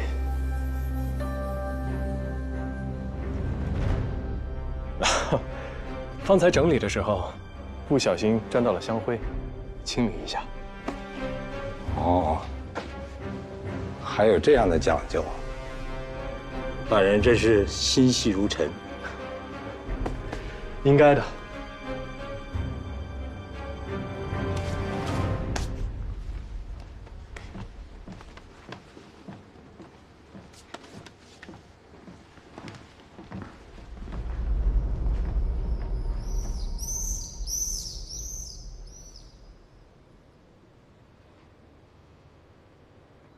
侯爷，时辰到了，该上香了。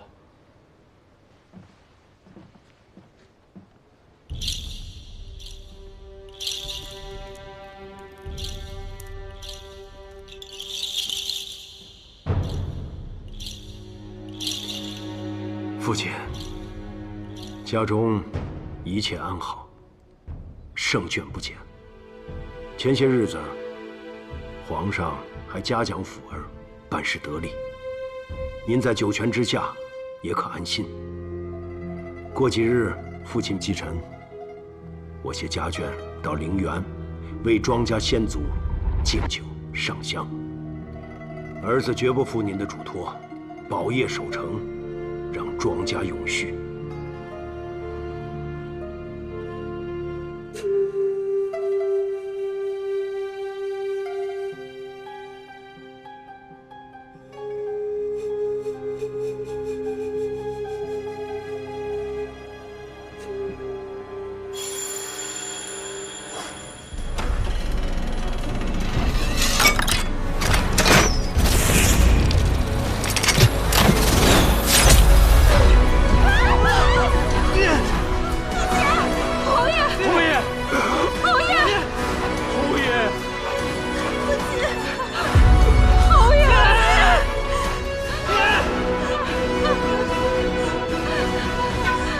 知行怎么还没来？侯爷已经差人去找了。知行从昨日起便已不在府中，怕是去什么地方玩了。机关为何没有动静？等他回来，自去领罚。侯爷，侯爷，祭拜先人乃一家之礼法，我看还是等二公子回来，和大公子一起吧。为什么要等他？目无家法，本侯不想见他。今日二公子不在，人数欠缺，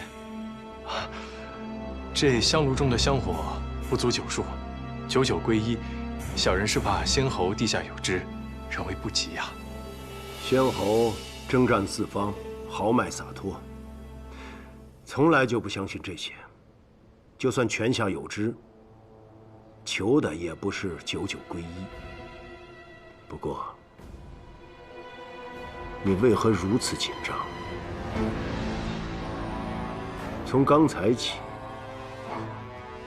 你就看着这个香炉，有问题吗？啊，侯爷，侯爷，臧大人做事一向周全，刚刚还在操心祠堂的布置，还特意选了供香。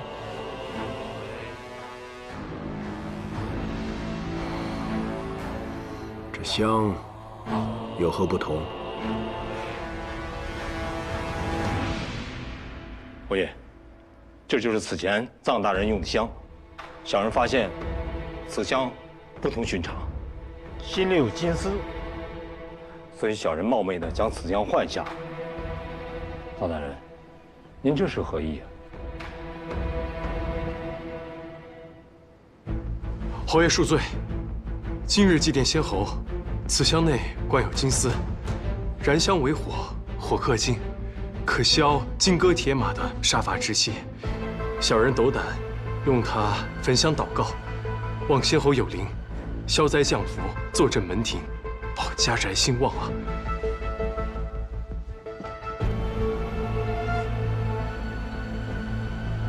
庄山，在。去看看这香炉。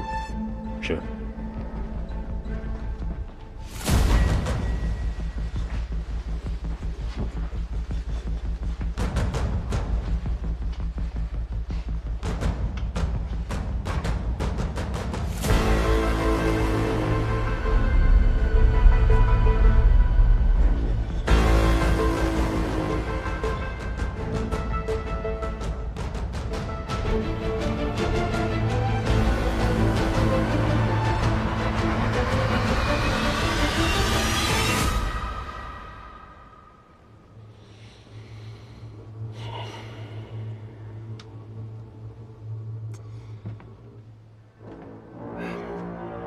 既然是为了家宅安宁，为何自作主张，不和人商量？侯爷刚硬强妄，小人怕侯爷不信这些风水玄说，听了心烦，所以小人便擅作主张，还望侯爷降罪。本侯就是火命，不然这些年怎么立下赫赫战功？庄山，侯爷，臧海是为侯府着想，你坏了他好意，该罚。小人自作聪明了。继续吧。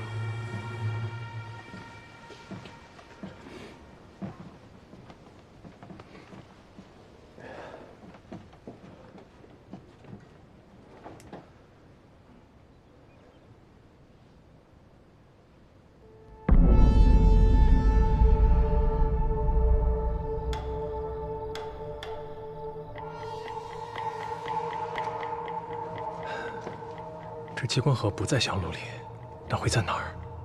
我申时放进去，有时就不见了，中间只有一个时辰，怎么就凭空消失了？是有人发现我了，但显然平静后还不知道。难道是丫鬟小厮将它当成无关紧要的东西扔了？还是说，有人取了出来，准备在恰当的时机告诉平静侯？大人回来了，吃点茶点吧。我不吃甜食，你们拿去分了吧。谢大人。哎，祠堂的供台都收拾干净了吗？回大人，都收拾好了，贡品早就被丫鬟婆子们分掉了，祭祀用品也归置妥当，清理出来的阿扎已运往后院，一会儿就叫车拉走。行，我知道了，你先下去吧。是。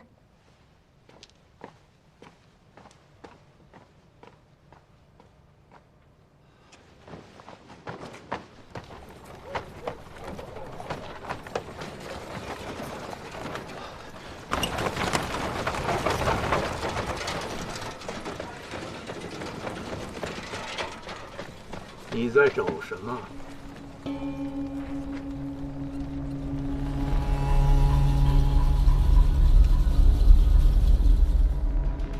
是在找这个东西吗？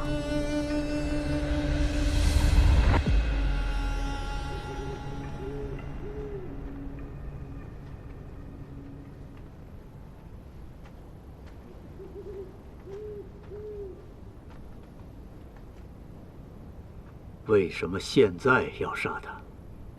我见到了我的爹娘，他们被平津侯剥皮抽筋，置于侯府地下的密室里，被人踩在脚下，至今都无法安息。那你想过事后怎么脱身吗？我本来打算在府兵封锁侯府之前趁乱逃离，但没想到管家偷换了我的香。要不是恩公提前一步，今日平津侯恐怕就发现我了。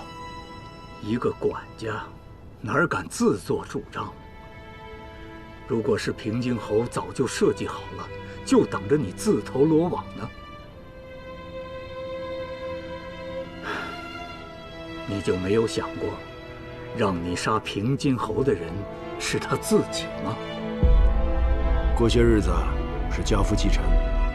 先在府中加殿，再去陵园祭拜，你也好好准备一下。不知侯爷为何让我搬进内院？按规矩，幕僚都住摄人府的。当年杨真杨大人最得势的时候，也没能搬进侯府内院来住。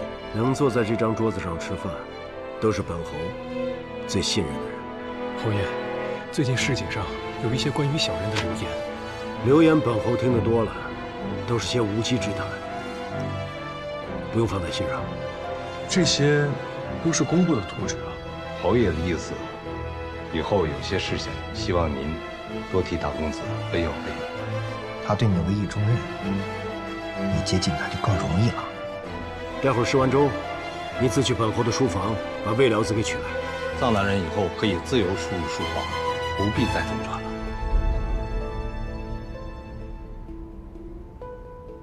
所以平津侯在试探我，他让我自由出入财库、书房，只是为了降低我的戒心。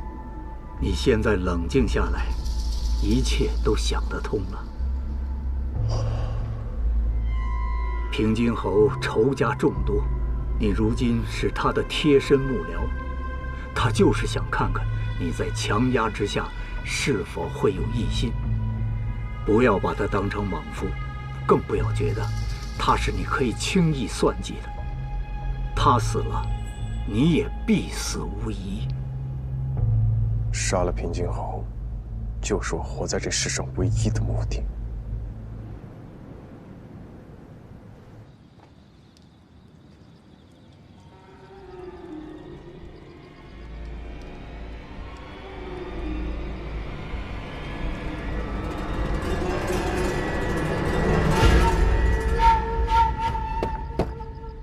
进来。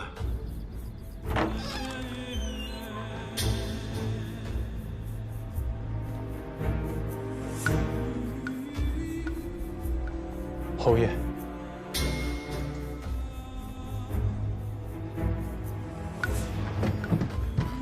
侯爷，小人犯了大错，请侯爷责罚。你出什么事儿了？这是小人今日收到的东西，怕是有人信了外面的流言，想要以此要挟小人，谋害侯爷。是小人刚愎自用，心想着区区鼠辈玩弄把戏，小人1、2日内便可以找出此人。不想此等小事还让侯爷费心，但小人无能，查了2日一无所获。眼看着扇子上面的3日之期将至，小人怕来者不善，万一真的有人要加害于侯爷，所以特来禀报。既然此人可以找到我，难保他不会再找其他人。侯爷，您近日一定要多加小心。你不仅怕有人加害本侯，更怕3日之期一到，本侯没事，他不会放过你。侯爷恕罪，小人的确怕死，但小人更怕侯爷身陷险境。你们聪明人就是心思太重。本侯跟你说过，有些事情不必放在心上。别说这区区流言，就说想本侯死的人，怕是数都数不过来。这些连面都不敢露的鼠辈，根本杀不了本侯。你现在是本侯的心腹，他们自会从你下手。你要记住，既然本侯是你的靠山，以后有什么事，别闷在心里，只管开口便是。多谢侯爷。那这事儿，行了，你先回去。此事，本侯自有办法查清。是。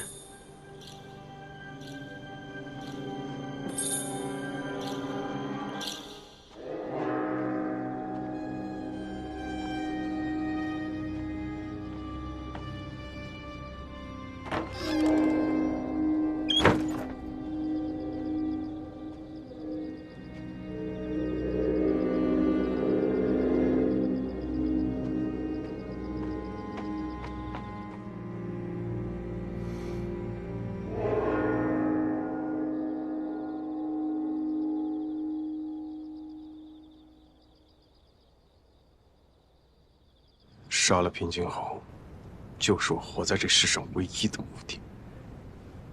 被仇恨蒙住了双眼，是报不了仇的。就算平津侯在你这1计中丧命，你也没有机会再施展第2计、第3计了。恩公的意思是，我要是告诉你，你的仇人不止平津侯一个，还有其他人呢？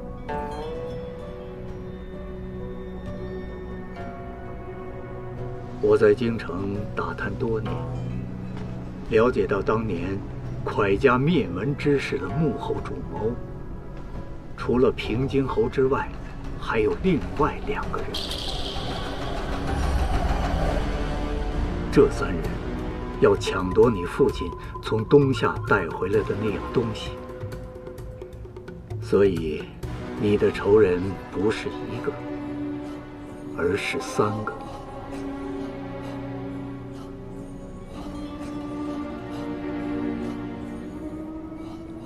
恩公，我在平津侯的密室里发现一条铜鱼。铜鱼？是灭门当晚，我亲眼见到他从我父亲身上拿走的。但在我的记忆里，有3条这样的鱼连成一环。也就是说，有可能是他们3人1人拿走了1条。他们是谁？一个是当朝司礼监掌印太监曹敬贤。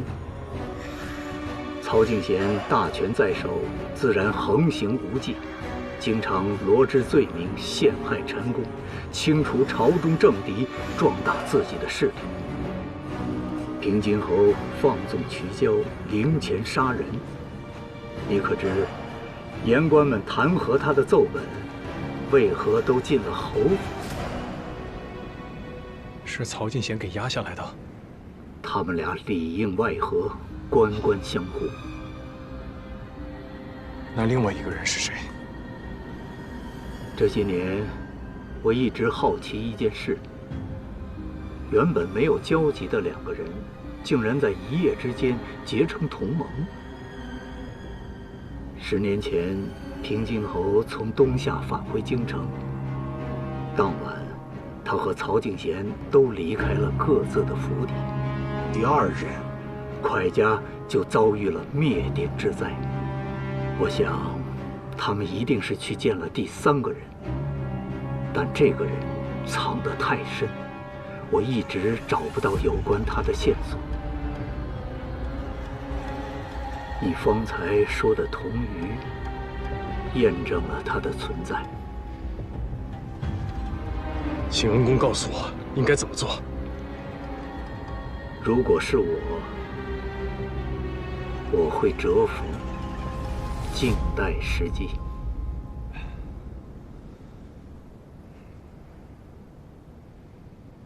对不住，恩公，我办不到。看来高明没有好好教你如何沉住气，让你的心乱成了这个样子。恩公您高看我了。为了杀平津侯，我蛰伏了10年。本以为自己已经成功接近了他，只需最后一击，就可以功成10岁。但现在，非但没能得到他的信任，还多了2个仇人。每天夜里在梦中，我都会见到我父母渴望的眼神。我活在这个世上的每一日都是煎熬，不想让他们等太久。然而我最怕的不是等，而是我穷尽一生也无法报仇。你当然能以匹夫之力成为一击之间，但平津侯一死，另外2个人会立刻知道。你再想接近他们，绝无可能。你是杀了平津侯，功成身死，还是忍小愤而救大谋？自己权衡吧。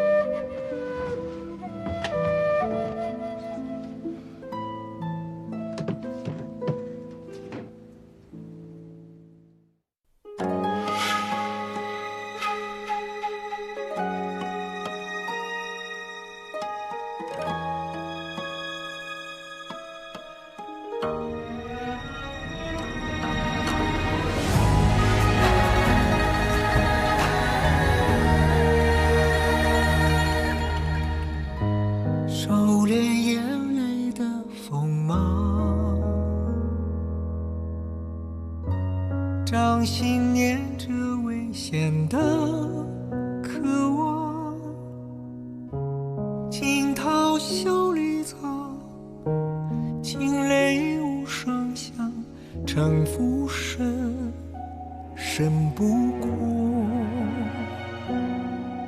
我目眶。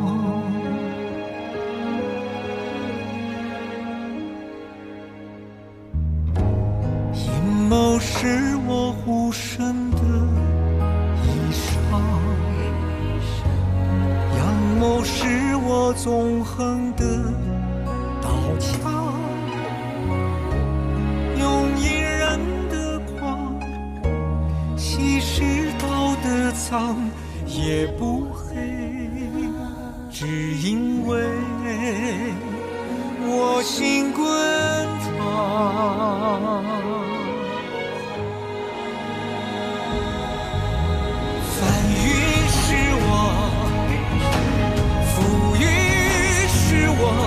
人心的罗盘莫测，总会有人起起落落。生杀是我，雨多是我，当夕阳如烈日赤裸，与君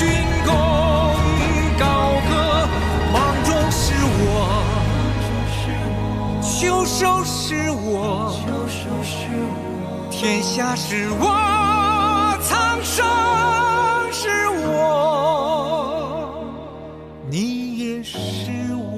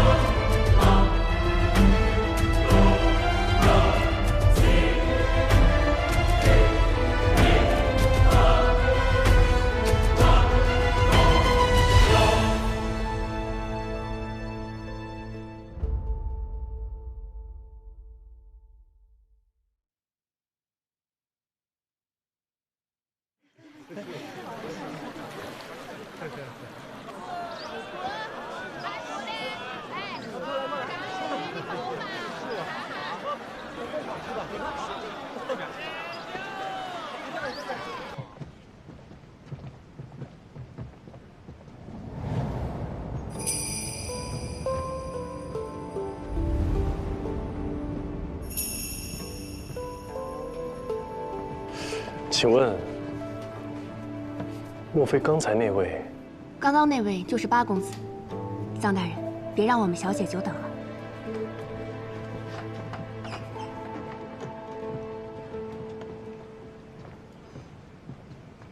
小姐，臧大人来了。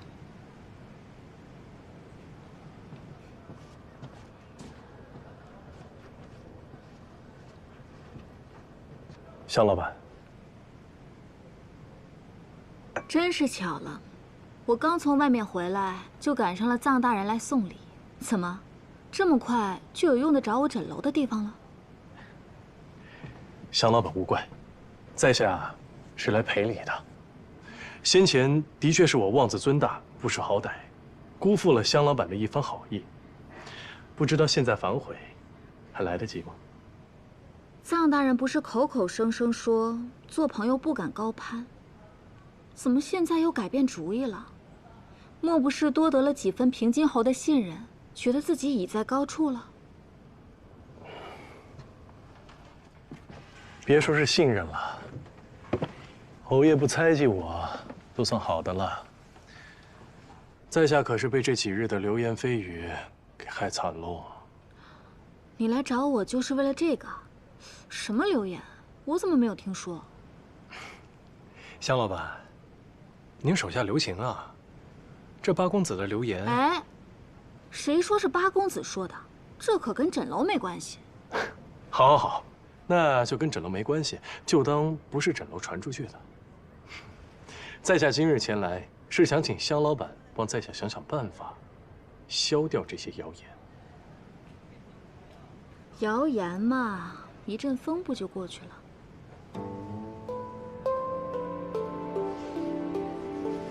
风会过去，但事儿不会。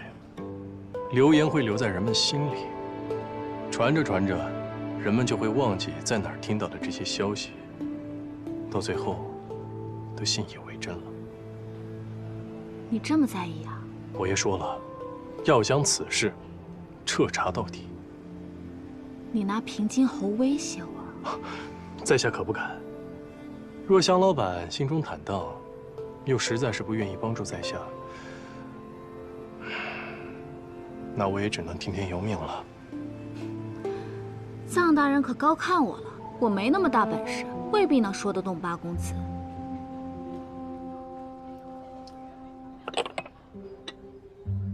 你一定能请得动他。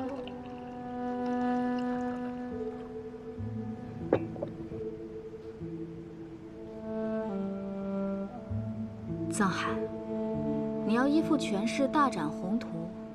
这京城里多的是手握实权的贵人，你不去依附他们，为何非要一门心思做平津侯的幕僚？当时他为了太后一事，在找风水先生，便抓走了我。我一介布衣，为了活命，我只能这样做。就好比溺水之人，在湍流中抓住一节浮木，只为图一线生机。只不过，我碰巧抓住了一棵参天大树。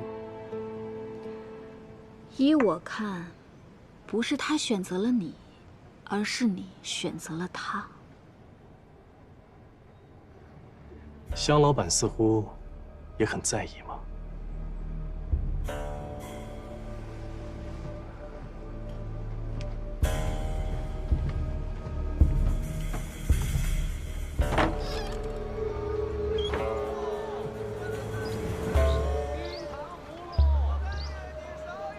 这京城里人情如网，秘密之知，谁和谁有仇，谁和谁有恩，那都是河里的暗礁，看不见也摸不着。只有船撞上了，才能知道。说得好，在下记住了。不过您放心，我不会与你为敌。咱们俩想做的事儿，并不冲突。冲不冲突不是你说了算了。香老板，不妨静观其变。我就在京城，接受你和所有人的审视。谁要看着你啊？将来你是好是坏，和我有什么关系？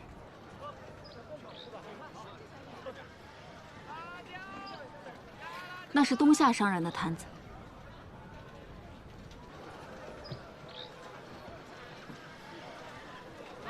东夏和大庸贸易往来原是平常，只不过京城的生意不好做，又时常有都尉司盘查。他就像你说的，不知不觉接受了无数双眼睛的审视。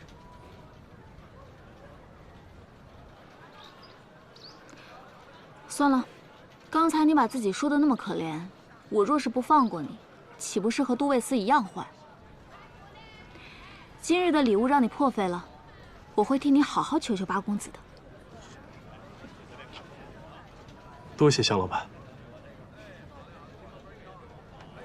告辞。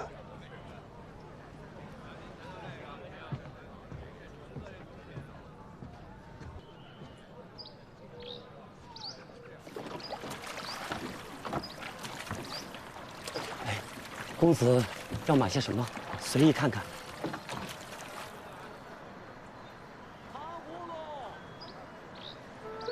这些都是自己做的，绣的是东夏的纹饰，不知道公子喜不喜欢？这个我要了。谢谢公子，谢谢公子。你这就放过他了？是谁说的？想让他卷铺盖滚回老家，做成卧龙凤雏的？我看不透他。听他那意思，这流言倒让平津侯对他多了几分信任，真是个奇才。你这还惜上才了。既然他不听劝，我又何必强求？咱们走着瞧，好戏还在后头。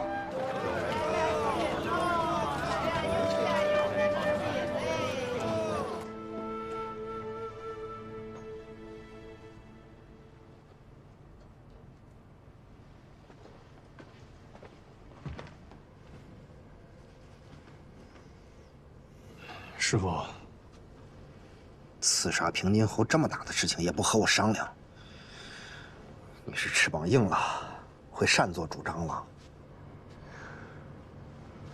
师傅，我错了。我本来是想找您商量的，结果半路被人打晕带走了。等我醒过来，还见到我的师兄关峰，他之前也在侯府做幕僚。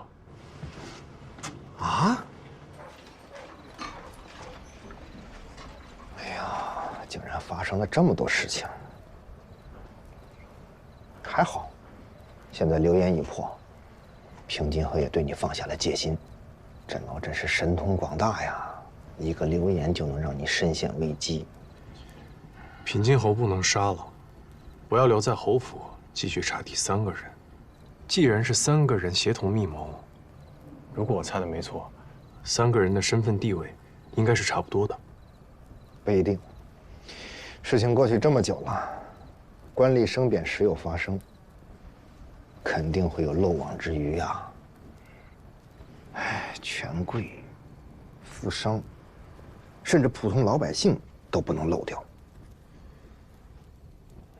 是我疏忽了，但这得查到什么时候啊？哎呀，你说平津侯要是直接告诉我们该多好啊，那事情就简单了。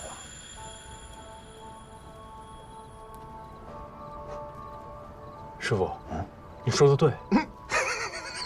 哎呀，我还跟你说笑呢，你还当真了？不是，这事儿真的可以让平津侯亲口说出来。但我不能问，哪怕我跟他关系再亲近，一旦我问了，他就会立刻对我起疑心。所以，我需要一个人，一个可以帮我打探消息、打开平津侯之口的人。那就得是他身边最亲近的人。大夫人蒋襄，贵族出身，自视甚高，你就算对他有价值，他也会把你当狗使唤。庄知府也是一样。况且我如今锋芒太盛，杨真、菊娇都因我而死，他们肯定不会轻易相信我。哎呀，这么说来就剩下一个人了。只可惜庄之行太过脓包，不然他真是一个不错的人选。不，他就是最适合的人选。可是京城老百姓都知道他不受平津侯待见，你确定要他？对，我要帮他获得平津侯的宠爱和信任，让他帮我问出那个人。那他凭什么帮你啊？历来历往，为利而已。你拿什么跟他换？让他成为侯府的继承人。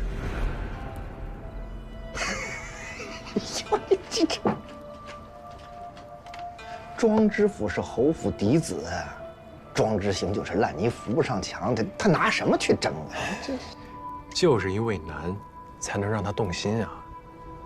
我帮他上位，他帮我问出平津侯的秘密，很公平。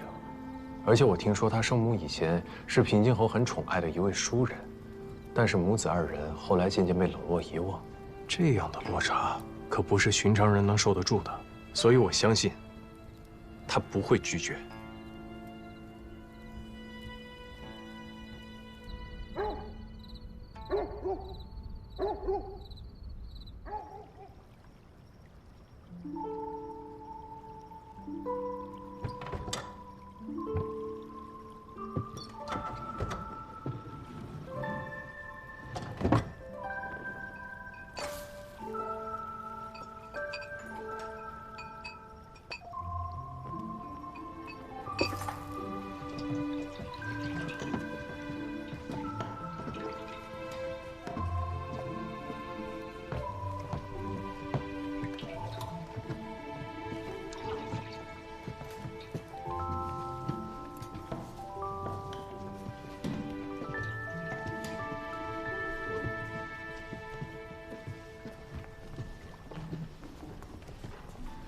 都下去吧。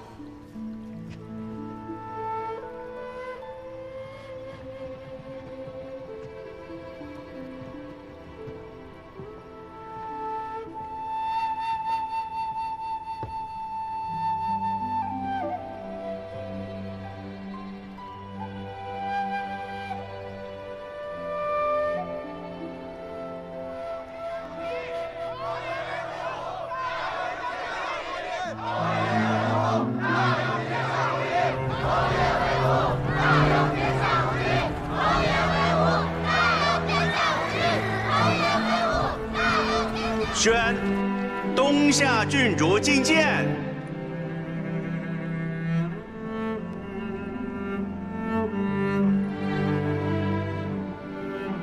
参见陛下，快跪下，快磕头，给陛下磕头。东夏小儿不懂规矩，陛下勿怪。无妨，自有大庸礼官规训。从今往后，她不再是东夏的郡主，朕就封她个柔远公主。奢则家贫，凡为女子，不可因循。一生之计，唯在于勤；一年之计，唯在于春。茶酒清香，有光门户；红日寒山，挽留居住。点烛擎灯，安排卧具，清静相承。跑哪儿去了？仔细找找，真是的。嘿，葛女使，有个小丫头跑进职宫了，有没有看见？好像往那边去了。殿下，你在这里等我，我们去那边找找。是。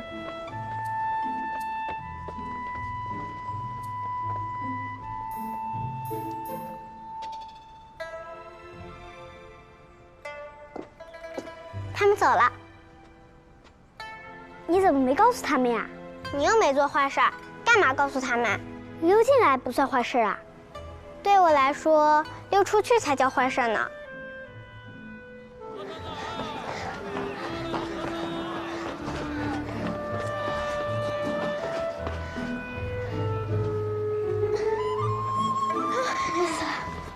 我终于一个人出来了。他们管你很严吗？是啊，我出门都会有人跟着，不让我随意和别人聊天。你看，你今天不就自由了吗？只要你愿意，我办法多的很。那以后我们经常一起出来玩。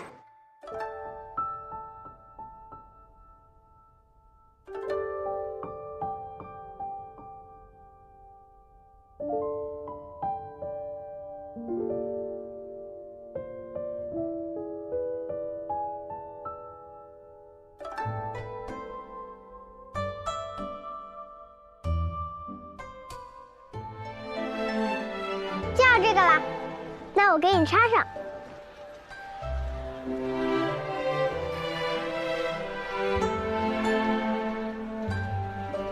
我看看，如何？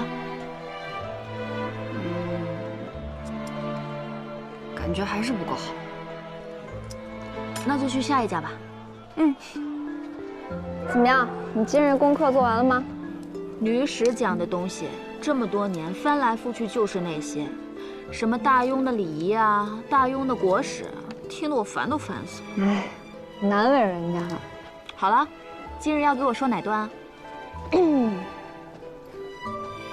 好，我的公主殿下，你想听什么呢？是缠绵悱恻的爱恋，还是荡气回肠的恩仇啊？那我今日就要听东夏的故事。好。那我就给你讲一个关于东夏歌姬爱上大庸秀才的故事。骗人，根本就没有这个故事。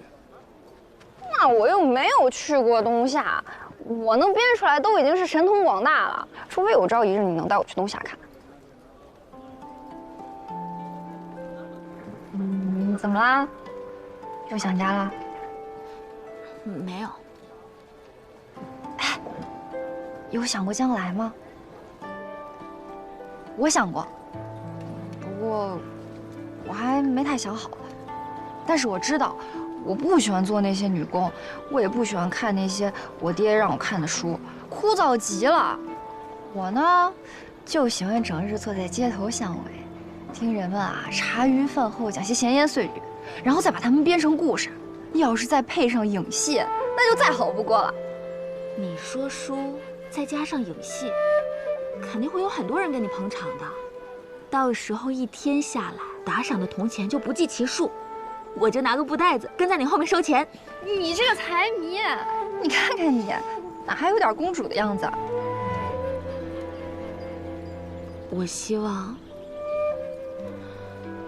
我希望有一天，我们东夏的孩子也能吃上冰糖葫芦，东夏的百姓也能和大庸的百姓一样富足。我相信，东夏有你这样的公主，一定会有那么一天。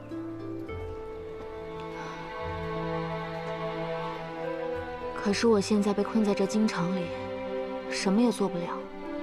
我这个公主又有什么用呢？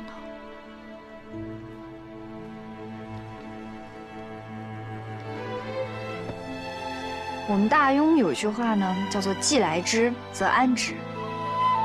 既然过去已经发生的事情我们无法改变，那我们就努力过好眼下的日子。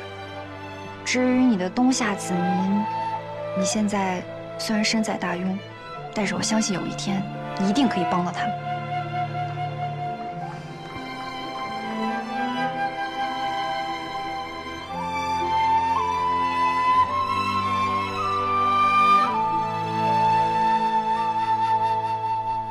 倒是也奇怪，这平时人山人海的，怎么今天这么冷清啊？因为还没开业啊。啊，你看，这陈楼怎么改成枕楼了？陈楼经营不善，亏了不少钱，现在被我给低价盘下来了。皇上也已经答应我了，从此以后，这枕楼就由我来经营。皇上答应你经营枕楼，你就别问这么多了。这就是本公主的地盘，带你看看啊！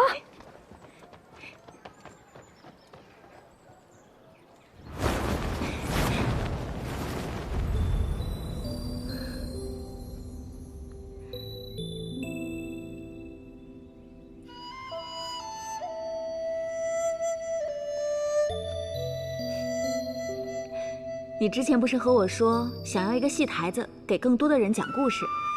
以后这个地方就是你的了，我要让全京城的人都知道你，我要让他们都来听你讲故事，而我呢，就像之前说的那样，跟在你后面收钱。你放心，我一定让你赚得盆满钵满。其实你说的对，既来之则安之。既然我没有办法离开大庸，那就趁我还在京城的时候多做一些事情。我要让那些流离失所、无家可归之人，多一个遮风避雨的地方。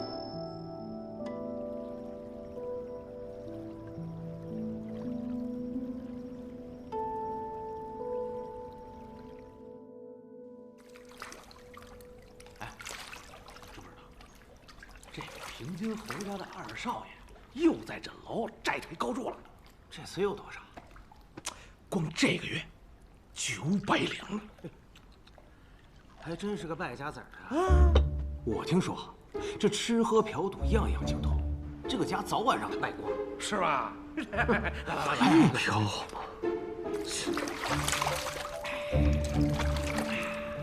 这平津侯什么人啊？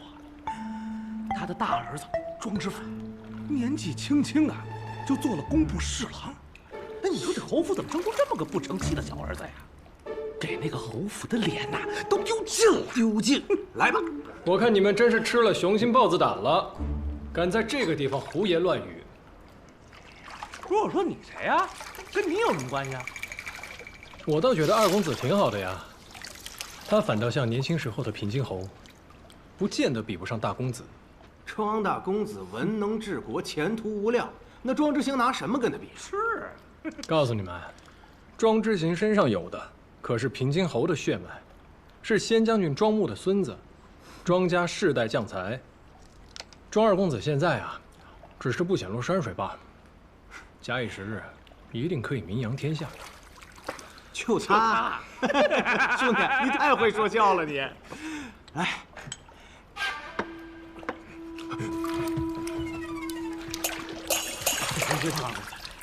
庄二公子，您怎么来了？我不能来吗？我不能在这儿吗？没事，你们继续。庄二公子，我们休息完了，您泡。对，您泡。走。哎呀，要不要找人治治他们？京城啊，瞧不起我的人多如牛毛，治不完的。上次叫你来跟我一起泡，那么见外，今儿怎么自己来了呀？在下出身贫寒，没见过世面。上回听了庄二公子对这药雨的一番褒奖，这心里就惦记上了。最近疲于暗读，就抽空过来缓解一下，让二公子见笑了。那你今儿可来对了。今儿这温泉水里加了红花、丹参和当归，有活血化瘀之效。你方才替我说话，我要谢你。这顿早，我请了。多谢二公子。来。哦，舒服。你也看到了，京城的人啊都看不起我，臧大人怎么这么看得起我？哎，金陵岂是池中物啊！我第一眼见到你，就知道二公子绝非凡人。你好奇怪，这话不应该对我大哥说吗？所有人都恭维大公子，但我却觉得，你将来的路，比大公子更为宽广。哦，你说说。二公子弘毅宽厚，知人待事，我断定，侯府的下一任主人一定是你。还是不够了解我呀。我呢，闲了就尝尝枕楼的美食，闷了呢就喝喝丽月楼的美酒，心情好的时候就到画舫游湖，跟姑娘们说说笑笑；心情不好的时候，我就豪赌一场。哎，就我这活法，旁人羡慕还来不及呢，凭什么非得去做那一家之主啊？上下操劳。这些当真是你自己选择的，还是有人潜移默化地驱使你，让你对别的都不上心，只会这些吃喝玩乐的本事呢？看来今日并非偶遇，你是有备而来，专程等我的吧？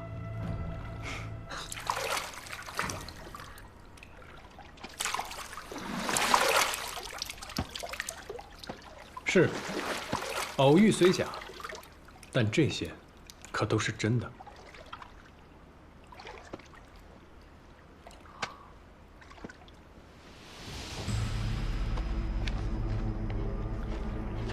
我查了侯府历年的账册，是大夫人蒋香为你在酒楼、瓦舍、赌坊埋了近3万两银子的账，默默地替你打点周全。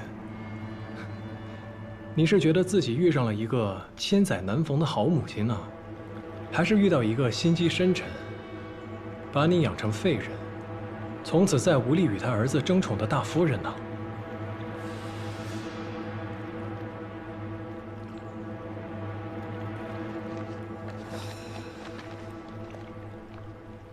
看到上面的字了吗？家下曲，家下指的是侯府内院，家下曲就是说二公子拿走了，但家字下面是个使字，意思就是说所有的钱财都被猪给取走了。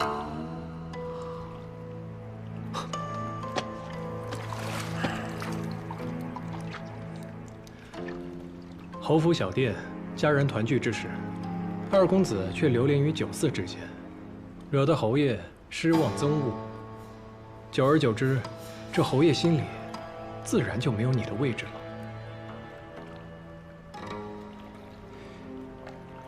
是你自己不想去，还是有人根本就不想让你去呢？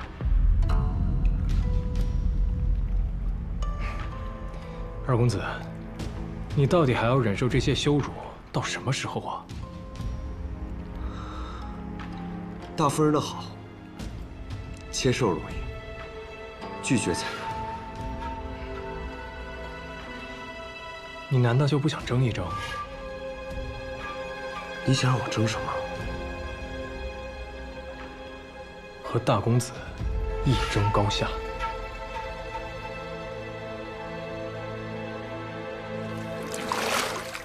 你觉得我真的能行吗？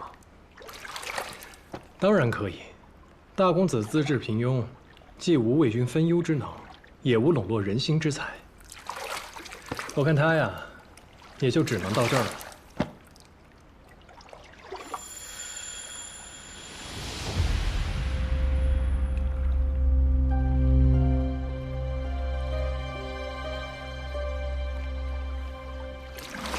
要是让他这样的人成为下一任平津侯，那侯府以后就只能每况愈下，日渐式微了。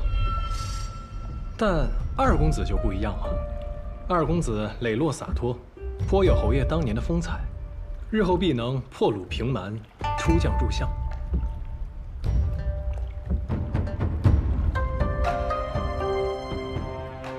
二公子，上海，从来没有人跟我说过这样的话。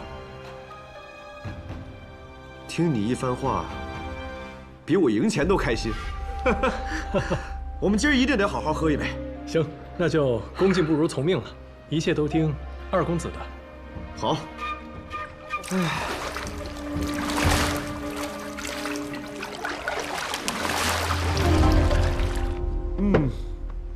哎。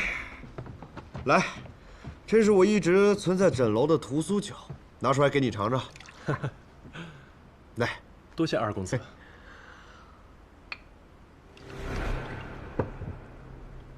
来。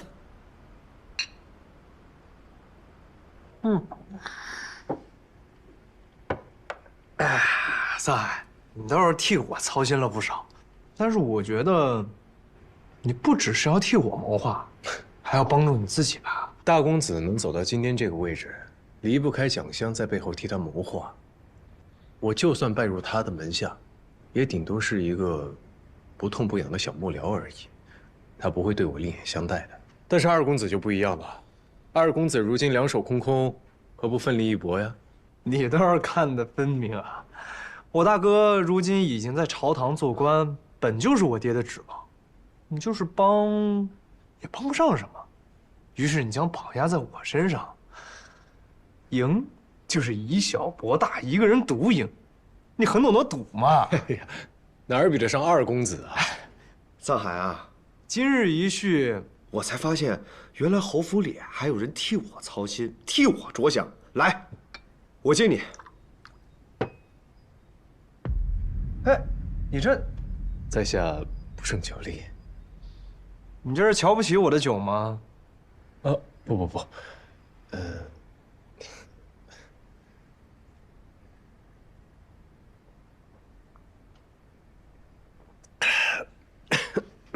来。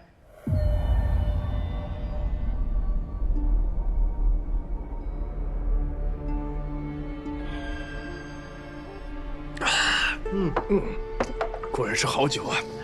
喝酒我行，其他的，我这肩不能扛，手不能提，只懂得享受，恐怕要让你失望了。哎，二公子言重了。不信？我跟你说个事儿。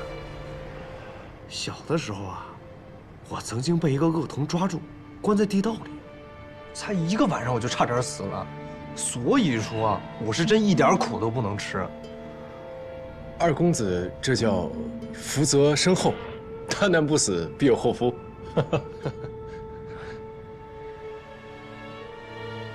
我到现在都记得那个恶童，当时他为了找他爹，被东夏公主鞭打，他把我抓起来也是为了问出他爹的下落。哎，你知道他爹叫什么吗？在下怎么会知道呢？他爹叫蒯夺，是当年钦天监的监正。不过第2日他家就被灭门了，那小子自然也死了。哎，我记得他当年背上的伤很重，听他们说，那2道疤一横一竖，像一把剑。喏，就跟你这个一模一样。你不会就是那个恶童？二公子真爱说笑，我这背上的疤，是我小时候学艺偷懒耍滑被师傅抽的。哎呀，是吗？不过也对，他早就死了。他要是没死的话，应该跟你差不多大。一定会想尽办法接近我爹，伺机而动，然后杀了他。哎呀，二公子，您说的这些话，真是吓到我了。什么恶童啊，灭门啊，在下完全听不明白。之前不是跟您说过吗？在下来侯府，就是给自己求一个安身之处。这侯爷若是有什么不测的话，对我没有任何的好处。您说对吧？或许你是为了自己的前途，又或者说，你发现根本杀不掉我爹，于是另辟蹊径，从我下手。我说的对吧？智罗，你就是智罗。当年你没死，现在回来报仇了。二公子，你喝多了。在下再说一次，你认错人了。我不是什么智挪，我是藏海。二公子若是不相信，可以随便查验我的身份。我现在清醒得很。我告诉你，我和你第一次在财库相遇的时候，我就记住了你。后来杨真、曲娇都因你而死，我就隐隐觉得你不对劲。这屠苏酒里加了川芎和玉桂，即便是陈年伤疤，喝了也会显现出来。二公子，没有人会相信你的胡乱猜测。你背后的疤就是最好的证明。我们可以现在就回去，把这疤给我爹看。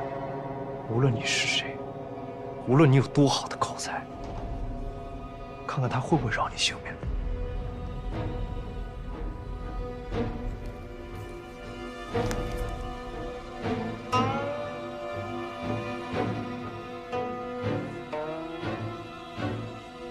既然你都已经看出来了，为何直接来告诉我？因为我爹的手已经沾满了你家的鲜血，我不想他再杀了你。10年前的那天夜里，我因为在你家受了气，睡不着，就想去找我爹，让他给我出气。爹。后来我困了，就在他房外的廊下等他。他很晚才回来，我想叫他，却看到他脸色阴沉极了。我知道，那天晚上一定发生了什么事儿。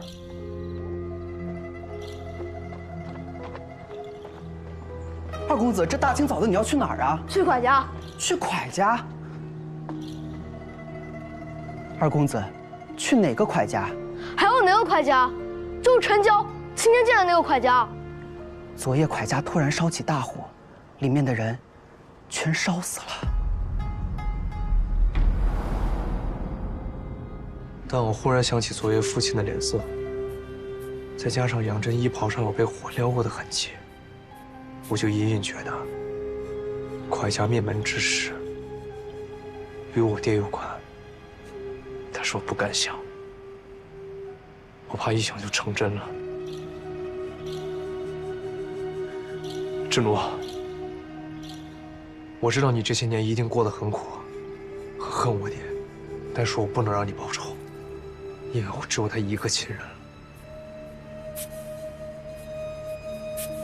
你杀他，我一定会先杀了你。离开侯府，离开京城，永远不要再回来。我要是做不到，我只给你1天时间。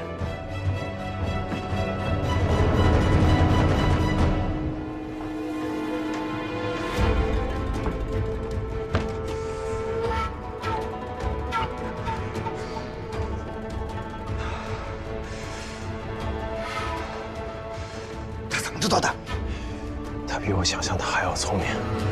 我与他第一次在财库相遇，他便记住了我。后来我接连除掉了杨真跟曲娇，他便对我起了猜疑。我背上的疤，他虽然没有见过，但他当日听师兄们的描述便记了下来。原本疤痕已经不明显，但是今日在诊楼，他让我喝下秘制的药酒，2条疤便显露了出来。我原本打算咬死不承认的，但他就要带我去见平津侯。以平津侯多疑的心性，我必死无疑。防不胜防，那现在怎么办？但是庄之行没有告发我，他可怜我，给了我1日的时间，让我离开侯府，离开京城。一日的时间。明日你要跟平津侯去陵园祭祖，庄之行一定也去。等到了陵园，庄之行肯定有落单的时候，让官府室内在陵园下手，杀了他。他不是个坏人，罪不至死。心软了？我没有。你不想杀无辜之人？平津侯可曾放过你家一个？庄之行就好像随时可以点着的火药，你报仇的事不仅完不成，自己可能都搭上了。我知道。我会妥善处理好这件事。如果真的要杀他，我会亲自动手。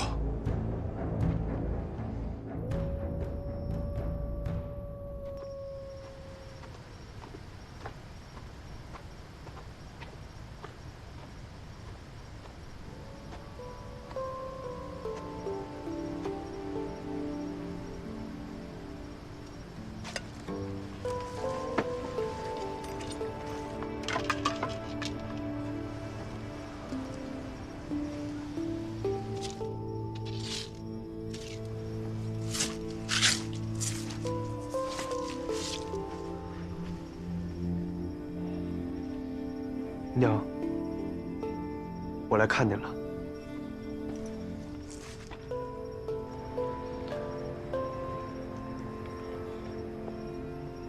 也不知道下人们怎么当的差，草也不拔干净，土也不添，回去就骂他们去。您在下边还好吗？我很好，您就不用操心我了。父亲明日会去陵园，我会请他也来看您。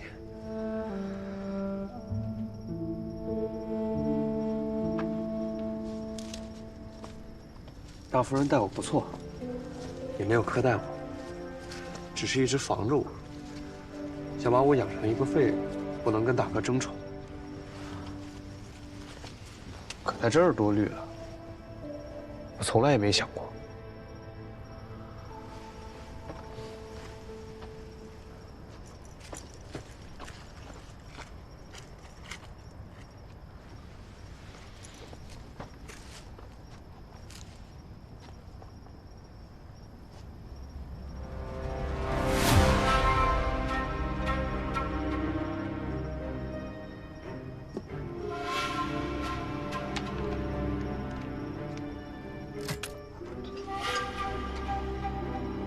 我还遇到了一位故人，我知道他这次回来是要杀了爹替他全家报仇。我要他离开京城，再也不要回来。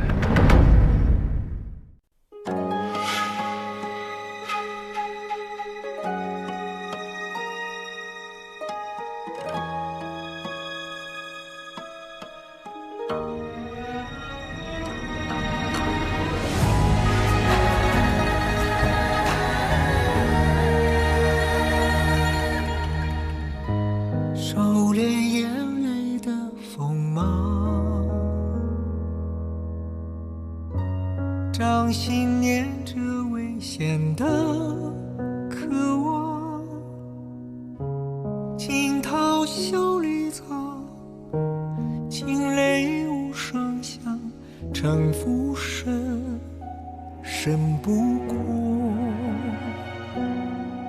我目眶。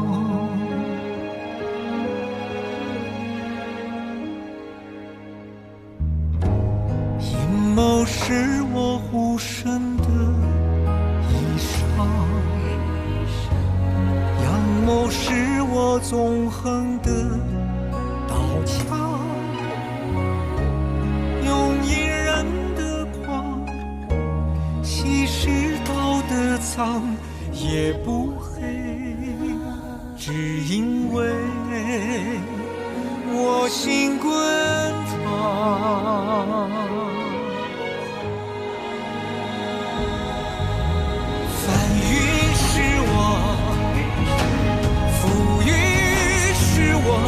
人心的罗盘莫测，总会有人起起落落。剩下是我，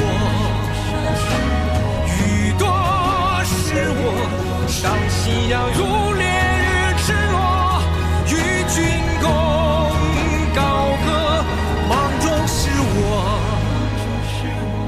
救手是我，天下是我，苍生是我，你也是我。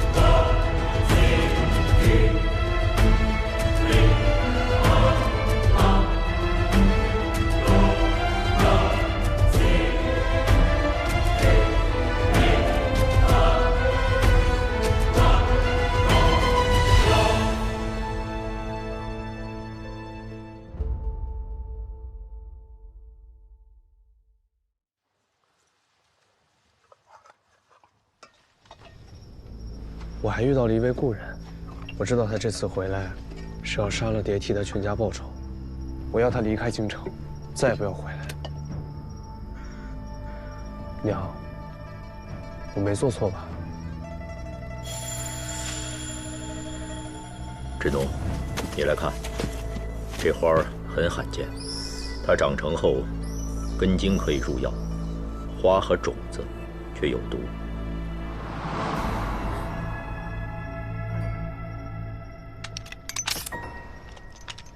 谁？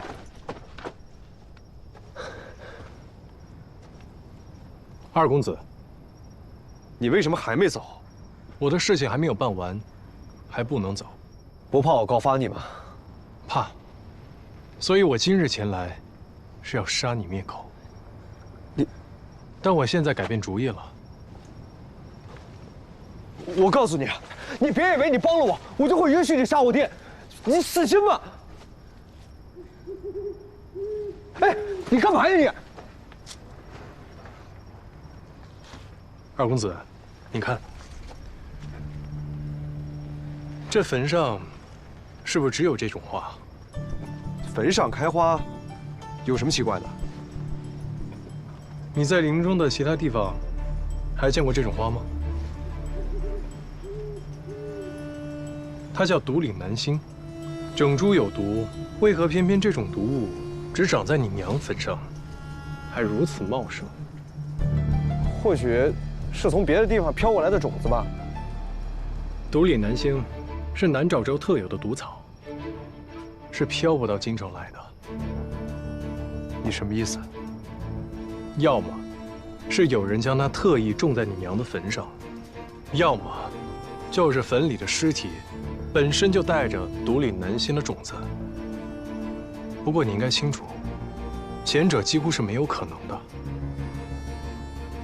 你想说什么？如果猜的没有错，你娘应该是被他毒死的。不可能，我娘就是生病去世的。她走之前，我整日整夜陪在她身边，没有人能下毒。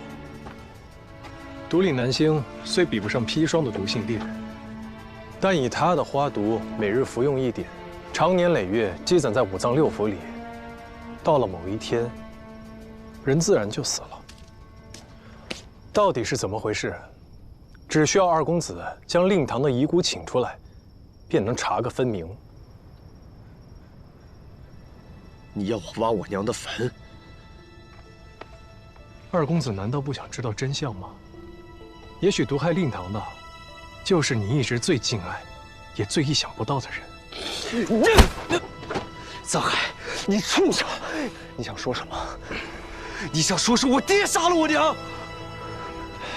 这个事啊，没有什么事是不可能的。你为了杀我爹，就要挖我娘的坟，你为达目的捏造谎言，你丧心病狂！那我问你，为何庄家先祖的坟茔都在陵园的东南面？单单你娘的孤坟在北面，还如此的简陋。她的牌位到如今为何都进不了祠堂？你闭嘴！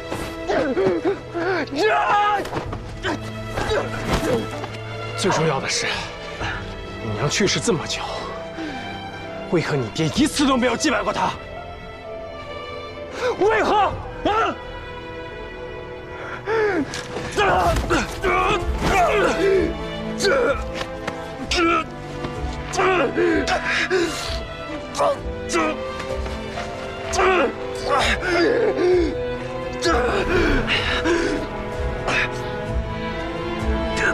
你还去问别人？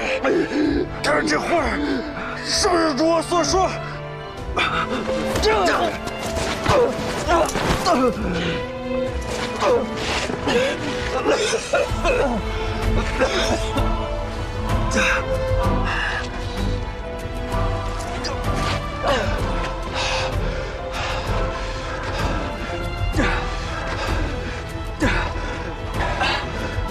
你若是不信他有剧毒，你有没有胆量将他吃了？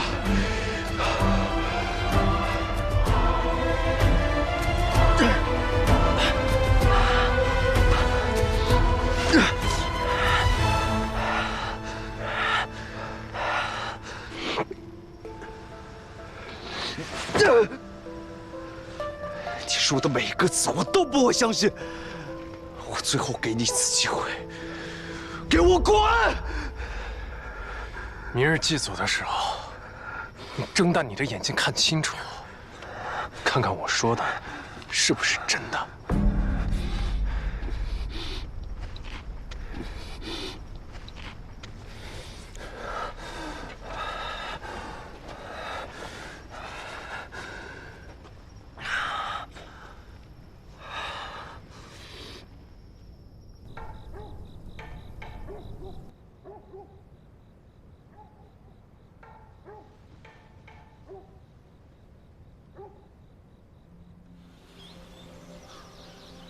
瞄准！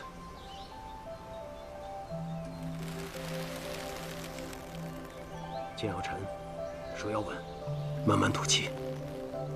射！我射中了！好，晴儿，来喝点水。娘，你说过，射中了晚上给我炖素果馅吃。就你嘴馋，只知道吃，不给吃的便不好好练骑射啦。这小子有我当年的胆魄，侯府下一个将军就是他了。你以后得好好替我盯着他练习骑射，别让他偷懒。我可不像您能带兵打仗，怎担得起如此重任？还是您亲自教他吧。行了，继续。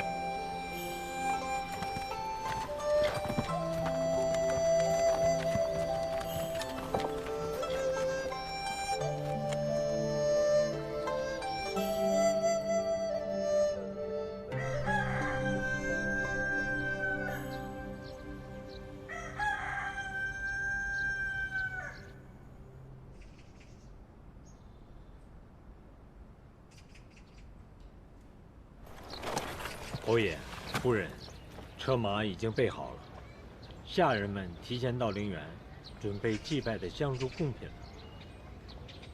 围猎的东西都带上了吧？都带了，放心吧，夫人。父亲，你今天可够早的，祭祖是大事，儿子不敢迟到，有这心就好。今日没看到臧大人，他不去吗？他身体不适。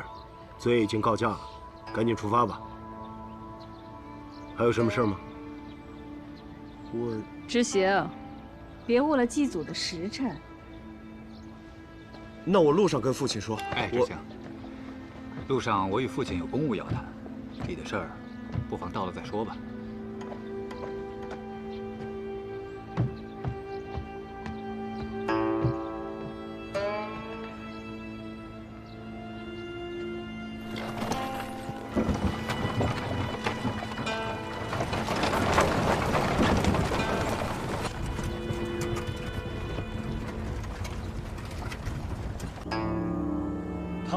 宁乡，庆兴悠长，定国安邦，祖德贤良。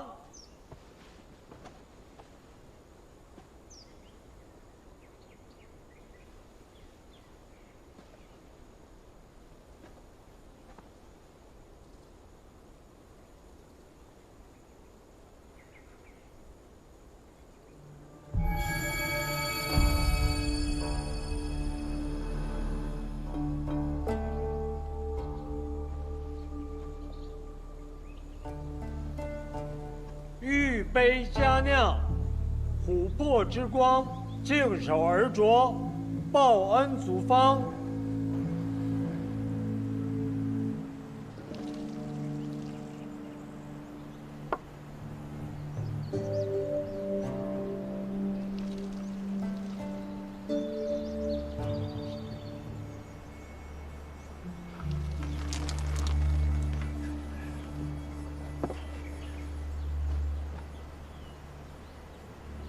列祖列宗，不孝子孙庄卢隐携家眷前来拜祭。侯府家宅安好，妻贤子孝，望列祖列宗英灵保佑。拜，兴，再拜，兴，三拜。兴，礼成。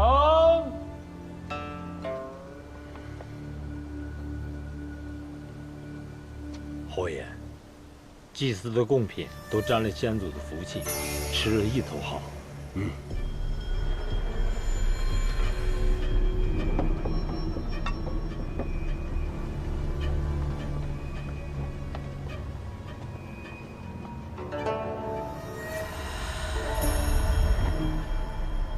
侯爷，这些点心在外面放久了，刚才启封已经沾了灰，让他们重新做一份吧。把香灰包起来，带回府里埋上，也算是有意头了。就听夫人的。这花是哪来的？奴婢不知。夫人，这花有什么不妥吗？问这么多干什么？赶快丢掉。是。爹，又怎么了？您很久没有去看娘亲了。自她离世之后，您就再也没有去看过她。一会儿，我要去猎场狩猎，你不是不喜欢狩猎吗？自己先去吧。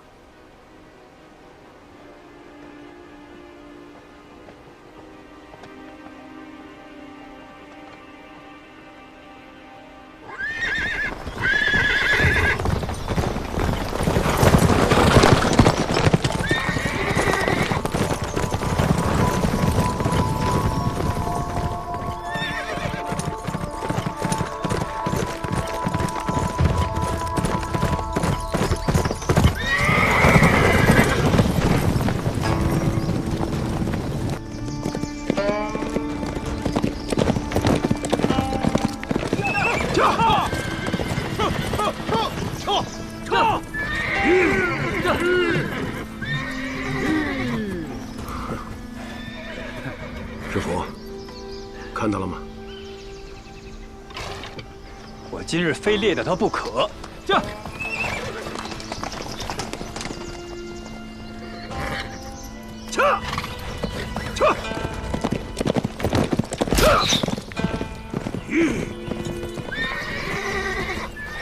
你们俩过去看看。爹。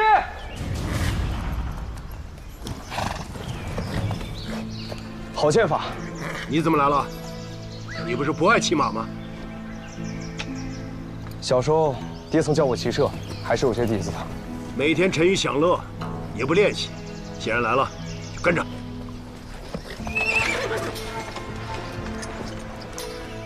爹，儿子刚才看到有一只小鹿，往那个方向去了。我去瞧瞧。走，走。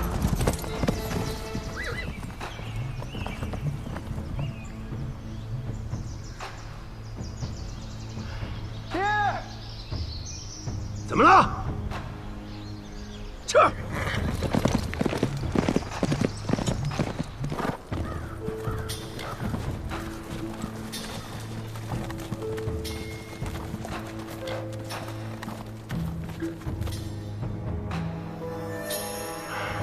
你这是做什么？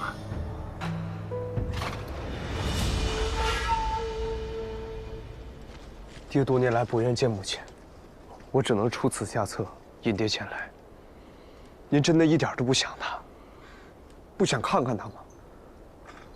明明从前您那么爱她、疼她，为什么爹变了？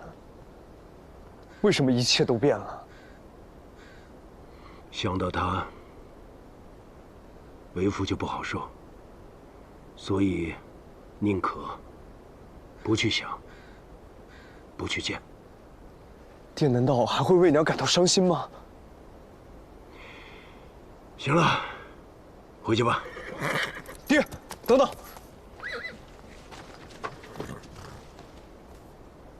娘坟上的花开得好看，请爹带回去，插在瓶中。她若是想念您，透过这花，也许能看到您。我知道，她一定很想念您的。灵魂之说都是些无稽之谈。我们习武的，从来不信这个。不管怎样，这是我娘坟上开的花，您带回去养着也是赏心悦目啊。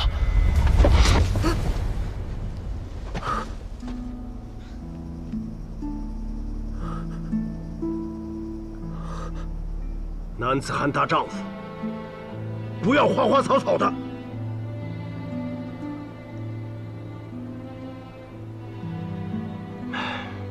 今日念你，思母心切，为父也不想训你。时候不早了，走吧。这。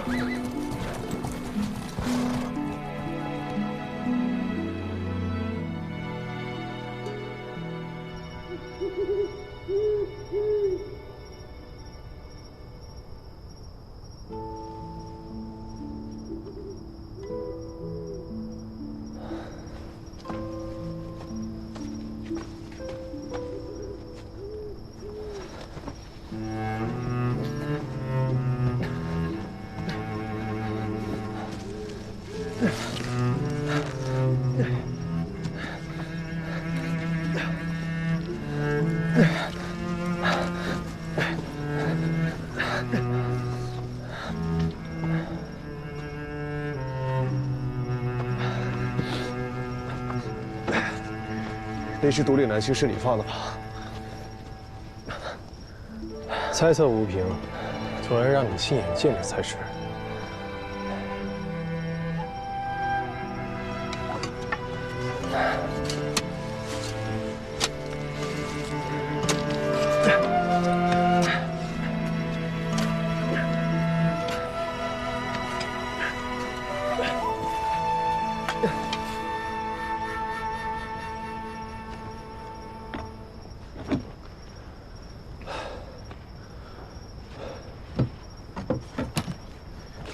先夫人没有地宫，只是简葬，只有棺没有椁，所以棺材才会腐朽得如此之快。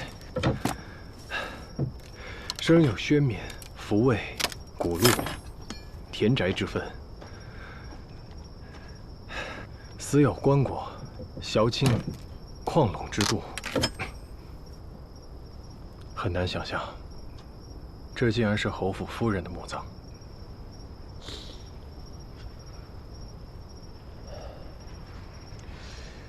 我要开棺了，你若是不忍看，可以去上面等我。不用，这是我娘。来，3、2、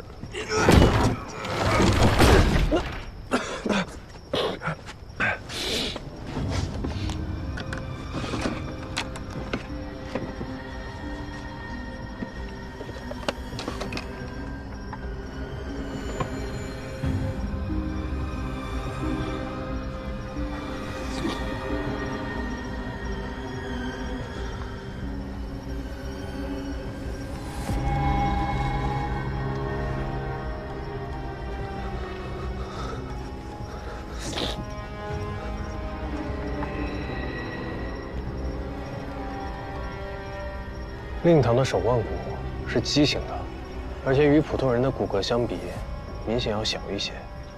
他的左手手腕骨也是畸形的。令堂去世前，可有全身无力、头晕头痛、四肢麻木的症状。一开始只是头晕昏沉，请了大夫也不见好，之后便每况愈下，整日头晕恶心，精神不振，到了最后，甚至常会说胡话，浑身抽搐，疼痛难忍。那就对了，这正是毒理南星中毒的症状。毒理南星中毒的人都会有一个特点，就是骨骼缩小畸变。加上令堂去世前说胡话，便是毒已入脑，是中毒最深的表现。你肯定吗？我从小跟着师傅，耳濡目染，不会有误。我想，你娘应该是去世以后，身体里还有没消化的种子，随着时间推移，种子伴着尸液进到了土里面，才会生根发芽。我娘一生与人为善，委屈都自己咽进肚子里。为什么？为什么？为什么？这人呢，并非一定要作恶才会招致杀身之祸。这毒，并非一朝一夕能置人于死地，需长期服下，积累到一定程度才会爆发。也就是说，这事儿一定是身边人干的，外人不可能做到长年累月的下毒还不被人发现。我昨日让你在祭礼上看看，你都看到了什么？蒋相，今日陵园里那束花是怎么回事？应该是底下的丫鬟们不晓得缘由，插错了。这么不小事的丫头，找出来杖毙。是，但此事应该只是巧合，主母无需过分忧虑。若只是巧合倒还好，只怕是有人故意。主母说的是二公子。你说，他不会是真看出什么来了吧？奴婢觉得不像。二公子以前来陵园，都是颓唐模样，今年也是如此，没有什么出奇的。以二公子的性子，他知道了定会大吵大闹，怎会像如今这般安静？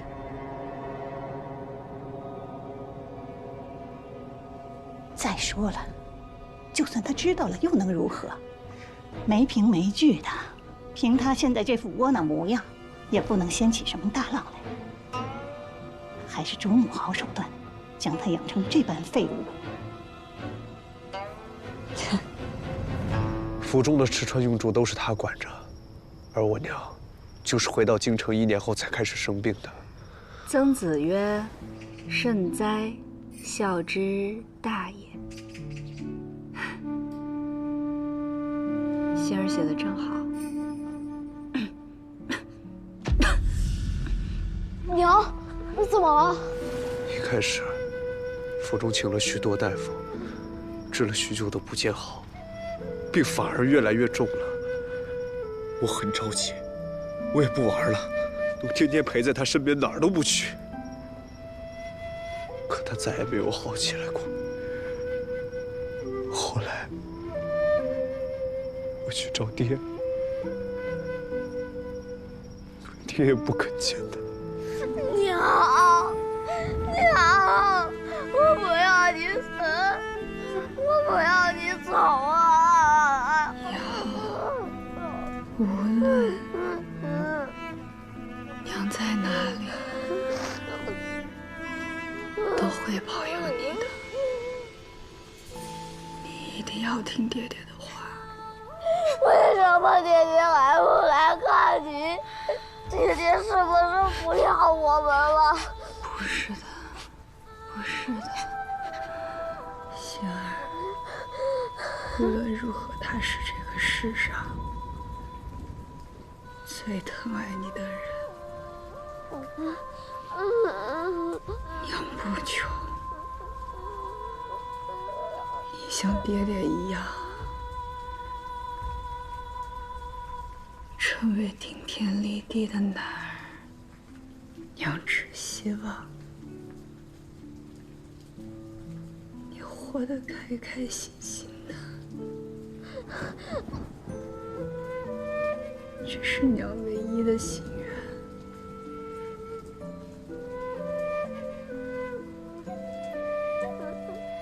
以后的路只能靠你自己走了。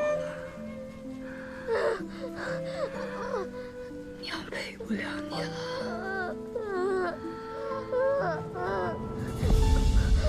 娘，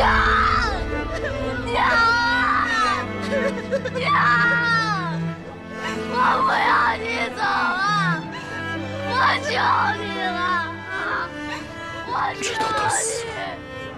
你，娘。我爹都再没来看过他一眼。我一直都想不明白，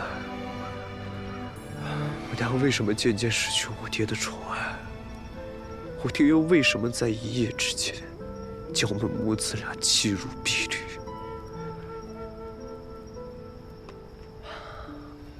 我昨夜在你娘的坟上看见这花，就觉得这事儿没有那么简单。我之前在侯府打听过你的事儿，下人们说的话都是一样的。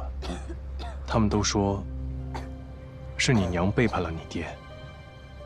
你娘借身体不适为由，与一名药郎过从甚密，两人暗通款曲。胡说八道！我娘深爱我爹，她绝对不会做出这种事儿。你想知道真相吗？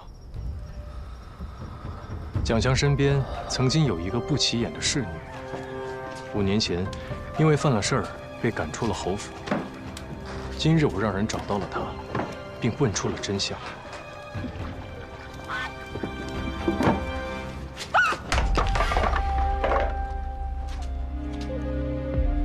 你娘与药郎的事儿，正是当年他在蒋相的授意下散布的谣言。别闹大了，我来办。欲加之罪，何患无辞？要毁掉一个女人，破坏她的贞洁，是千百年来最行之有效的办法。你若是还不相信，我可以把此人交给你，你自己去问。我爹，他知道吗？我查过了，侯爷回京不久，皇上收了他的兵权。他为了在朝堂上站稳脚跟，急需蒋相的父亲礼部尚书蒋敬的帮助。在权势面前，他选择了蒋相。恐怕也就是从那时开始，逐渐冷落你娘的。而蒋相也正是在那个时候开始对我娘暗中下毒的。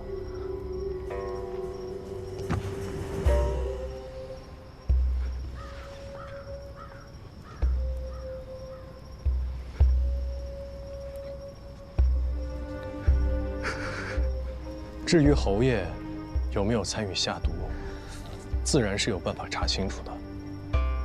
就是看你是愿意继续查下去，还是愿意一辈子装聋作哑。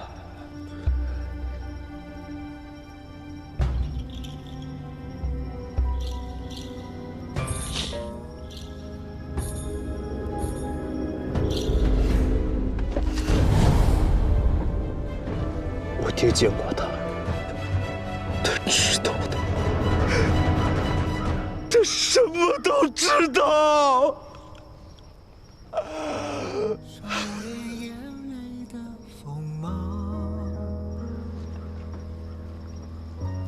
掌心念着危险的渴望，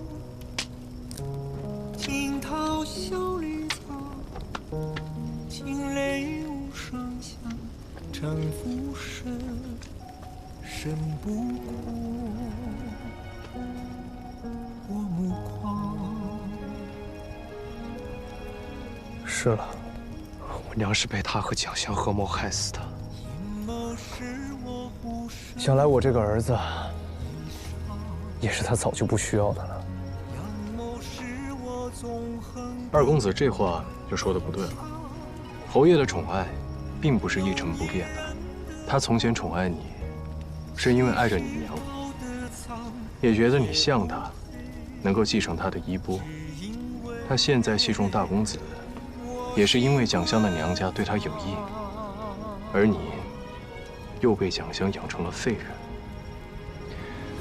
他喜欢的都是对他有用的人，这样的喜欢得来并不是难事儿。只要二公子信我，按我说的做，我定可以让你得到你想要的一切。我只想为我娘报仇。对付蒋襄并不难，他想要的不过是让庄知府成为侯府下一任主人。庄知府一旦失宠，蒋襄也就没了依靠。对一个人最好的报酬，就是摧毁他最大的希望。如今的你被他看不起，但这恰好也是你的优势。蒋襄死不足惜，但现在我爹竟也成为了我的仇人。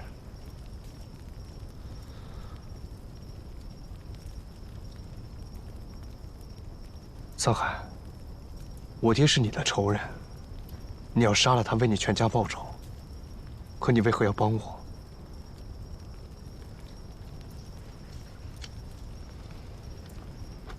我有一件事，需要从平津侯的嘴里探出来。这件事对我来说很重要，但是你不能问。你需要有人帮你从他口中问出来。对。我家当年的灭门惨案，凶手除了你爹，还有另外2个人，一个是掌印太监曹敬贤，而另一个人，我到现在都还没有任何线索。我需要找到这个人。在此之前，我不会打草惊蛇。你要我从我爹口中打听出这个人的身份，这是你帮我的条件。是。打听出来之后呢？你会做什么？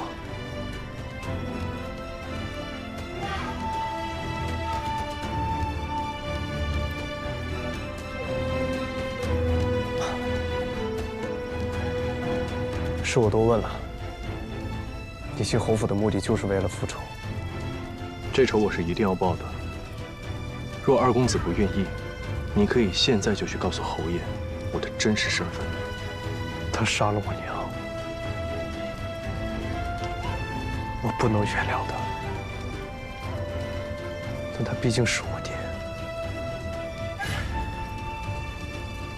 灭我蒯家的仇人就在我眼前，但我却不能杀他，还要与他百般亲近。你明知仇人是谁，却还要承欢膝下，舔颜敬着他，爱着他，这对你来说，又何尝不是千刀万剐之刑？杀人者偿命，这是千百年来亘古不变的道理。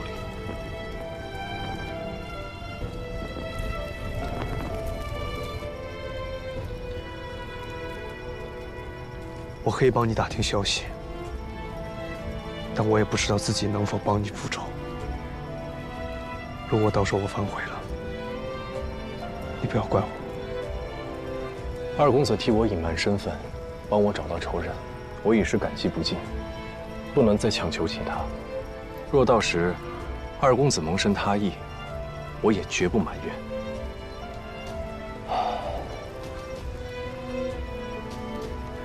只请愿吕先生之谋，请先生帮我报仇。从今日起，我一切都听先生的。从今以后，你我生死一体，荣辱与共。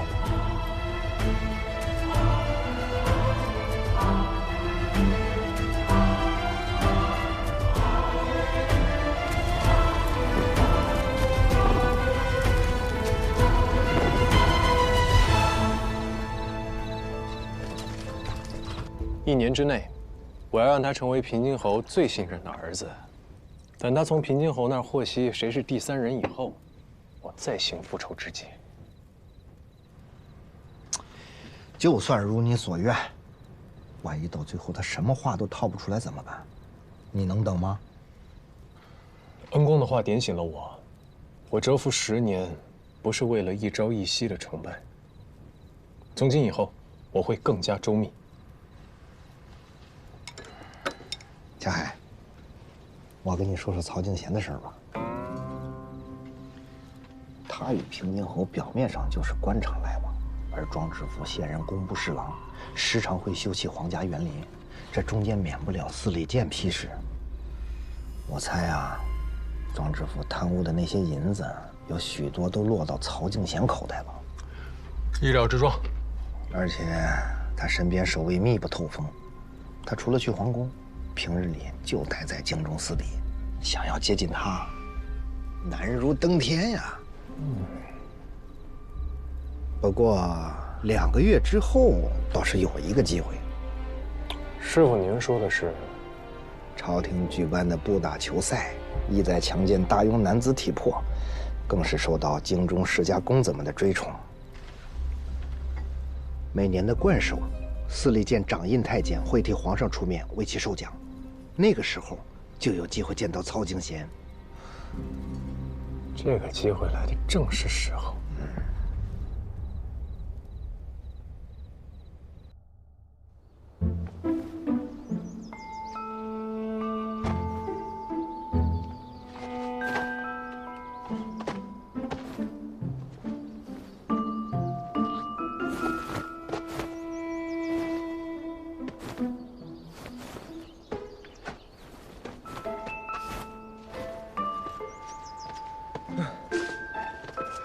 你这套无敌拳，整天翻来覆去的练，腻不腻？你换一套。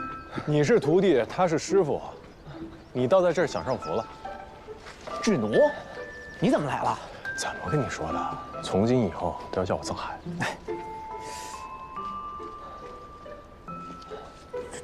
这不是庄二公子吗？你认识我呀，先生？你让我从府里出来，带我来这儿干什么？我要让你在这儿习武。既然你要重夺平津侯的欢心，那你大哥那条路就肯定不能走了，得另辟蹊径，得让你爹觉得你有继承他衣钵，成为武将的可能。石雷，哎，看看这小子是不是练武的材料？好嘞。你是不是疯了？他可是平津侯的儿子，你把他带过来，你不怕自己身份暴露啊？他知道我身份了，那自然也是知道你的身份了。那你还留他性命干嘛呀？哦，你就放心吧，他已与我结盟，这段日子他都会在这儿练武。你一定得让史雷好好教他。徒儿，他比你有筋骨，是个练武的好料子。闭嘴！就他整天游手好闲、好逸恶劳的，能行吗？那就得看你们俩的本事了。我就把他托付给你们俩了，2个月内，需练出个模样来。先生，咱能不能换个地儿啊？你看这儿破破烂烂的，一个好的桌子都没有。再说，我在哪儿休息啊？所以，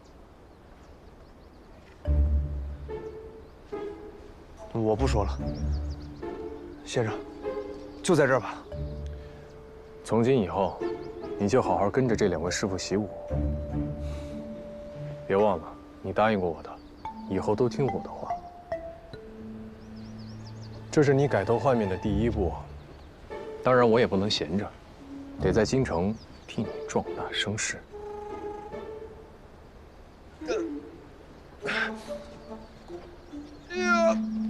全心朝下。哥，你这腿蹲不下去啊！能。来，你看我，这马步得这样啊！啊，知道了。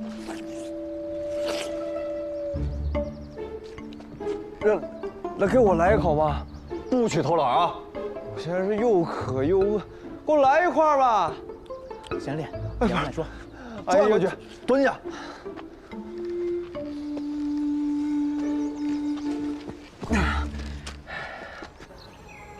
陆大人，下官只盼见一面公公的尊严，看他老人家一切都好，下官也就安心了。楚大人求见公公，所谓何事啊？下官夜观天象，天机星光耀。我掐指一算，公公是天子的近臣，不正是天机星吗？公公必有大喜。下官。楚大人既然没什么事儿，那就请回吧。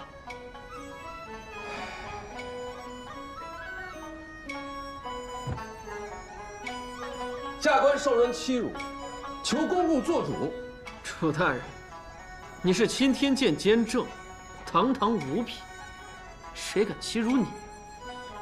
下官羞愧，是平津侯府一个叫藏海的门客。此人手段下作，阴险毒辣，如今又是平津侯第一幕僚，我得罪过他，恐怕他要对我下手，求公公庇佑。楚大人不是有侯爷撑腰吗？怎么求到都尉司来了？哎呀，陆大人，话不能这么说呀。下官谁的人也不是，下官只为朝廷、为皇上做事。日后公公有用得着下官的地方，下官必会鞠躬尽瘁，死而后已。知道了，楚大人请回吧。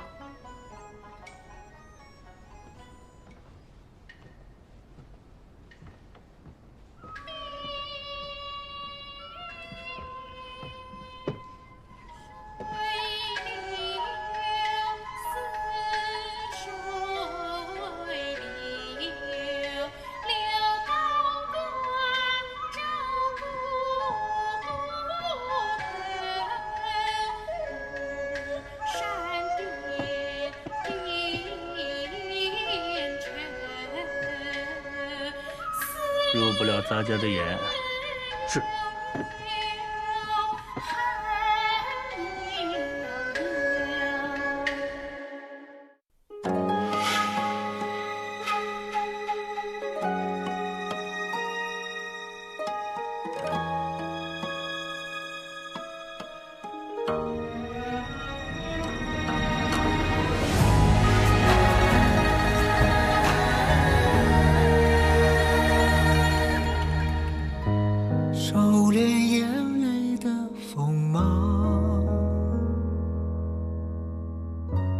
掌心念着危险的渴望，惊涛袖里藏，惊雷无声响，城府深，深不过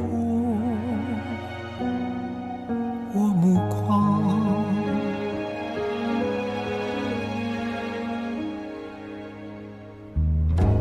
阴谋是我护身的衣裳，阳谋是我纵横的刀枪，用隐忍的狂，稀释道德脏，也不黑，只因为我心滚烫。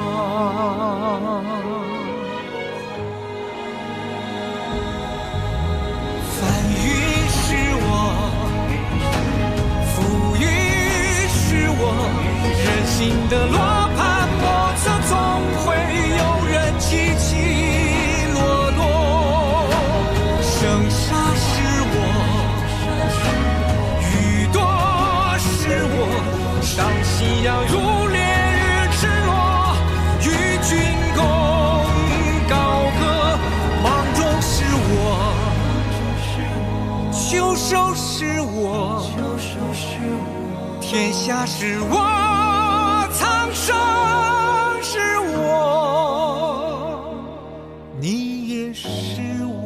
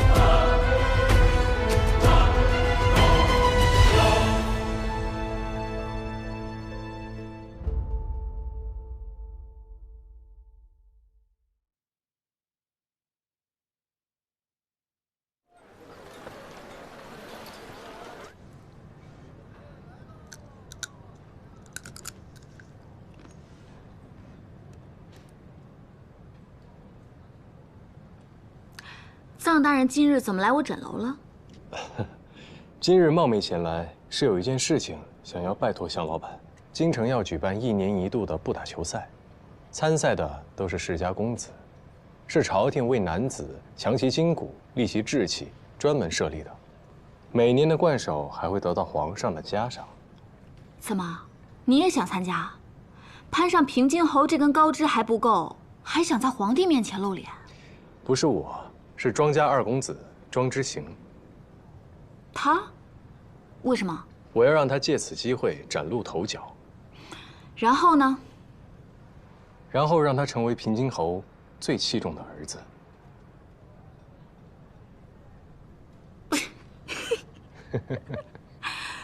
我没有听错吧，臧大人？你是脑子傻了，还是眼睛瞎了？我给你找个郎中看看。向老板，您请坐。哎，一个人在王侯世家安身立命，怎么能只有一个依靠呢？向老板，大家都是朋友，您就帮我这个忙，别再问了吧。说吧，我要怎么帮你？我要八公子在球赛前替庄之行壮大声势，我要让京城所有人都知道，他庄之行有当年侯爷的风采。行，诊楼开门做生意，哪有不接的道理？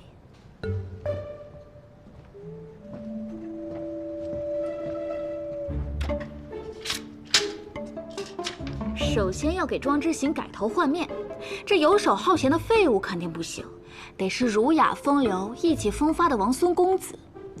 诊楼会派人在街头巷尾传他的好话，这些人行脚赶路要钱，吃饭喝水也要钱，这一人一天至少3两银子。京城这么大，就算是20人，一天也得60两。不过以你微薄的俸禄，想必是拿不出这些钱的，你得拿其他东西来抵。哎，这玉佩的成色也太一般了吧，勉强抵个20两。这还都是小钱，如果让八公子亲自出马，这演一次影戏就得80两，还要为庄之行刻制新的皮影，这里里外外加起来150两。这150两，看在你我是朋友的份上，120两。你这衣服不错啊，平津侯欣赏的，服光锦，好料子，多给你抵扣一些。香老板真爱说笑，这衣服都给了你，我光着回去啊？那我可管不了。不过这还没完呢，等球赛正式开始的那一天，这些钱都要翻倍。臧大人，等比试结束，你整个人都要归我所有，你还不完，就由你的子孙来还。这钱滚钱，利滚利，子子孙孙无穷尽。停！香老板，您说的这些钱我是肯定出不起的，不过我有一个法子，可以把你花出去的钱都给你赚回来。给你个机会。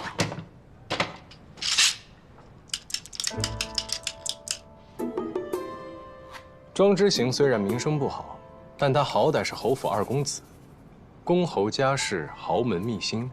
若是以此为噱头，再让八公子亲你戏本演出，一定会有大批看客慕名而来。香老板坐收票钱，这每天至少可以抵掉50两，那7日就是350两。我听说诊楼每年都会为球赛开盘设赌。初出茅庐的庄之行肯定不会被人看好，但若他可以突出重围，那就等于你们诊楼押对了宝，一定会为你赚得盆满钵满。这样至少可以抵掉400，不，500两。你这账还没说完呢。等比试结束以后，庄之行一路水涨船高，那他这些年在你们诊楼吃过的菜、听过的曲儿，甚至是点过的药浴，都会跟着热络起来。这么算下来的话，香老板，你不仅不会亏，还会大赚一笔啊！没想到你这账算的倒是挺好啊。跟香老板比不了，香老板只记出不记入，这是存心要让我卖身在枕楼为奴啊。这在商言商，既然是赚钱的生意，我接了。不过你说的准吗？要是这庄之行一直输，我枕楼岂不是亏大发了？香老板，您就放心吧，我已经为他请了良师，严加训练，过不了多久，他就会脱胎换骨。冯六，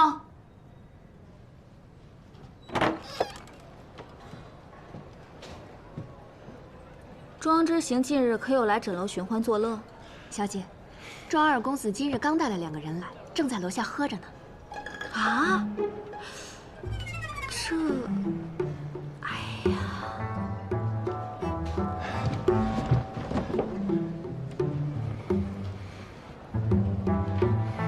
来，师傅。这就是侯爷的风采，脱胎换骨啊！歌词，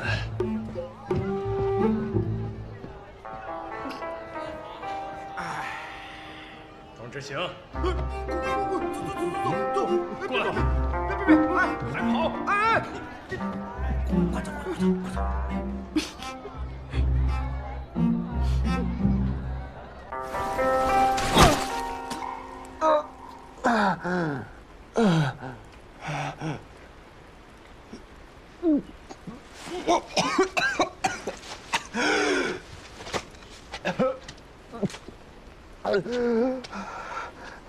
干什么呀？给我拉我上去啊！不好好练武，还敢带他们去喝酒？你答应过我什么？哎呀，练武又不是一蹴而就的，我休息会儿怎么了？我就带他们吃个饭。哎呀，先别说了，臭死恶心死！快拉我上去！环凤，谁来？我请你们吃饭，你们就见死不救吗？庄之行，你口口声声说你要为你娘报仇，却连这点苦都吃不了。当然，你要是不在乎，就回侯府，继续当你的高粱子弟。你娘在天之灵一定会体谅你的，只是为母报仇一事，你永远都不要再提。先生，我知道错了，我这就回去好好练武。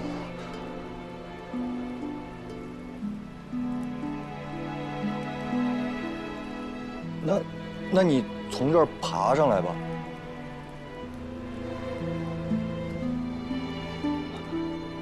这我怎么爬呀？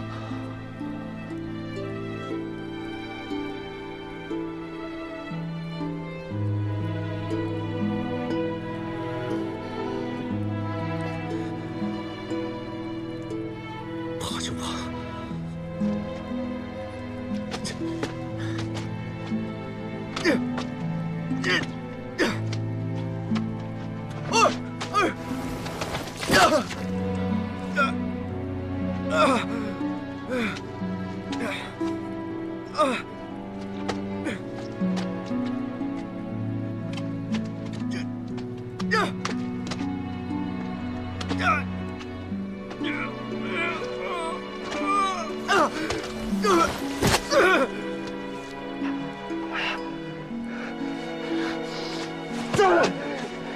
我都答应你们回去好好练武了，把我拉上去怎么了？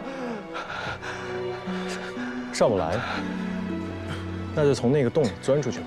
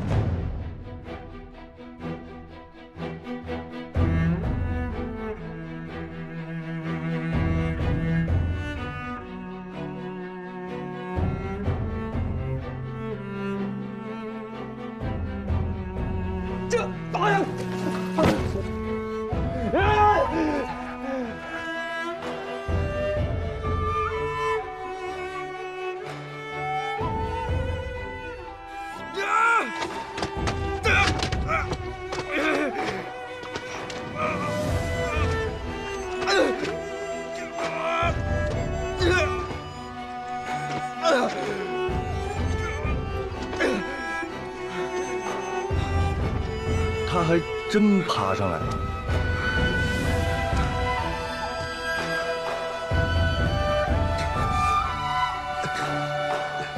记住你说过的话。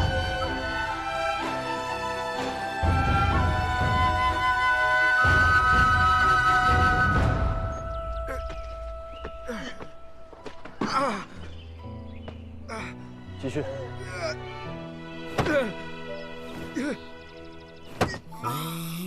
继续，继续。你看准了。行了，先别打了，来，把药喝了。什么呀？这是补药，强身健体的好药。眼里的光，多想将你收藏，命运却捉弄，多荒唐。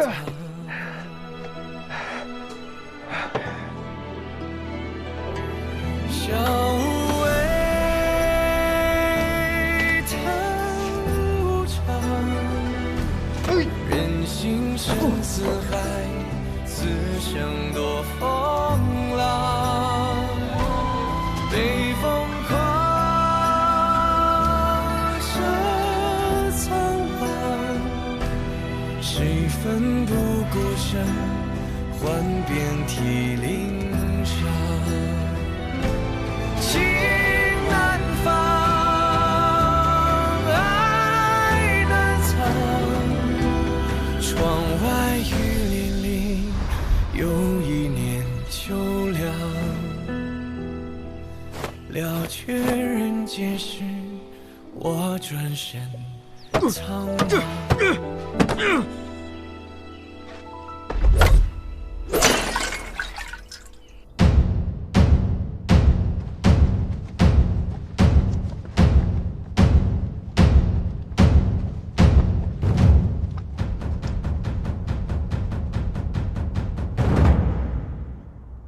这庄之行可真行啊！有他一个酒囊饭袋还不够，把这京城最出名的几个废物公子都给找齐了。燃香！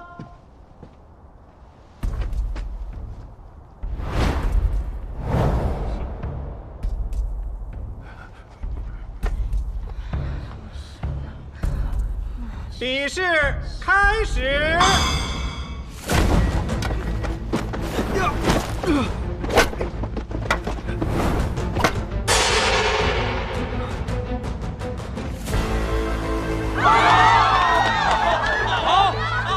红队得逞。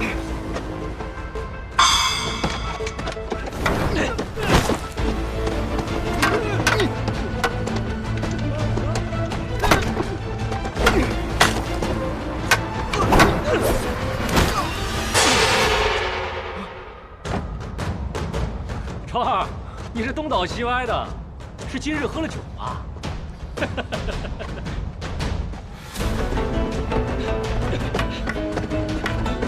走，传给我！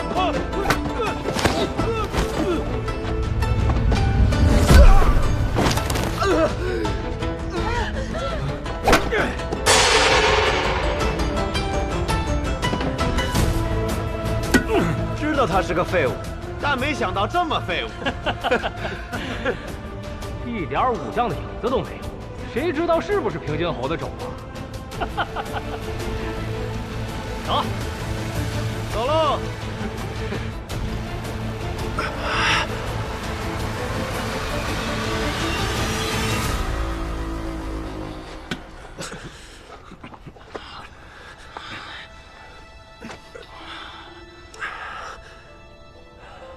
香还没有燃尽，你们是已经打算放弃了吗？我一直以为我是京城最顽固，现在看来，比我差的多了去了。至少我还没有放弃，我自己上。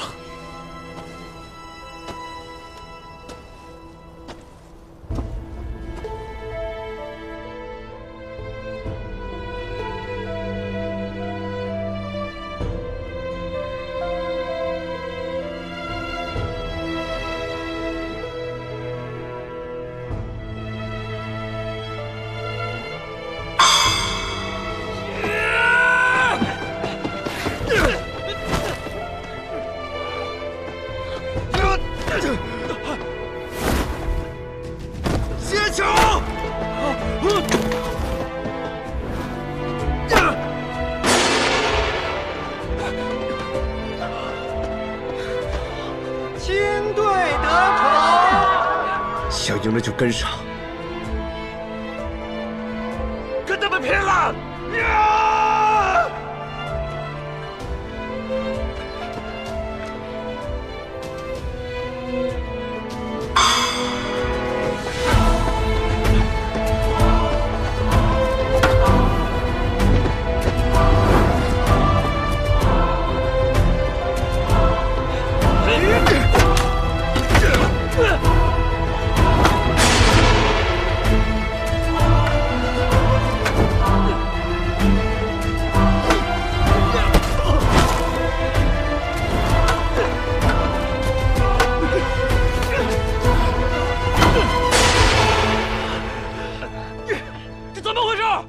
你怎么传的球啊？你会不会？你唬谁呢？你会打吗？都给我认真点儿，说谁也不能输庄之强。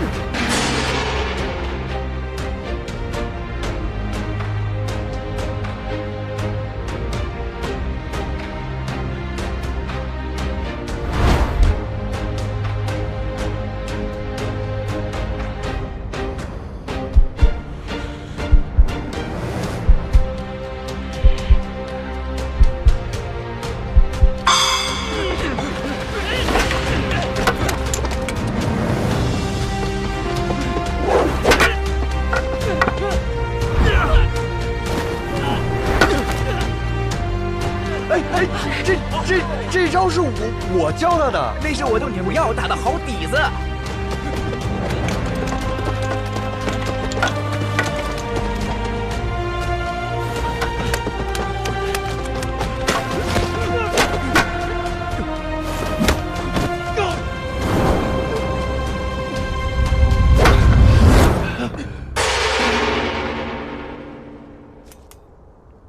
时辰到，清队上！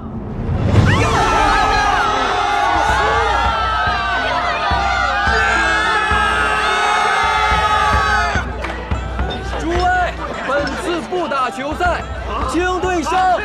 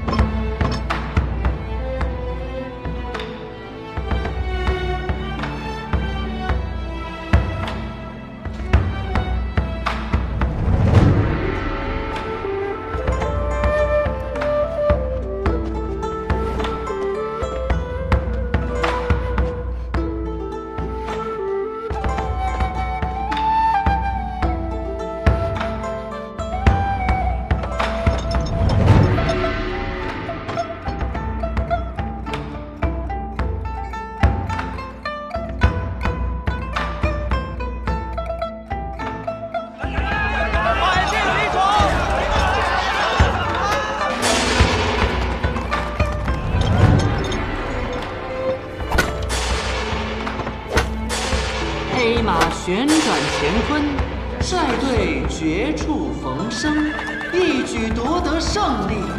从前种种，不过是蓄势待发。如今这黑马崭露头角，势如破竹，且看他日后如何大展宏图吧。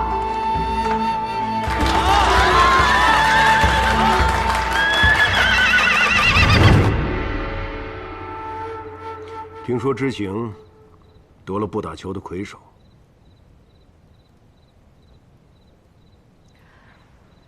这知行好久不回家了，原来是准备不打球去了，真让人吃惊。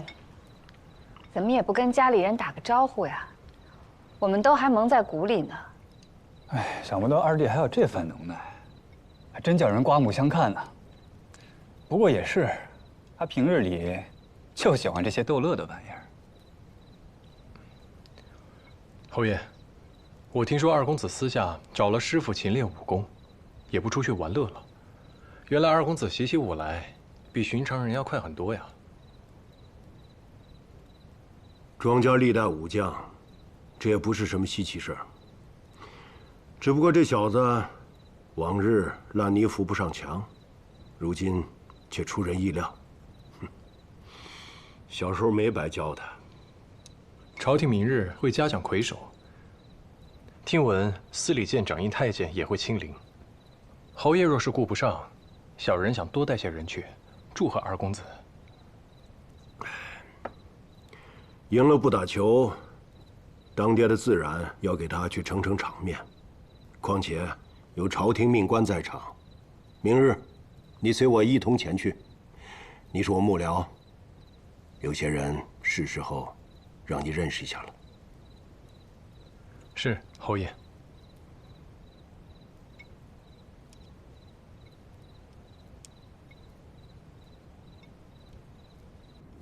你们几个先去，我去见一下父亲。好，好。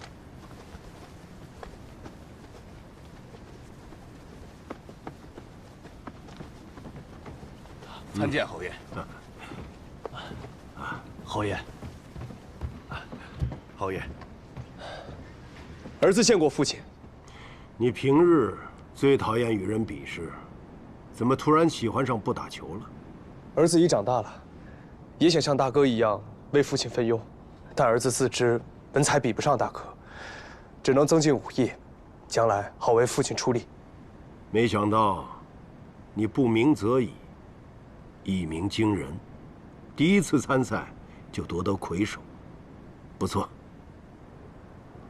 儿子只苦练了2个月，本不指望能打几场，尽兴便好。谁知一路过关斩将，自己也觉得不可思议。你说儿子，侯府几代将才，这是你骨子里的东西。儿子谨记。行了，去吧。侯爷，你家公子一表人才啊！林大人过奖了。曹公公到。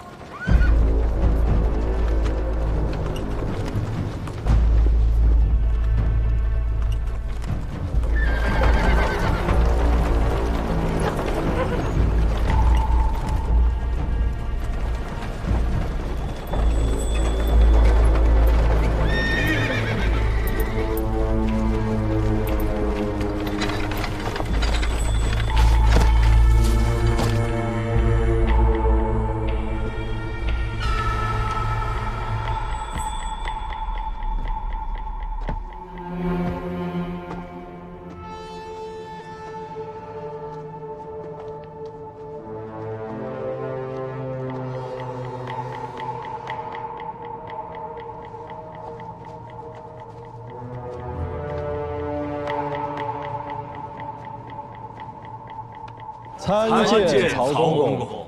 曹公公神采奕奕，气色不错呀。侯爷真是好福气啊！大公子在朝中得力，二公子又崭露头角，只怕这侯府又要出一位将军了。知行不学无术，公公谬赞了。皇上近来如何？谢侯爷牵挂。皇上一切都好。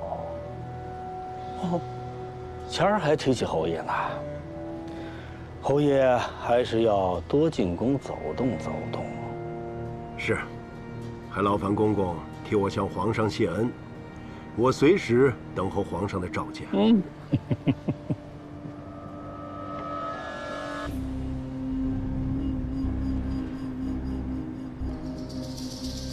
这是我新招的幕僚。藏海，还不快见过曹公公！小人藏海，见过曹公公。你就是侯爷前些日子新招的堪舆喜才，替皇上分忧的就是你。回公公的话，都是侯爷和大公子做主，小人可不敢居功。侯爷是哪儿得了这么一个宝贝啊？怎么也不跟咱家说一声啊？怕咱家抢了去吗？公公还是那么喜欢说笑。都尉司收尽天下能人，我这小小的幕僚，岂能与他们相比？咱家虽是第一次见你，却有似曾相识之感呢。公公辅佐天子，助理万机，见过的人百万之巨，这常人不过是五官七窍，相似之处能得公公注意，是小人之幸啊。说的真好，天生一张巧嘴，咱家喜欢。平日里太过无聊，咱家身边就缺这么一个聪明解疑的人儿。不知侯爷肯不肯体谅咱家孤苦，忍痛割爱呀？公公哪里的话，放眼御前进士，满朝文武，论说话的本事，谁能比得过公公您呢？侯爷言下之意是不肯割爱了？啊？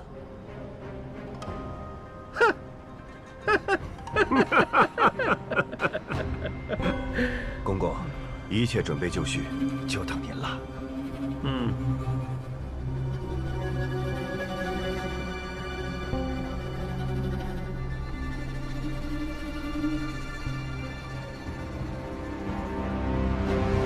皇上口谕：朕素来之道，不打球，受万民喜爱。此次盛举夺魁者，庄之行、穆占庆、蒋玉、孙永明力挽狂澜，深得朕心。各赐飞雀锦袍一套。钦此。这个曹公公，性情喜怒不定。别看他刚才随口跟我要你，都尉司那个地方，进去就出不来了。明日去财库，挑几样像样的宝贝，差人送到他府上。是，侯爷。晚上让小厨房做几样知行喜欢的，也算是犒劳他这几日辛苦。是。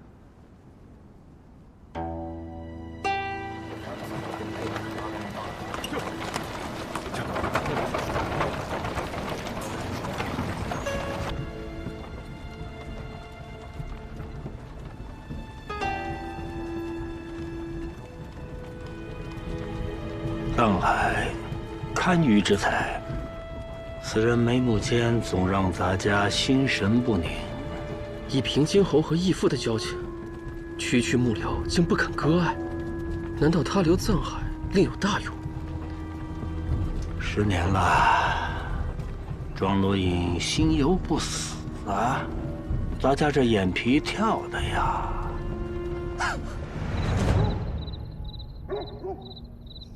青山尽古何时了？断送人多少？孤坟水雨扫黄台，林中迎风吹送，之前来。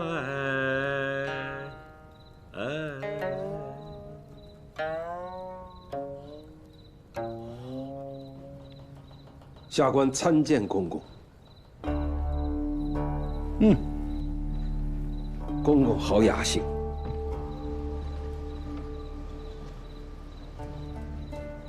之前你来找过咱家，求咱家替你做主，说说吧。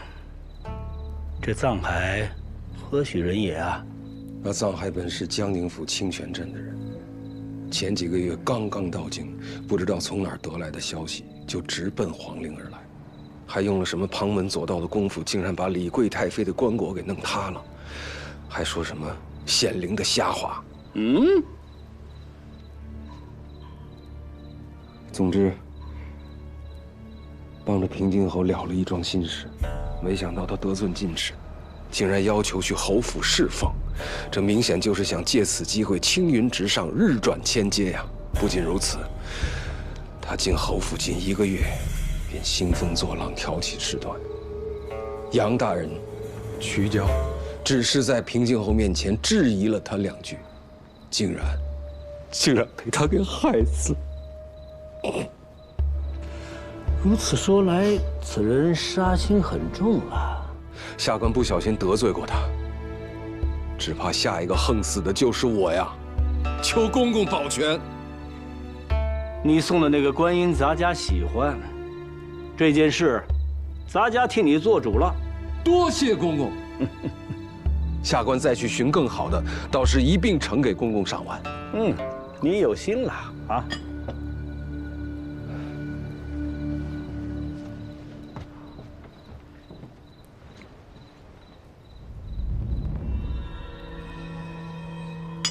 鲁静，义父，你速去清泉镇探探，只要此人的身份有问题，庄陆营就是想用也用不了了。快去。是。陆岩，派人把这个藏海给我盯紧了，一旦陆景查明此人身世有异，即可击杀。是。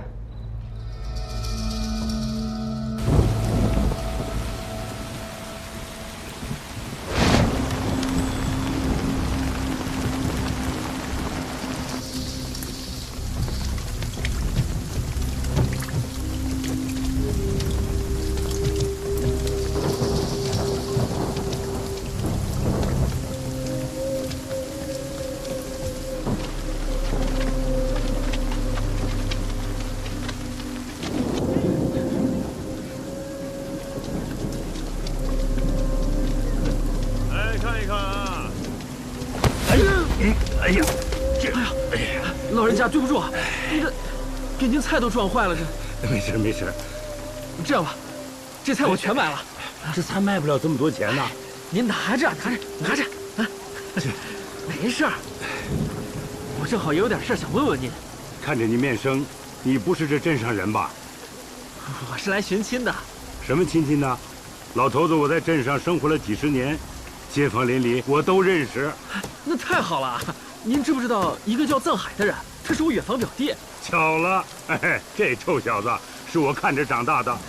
不过，几个月前他离开了这儿。那他何时来这儿的呀？我想想，他来这儿有10来年了吧。他父母双亡，后来呀，被镇上的木匠给收养了。那位收养他的木匠现在何处啊？已经不在了。几个月前呢，他家着了一场大火，木匠被烧死了。小海呢，上山砍柴没有回家，所以躲过了一劫。估计是伤透了心，就离开了这里。老人家，多谢了。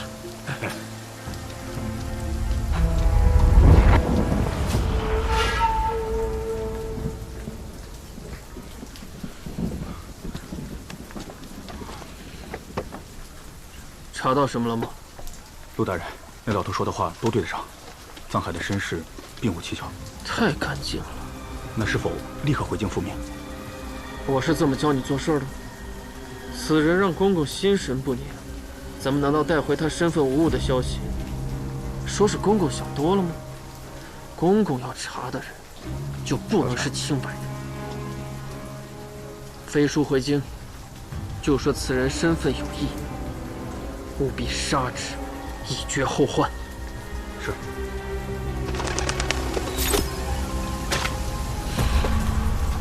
怎么回事？大人，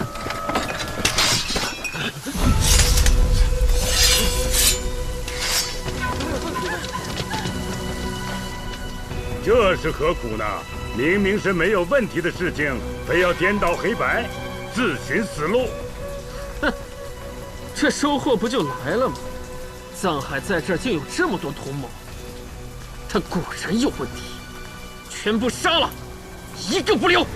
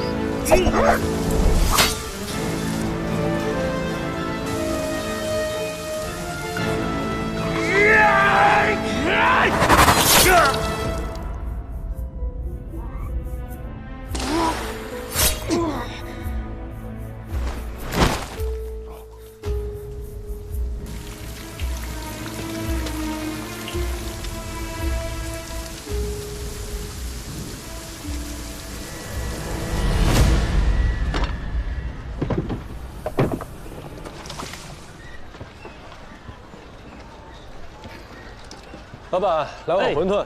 好嘞。您的馄饨慢用，谢谢。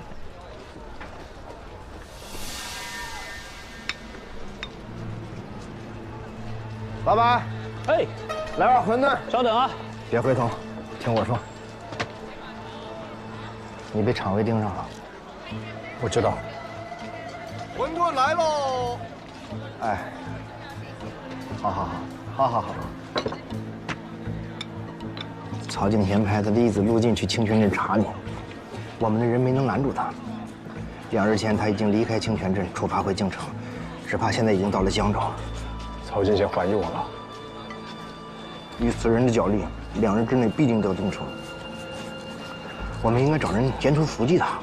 不行，他要死了，曹敬贤更加怀疑我。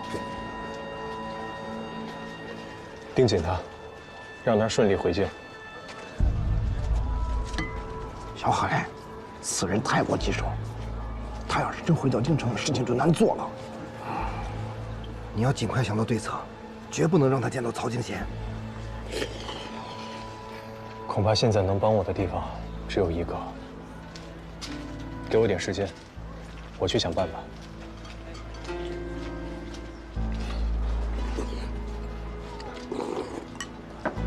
抓紧时间啊！常委交给我了。老板，哎，吃好了？再来啊！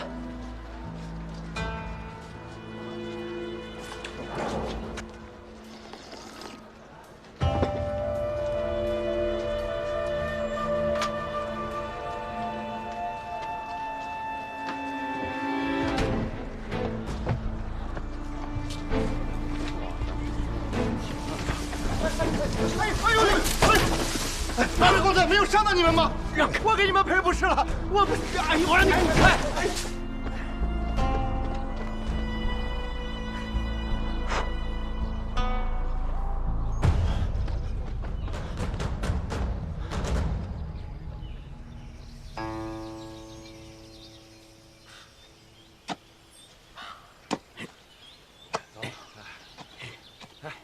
你看我这个，今儿不错啊！哎，老三，赶紧走了，时间不早了。好，你们先去吧。好，我马上回。快点啊！哎，好。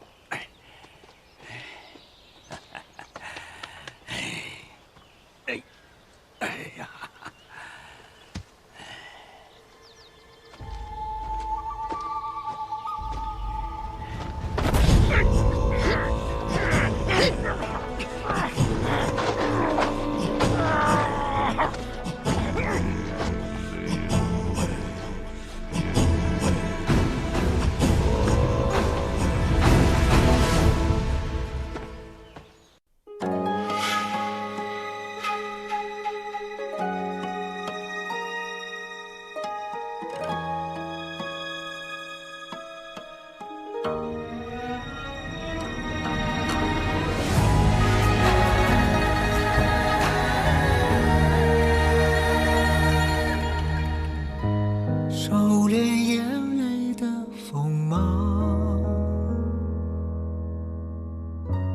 掌心念着危险的渴望，惊涛笑里藏，惊雷无声响，城府深，深不过我目眶。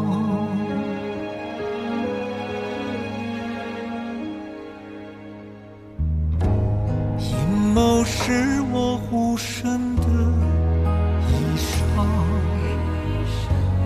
阳谋是我纵横的刀枪，用隐忍的狂，稀释道德藏，也不黑，只因为我心滚烫。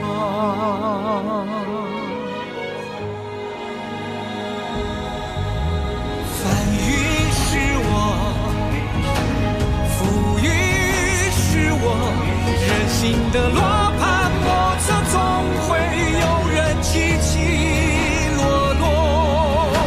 盛夏是我，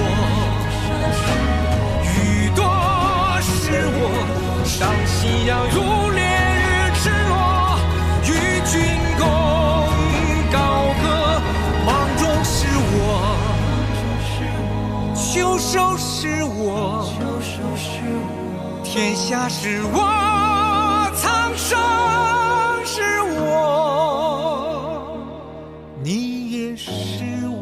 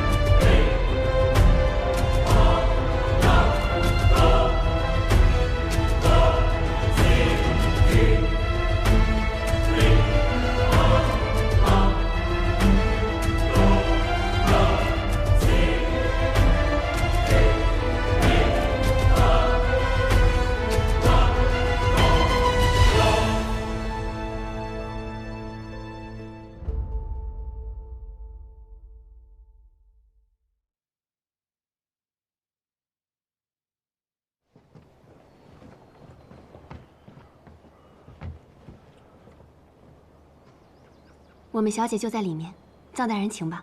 多谢。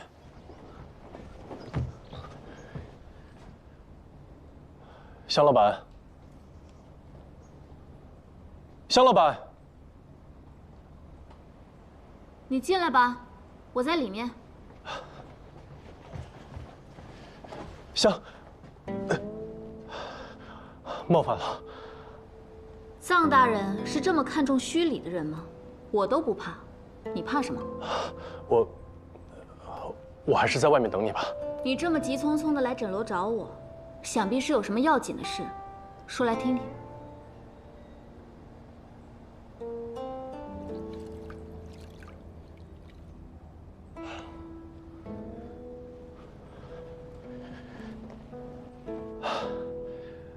我想要除掉一个人，需要香老板的帮助。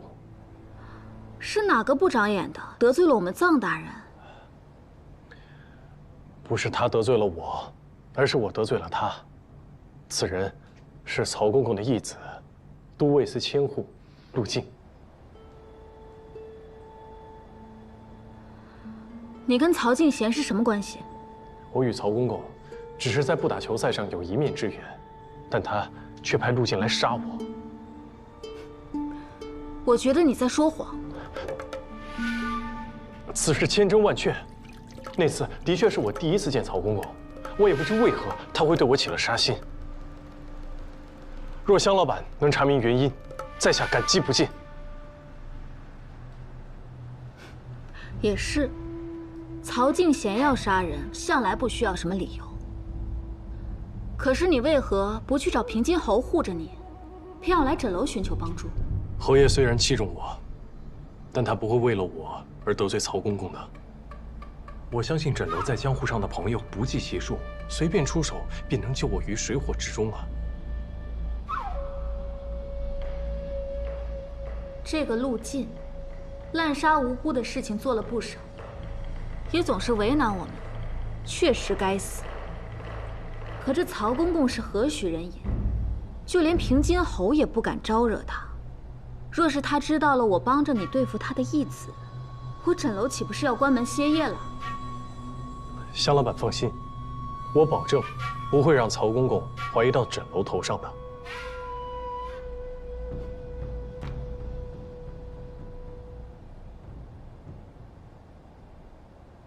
那你要怎么报答我？这个我还没想好，我没有什么拿得出手的东西。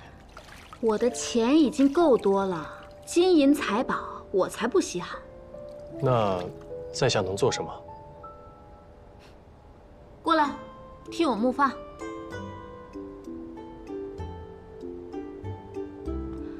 你想让我帮你，又不拿出诚意，既然这样，你就回去吧。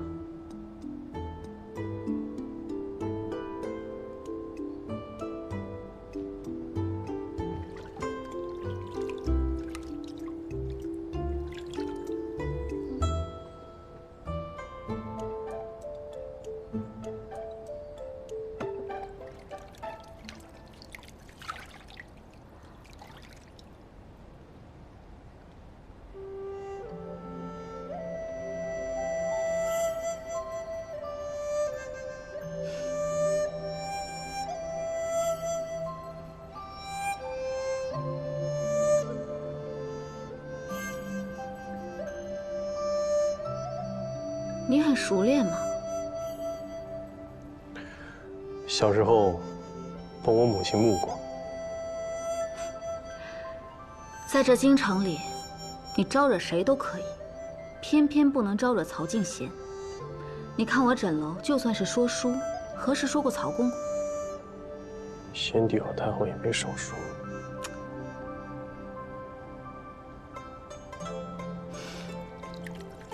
枕楼苦场未久矣，若你能不知不觉杀个曹敬贤的义子，那也是痛快极了。只不过，要是陆晋死了，曹敬贤恐怕会更忌惮你。你放心，我早已经有了计划，只是我不会无功，不能亲自动手。好吧，若是我帮了你这次，那可是帮了一个大忙。光凭木发，可是还不清的。那，香老板还想让我做什么？我还没想好，不过枕楼是可以赊账的。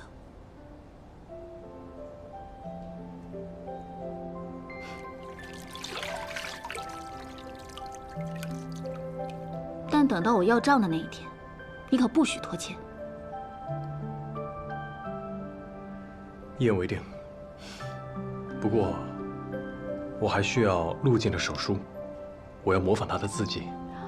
没问题。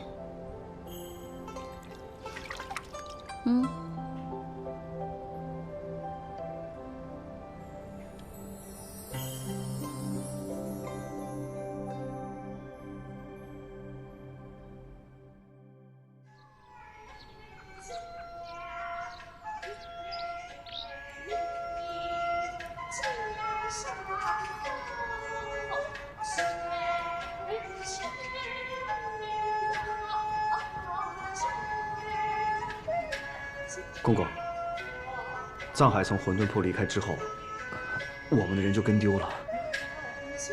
不过之后有人见他一路乘坐马车返回了侯府，再也没有出来过。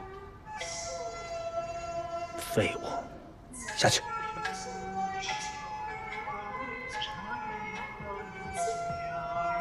陆金有消息了吗？还没有。没有消息就是最大的消息，说不定清泉镇有问题。再等他一天，要是还没动静，立刻杀了桑海。是。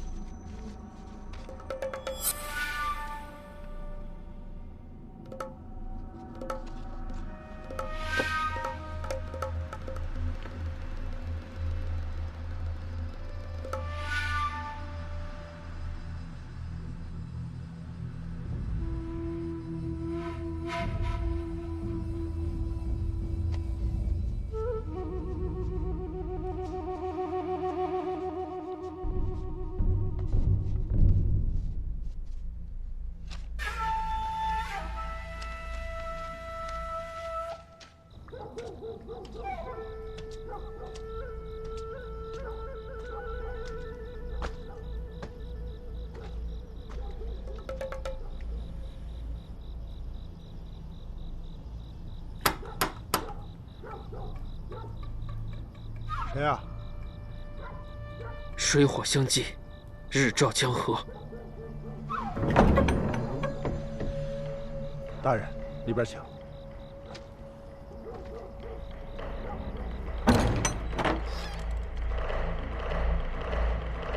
大人，里面请。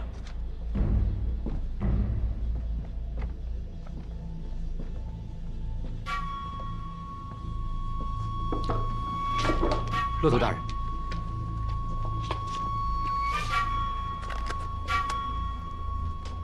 大人，您怎么来了？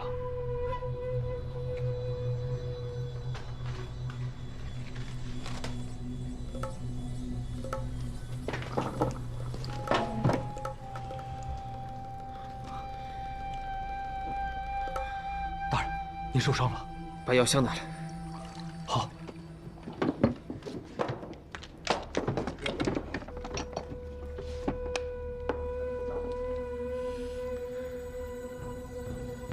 你们俩立刻去曹府，给公公带个口信。藏海有问题，务必杀之。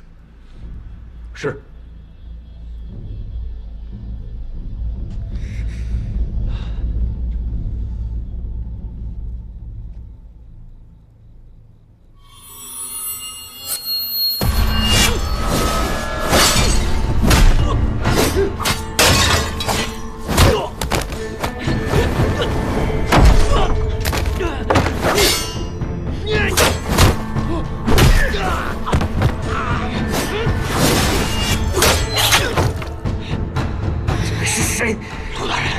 别问了，我们的主人要你死！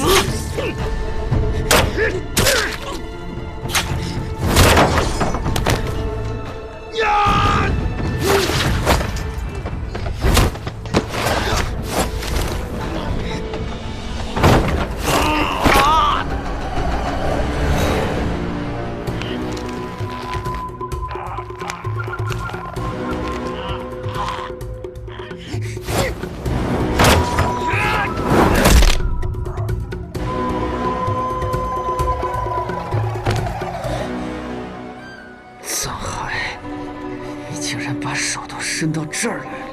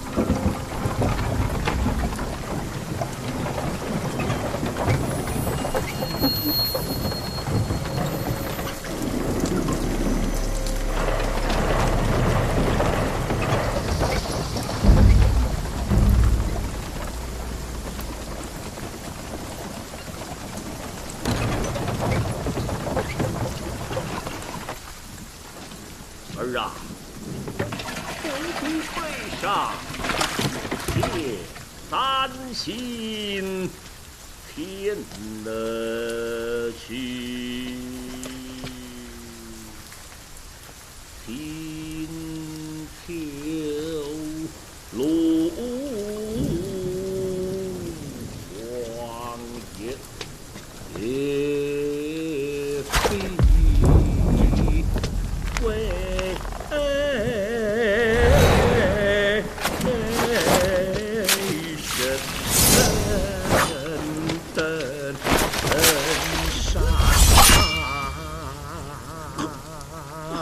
涉水，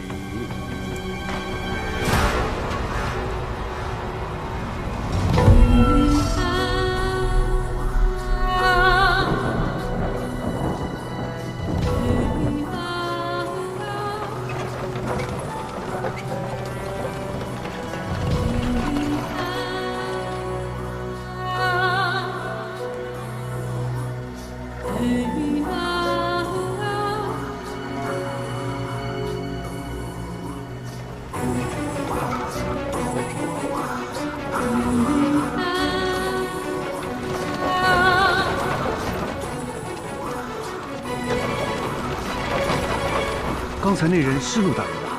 好像是。他怎么会在藏海的马车上？走，啊，跟上。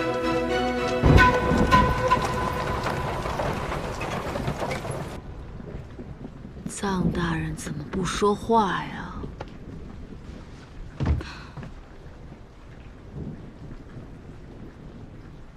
你都不怕死人的吗？怕。这么斯文的小伙却不怕死人，这是为什么呢？现在比起死人，我更怕的是肖老板。真没想到您会亲自动手。这样才能万无一失嘛。想要以假乱真，还是得靠我枕楼的手段。我是不是还挺厉害的？你都不知道，为了拿这身衣服，我非……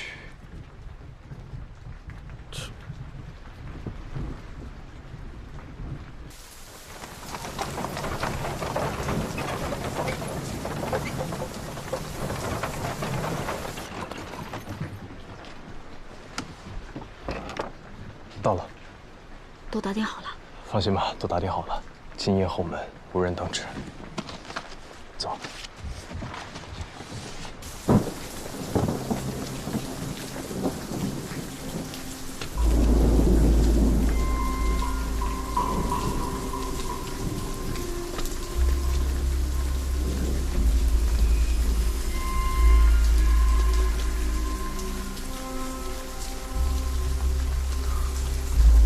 这事怎么办？通知公公，陆大人和藏海进了平津侯府。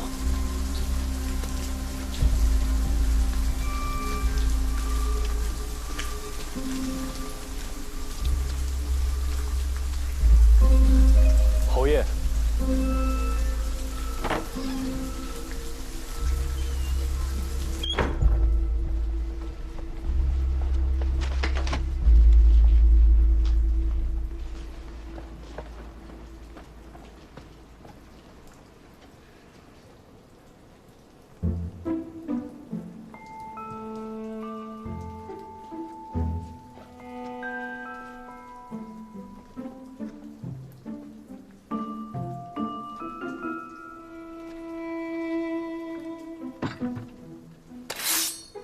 哎呦，没事。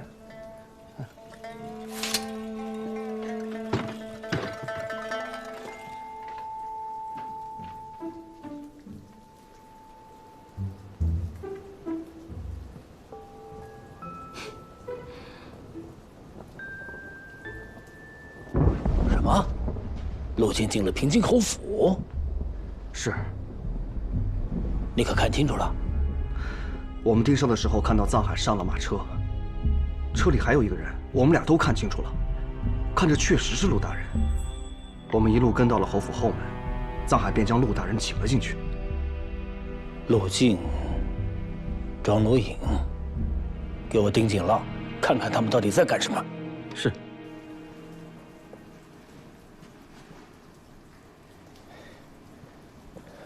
哎呦，哎呦。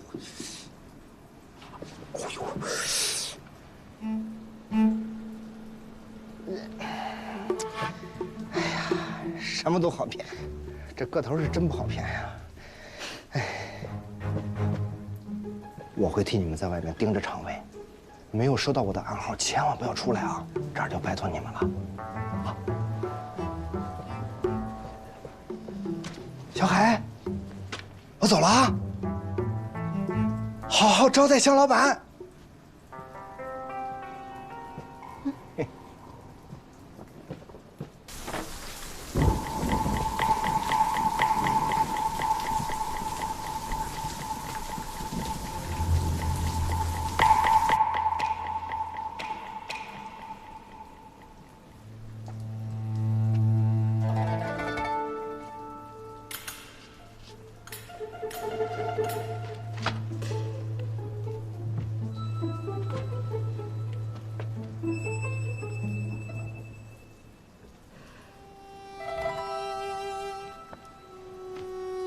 看起来还是原来更俊一些。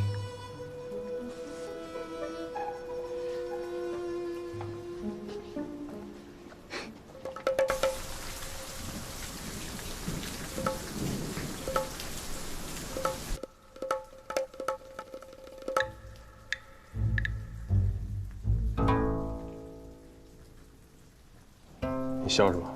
笑你苗而不秀，银样蜡枪头。一点都不像个威风凛凛的将军。只要他们觉得像就行了。手给我。你要干什么？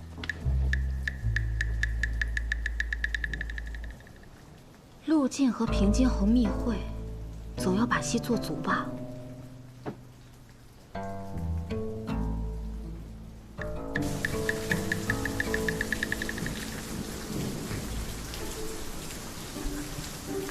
你这姻缘线深且绵长，子女宫饱满红润，我断你日后子孙满堂。我竟不知香老板还会看手相。你不信啊？我说的可准了。那还看出些什么？你看你的官运线，笔直无分叉，臧大人日后一定平步青云，官运亨通。不过你恐有牢狱之灾。哦，那请问该怎么解呢？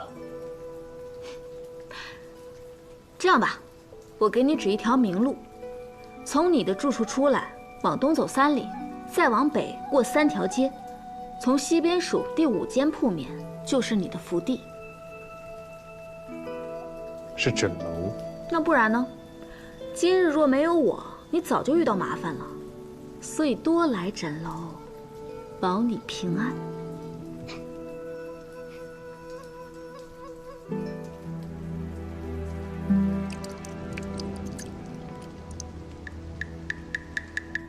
这外面可有动静？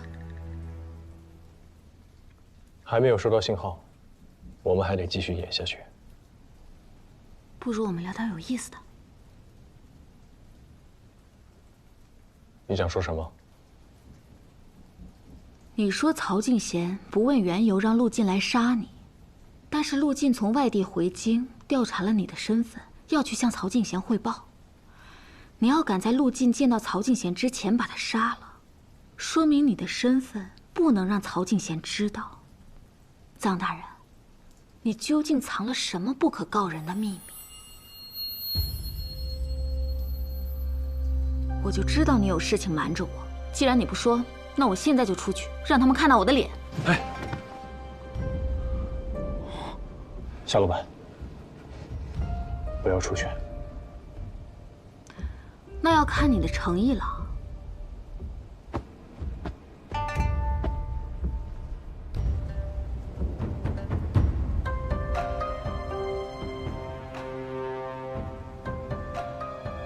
如果此事暴露，我们会被常委带走，严刑拷打。都尉司可不是什么进去了可以随便出来的地方。你威胁我？您是我的救命恩人，就算常委发现了我们，这一切也由我一人承担，绝不会牵连向老板。只不过，你刚才问我的问题，我确实没有办法回答你。如果将来有一天，我做完了我该做的事情，我会第一个告诉你。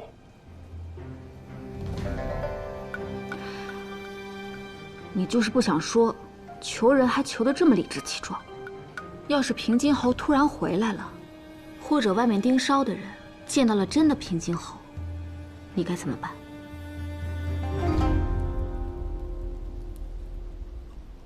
你平日不都是去那些勾栏酒肆消遣吗？怎么今晚想起来要陪我夜饮呢？前几日在不打球赛上夺魁，本想好好庆祝一番，但思来想去，还是只想与父亲一人庆祝。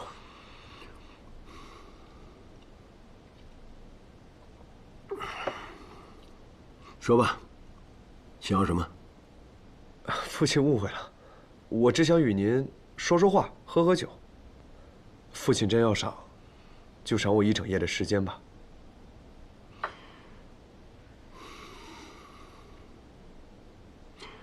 行，为父答应你，今夜哪儿都不去。我已经派庄之行去拖住平津侯了，只要不让他在侯府的其他地方出现，那这一关我们就算过了。好啊，原来我跟庄之行一样，都是你部下的棋子。你利用我，还不肯对我说实话，我当然不能轻饶你。向老板，你不是棋子，您是我的朋友。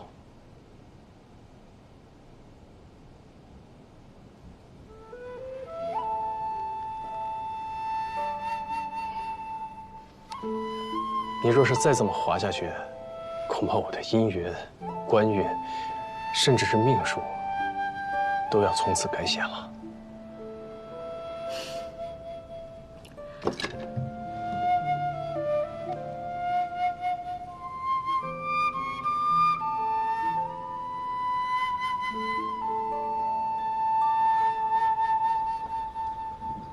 父亲，我们换一壶尝尝。好。刚才说到哪儿了？侯爷，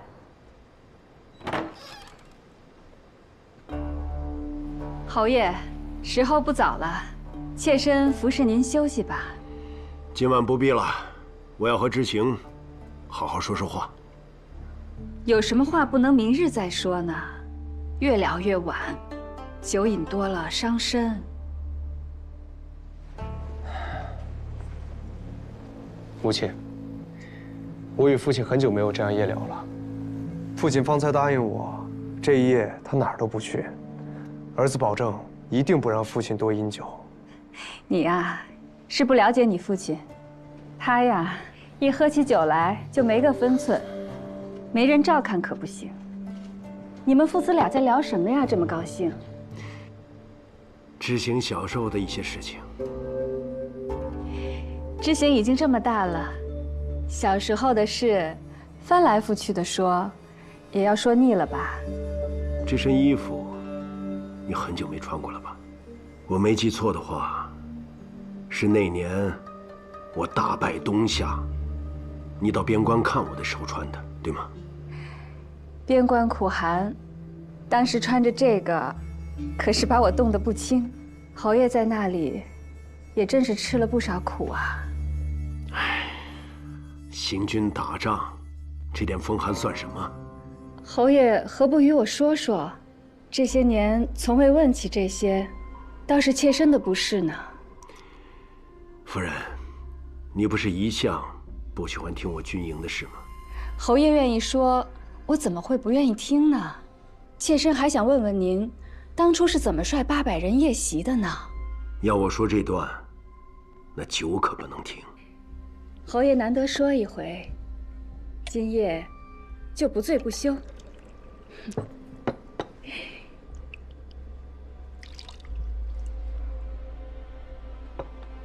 知行，也坐下来一起听啊。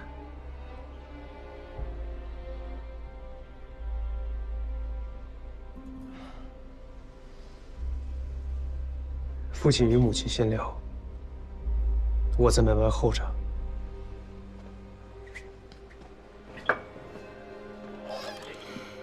来，侯爷，妾身敬您一杯，快说给我听听。要说这一役啊，就不能不说东夏的名将赛普里。这么多年，他是本侯见过最骁勇的猛将。难道还能比侯爷厉害？怎么可能？他要是比本侯还厉害，又怎么会在雁翎关被杀？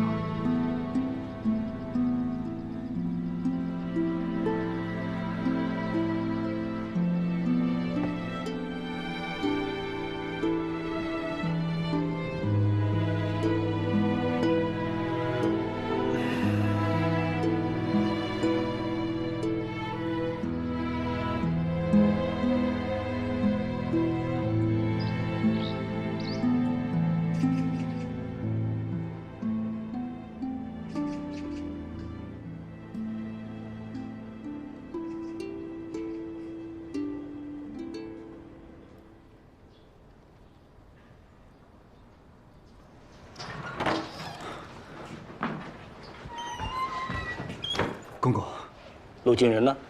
在侯府中，未曾出来。庄如影呢？也在书房，没出来过。他们长谈了一夜。是。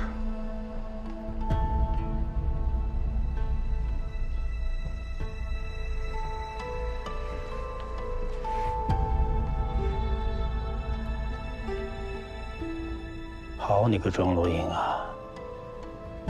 咱家倒要看看，你跟咱家的人到底说了什么。备车，去平津侯府。是。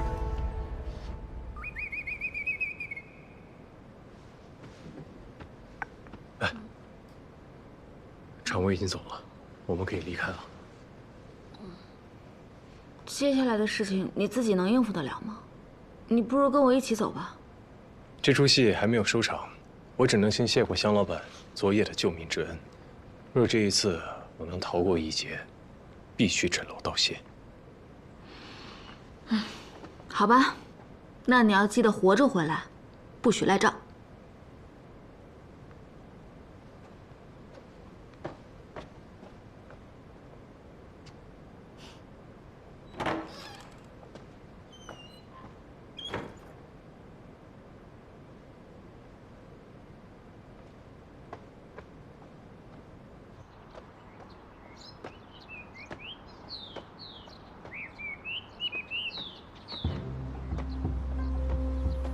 二公子，有贵客要见侯爷。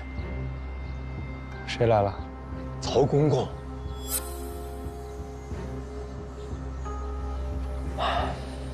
侯爷宿醉，现下正在睡着，请他先回去吧。哎呦，不行啊，二公子，这曹公公的事情必须由侯爷亲自来定夺，我还是叫醒侯爷，不然该误事儿了。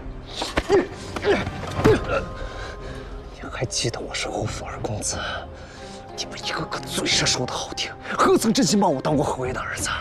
往事我不计较，如今还敢得寸进尺，不把我放在眼里。今日你敢靠近这房门一步试试？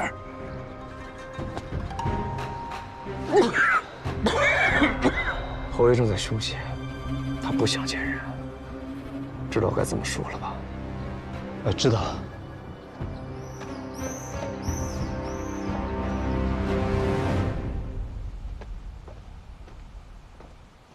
小人见过曹公公。怎么是你啊？平津侯呢？侯爷昨日喝了酒，现下还在休息呢。他跟谁喝酒了？这，小人就不知了。你不知道？啊？你最应该知道他跟谁长谈了一夜。曹公公这是在说什么？小人听不明白。别以为咱家不知道你搞的把戏。咱家问你，陆静呢？小人不认识什么陆静。咱家的人昨晚亲眼看见你带着陆静进了侯府，一夜都没出来。你敢说你不认识？你到底是在搞什么鬼呀？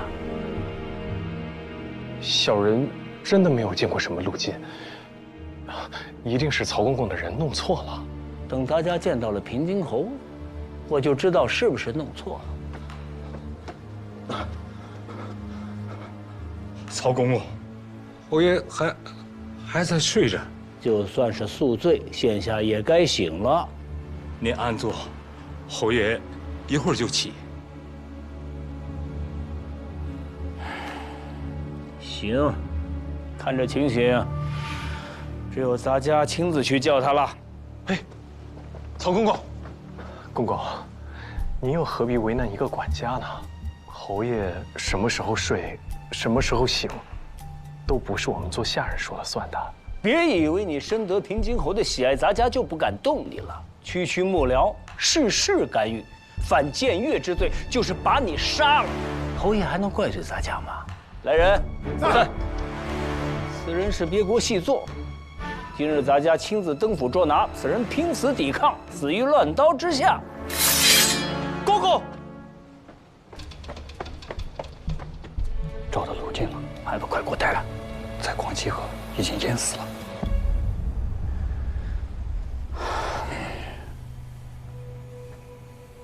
快带我去！是。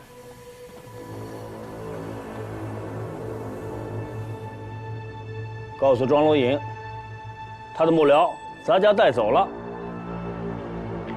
走。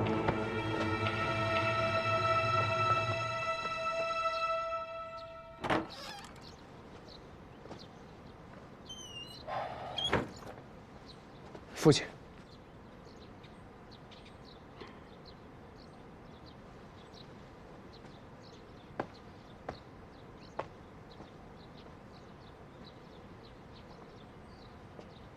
你在外面站了一夜，没有父亲允传，儿子不敢走。刚才谁在外面聒噪？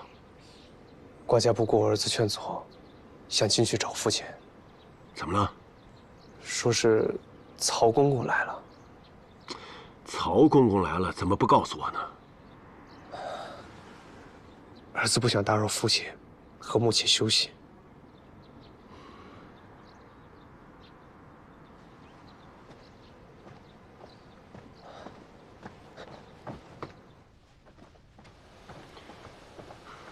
侯爷，曹公公人呢？曹公公刚走，还带走了臧大人。他有说找本侯有什么事吗？没说，我就听说好像是谁淹死在广济河了。曹公公一听就着急忙慌的走了。备马，我亲自去一趟广济河。是。知行，你也来。是。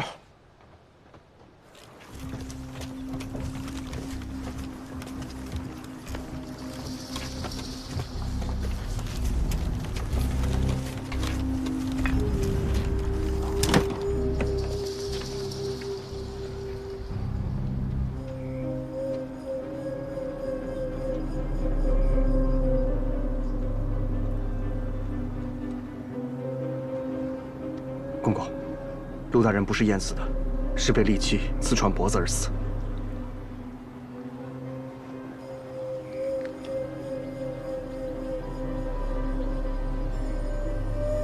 陆远，你去看看。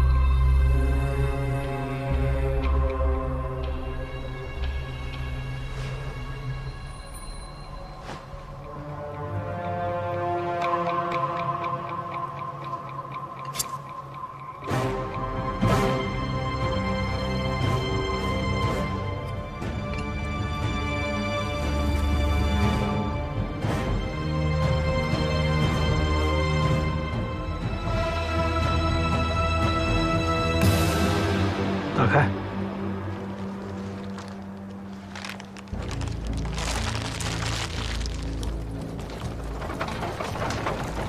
去。义父。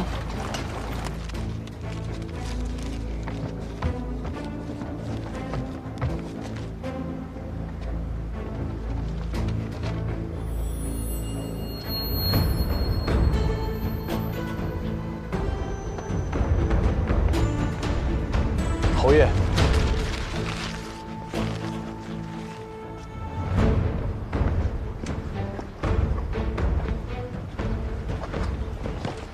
曹公公，今日来了又走，找我有什么事吗？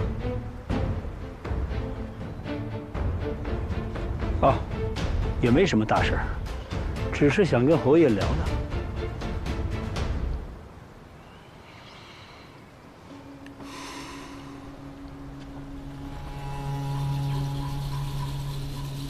这不是你义子吗？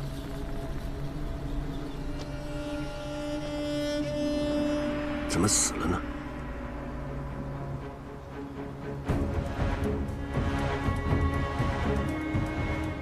咱家也不清楚，也许是仇家寻仇吧。咱家回去要细查此事。侯爷，告辞了。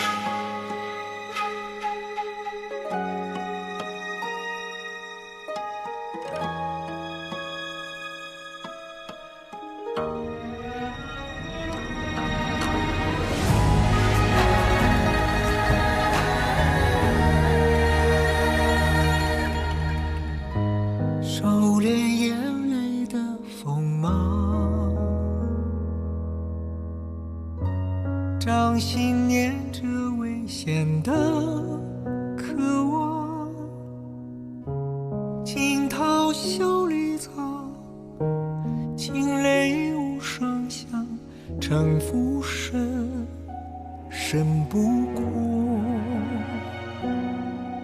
我目光。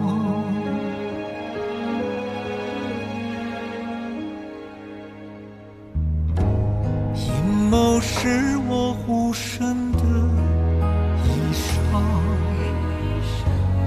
阳谋是我纵横的刀枪，用隐忍的狂，稀释道德藏，也不黑，只因为我心滚烫。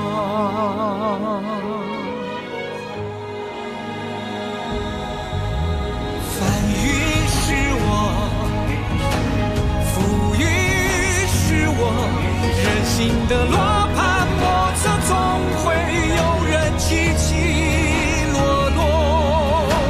生杀是我，雨多是我。当夕阳如烈日赤裸，与君共高歌。芒种是我，秋收是我，天下是我。苍生是我，你也是我。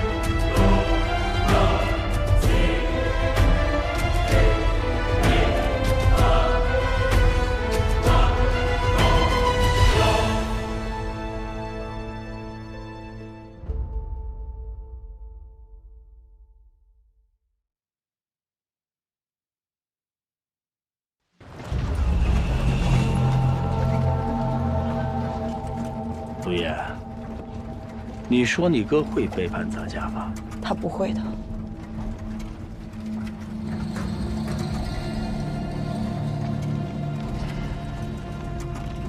你看看，这是他的字吗？平津后窥之脑，卑职假意投诚一探消息，若卑职身死，则其不可信。是。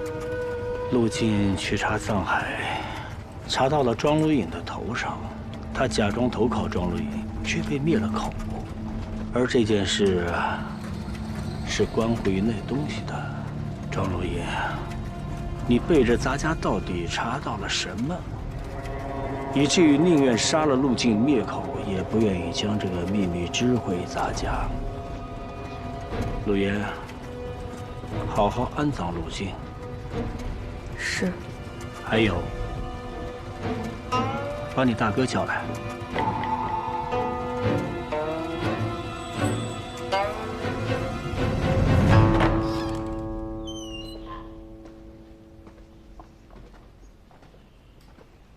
曹京贤今日干什么来了？曹公公来找侯爷，还说昨夜陆大人进了侯府。但后来又有人来通报说，陆大人死在了广济河里。这中间怕是有什么隐情，但小人还没有想明白。陆晋的死，怕不只是曹敬贤说的仇家寻仇这么简单。小人斗胆猜测，还请侯爷勿怪。曹公公的都尉司暗中监视着京城大大小小的官员，他与侯爷无冤无仇，为何这些日子将眼睛放到了侯爷身上？难道是最近发生了什么大事，还是侯府有什么变化，引起了他的注意与猜疑？你认为是什么原因？小人初到京城，对很多事情还不清楚，对曹公公也还不够了解。但他今日没有等到侯爷，便将小人带走。看来他当下是已经盯上小人了。至于个中缘由，小人也不敢妄加揣测。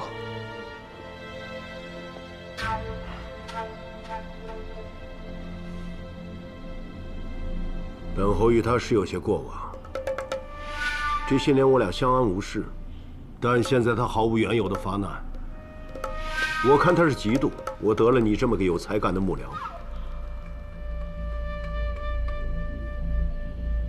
可是侯爷，曹公公真的会为了小的这点本事与侯爷置气吗？行了，这件事情我好好想想，你先下去吧。侯爷，这几日可否请您给小的安排几个护卫？小的今日顶撞了曹公公，若是无人护卫，只怕会有危险。曹公公真要杀你，本侯给你再多护卫也是没用。但本侯自有办法保你周全。这么说吧，本侯给你一个朝中官位，只要能在皇上面前露个脸，他就没那么容易动你。小的只想待在侯爷身边，侍奉侯爷，从未想过要离开侯府。不必担心，就算你入朝为官，也是本侯的人。谢侯爷厚爱，任凭侯爷吩咐。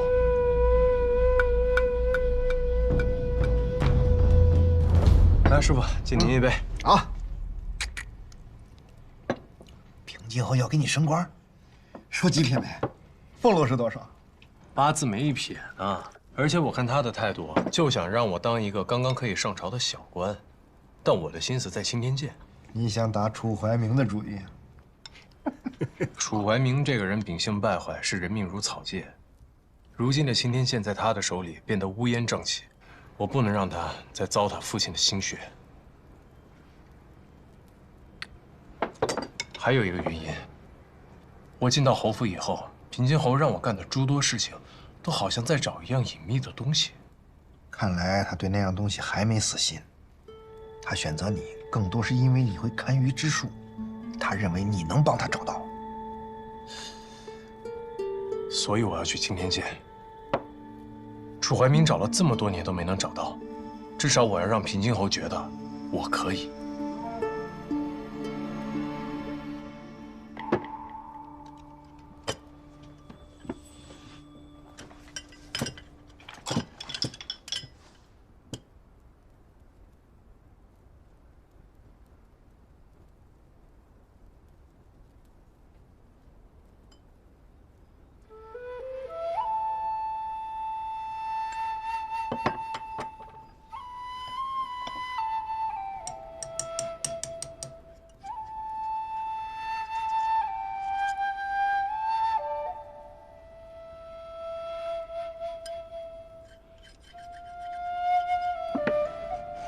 这是我的一份心意。没有银楼的标号，也不知道在哪个摊子捡来的。这是我亲手做的，手艺不精，让肖老板见笑了。臧大人还真是多才多艺啊，这图花雕得不错。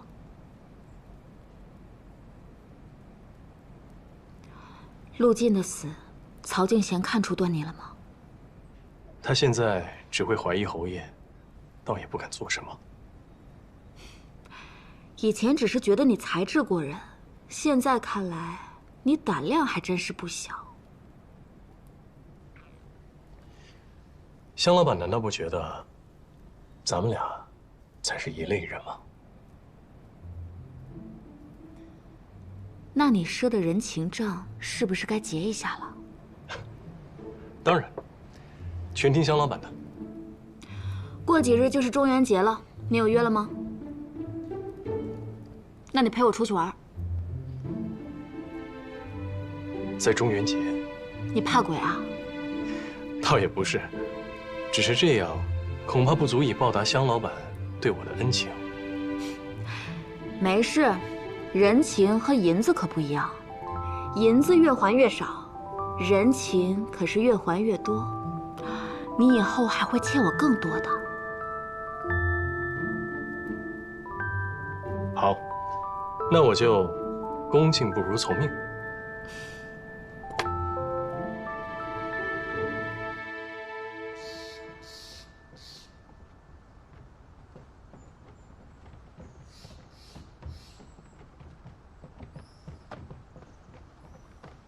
侯爷，您看，这些云聚在一起，像不像一只瑞兔？藏海啊，今日正逢中元节，有这样的天象，你看有没有什么说法？回侯爷，这云彩在中元节显现，颇有几分特别。但小人擅长的是观星望斗，只和星月与时令相关，风云万变，仅凭这个，小人也不敢妄言。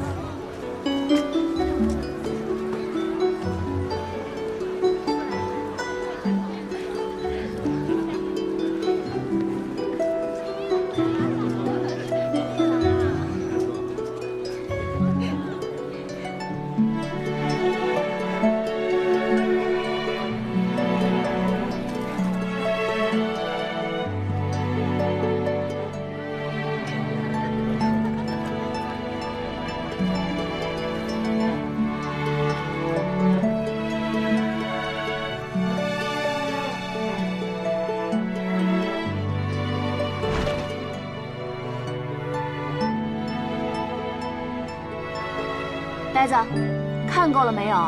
还不快上来！坐。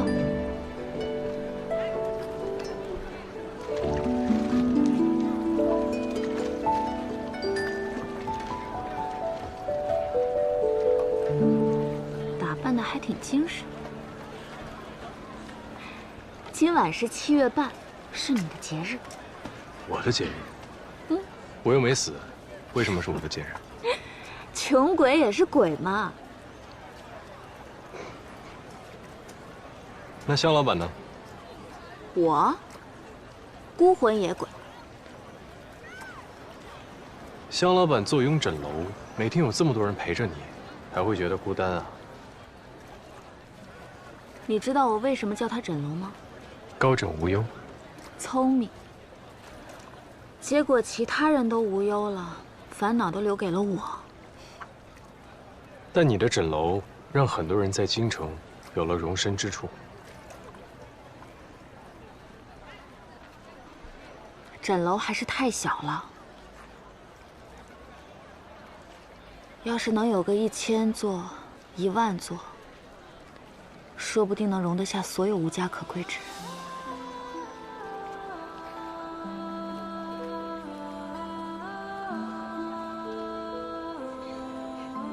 香小姐说的对。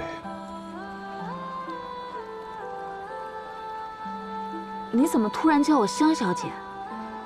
你平常不都一直香老板、香老板的叫我吗？因为我觉得今晚的香小姐，跟平日诊楼的香老板不一样。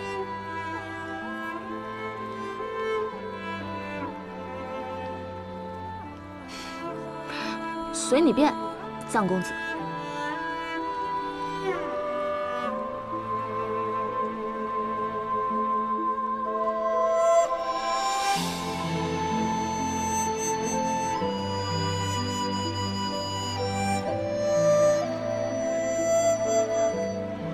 她美吗？美。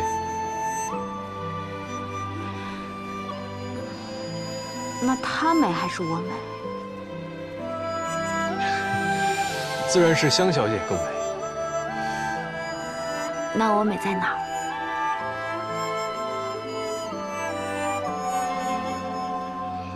香小姐眉若细雨，眼似星河，这个不是寻常女子可以比拟的。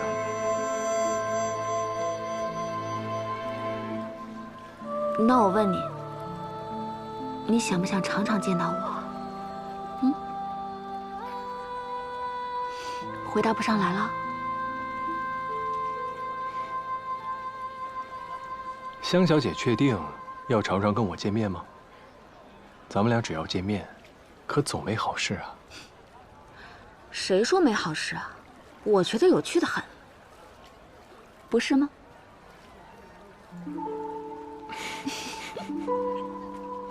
没想到这儿有这么多河灯啊！今晚我让诊楼放出了1万盏，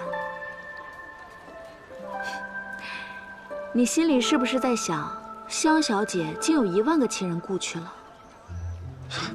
我怎么会这样想？但你为何要放这么多河灯？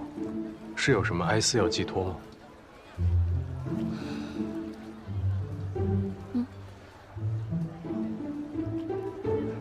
因为我有钱。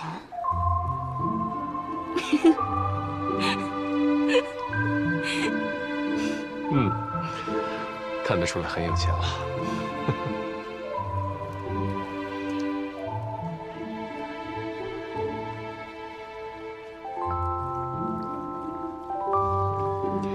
我听说，在河灯上写上亲人的名字，就能把自己的思念传递给他们。那你也写吧。听说你的父母亲人都不在了。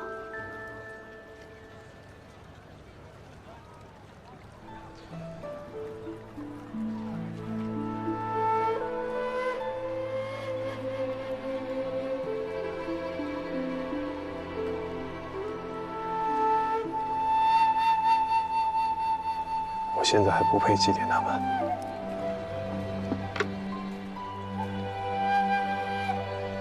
那就先把对他们的思念装在心里吧。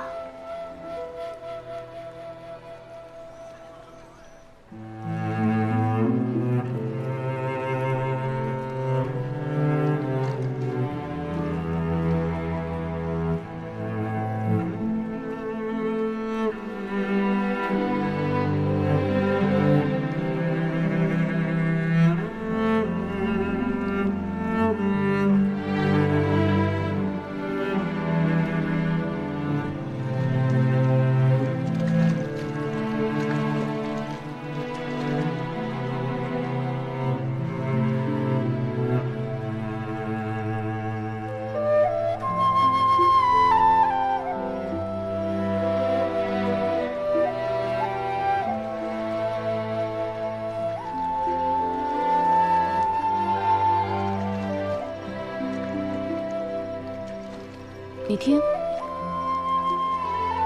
听到什么声音了吗？什么都没有，此处甚是安静。安静就对了，我就喜欢安静又广阔的地方。你躺下，那么拘谨干嘛？这椅子舒服吗？舒服极了。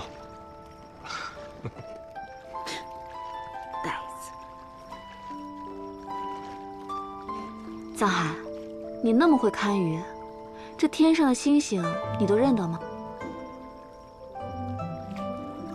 你看，天上的星星有28星宿，那边东方七宿形似青龙，其余西南北三方对应着白虎、朱雀、玄武。哎，你看那几颗星星，哪几颗？那几颗，像不像是一个撅着的小嘴？小嘴？不像啊。有一点点。不过你说的这4颗星呢，叫奇宿，旁边是尾宿，它们组成了青龙7宿的龙尾。我觉得不像龙尾。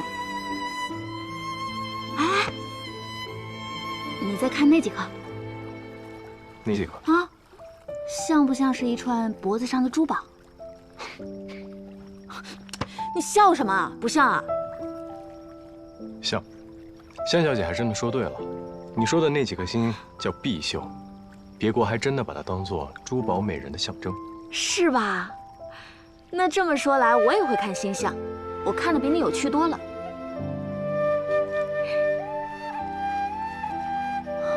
不过你看啊，这串珠宝还有一个主人，是一个哭花脸的女子。美人虽然珠宝在身，但是这满天的星星都是她的泪水。泪水？那她为什么哭了？她应该是一个被远嫁的女子，终其一生都不快乐。她在异乡等啊等，等了一辈子，也没人接她回家。那她远在家乡的亲人，一定很思念她。那我就不知道了，也许她的眼泪流干了，她就不再想着回家这件事了。没想到你还挺会编故事的，八公子的戏本，不会是你编的吧？这世上文采斐然的人，也不止你一个。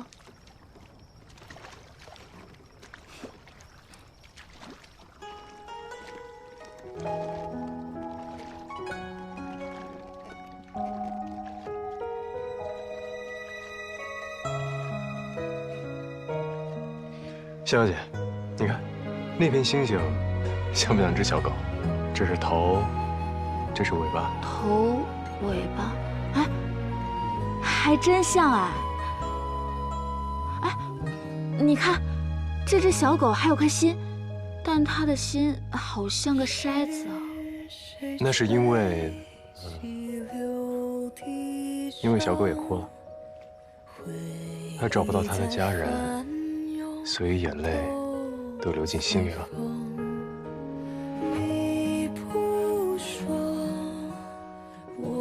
你也挺会编故事的。承认。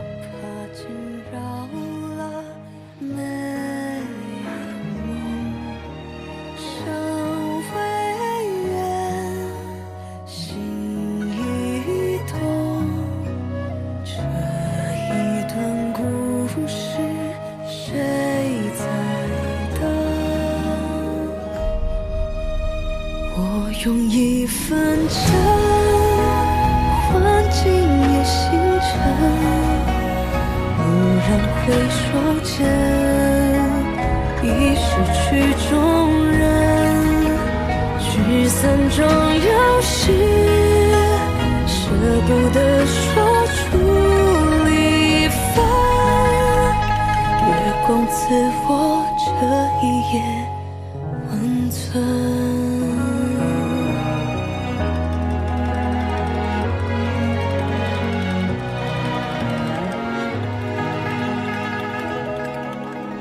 说是这星星多，还是你欠我枕楼的钱多？我有欠你这么多吗？那今天还掉了多少了？今天你坐的是我的船，喝的是我的酒，不应该是再欠一分？有道理。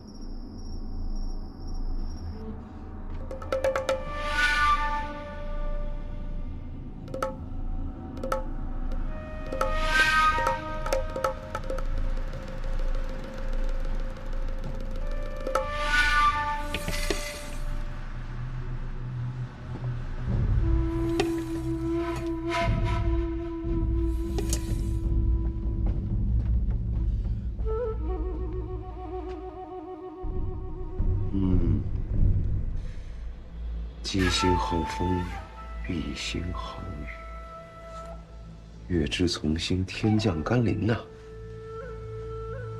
中州久旱之地，终于要降雨了。大吉呀！月离雨毕，彼滂沱矣。雨若不止，洪水必起。最近各地有无灾情啊？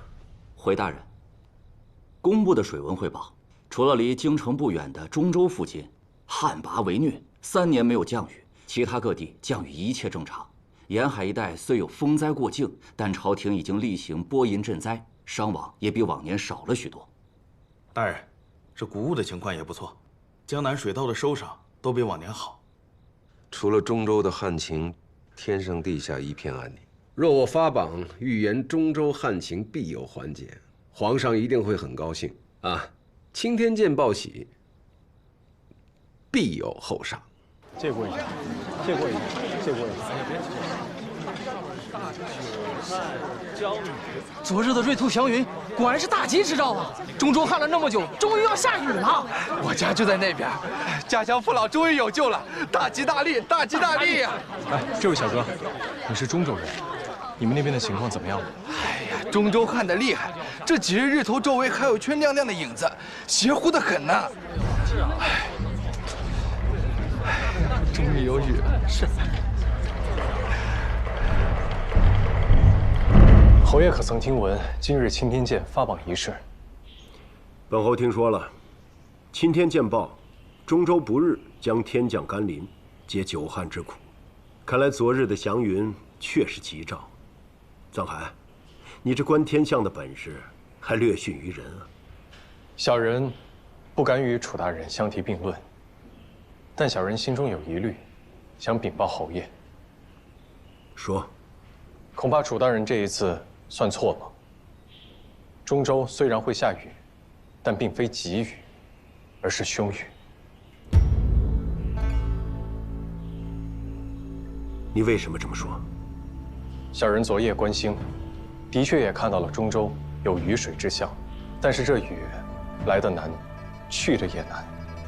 小人今日在街头听闻流民议论，这些天中州日头已经连续出现了日环，日环主涝，只怕这雨会久下不停，最终成汛冲毁堤坝，大量百姓将会流离失所。可是昨日分明是祥瑞之兆，白云彩霞，聚散离合，都只是巧合而已，是无法准确判断吉凶的。此话当真？小人愿以性命担保。还请侯爷尽快禀报皇上，疏散民众，夯实堤坝，来应对即将到来的大涝。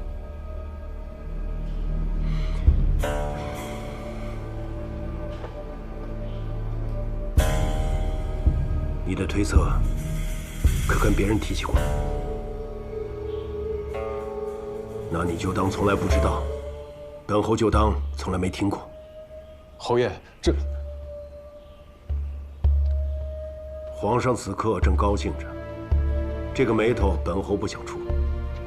如果本侯将你推测的禀报皇上，万一你算错了，本侯岂不是作茧自缚？中州就算真有灾涝伤亡，也和本侯无关。那中州的百姓，那也是他们的命。此事不许再提，下去吧。是。平津侯之所以袖手旁观，那是因为中州乃大将军傅之松的驻守之地。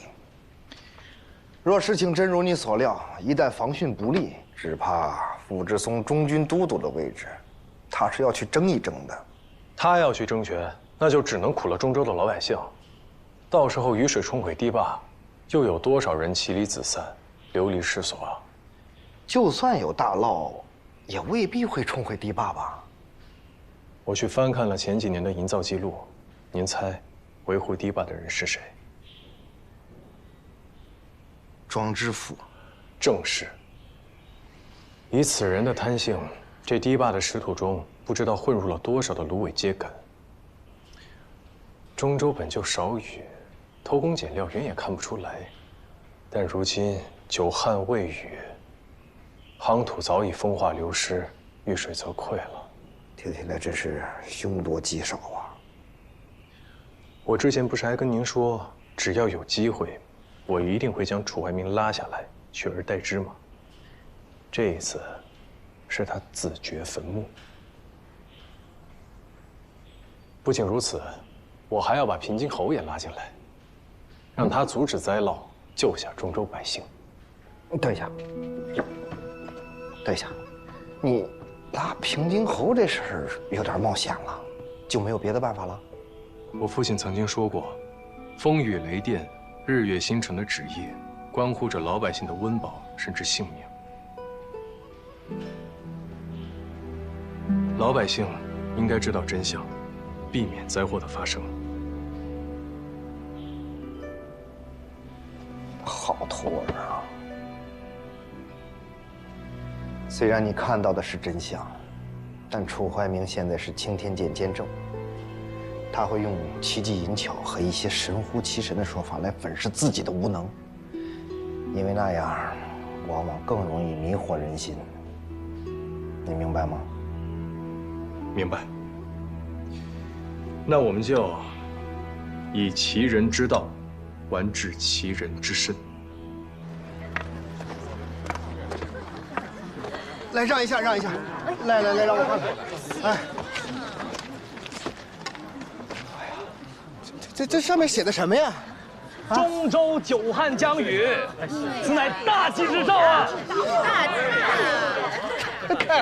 太好了，终于要下雨了，我中州的庄稼有救了呀！那可不一定。谁啊？谁？哪来的野小子？你敢质疑钦天监？我告诉你啊，钦天监监正楚怀民那料事如神，他说这天象是大吉之象，肯定错不了。是啊，是不是？是啊，天象论断，需观其变化，察其原委。楚怀民急于邀功，并未探查分明，便妄下定论。这一回，他犯了一个大错。中州的这场大雨根本就不是救人的吉雨，而是杀人的凶雨。这怎么会是杀人的凶雨呢？是啊，这雨能杀人，太吓人了！你给我站着！你别在这胡说八道啊！我告诉你，我可亲眼所见，前些日子天象十分特别，那是老天爷显灵，肯定是吉雨。是啊，那天象的确难得，但是楚怀民看错了，中州怕是要有祸事发生啊！你凭什么这么说？我日观天文，白虹贯日；夜观星象，月离于弊。这根本就不是什么大吉，而是大凶之象啊！大凶！中州恐怕要有大涝了。这个，你说这些，我们都听不懂，是什么白虹什么的月的。你是中州来的吧？啊。那你可有看见日头上那一圈黑黑的影子？有。那就是日环如轮，是雨兆。真有啊！但如今夏秋之交，7月流火，西方白虎七宿露头，这其中的必宿，便是雨师。乡亲们，这恐怕要下连日的大雨啊！哎，公子，你说的都是真的吗？这以前可曾发生过呀？昔日，司马入寇西蜀，孔明大破魏兵，二人皆关心而言。见毕星于太阴，此月内必有大雨淋漓。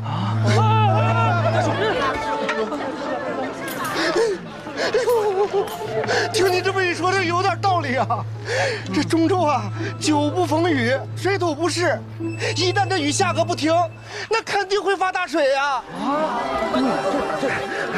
一旦冲毁堤坝，那老百姓只能流离失所，良田一去不复返呀！这楚怀明能坐上钦天监监正的位置，靠的全是趋炎附势，根本没有真本事。你们若是不相信，就将我刚刚说的话传出去，一传十，十传百，且等几日，看看是他楚怀明说的对，还是我说的对。到底是谁说的对啊？谁也不认识。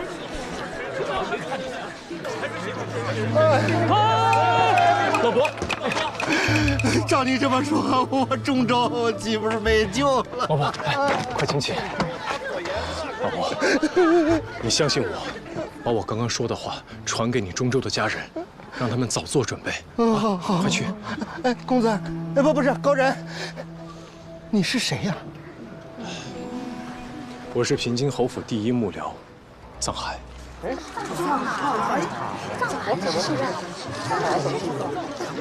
哦，我知道他呀，他就是重修皇陵的那个人啊！我也听说过，在那之后，平津侯就特别器重他。平津侯的相信的人，想必是有大才呀！赶紧把这个消息传出去吧！传出去！传出去！藏海真的大放厥词，说本官断信有误。是胡扯！他藏海算个什么东西？懂什么星象？他还说什么了？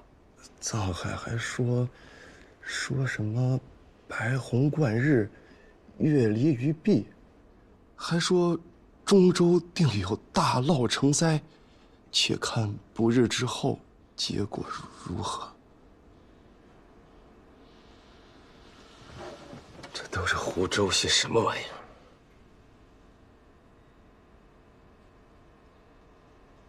此事侯爷知道吗？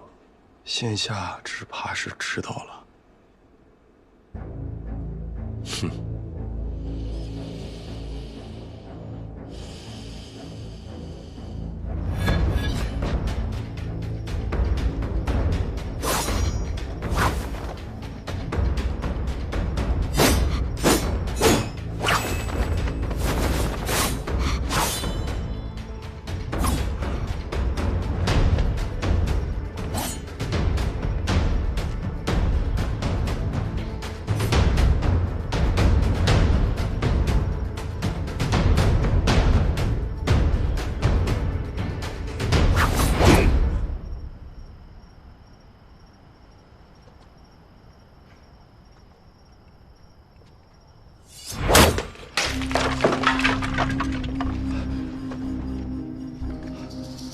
银烛之光，本侯可以让它发亮，也可以让它粉身碎骨。本侯让你闭嘴，你却跑到钦天监大放厥词，说看到大凶天象，现在传得满城风雨。你是非要跟本侯作对？侯爷，小人绝对不敢，小人只是想竭尽全力让此事有个周全。侯爷，藏海啊，也是想为您效劳，但是一时心急，把手伸到了不该伸的地方。他也不是存心和我作对，就是看了几本书，就真的以为自己会看天下了。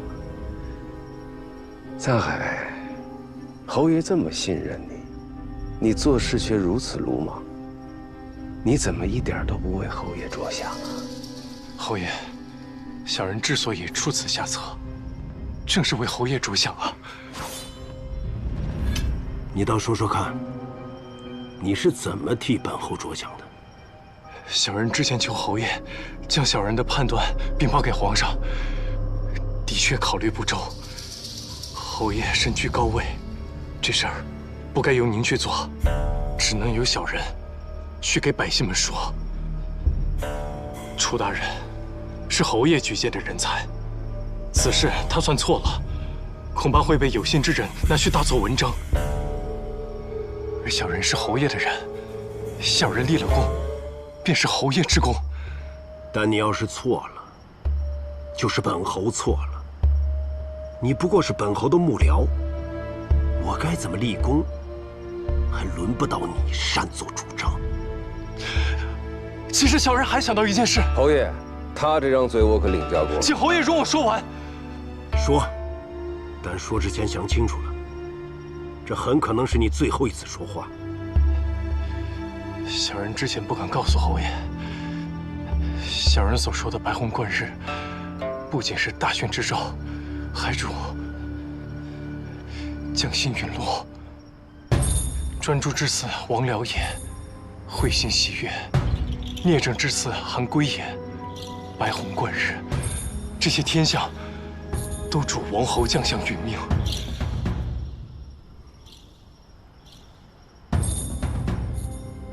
楚怀明，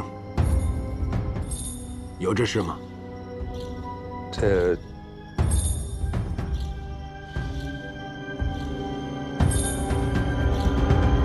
那你算的是哪一颗将星陨落？小人不知。你是不知道，还是不敢说？小人绝不敢欺瞒侯爷。小人想为侯爷挡灾。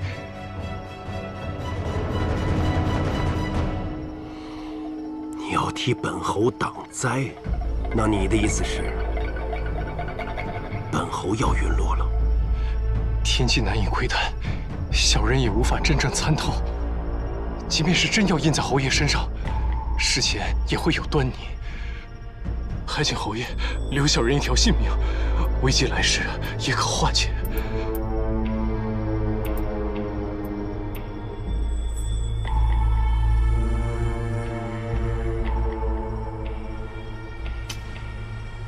来人，在。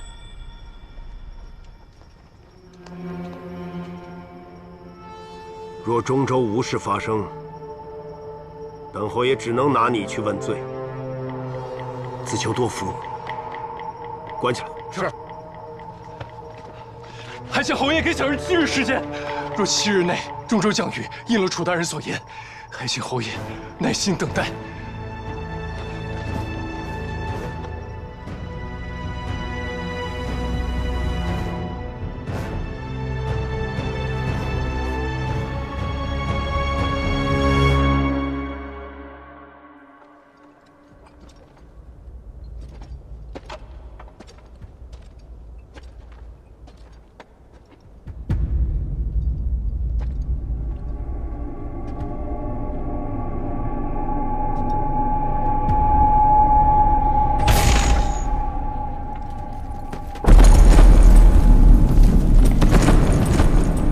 尹昭，李琦，你要在哪儿？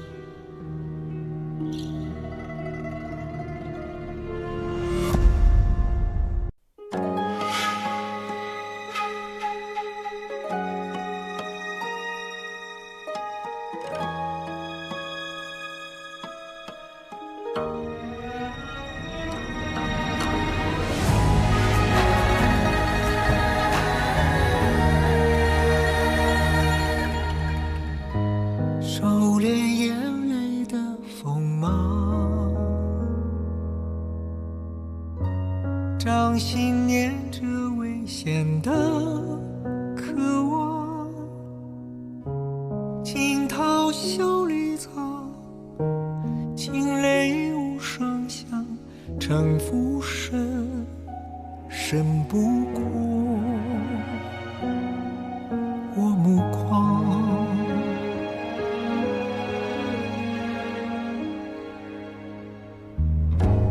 阴谋是我护身的衣裳，阳谋是我纵横的刀枪，用隐忍的狂，稀释道德藏，也不黑，只因为我心滚烫。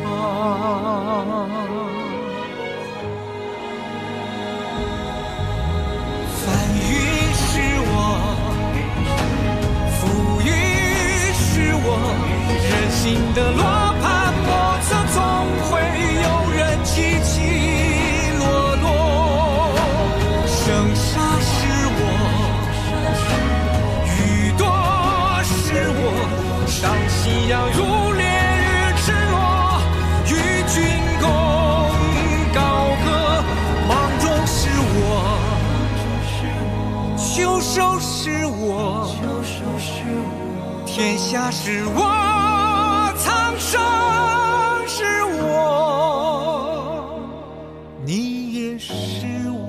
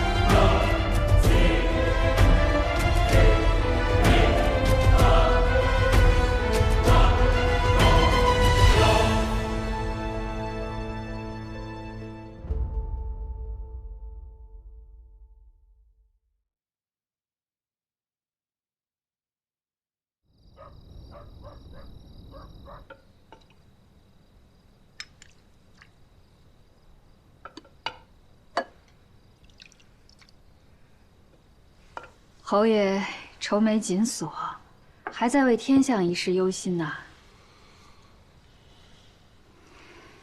今日我出门采买，听到城中到处有人议论此事，有些还说到了侯爷。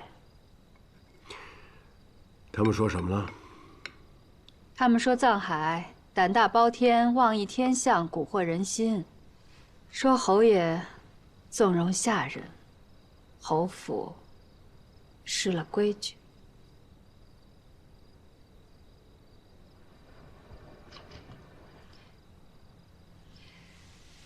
唉，本来这些市井流言，妾身也不放在心上，可天象一事，毕竟事关重大，我担心这些话再传下去，万一哪天传到皇上的耳朵里，侯爷怕是会落下把柄。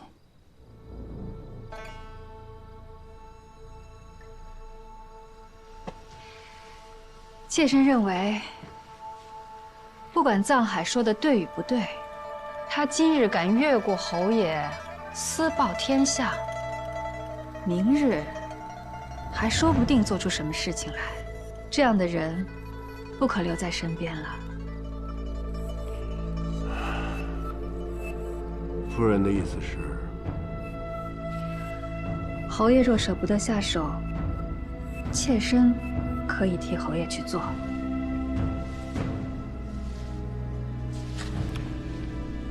杀了他容易，但若应了天下，又该如何？应了，说明侯爷慧眼识珠啊。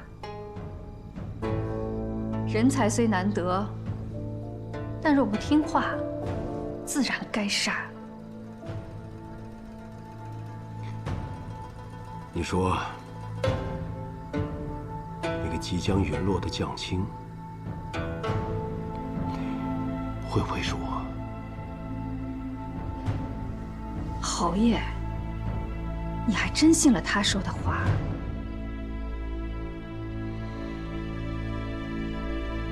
中州大雨，天降甘霖！起报！中州大雨，天降甘霖！中州大雨，天降甘霖！起报！中州大雨，天降甘霖！奉天承运皇帝制曰：中州大旱，连月不雨，江流河竭，萦绕朕心。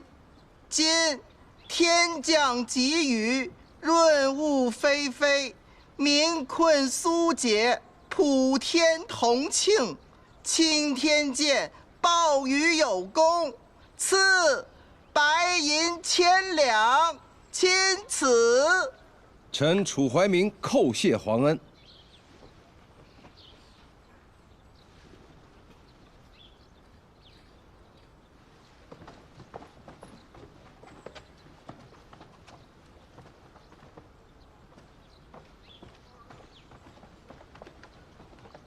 各位大人，我们要再接再厉啊，不能辜负皇上对我们的信任。是，大人。忙去吧。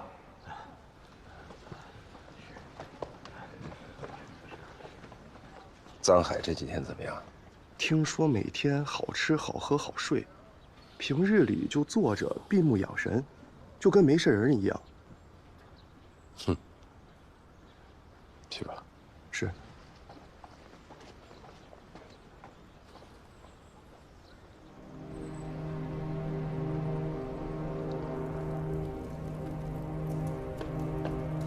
楚大人，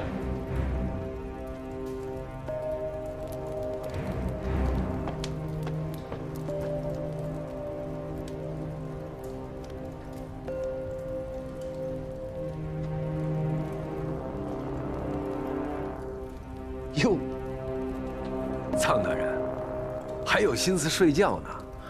过不了几日你就该一睡不醒了，趁着清醒赶紧束身修行。争取下辈子投胎投个好人家。中州传来消息，天降甘霖是大吉之象。我赢了，你输了。哎呀，楚大人急什么呀？侯爷给了我7日之期，给你10日又有何用？难不成你还觉得你有活下去的机会吗？鸡心好风，必心好雨，这2句楚大人背的倒是不错，但另外一句你应该没听过吧？月离于弊，彼滂沱矣。你身为青天剑监正，学艺不精，只知道报喜求赏，罔顾事实，连这点星象都参不透。你少在这儿拿星象危言耸听。我在青天剑里观星报吉，不计其数。既然你不信，那就请回吧。楚大人再没耐心，且再多等5日，看看是我人头落地，还是你多年苦心经营，一夜间都冰消瓦解。看来你是不见棺材不落泪啊！我也懒得跟你在这儿废话。你呀，等着砍头吧。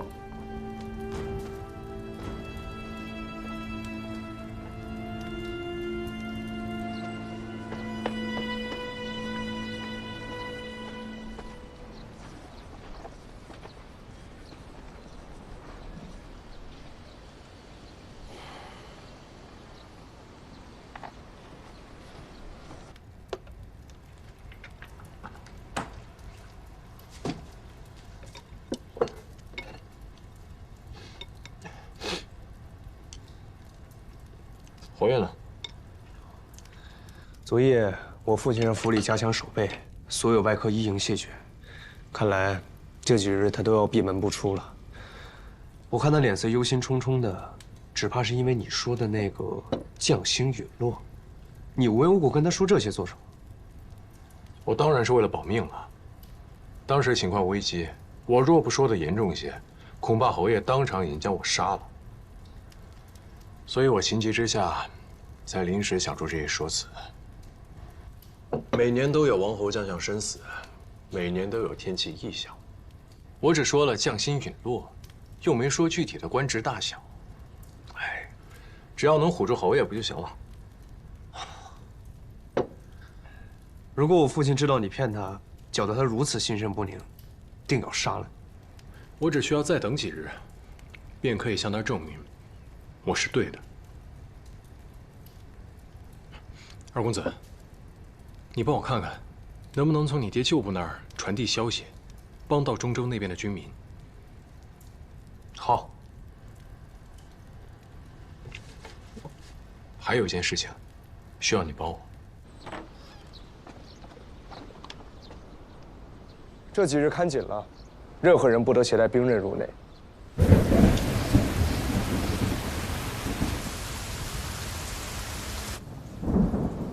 大人，中州已接连下了3日的雨，旱情大有缓解，一切有条不紊。已经下3天了，雨势如何？似乎未有缓释啊。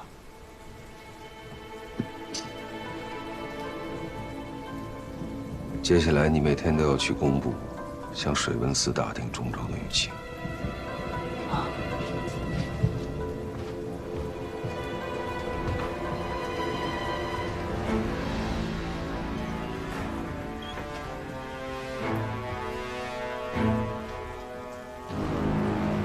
大人，中州大雨已连下4日，雨量已是10年间最大，地势低缓之处已有蓄水之势啊。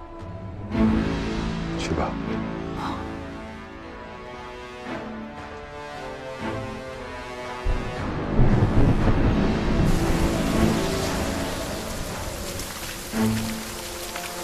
中州大雨已连下5日，河水泛滥，雨水滂沱，山间岩体滑落，损害民屋10余座，伤近100人。再报！中州大雨已连下6日，九河水位越来越高，已紧急派人加筑堤坝。若有不听，再下2、3日，恐有绝堤之势啊！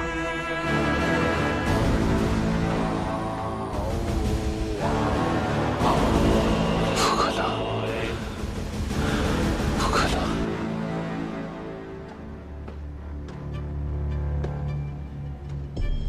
楚大人，赵管家，您帮我通传一下，我要见侯爷。侯爷近些日子有些抱恙，吩咐了，所有外客一应谢绝。楚大人，您请回吧。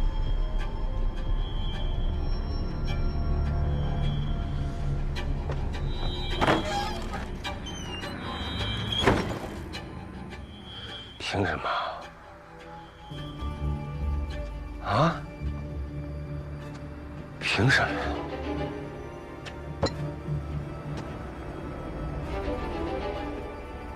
张海，你不能好死！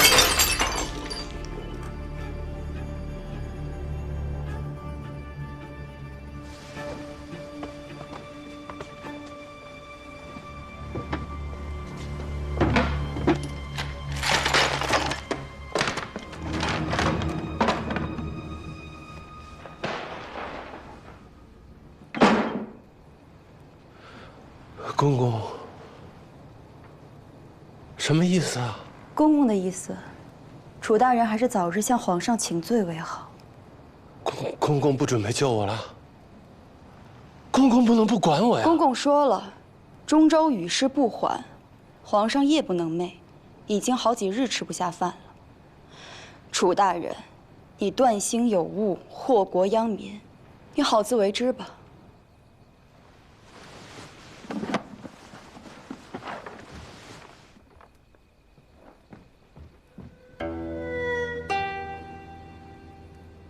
义父，他走了。藏海，又是这个藏海。他连青天剑监正也不放过。青天剑监正，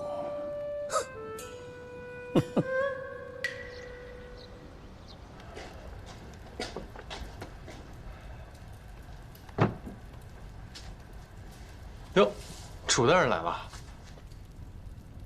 藏海老弟，你可真精神啊！你怎么就那么胸有成竹啊？哎呦，这看楚大人的脸色，应该是中州连下了数日的雨，大雨成汛了吧？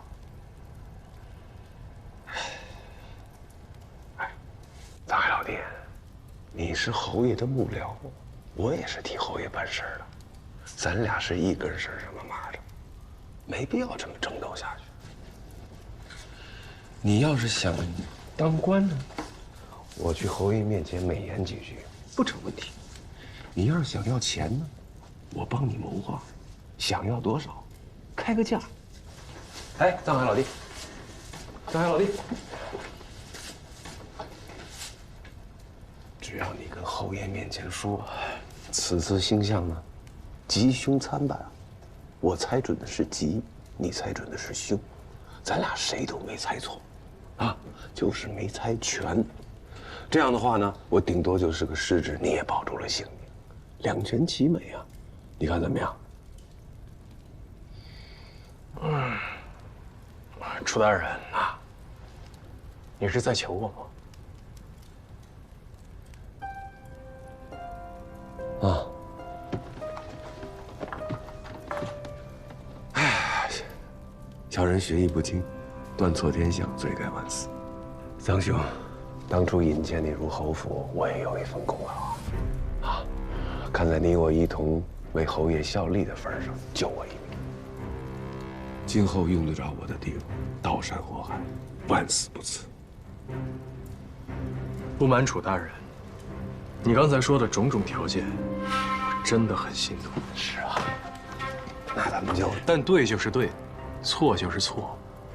如果这世间所有的是非曲直、真假善恶，都可以两全其美，那就枉费了我父母的教诲，也枉费了朝廷的纲纪法度。哎，楚大人，这戏一旦开唱，哪有中途离场的道理？藏海，你是铁了心要害我，我与你无冤无仇，你干嘛要咬死我不放呢？楚大人也知道自己与我无冤无仇，那为何在先帝陵下要三番两次的对我下死手？那些被你无故抓去顶替风水先生的百姓们，那些惨死于先帝陵中的工匠们，那个被你们活生生灌炭的少女，那些你为了往上爬不择手段害死的人，又与你有何仇怨？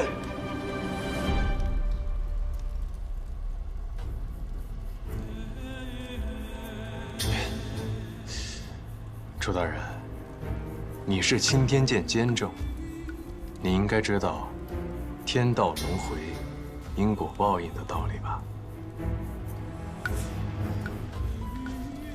楚大人上一回来是来耀武扬威的，但这一回是来求我替你说情，还是来跟我道别的？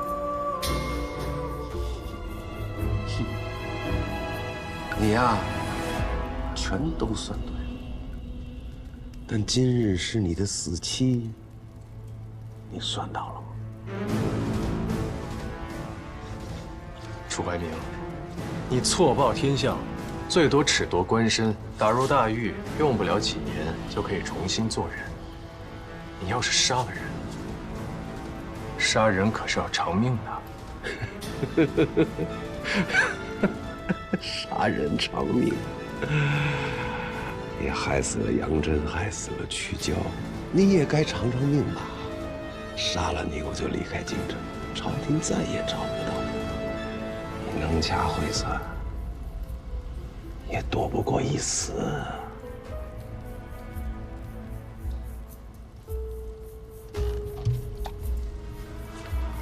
我15岁就进了青天剑，兢兢业业，干了这么多年，我日思夜盼，费尽心思，好不容易攀上了平津侯的高枝，当上了擎天监监正。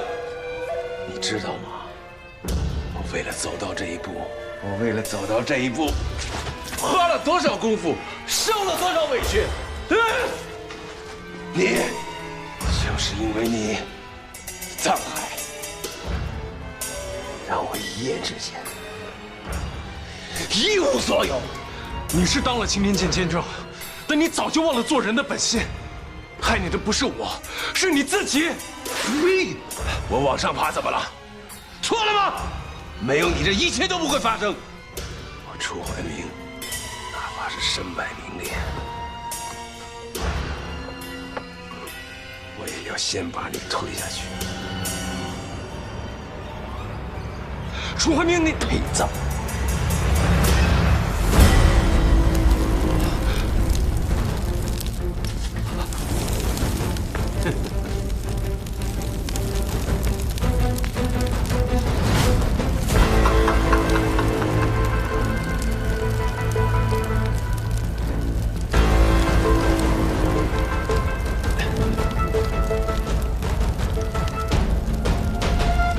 去死吧你！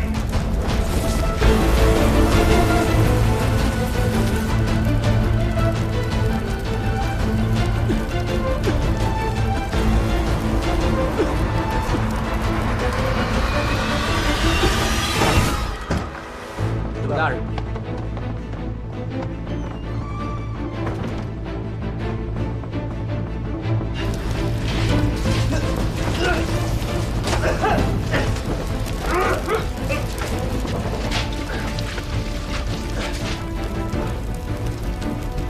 来人啊！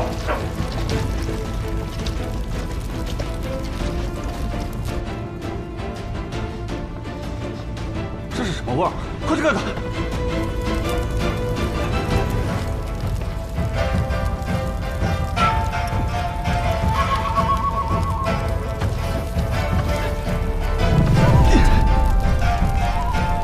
来人啊！走水了，走水了！快去叫人，快啊！我在这儿呢，救火，快！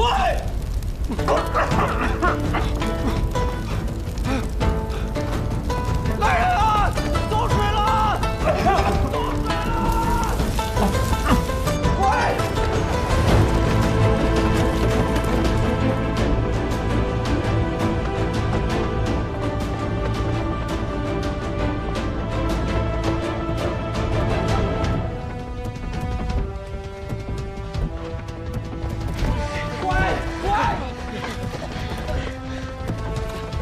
还有件事情需要你帮我，我已断掉楚怀民所有的路，恐怕他要杀我是有放火意图。届时你一定要按计划行事，不可来救我。侯爷，中州的雨势是越来越大，止也止不住，恐有洪涝之势。今日是下雨第几日了？第7日。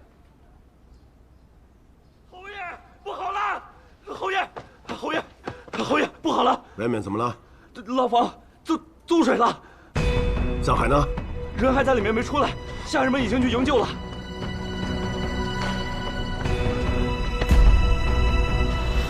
二公子，楚大人，干嘛那么着急走啊？啊，我刚拜见完侯爷，没什么事，我就先走了。你在侯府杀人放火，还要逃吗？你跟我去见侯爷。不去。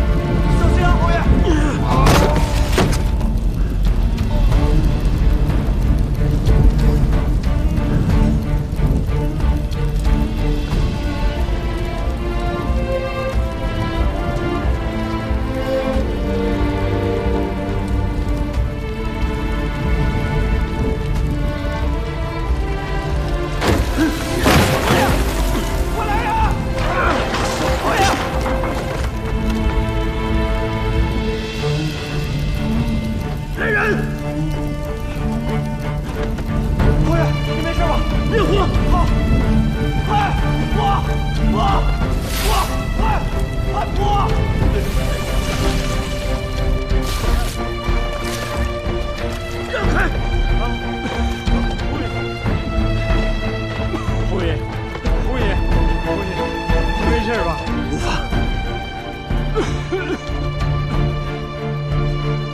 哎，侯爷，您没受伤了？您怎么会？今天算你命大。好好的牢房，为何会起火？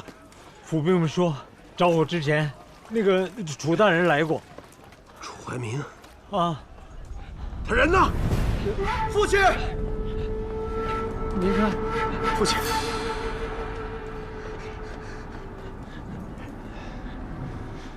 楚怀民，这火是你放的吗？不是，侯爷，不是我。儿子亲眼所见，楚怀民放火之后想要逃走。是他，他想杀了我，杨震跟曲教都被他。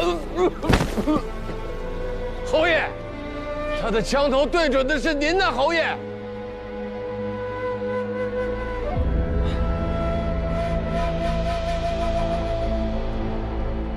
侯爷，侯爷，中州传来急报，雨势太大，堤坝多处被毁，河水倒灌，淹了下游数万亩良田。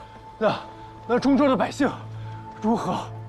沿岸百姓提前得到了警示，已经撤离了很多，但还是死伤数千。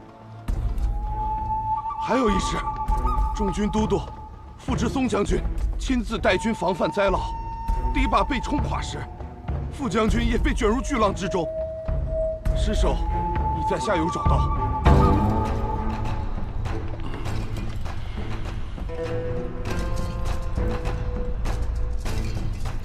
把楚怀民押到大理寺。且，侯爷，藏海，你不得好死啊！你不得好死！哎呀，快去取水来呀！快！快点！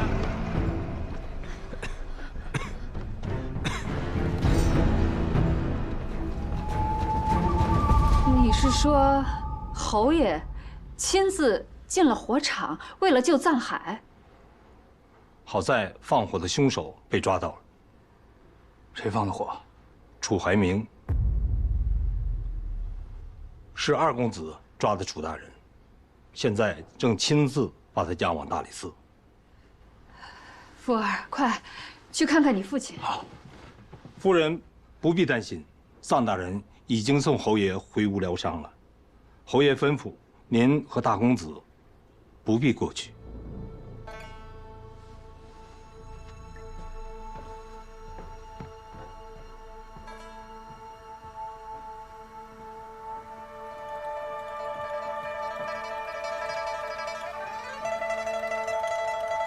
福儿，我们被人捷足先登了。这个时候守在你父亲身边的，不应该是你吗？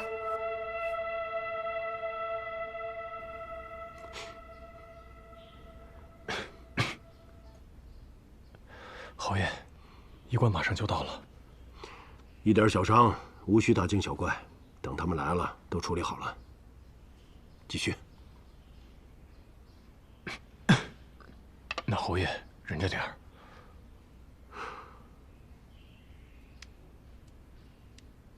果然如你所言，大将军殉国，大庸折损了一名大将。不瞒你说，本侯倒是松了一口气。这几天一直在想，这将星会不会是本侯？侯爷多虑了，小人曾经跟您说过，侯爷吉人自有天相。本侯征战沙场几十年，从没怕过死，但在京城住久了，心就和从前不一样了。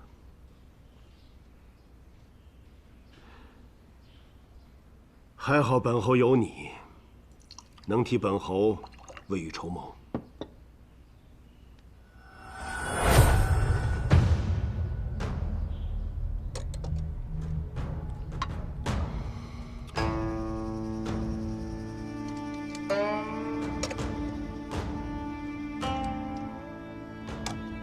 侯爷，小人一介布衣，承蒙您看得上，才能为侯府出谋划策。今日若不是您出手相救，恐怕小人已死于火中。藏海，本侯之前一直把你当幕僚看待，兵是兵，将是将。但今日从火场救你出来后，我才发觉，原来本侯早就当你是自家人了。之前这样对你，那是情急所致，别怪我。小人不敢，都怪小人先斩后奏。行了，你也是为本侯着想，你说的我也能听得明白。我很难去信任一个人，别辜负了我。小人定不负侯爷厚望。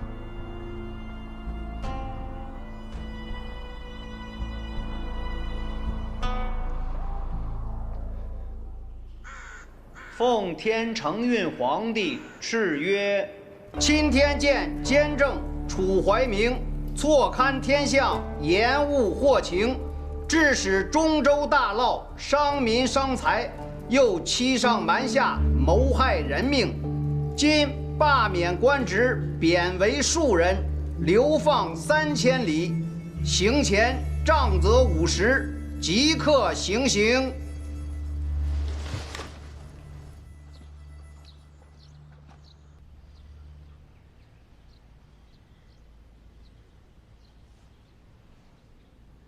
哎呦，主母，奴婢弄疼您了吗？不关你的事儿，我头疼。啊，主母在想什么呀？还在为侯爷的伤忧心吗？管家说了，侯爷这伤啊，不碍事了。我是在想，藏海和庄之行。主母想这2个人做什么呀？免得劳累了心神。之行先是在布打球赛上露了脸，得了侯爷欢心。知府从闻他便习武，窝准了侯爷心心念念，要一个能继承庄稼基业、靠武功光耀门楣的儿子。而他又那么恰巧抓住了放火的楚怀明，不但自己立了功，还帮了藏海。这一步步精准缜密，侧无一算。难道是2公子突然开窍了？我担心他是跟藏海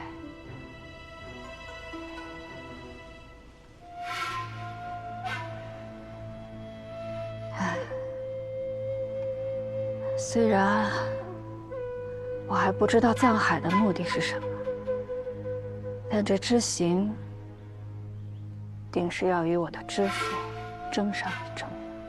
那也不足为惧啊，咱们大公子可不是他这个废物能相提并论的。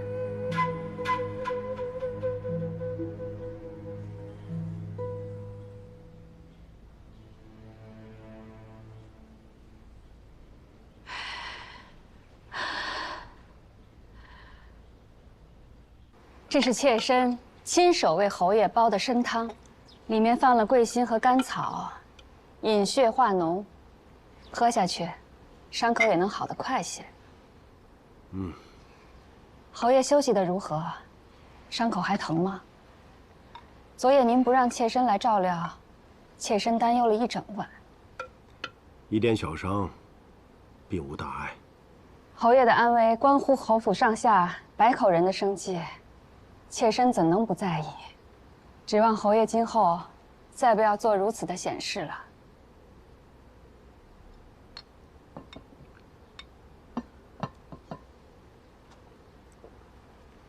侯爷待属下如此宽厚，是我们侯府一门之福，可不知为何，妾身心里一直安稳不下来。有什么好担心的？自从藏海进府之后，侯爷身边的可用之人越来越少。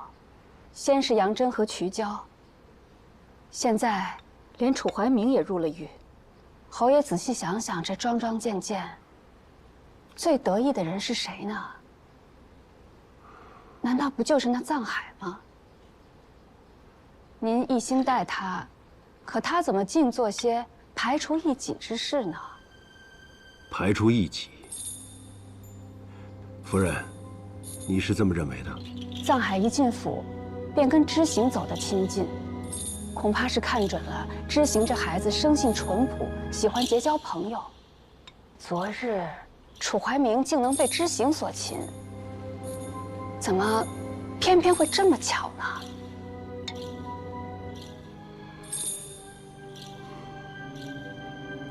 你是说，知行知道楚怀明要来放火，早在那儿等着了？这背后怕是有高人指点，否则之前怎么会突然拿下不打球的冠手呢？夫人，你是侯府主母，容得下知府出息，怎么知行出息了就容不得呢？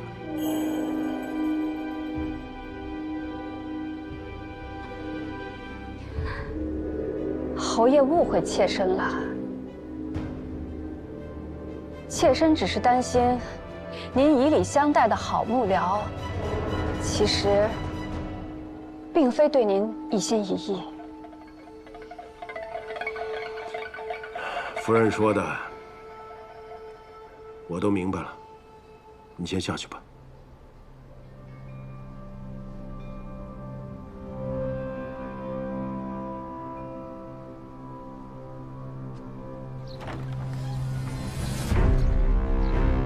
夫人，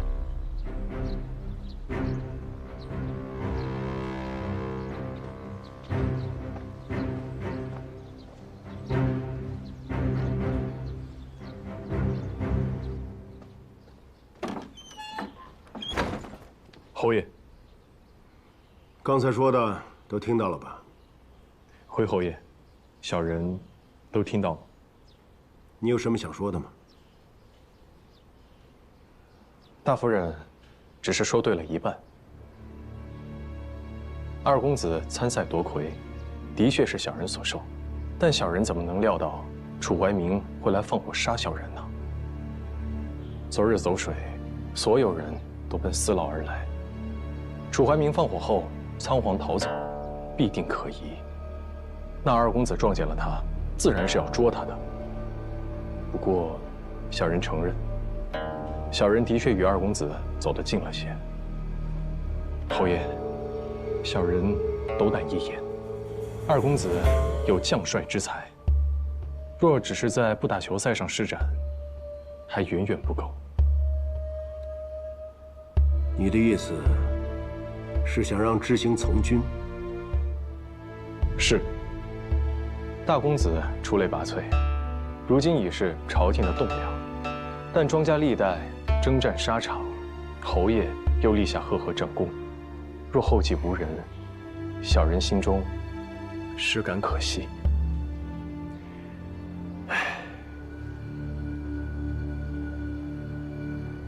知府确实不是行武的好料子，但知行，只怕你是看错他了。过去的二公子的确散漫了些，不过这些日子，他勤练武学，从不懈怠。他之所以可以这么快的脱颖而出，除了自己的努力，靠的，就是身上流淌着庄家的将才之血。你现在就为知行谋划未来之事，会不会早了点儿？小人本就是侯爷的家臣，自然要为侯府的将来谋划。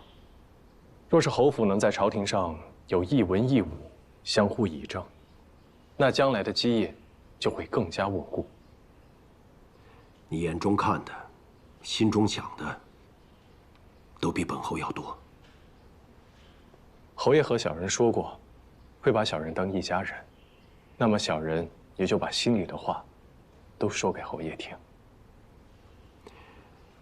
本侯当年身边像你这样的人，一个违帐都坐不下，但他们都死了，为本侯而死。你怕死吗？回侯爷，小人曾经说过，小人怕死，但更怕白活一场。想必当年跟随侯爷的人，都死得其所了吧？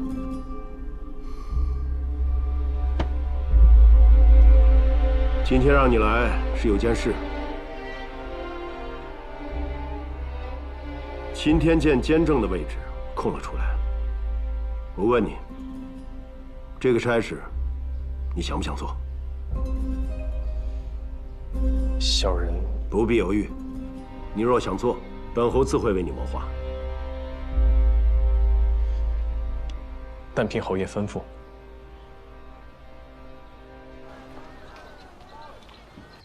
徒儿啊，这次着实是你运气好。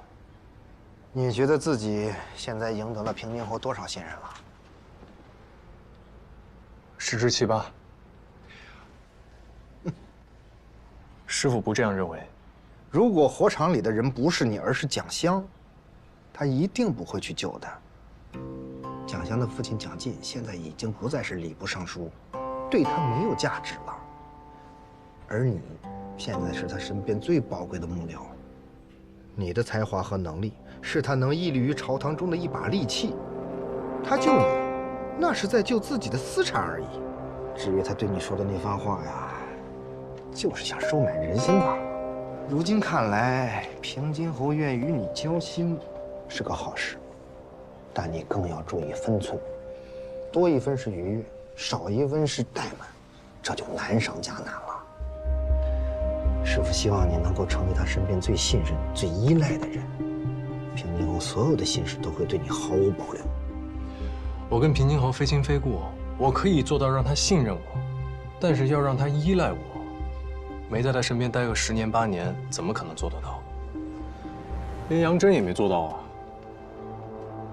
每个人都有痛苦和迷惘，知易行难，平津侯也不例外。你要想获得他对你的依赖，就要为他排忧解难。那平津侯的痛苦是什么？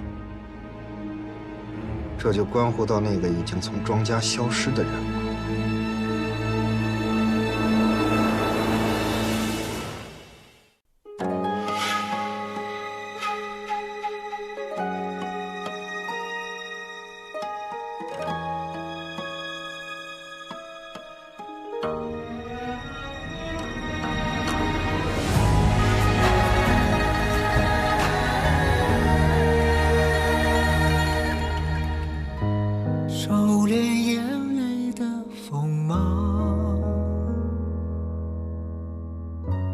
掌心念着危险的渴望，惊涛笑里藏，惊雷无声响，城府深，深不过我目眶。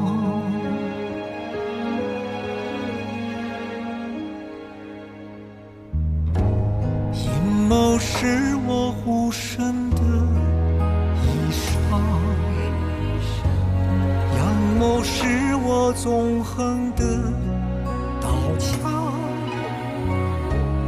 用隐忍的狂，稀释道德脏，也不黑，只因为我心滚烫。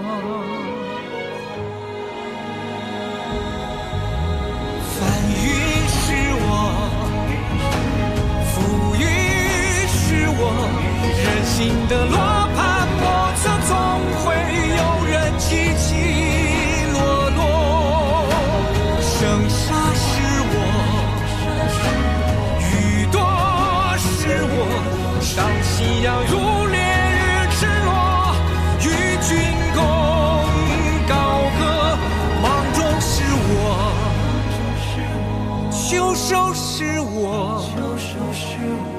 天下是我，苍生是我，你也是我。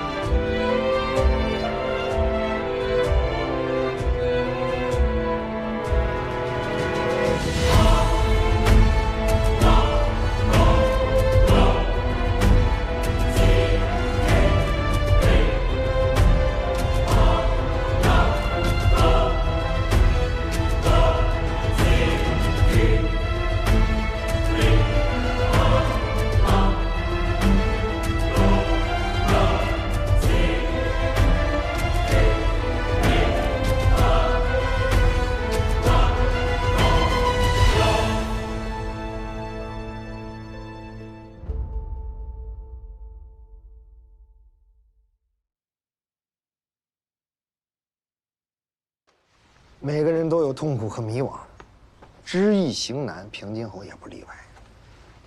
你要想获得他对你的依赖，就要为他排忧解难。那平津侯的痛苦是什么？这就关乎到那个已经从庄家消失的人了。沈婉是庄如隐父亲旧部的女儿，和庄如隐从小青梅竹马。但为了重振庄家，庄如隐放弃了沈婉，娶了礼部尚书蒋进的女儿蒋襄，从此平步青云，建功立业。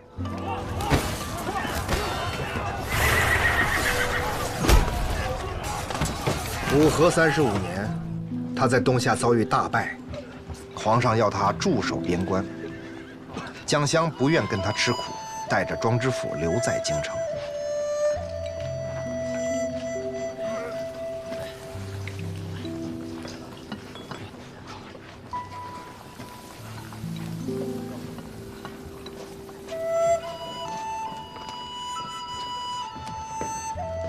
站住！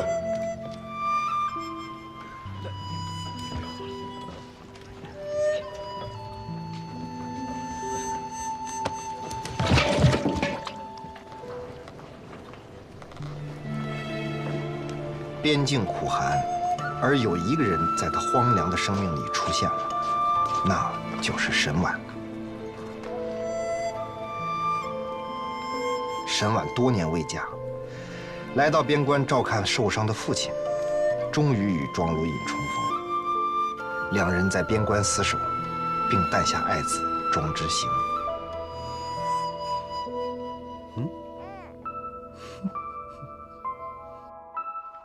庄之行5岁时，朝廷决定再次发兵东夏，庄如隐领命做了前锋。这一次，他大胜东夏，一雪前耻。但就在他名声大振、立下不世之功时，一个不速之客来到了边境。蒋襄带着庄知府来找他，他要与庄如隐重修旧好。庄如隐陷入两难。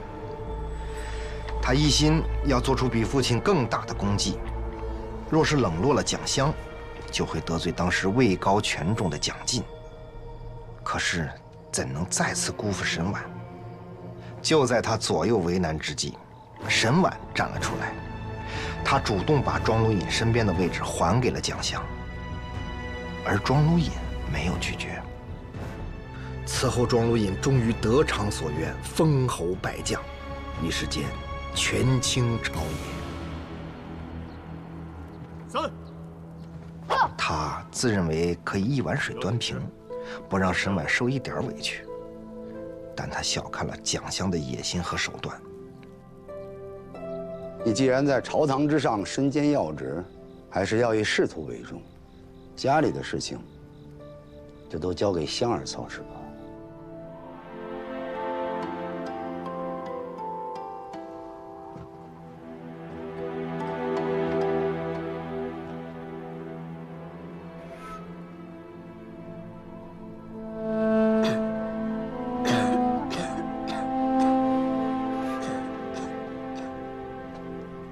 蒋襄一点一点离间了他和沈婉，最终让庄如意相信沈婉红杏出墙，在他的默许下，毒杀了他。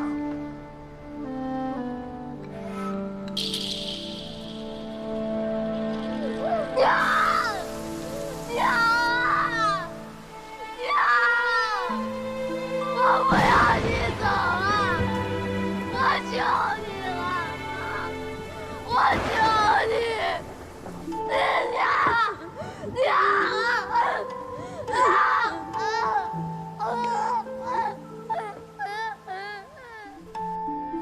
大恩如大仇，没有人愿意背负你一生的恩情。长久无法偿还的恩情，最后不是变得心安理得，就是变成了怨恨。这天下间，通常都是自私的人活得更加快乐，但他为什么唯独解不开这个结呢？哎，他究竟是放不下当年的沈婉，还是愧对曾经意气风发的自己？谁也说不清楚了。所以他不愿意分一点父爱给庄之祥，因为他一旦见到他，就会想起曾经卑劣的自己。这种痛苦越是隐藏，扎根越深。哪个强者愿意自己内心有这样的弱点呢？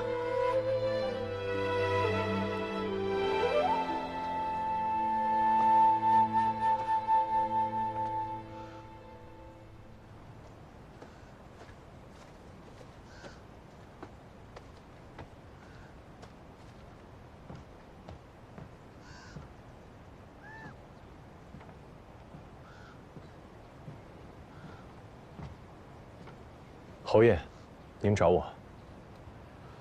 知道为何让你来这儿吗？小人知道这儿是二公子小时候住的地方。侯爷让小人来这里，是因为之前小人说的关于二公子的那些话吗？知行这个孩子，本侯以前很疼爱他。只是后来，他与本侯日渐疏远，而这些年，本侯待他，确实不如知府。知行成了没出息的儿子，本侯是不是也有错？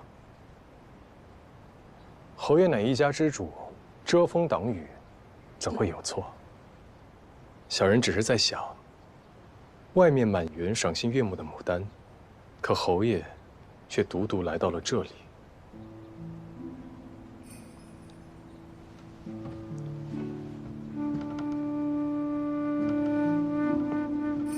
本侯以前认识一个穷花匠，以种梅为生，梅花价廉，时间久了就越来越清贫，甚至不够养活自己。后来他发现世人甚爱牡丹，价格自然高昂，他改种牡丹，过上了丰衣足食的日子。可他告诉本侯，他更钟爱、更愿意栽培的还是梅花。但为时已晚，花圃里的梅花因无人照料，都枯死了。花匠在穷困时选种梅花，可见爱梅之心。但他以卖花为生，必须改种牡丹，而心爱的梅花破败凋零。可能花匠觉得都是自己的错，小人却认为非也。为什么会这样觉得？梅花生于冬天，傲雪寒霜，无意争春。不是花匠无情改种牡丹，而是梅花甘愿在苦寒绽放，零落成泥。若是花匠不这么做，恐怕整个园子都挨不过冬天。小人想起一首诗：片片甘飞已足悲，况堪风雨恒相期。足然此恨何由是？倚赖重开有备之。诗人叹息风雨中梅花凋零，但并未沉溺于悲伤之中，因为他相信，只要有新枝继续生长，梅花定有重开之日。花匠感伤梅花残败，殊不知墙角上留又梅一枝。阳春和煦时，他不起眼；倘若悉心照料，他日若园子再遇风雪，想必又能傲立雪中，凌寒争香了。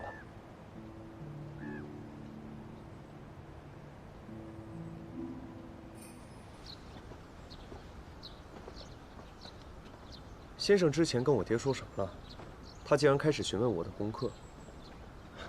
侯爷想必有意栽培你了，往后他对你的关爱，会比庄知府还要多。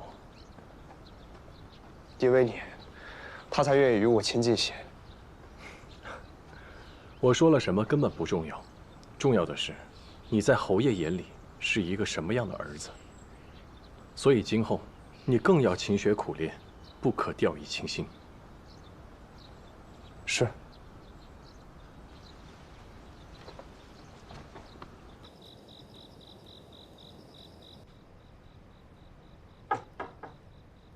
谁？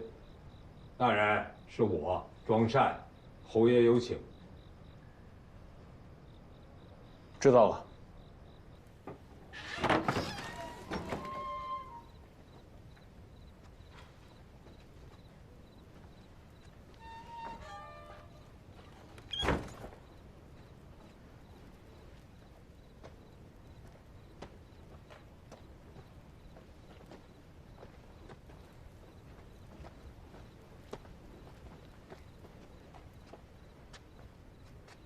侯爷在里面，臧大人，请。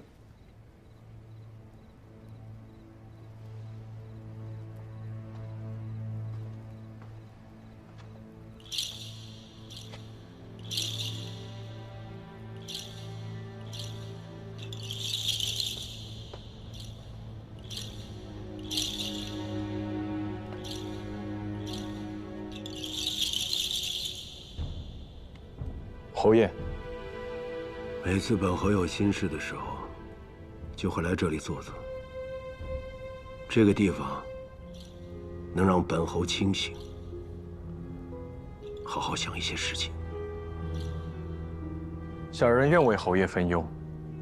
你觉得傅之宗将军的死真的是意外吗？小人不明白。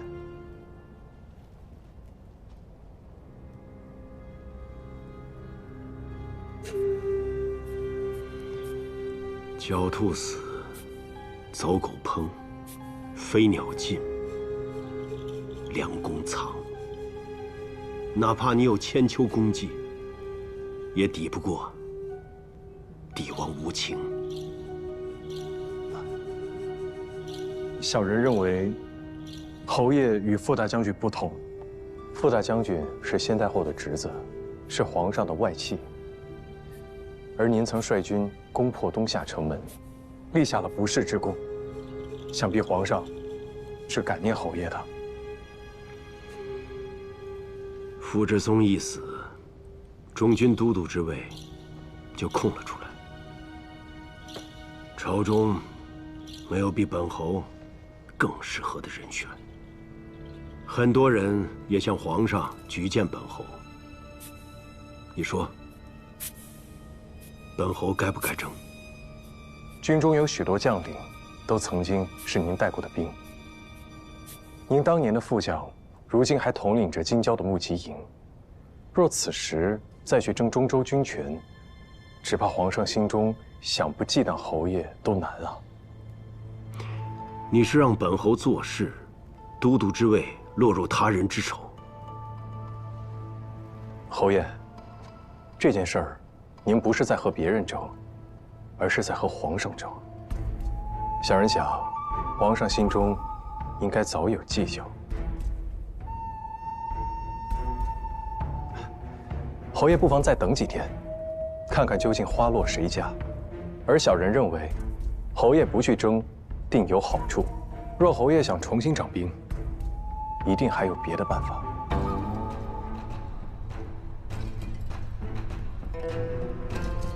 本侯要你为我做一件事。侯爷，请吩咐。这件事情一旦知道，将没有回头路。要想清楚。藏海粉身碎骨，万死不辞。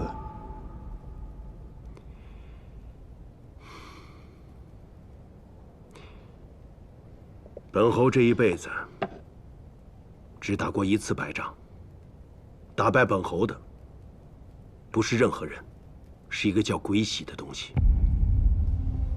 鬼喜。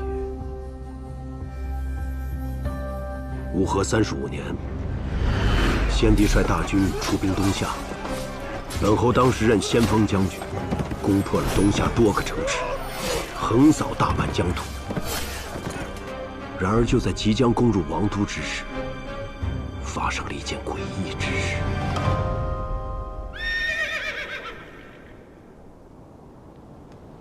去禀报将军。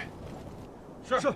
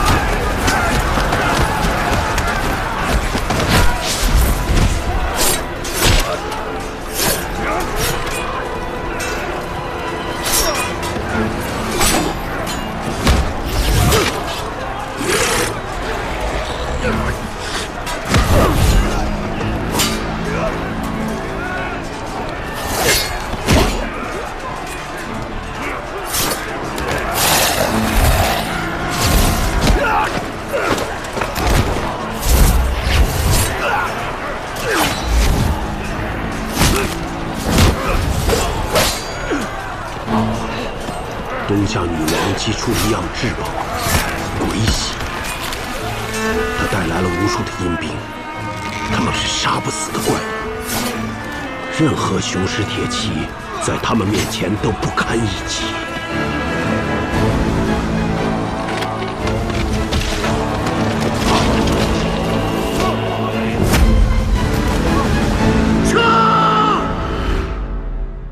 所以本侯发誓，一定要找到鬼喜。6年后，大庸重整兵马，再一次出征东夏。本侯抱着必死的决心出征，但这次东夏没有了鬼喜的庇护，被打得俯首称臣。可本侯驻守东夏3年，却一直没有找到这件宝物。这个东西是一名堪舆师找到的，他在东夏找到了鬼喜，想据为己有。本侯想从他手中夺走，却没能成功。而这个铜鱼，想必和鬼喜有什么关系？说不定他们是一体的。那鬼玺还在那个人身上？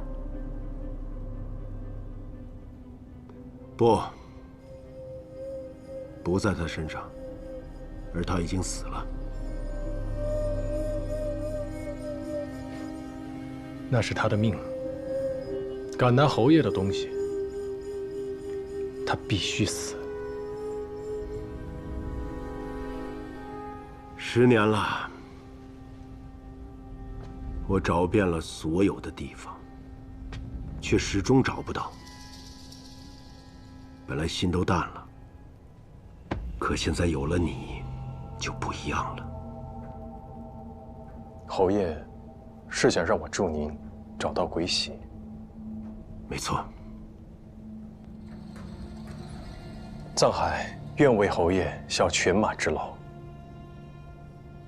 这件事情就交给你了。是。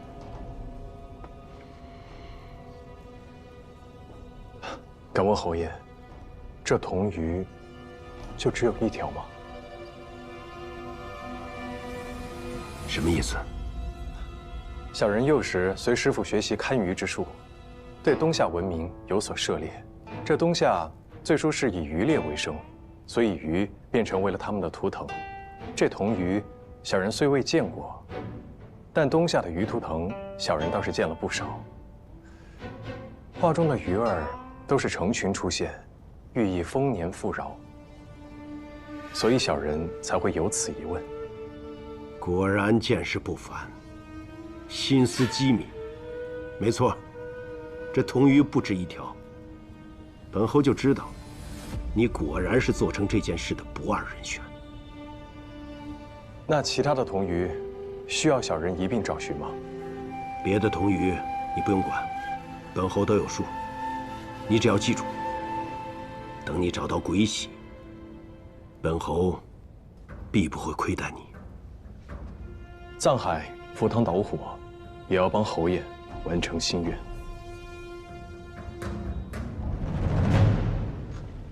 鬼玺，我曾听闻过一些流传在东夏的传说，它被称为昆仑圣母的恩赐，东夏君王的秘宝。可那都是一些虚无缥缈的说法呀！我一直以为那东西只存在于传说中，大用都无人知晓。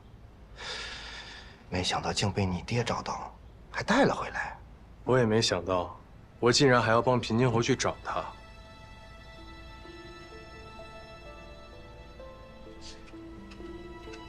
平津侯密室里的铜鱼，你还记得吗？所以我趁机向他打听另外2条的下落。他说他全都有数，看来我猜的没错，就在其他2个仇人手里。不过，就算平津侯如此信任我，他还是不肯向我透露半分第3个人的事儿。饭要一口一口吃，如今咱们已经向前迈了一大步了，至少你得到了平津侯的授意，往后做起事来啊，也不用藏着掖着了。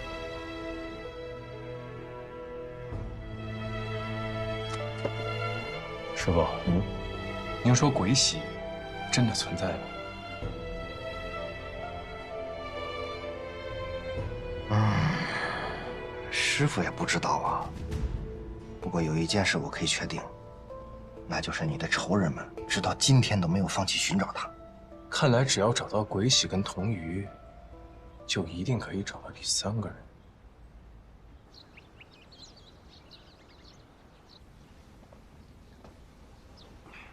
侯爷、夫人，藏海，快坐。坐。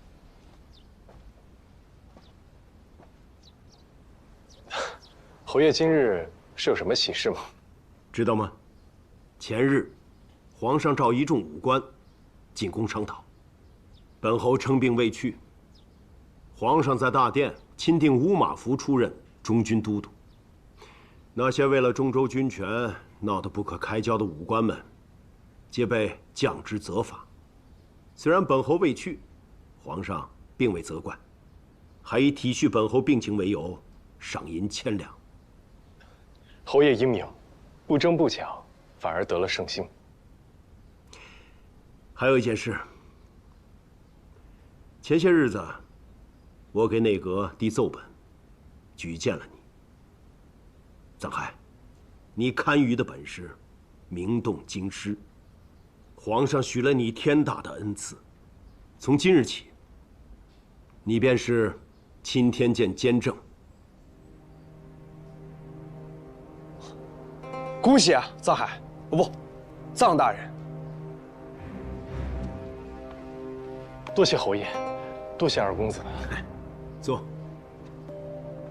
钦天监和工部关系密切，以后你和知府有很多机会一起做事，你俩共沐皇恩，要替皇上好好办事。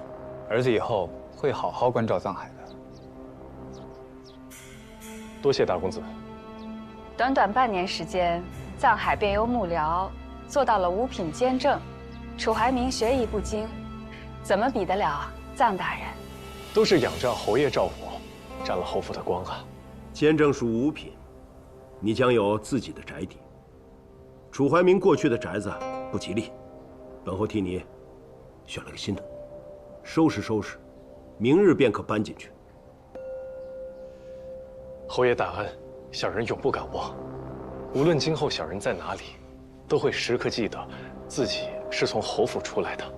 行了，今后见到本侯，不用再自称小人，该自称下官了。是，侯爷。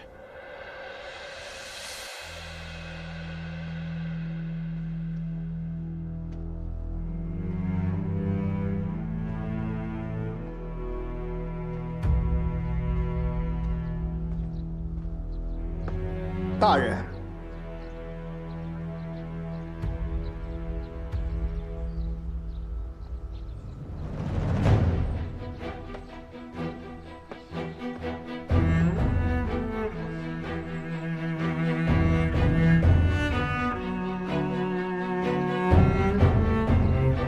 爹，你也是官，为什么不坐那种马车？坐马车的是官，两条腿走路的也是官。况且，习惯了坐那种马车，就懒得走路，再也下不来了。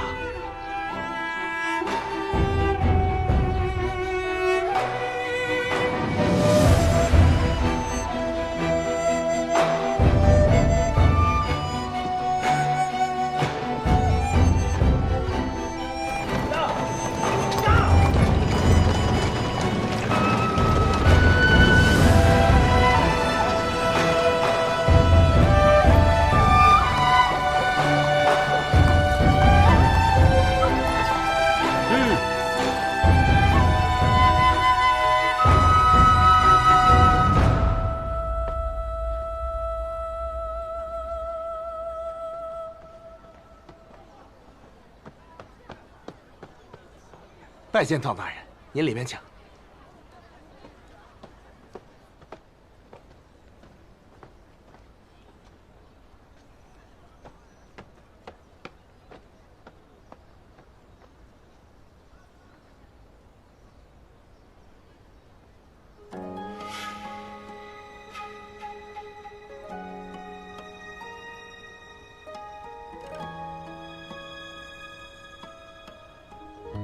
收敛眼泪的锋芒，掌心念着危险的渴望，惊涛笑里藏，惊雷无声响。爹，我又长高了，我都能够到简易当龙头了。都玩了这么久了，知道这个简仪是用来做什么的吗？观星的。那你知道怎么用它来观星吗？不知道。想不想学？想。过来。你认得上面的4游环吗？嗯。试着转动它。慢一点，慢一点。再来一点，再来一点。对。你再移动上方的窥横，转动3个刻度。到了晚上，透过这个圆孔，你就能看到天上最亮的那颗星。真的吗？我心滚烫，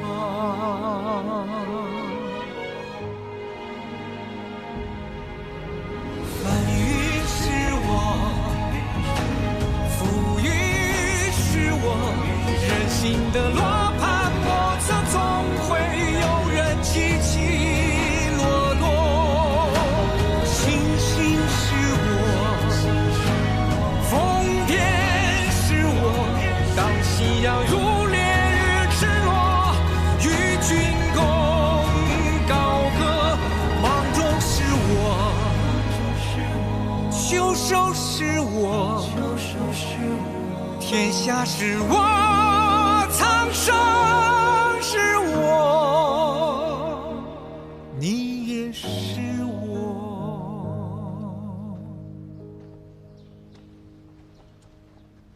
拜见监正大人。诸位请起。大人，下官天文司武官司隶郎闵世宁。下官洛克司武官窃胡郎林卫。下官神木司武官山鱼郎商九。大人，下官相铎司武官分硕郎常无一。监后司呢？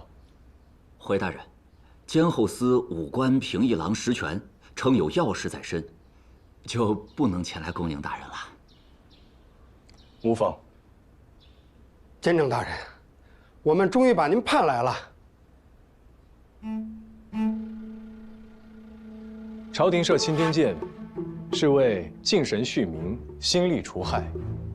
钦天监虽小，但无论是关心补事，还是堪舆营造，都需要积攒多年的手艺。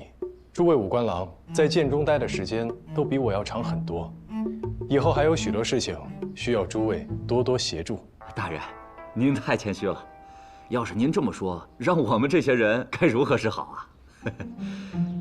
大人，下官好奇，大人是如何做到年纪轻轻就升任监正一职的？今日一见，果然不凡。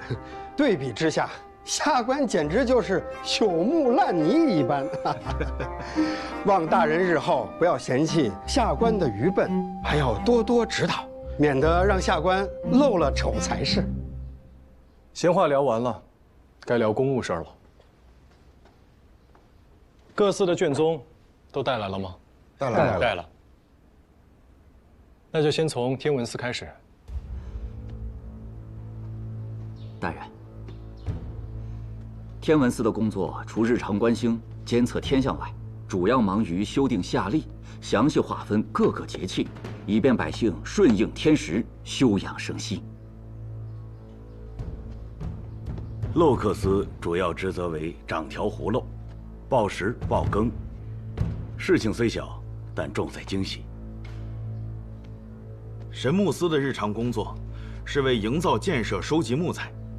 今年入春以来，为宫中提供的名贵木材，包括黄花梨木、紫檀木、鸡翅木等，共计3000根。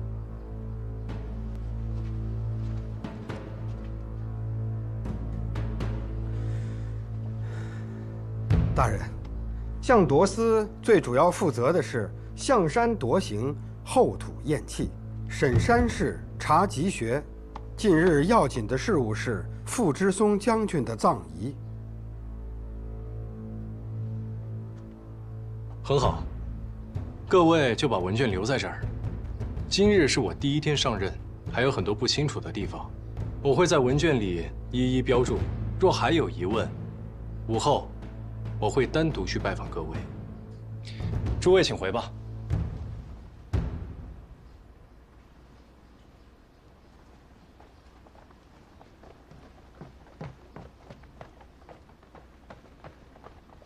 大人，咱们去书房看看吧。书房的调度和安排，还请您吩咐。不，先带我去监后司看看。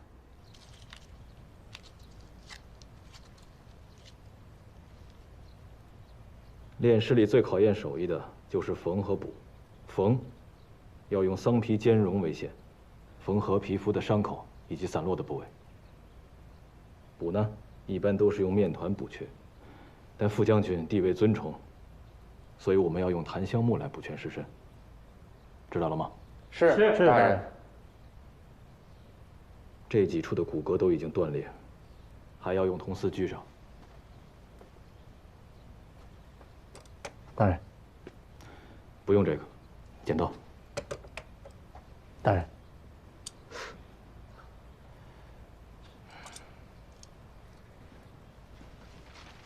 大人，大人，大人，你们谁是实权？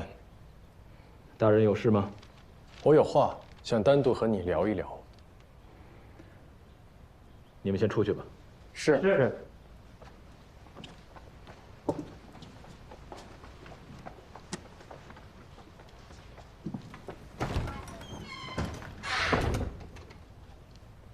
大人是来兴师问罪的吗？何罪之有啊？大将军的遗体今晨送来，必须尽快处理，还望大人见谅。皇上下令厚葬副将军，遗体在路上耽搁了几日，你早些处理是对的。还未入冬，相差1个时辰，都会大不相同。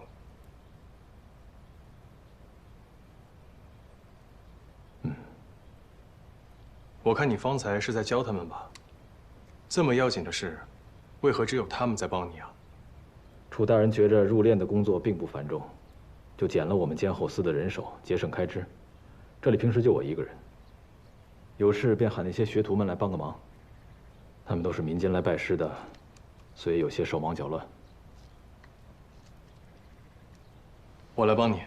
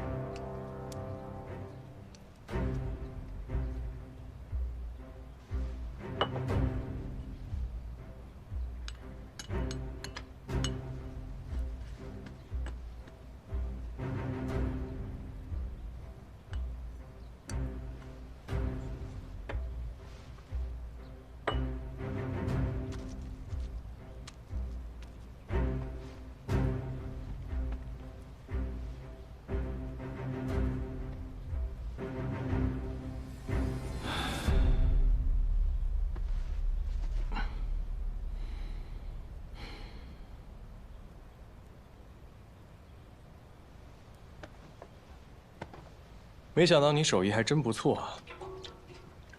这些我小时候学过，但一直没学好。想要干好这个，不光是要有天赋，还需要很多耐心。大人过谦了。你在青天剑待了很多年吧？就一直待在这里吗？大人，您不必跟下官客气，有什么话可以直说。您来这青天剑是为了敛财搜刮，还是为了加官进爵？下官并不想知道，还望大人日后能让下官独守清静，专心做事。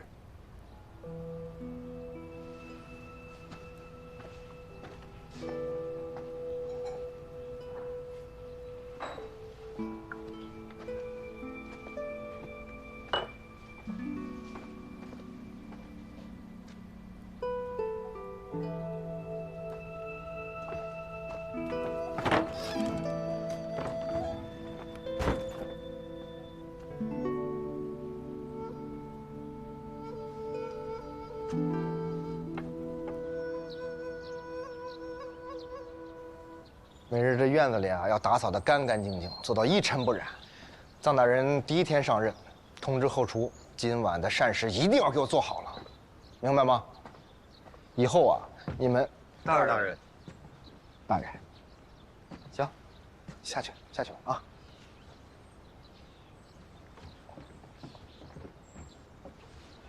回来了。我今天跟青天剑所有的官员都打了。不说，转一圈。转一圈嘛。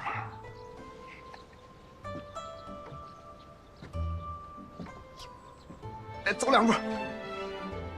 师傅。哎呀，这身衣服还挺衬你的。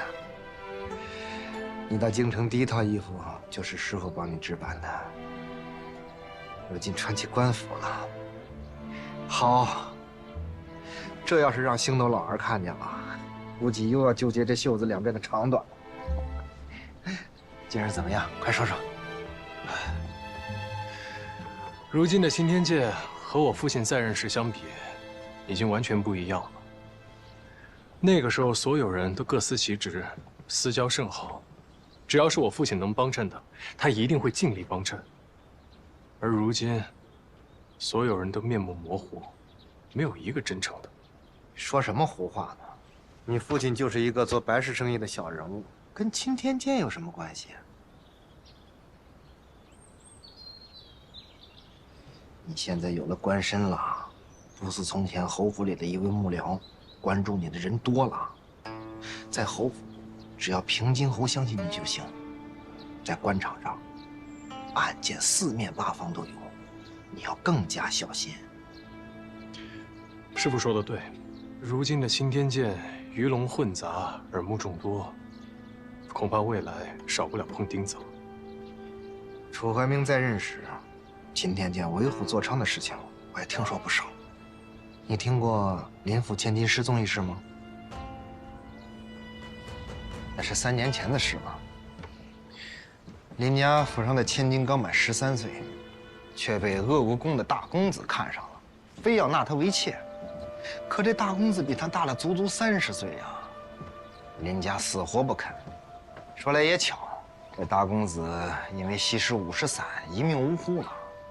林家以为这事儿就过去了，可谁知道，在他死后第3日，林家千金突然失踪了。你猜最后在哪儿找到的？在哪儿？鄂国公公子的墓里。他是被人活活勒死的，身上穿着新娘子的衣服。唉，可怜林家老两口啊，就此疯了。可大用律明确规定，禁止驾商啊。那是对民间。朝廷对权贵自然是睁一只眼闭一只眼，说不定啊，林家这桩配商就是青天剑所为。不仅如此，去年10月，青天剑以为达官贵人选坟为由，将京郊王家村果农的果园全部侵占。可怜那些村民状告无门，被迫流离失所。这青天剑是该好好整治一下了。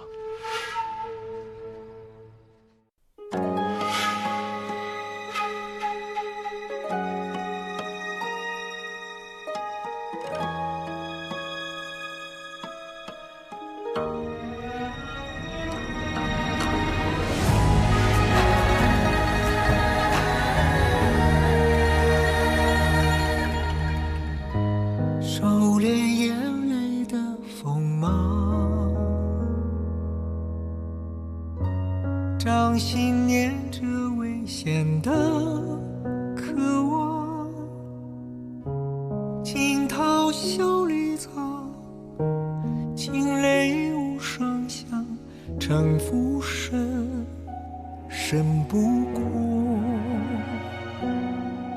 我目眶。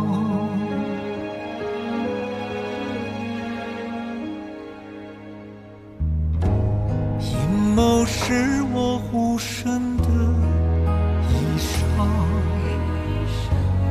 阳谋是我纵横的刀枪，用隐忍的狂，稀释道德藏，也不黑，只因为我心滚烫。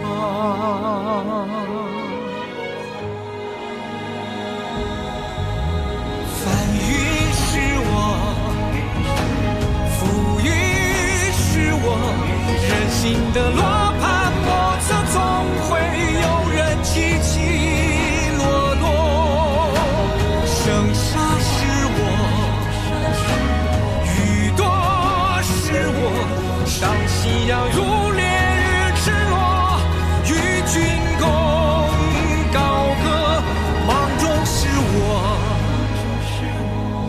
首是我，天下是我，苍生是我，你也是我。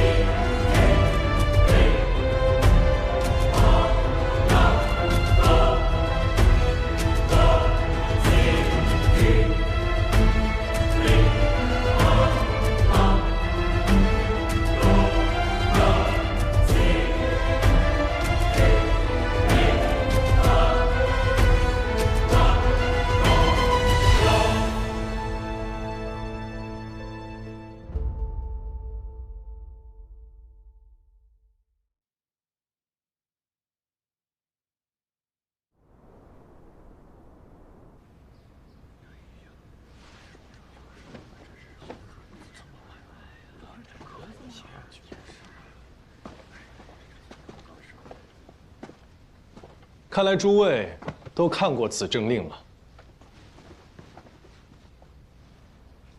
此政令是本官昨夜起草，今日一早便呈送内阁。我怕诸位还有什么不明白的地方，再给大家复述一遍。即日起，青天剑有3不做，各司必须恪尽职守，精益求精，绝不可敷衍公务。此为第1不做。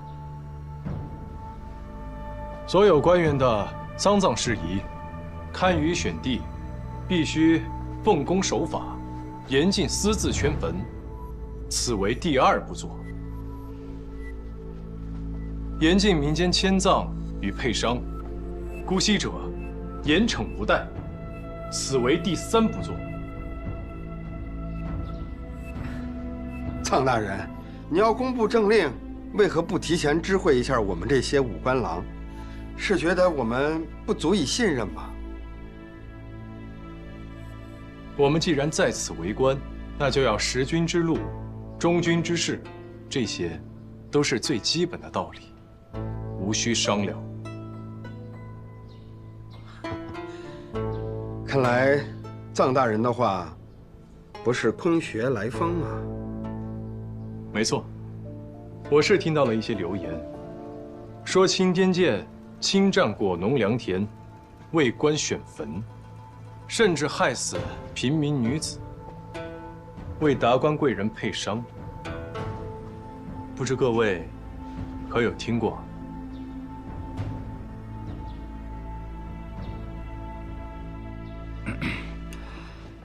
臧大人，您颁布的3条政令，我们已经认真读过了。这第1条，言之有理，各司其职嘛，那就是我们这些人为官之本。这第2条，驾商之事啊，大人，朝廷屡禁不止啊，皆因民间习俗如此啊。百姓的生死大事强行禁止，定会引发民怨，所以我们钦天监也只能睁一只眼闭一只眼。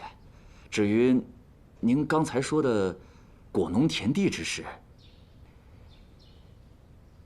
那都是楚大人在任时的意思，并非我。你这么说，是要让本官去找楚怀民问罪，还是要去民间抓百姓重责？不，大人说笑，大人说笑了。下官区一介司隶郎，哪敢有这个意思呀？我颁布这3条政令，就是要杜绝这些恶行。各位，无责加免，但若是有，本官自会公事公办。这新来的监正到底什么意思呀？当真要把咱们这儿变成清水衙门？那以后呢？大家一起喝西北风啊！新官上任吧，总要虚伪片刻。你瞧他现在公事公办的样子，不就是想让我们给他好处吗？送完礼，就不是公事公办了，而是私下交情。那他要是想拿我们立威呢？这卷宗里面如果说有我们俩以前的记录，这真要被他查出点什么？你怕啥？你让他查去，我早就处理好了。他要敢惹到咱们头上来，我管他是谁的人。这个监正不懂事儿，自有懂事儿的人来当。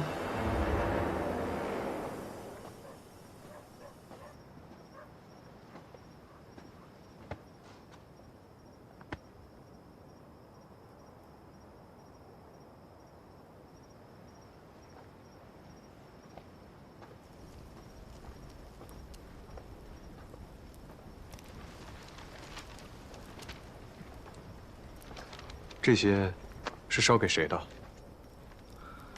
回大人，楚怀明在流放的路上死了。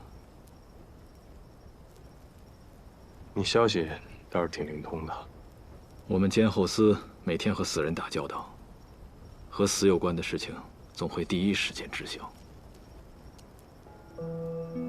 我查阅过青年剑的记录，楚怀明对你并不好，你为何要祭奠他？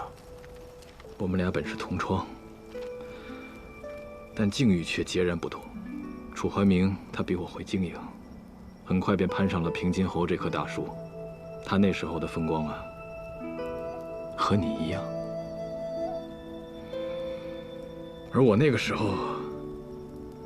候已经山穷水尽，准备启程回老家了。楚怀明留下了我，他说此时正是用人之机。但是我没想到，他留下我，只是为了方便敛财。楚怀明是有能力的，如果他把心思用在正道上，也不至于落得如今的下场。但是楚怀明并没有念及这份旧情，他排挤你，把最苦最累的活儿都交给你去做。那是因为后来他发现我不愿意和他同流合污，于是就不再把我当自己人了。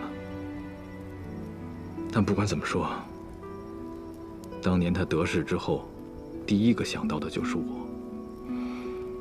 而且他这么看不惯我，也一直没有把我赶走。我还是很感谢他的。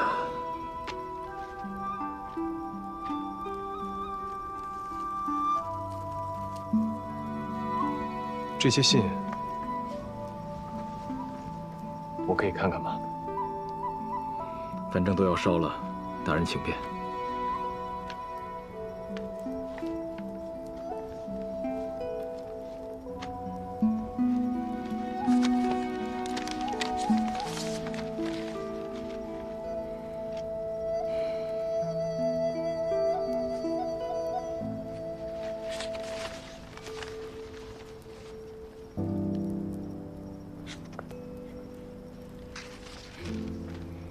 这信里写的，字字真情实意。你提了很多很好的建议啊。大人见笑了。别人懒得听的建议，算什么好建议呢？谁都知道怎么让钦天监变好。楚怀明也知道，只是大家不愿意这么做，不愿意放弃眼前的利益罢了。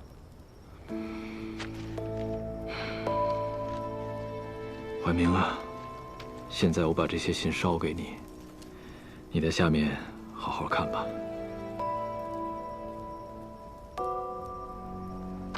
那你愿意照着信里写的这些，帮我一起把钦天监变好吗？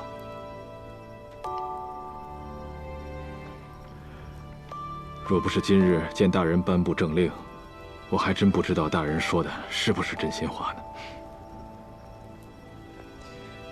我不是楚怀明，我若不好好做，也请你写这么多信给我吧。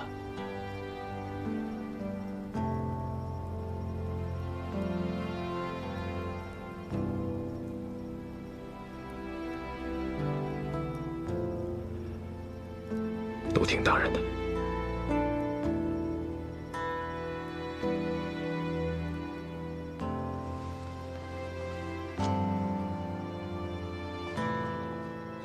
大人，如果你真想改变这一切，有一个地方你可以去看看，一定会有收获的。哪里？城西泰安乡。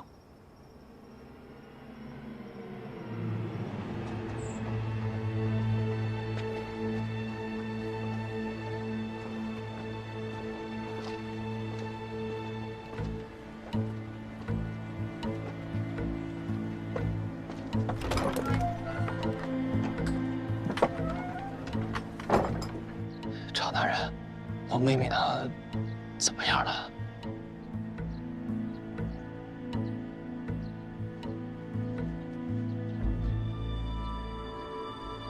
文生，我们出去说。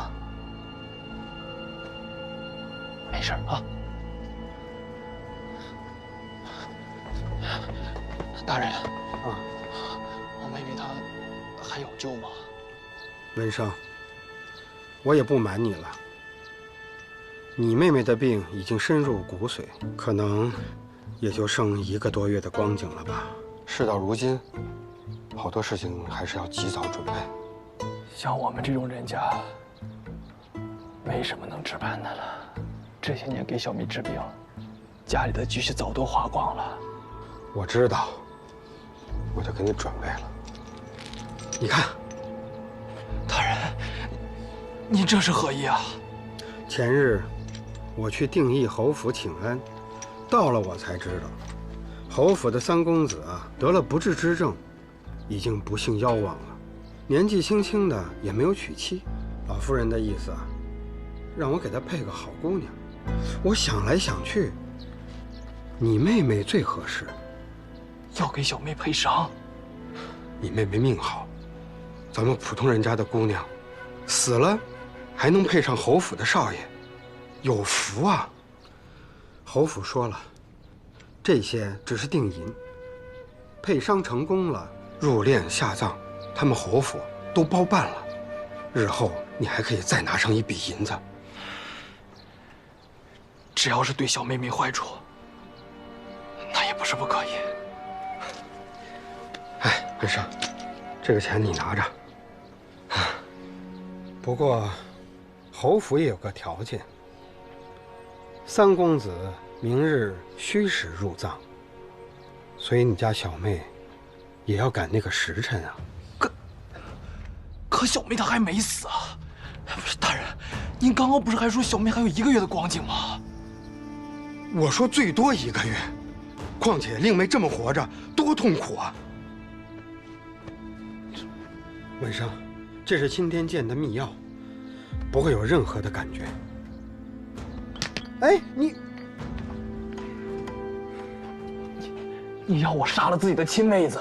文生，你先不要急嘛。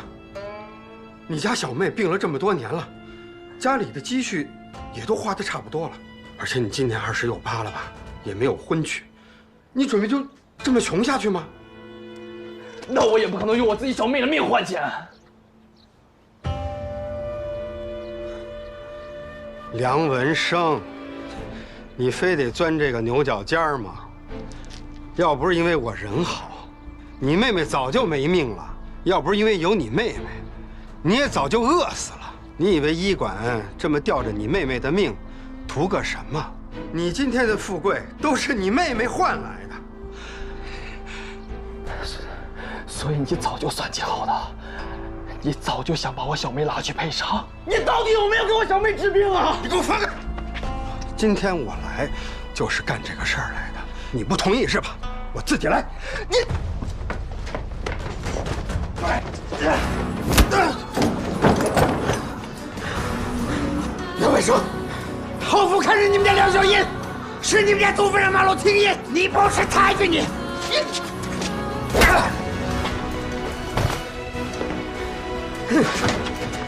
赵敏，赵敏，别打了，求你，志敏，别打了，赵敏，求求你放过我哥哥吧！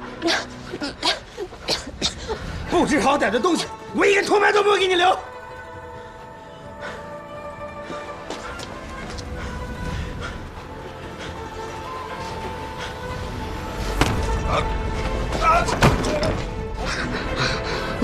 你是谁？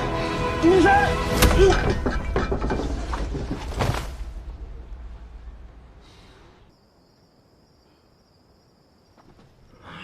这大半夜的召见我们，有什么事不能等天亮了再说吗？我都睡着了，又让小厮给我叫起来，真折腾人。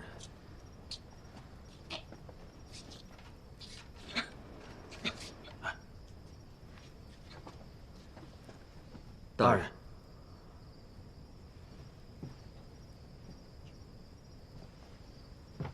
都来了，坐。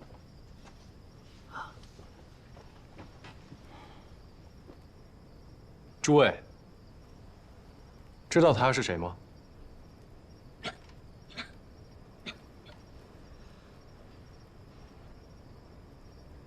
他叫梁小烟。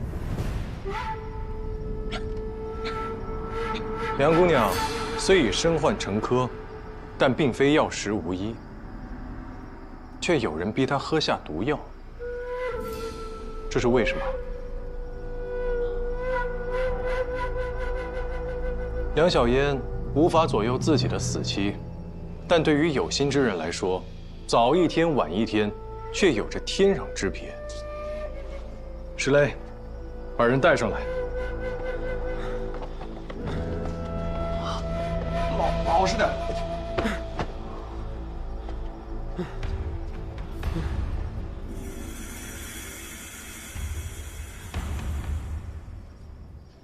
这些，就是常无医这些年做的勾当。他借着医馆做掩护，以救治病患为由，实则暗中寻找病重垂危的女子，逼其为王公贵族配伤，致其殒命。若不是大人今日派人及时来救，小人和舍妹，这会儿怕是已经死了。配阴婚，还要择吉日下葬。你以为可以瞒天过海吗？闵世宁，常无医他什么都招了，你还有什么话要说？大人，小哥知错，小哥知错，小哥知错，小哥知错。世宁常无医，其心可诛，罪恶滔天。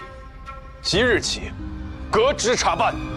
大人，大人，大人，都是他让我这么干的。大人是他，是常无医让我干的。他的主意。大人是他，大人饶命！大人，大人饶命啊！大人，大人饶命啊！大人，大人。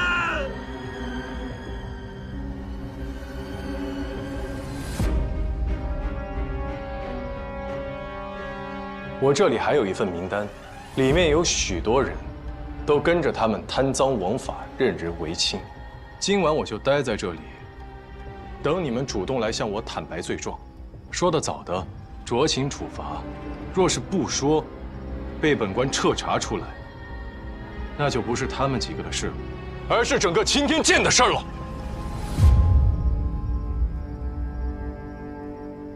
大人，下官有失禀报，请大人明鉴。大人，下官也有事禀报，请大人先听我讲。大人，我也有话要说。大人，下官也有事禀报。大人，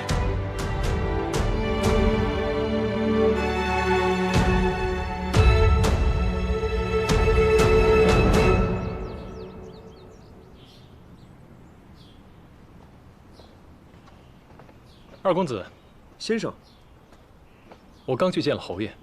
我本想去登门贺喜，没想到在这儿遇上了先生，正好，直接给你吧。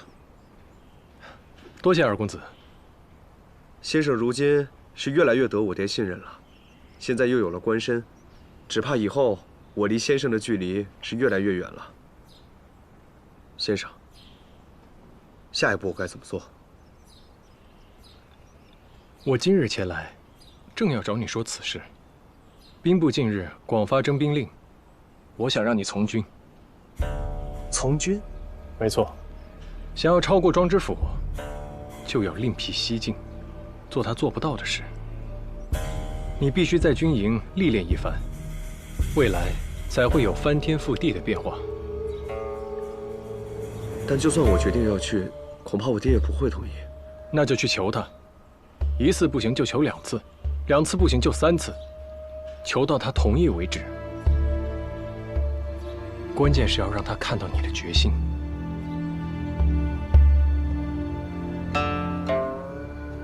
是。来，哎，搁这，这，放这。哎，哦，放这儿啊，好，可以。哎，对，这个是在这儿啊，好。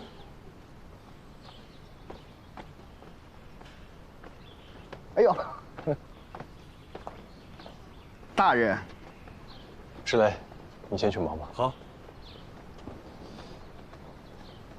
现在才回来，你说的那些钉子都清理干净了？恭喜大人！师傅，你老是大人的叫，我到现在还没习惯呢。你得习惯，以后这里里外外说话做事别漏了底，做戏得做全套。知道了，高管家。那就请大人再给我涨点月钱呗。这还要问我要啊？这里上上下下都归你打理了。那你说我打理的是不是很好？小海，这里是你家，怎么说我也得让你住得更安心一些。多谢师傅，但这不是我家。好，你就把这儿当成我的家，是你歇脚的地方，行了吧？小海，只要有亲人朋友在一起，在哪里就是家。走，今晚好好喝一杯。走，还可口吧？不错。我特意安排后厨给你做的。给我们石雷吃点核桃补脑。那你得多吃点。我是吧？这虾不错，可以吧？喜欢多吃点。现在小海在，我相信今天剑肯定会变成原来的样子。来，咱们喝了这杯晋升酒，祝你高升再高升。多谢，来，恭喜！哎，那咱们是不是可以直接参平津侯一本，然后再参曹敬贤一本，把他们恶行全告诉皇上？哎，疯了你！行了，参多少本都没有用，这些奏本根本就递不上去，只会暴露我自己。我丁也没有说你们。这以后啊，还得再谨慎一些，绝对不可以口无遮拦，听见没？都记住了。府中一应事务我已安排妥当，往后啊，石雷便是府中的护院，官封是药郎，家丁丫鬟都身家清白，放心好了。还是高管家安排妥当啊。这不都是托臧大人的福吗？来，谢大人。好啊，你们都学会拿我寻开心了。来，来，快吃菜吧，都凉了。尝尝这个。大人，看着这个就。见到一位姓香的小姐送上拜帖，现在人就在门口，还带了许多东西。哎，有东西？什么东西啊？这才搬进来几天呀，香老板就亲自登门，这可给足臧大人面子了。小海，这香老板现在算自己人了吧？哎，他带什么东西了？你赶紧让他进来，快！这香老板可厉害了，你别让人家久等了呀。行了，我去接他进来。记住啊，不该说的话千万不要说。别说啊。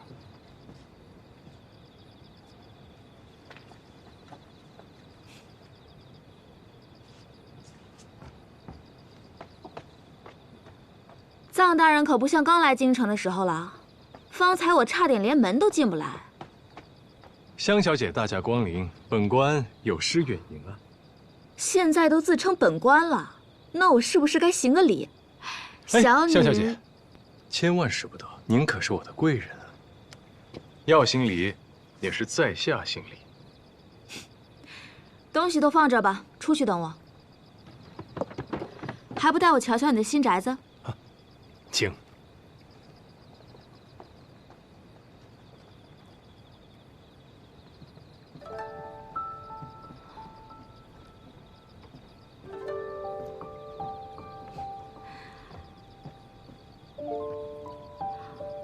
臧大人，你这儿可好得很啊，平津侯真是爱重你。跟香小姐的枕楼可比不了啊。这天井虽比我那儿小得多，倒也挺雅致的。可惜，今夜看不到星星了。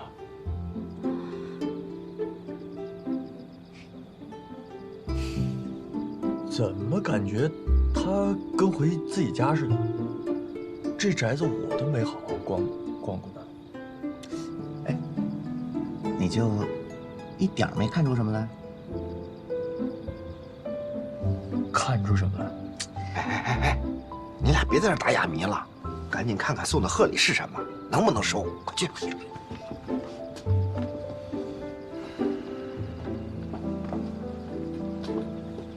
有事了，有大事儿。你能跟楚怀民在天象上掰腕子，现在想想，那日你在船上教我看星星，都不是瞎编的，你还真能未卜先知啊！不过是些古人的经验之谈罢了。若是楚怀民在抬头看天之余，也能低头看看地上，常怀一颗敬畏之心，那他也不至于输得这么惨。他的本事也不都是虚的，只是没能守住做人的那颗心。你还真是个好人呐！那以你的看舆本领，岂不是事事都能逢凶化吉？古人曾说：“知天意，逆天难。”很多时候，就算我们知道自己会发生什么，也还是无法阻挡。可是发生在你身上的都是好事啊！我之前还感叹，你在短短几个月内就做成了侯府首席幕僚，现在才过去多久，摇身一变就变成了五品大员。如果没有香小姐的帮助，那我现在的结果恐怕完全不一样了。哼，那日在船上你还说每次我们见面总没好事。那香小姐现在还想不想常常见到我呀？怎么不想？我巴不得你多来枕楼花些银两呢。就算在下现在已经成为五品大员，也依旧是个穷鬼啊。在这京城里，我最不待见的就是官，官越大，我越不喜欢。你可不要成为他们那样的人啊！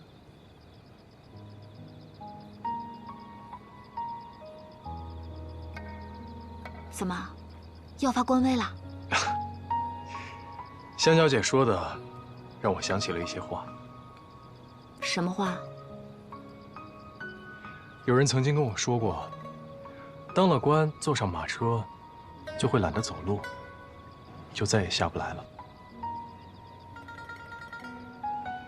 听着有些道理，不会是你自己说的吧？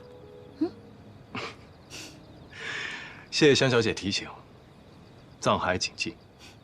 你还挺听话的。今日不知香小姐前来，招待不周，不如回园中一起喝一杯。跟他们喝酒没意思。你若是想喝酒，以后来八珍阁找我。我今日前来，除了祝贺你上任，还有件事想问你。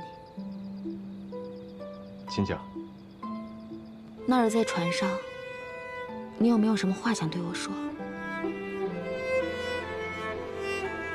香小姐眉若细柳，眼似星河，这个不是寻常女子可以比拟的。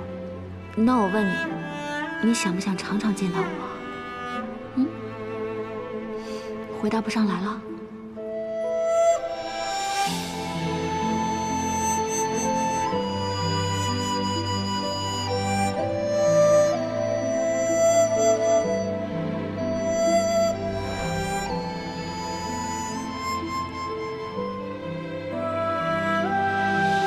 既然没有，那就算了，告辞。香小姐，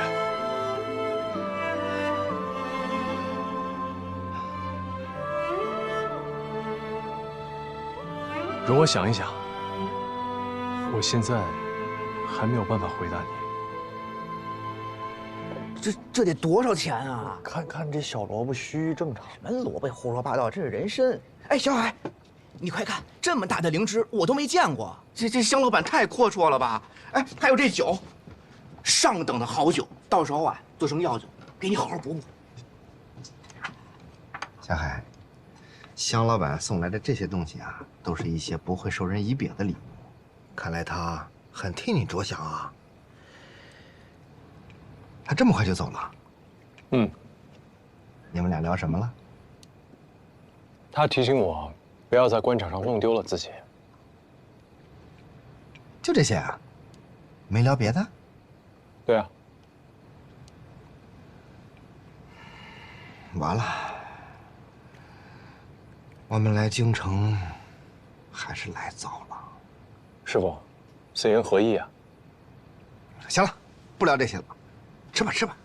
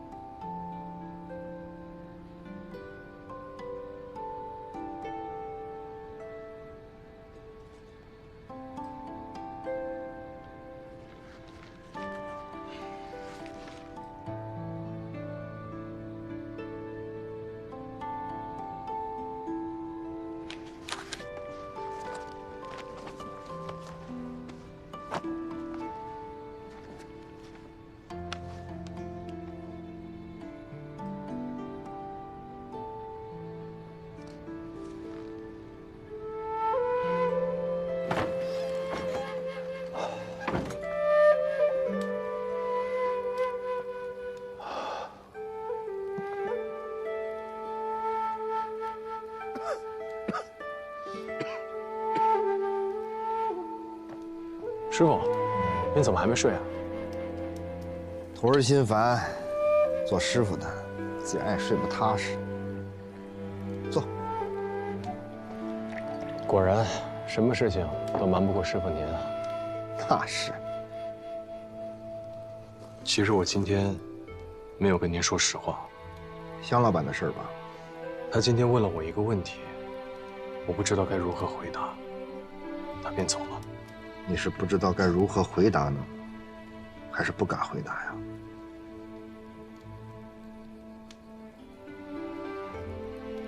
哎，你六处师傅也不在，有些东西为师也教不了你啊。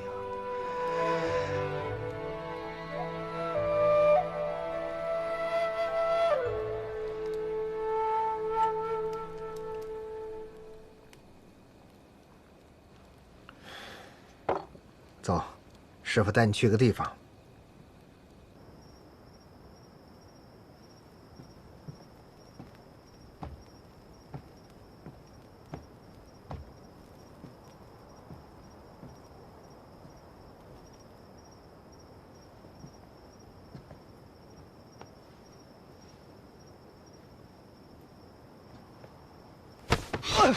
父亲，是我。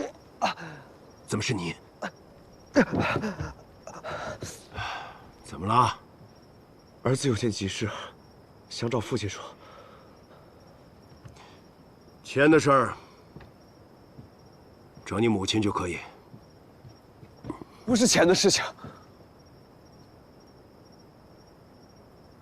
儿子想从军。为什么？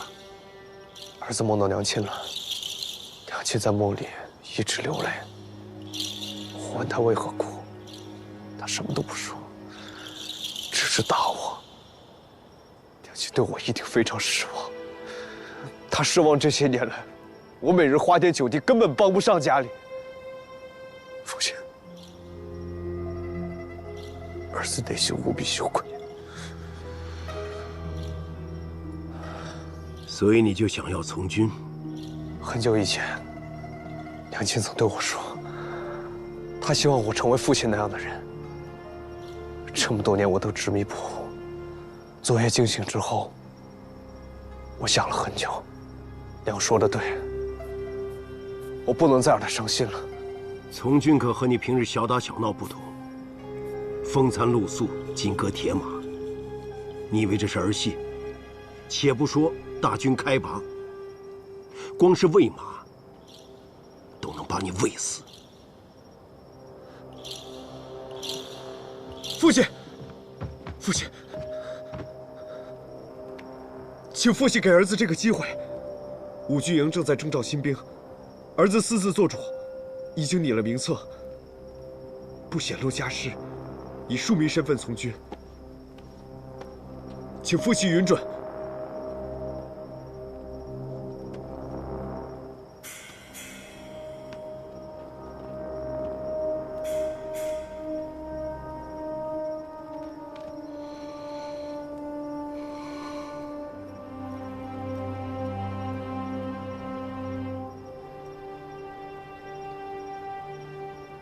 既然要去，就要坚持，待不够1年，不准回来。儿子领命。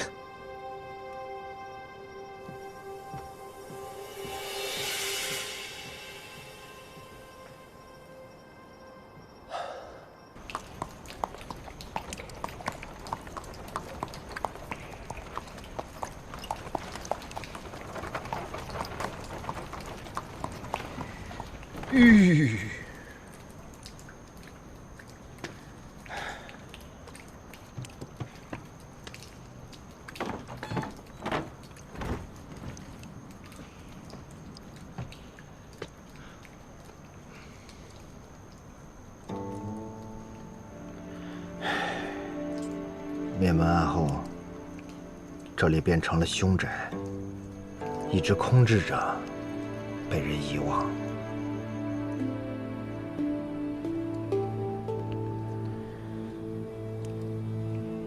你到家了，知奴。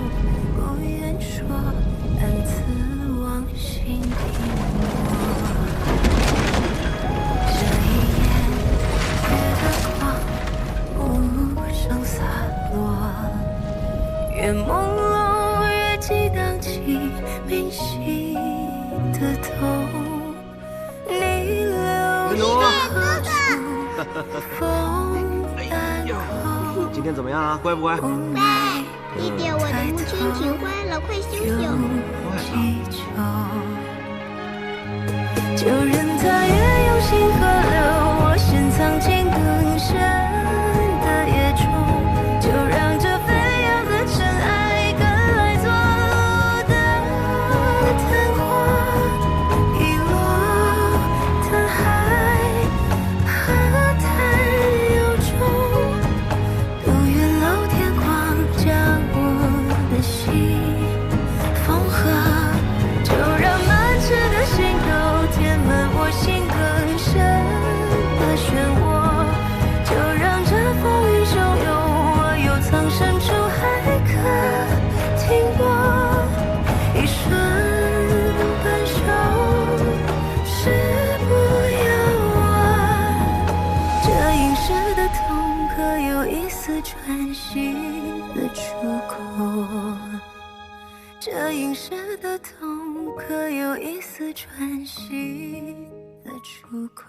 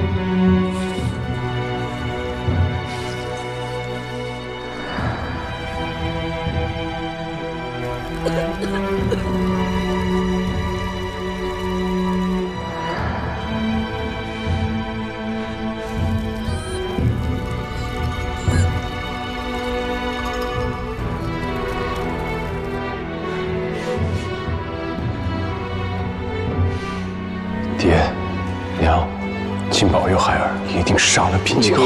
从东夏回京带了一样东西。乖，不要怕。我自己犯的错，别说。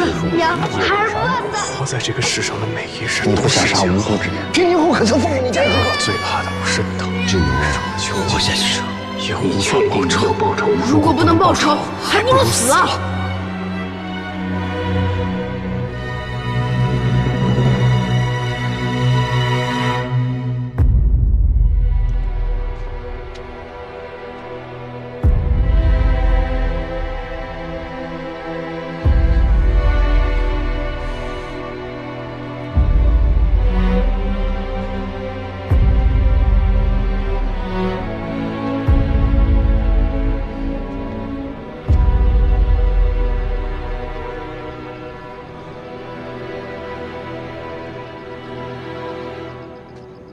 师傅，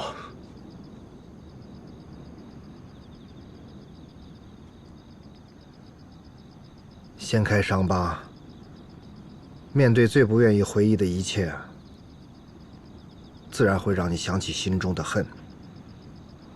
当然了，你也可以选择淡忘它。你还年轻，人生不过刚刚开始，一切都由着你的心。唯独不能迟疑。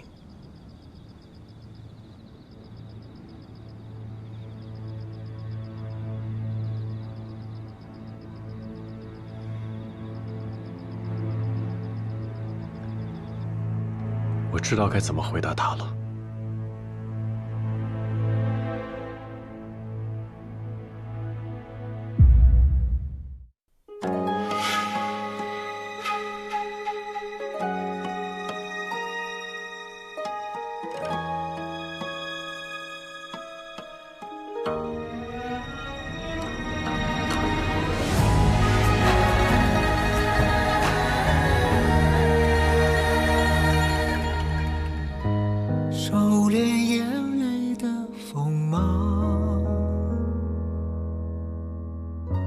掌心念着危险的渴望，惊涛笑里藏，惊雷无声响，城府深，深不过我目光。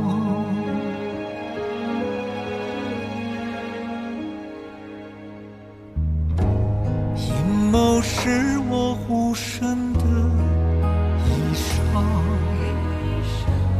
阳谋是我纵横的刀枪，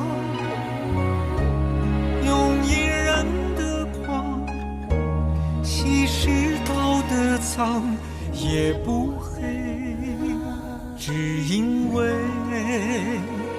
我心滚烫。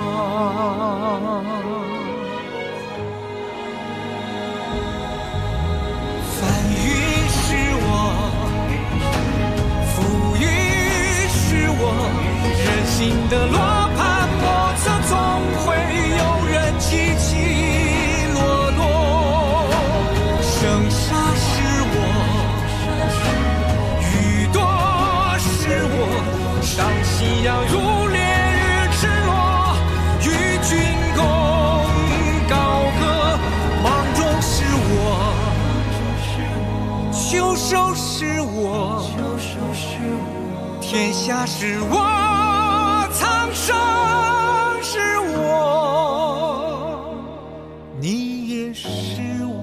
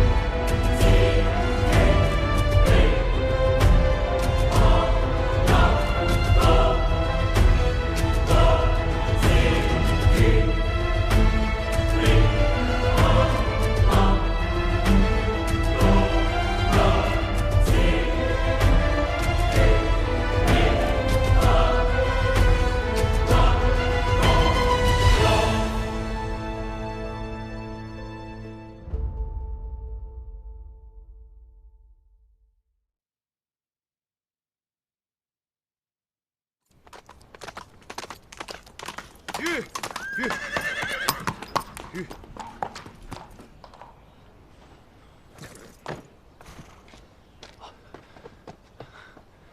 庄公子，我找你们臧大人。大人夜里出去了，现在还没回来。你知道他去哪儿了吗？这小的就不知道了，恐怕是有什么公务吧。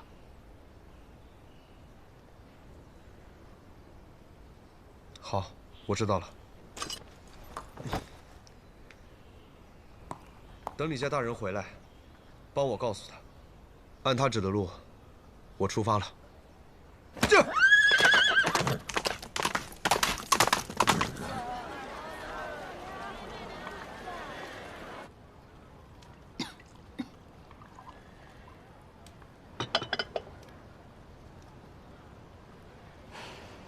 你要整日这样守在窗口吗？我可不是在等他，只是有些闷，想看看外面。从昨晚闷到现在，把身子都熬坏了。快过来喝药。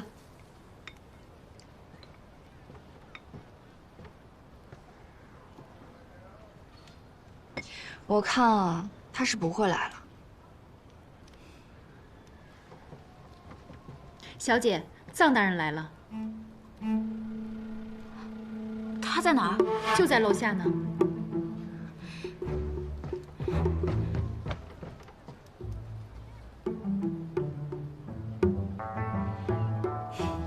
怎么了？近乡情怯啊？这回又不敢了？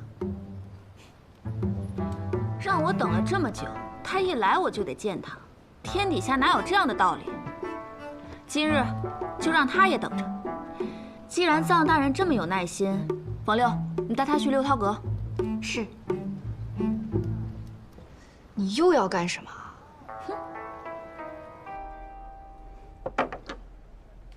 臧大人稍等，我们小姐一会儿就来。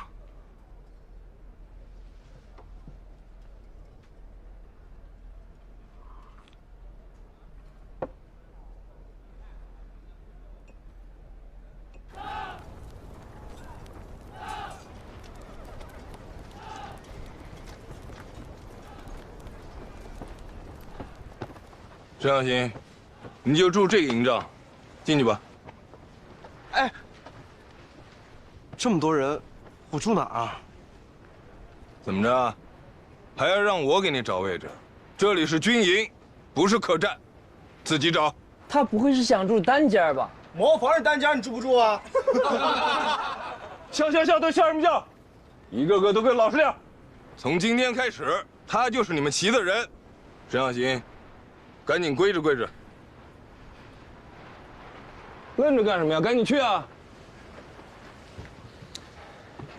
人家嫌弃我们这些糙汉子太占地儿了。瞧你这细皮嫩肉的，以后就叫他沈少爷吧。啊，我看行。哎，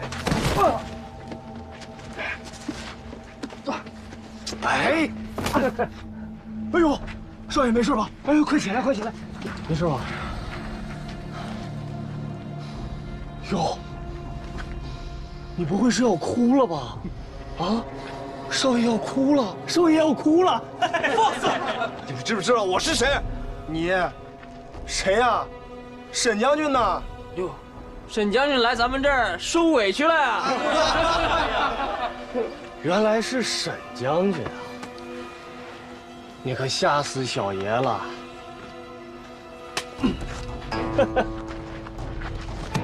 哎，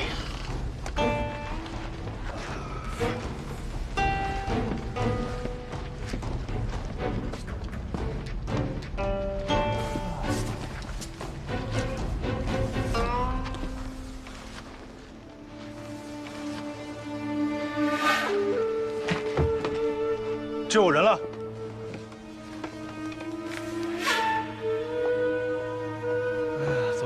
少爷，哎，门口那个地方好呀，风吹下来你挡着，还能强身健体。你看哥几个对你多好啊！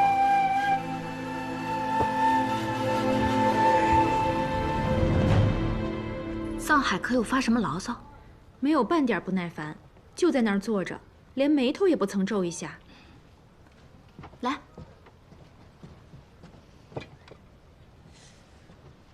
这个藏海就坐在那里乖乖的喝茶，也不如厕，真是厉害。你不是说过，男人的耐心在哪儿，情谊就在哪儿。我让他等我1、2个时辰，不过分吧？哎呀，就是不知道你这是在折腾他呀，还是你自己？怎么样，好看吗？从未见过如此漂亮的女子，藏海的眼睛怕是要移不开了。那就请她上来吧。是。算了，我亲自下去找她。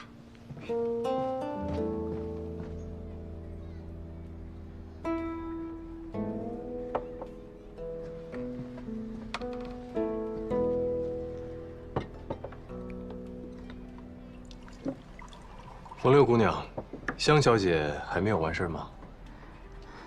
大人，您稍坐，再喝点茶吧。我们小姐一会儿就好。这都已经第6副茶了，再喝嘴就要起泡了。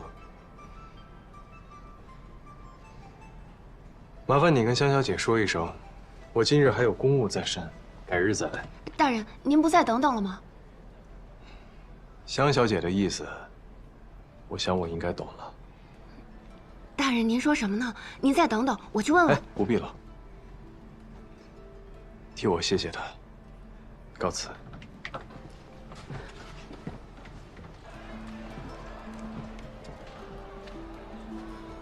大人，您日后一定要再来啊！会的。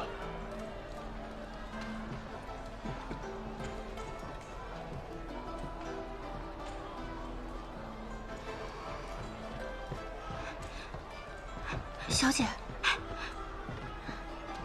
他是不是等得不耐烦了？是不是一直催你？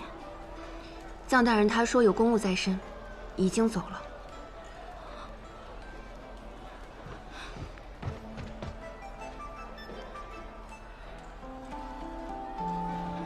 哎，小姐。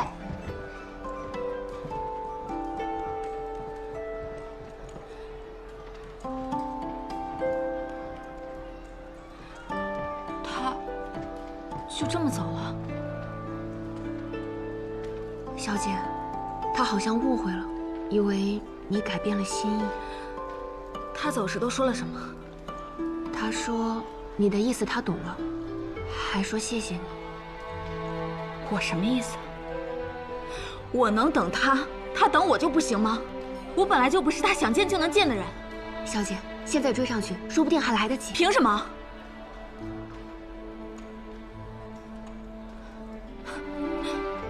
好，既然他这么有骨气，那我也不伺候。以后他要是来，你就说我不在，让他走。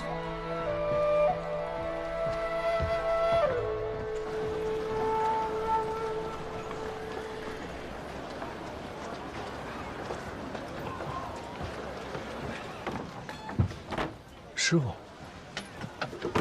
您怎么来了？怎么说？他没见我，我知道他在耍性子。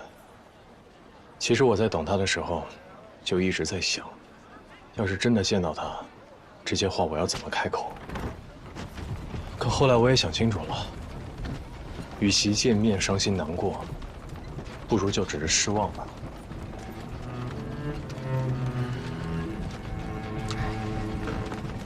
不见就不见了，啊！也许没见到就是最好的结果。我不想把他拖进这复仇的烂摊子里，他与我走得近，会很危险。我已经耽搁太久了，如今青天剑也已经清理干净了，我要去找第3个人。我来告诉你一件事儿，庄之行已经去军营了。今日一早他跑来跟你告别，你没在。这小子动作倒是挺快。小海，你真觉得他能走下去吗？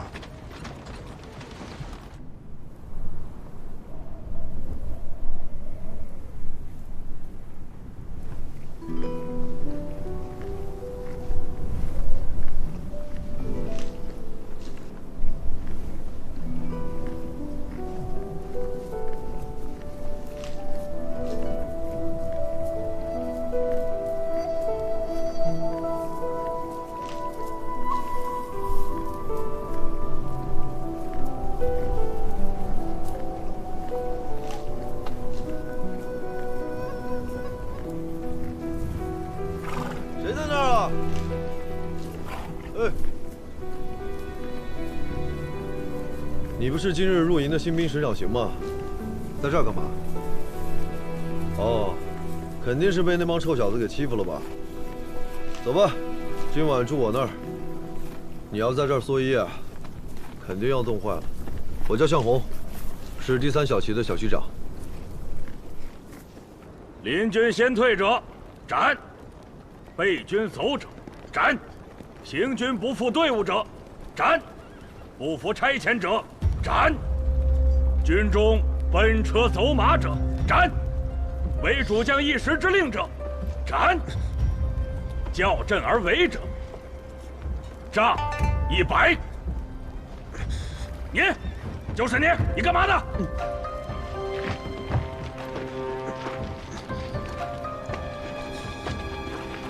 站好了，瞎动什么？回总旗长，我身上有东西。你还敢顶嘴？出来！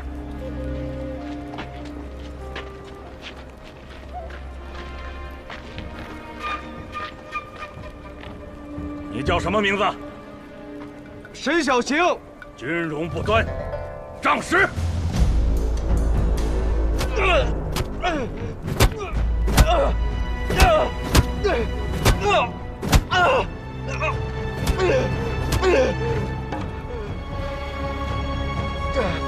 眼泪差点都下来。可来了10大板子，把他打的一瘸一拐的了。再来吧，真是活该。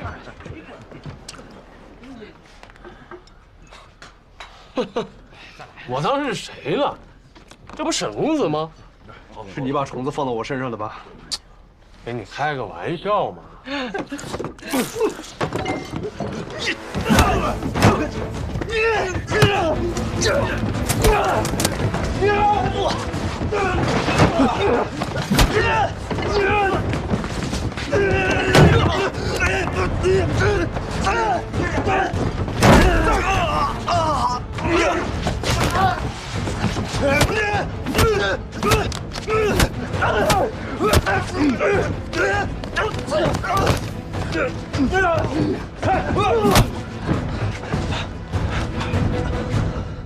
展浩，差不多得了。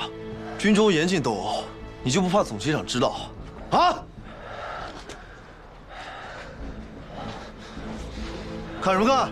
吃饭。走。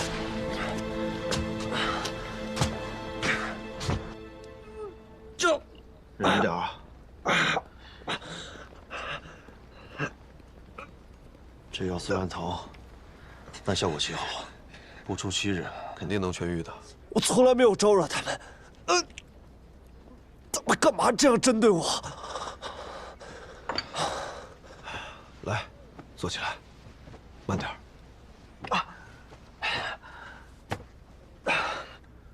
军营里胜者为王，你越弱，就越被人看不起。毕竟以后上了战场，随时是生死一线，没有人愿意带着拖油瓶。不过以后等你变强了，他们自然也不会对你这样了。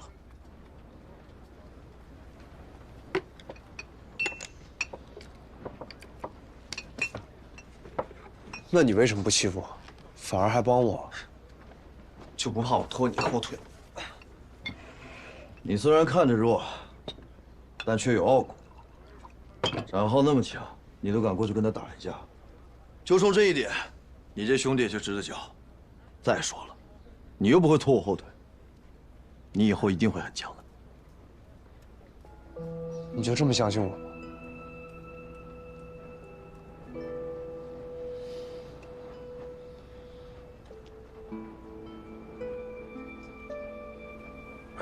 你为了帮我，还被展浩打了一拳。小事，为了兄弟，这不算什么。哎，我还有个好东西。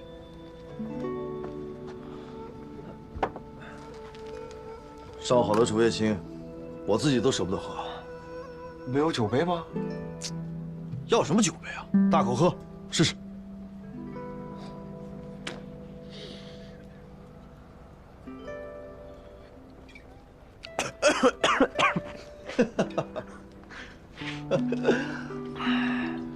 这么喝酒确实痛快。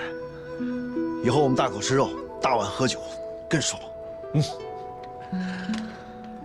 你先休息着，我去其他营帐看看。向红，谢谢你。来之前我就想，军营的日子一定不好过。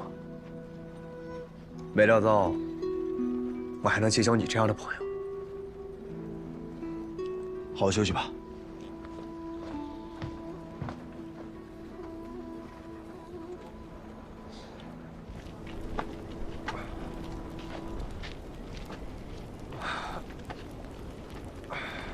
你们真是胆大包天，还敢欺负他？知道他是谁吗？我管他是谁，像这种小白脸儿，老子见一次打一次。好，我告诉你们，他是平津侯的二公子，庄之行。真的假的？你怎么知道的？今年的布打球赛上，我在那儿当值，我见过他，就是这张脸不会错的。我不知道他为何要隐姓埋名来到这里，但是我知道，我们谁都惹不起他。死到临头了，都还在那儿乐。完了，完了！怪不得你一直巴巴的讨好他，原来你一开始就知道他的身份。那你怎么不早点说呀？我今日把他打成那个样子，他回去跟他爹爷告状，我就活不成了。行了，算你命大。我已经把他哄好了，他是侯门公子，生性单纯好哄。你们日后多说点好话，事事顺着他，他只要高兴了，自然不会告你状。啊！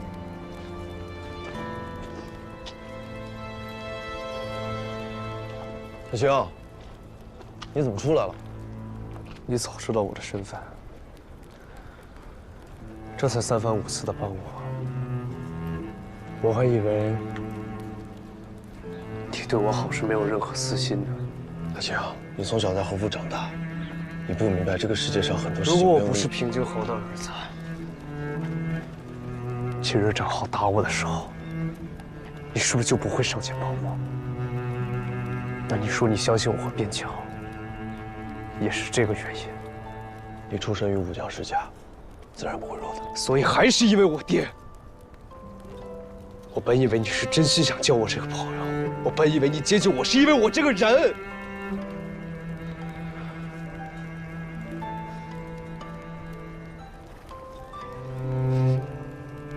你是平津侯的儿子，这是去哪儿都丢不掉的身份。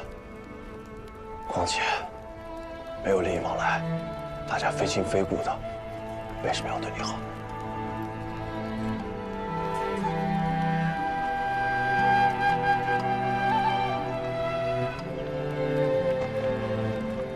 行。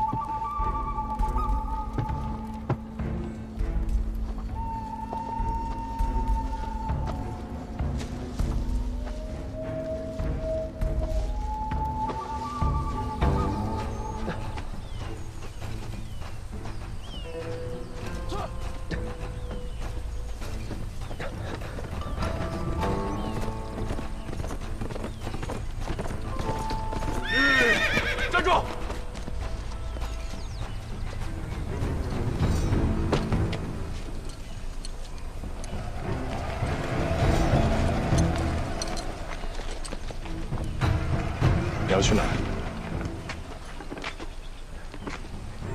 你怎么在这儿？当逃兵是死罪，跟我走。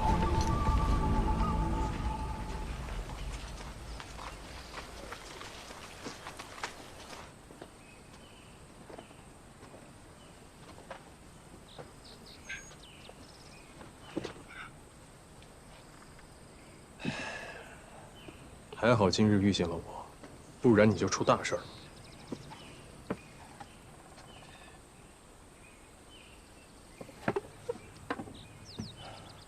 怎么搞得这么狼狈啊？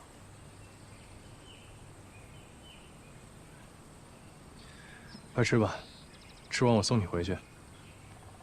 如果我说我不回军营了，人与人之间是不是根本不存在无条件的好？这世上的人都有自己的追求和目的，很少会有人不计回报的付出。那你呢？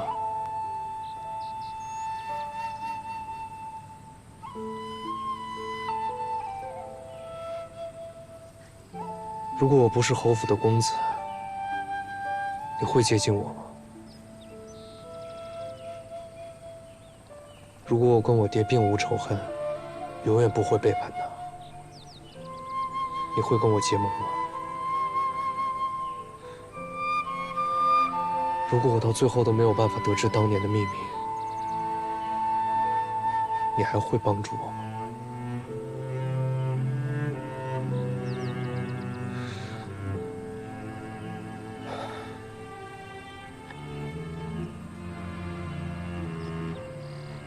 我知道了，这天底下只有一个人对我的好是没有条件的，那个人就是我娘。但他已经死了。我希望你永远都记得他是怎么死的。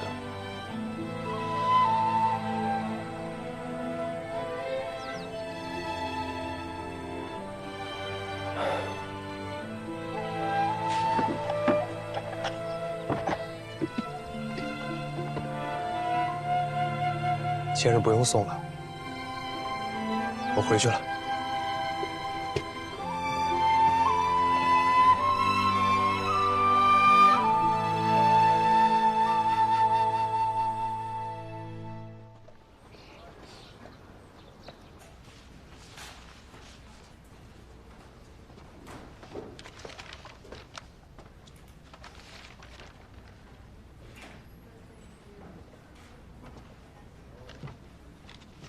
下官参见大人。石权，不必多礼。大人，怎么搬到此处来了？这比里头敞亮，也方便进出，倒是一个奋笔疾书的好地方。大人倒是不拘小节。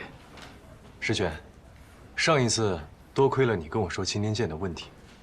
大人内业愿意听下官说话，我应该感谢您才是。虽然如今只剩下你们3位武官郎，但过去做实事的也都是你们，青天剑一时半会儿出不了岔子。新的人选，我会再仔细考虑。相比大人的雷厉风行，下官写的信倒显得外行了。你之前的建议没有人听，那是楚怀明的问题。官不为民，何必为官？这样的情况，以后不会再有了。大人，楚怀明在青天剑的遗物已经在库房许久了，是直接处理掉呢，还是您想再看看？拿给我吧。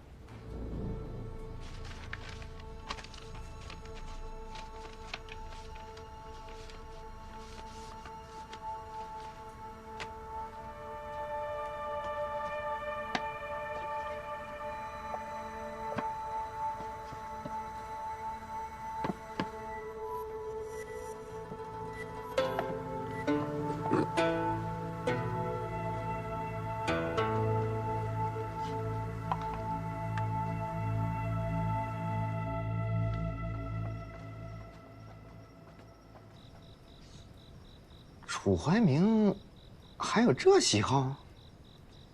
不是他，是京城的大人物，皇上的亲弟弟，永荣王爷。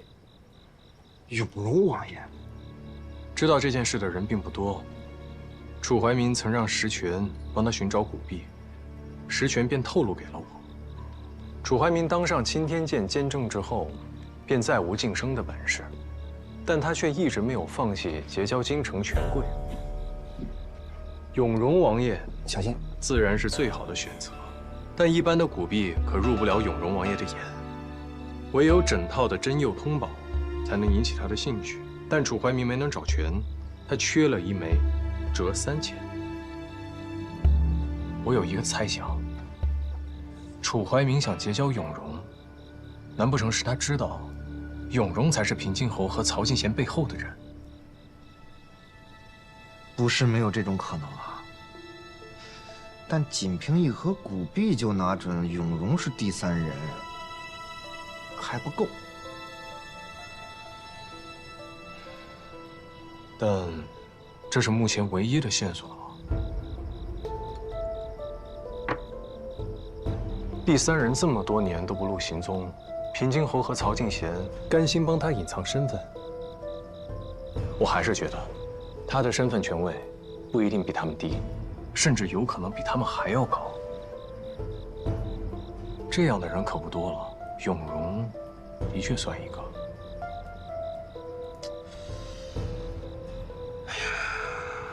永荣，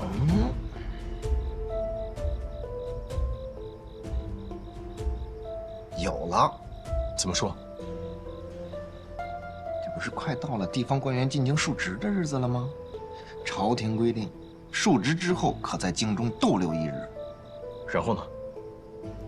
永荣王爷最爱热闹了，每次都会设宴宴请地方官员，京中许多有头有脸的大人物也会受邀出席。那如果我有办法，可以去参加永荣王爷的夜宴，不仅可以查他，还可以把这些大人物顺势都查一番。对了，但师傅啊，我只是一个小小的监正，与永荣王爷也并未结交，有什么办法可以让永荣王爷邀我入宴啊？你小子，不就是差一枚折3000吗？偌大个京城，我还找不来个他了。交给我了。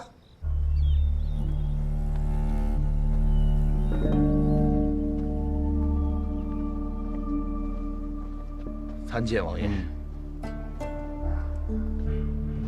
诸位大人，这是钦天监呈上来的，彻查民间迁葬架商和以丧葬为由圈地夺田的结果。这位新监正甫一上任，便定下严明的政令，还彻查出这么多有问题的达官贵人。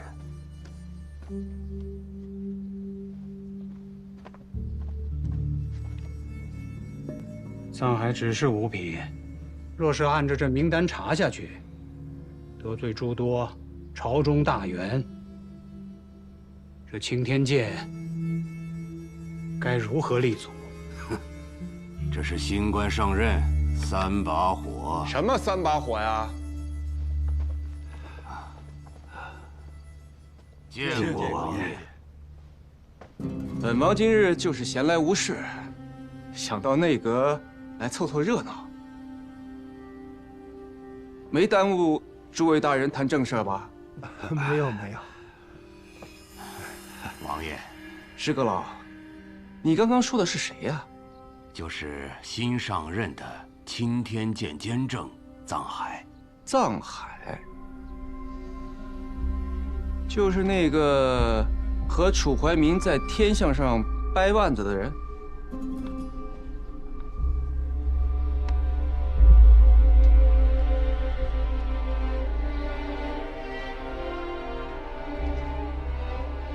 哎呦，有意思！没想到这位藏大人居然把火烧得这么大。此事，各位大人怎么看呀？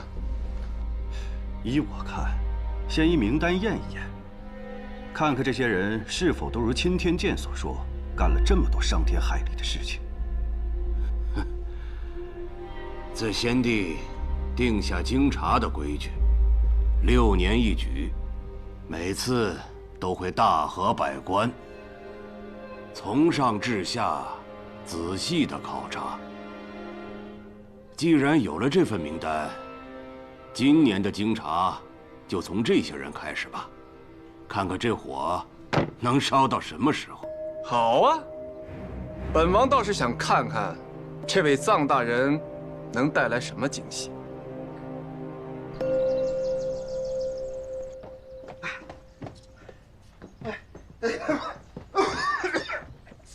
别家伙，慢点，慢点啊！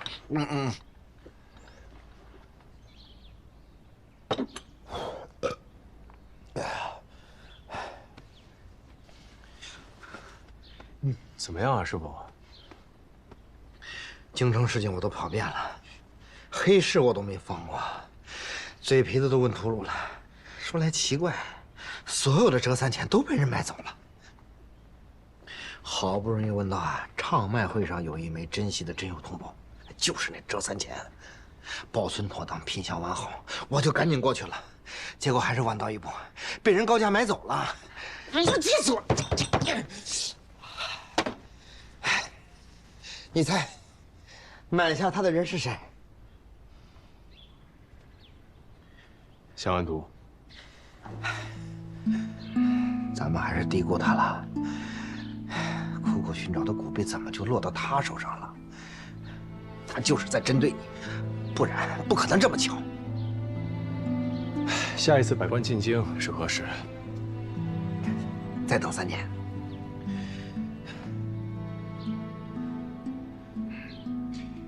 这样，我再想想办法，说不定还有其他渠道可以找到这枚折三钱呢。我去找找看。那你去吧。去啊！也对，连您都找不到，我就更没戏了。小海呀，有这功夫，我觉得你不如好好想想怎么从祥老板那儿得到它。不管是普通的折三钱，还是那枚珍稀的古币，现在都在镇楼呢。这是阳谋，你躲不过的。他买下那枚古币花了多少钱？500两啊，他可真舍得花呀。行，那我们就准备1000两。我上哪给你找1000两？房契在哪儿？小子，你想把房子抵给他呀？啊，抵给他我住。顾不了那么多了，我们要拿出些诚意来嘛。这样，我们先去客栈住，以后的吃穿用度，大不了再节省些嘛。你节省什么节省？小海，师傅帮你想一个更好的办法。师傅没有其他的办法了。这样，明天你就去诊楼，把房契跟地契亲手交给他。我去啊！我去顶什么用啊？人家现在逼的是你。我要是去了，给你找到2000两，看你怎么办？没办法了，你不如好好求求香老板，低个头认个错，只要把他哄高兴了，香老板不会为难你的。现在不是求不求的问题，而是我已经下定决心要专心复仇了。不管他是什么目的，我已经做出了我的选择。以后的事儿，以后再说吧。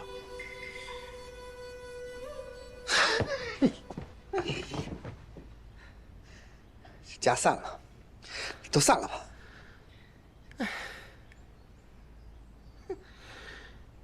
要不你再好好想想。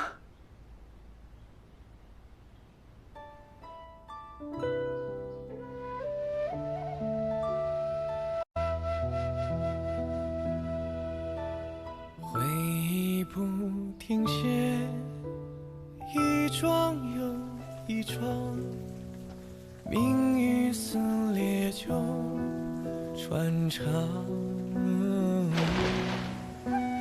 黑夜里的光，多想将你收藏，命运却捉弄，多荒唐。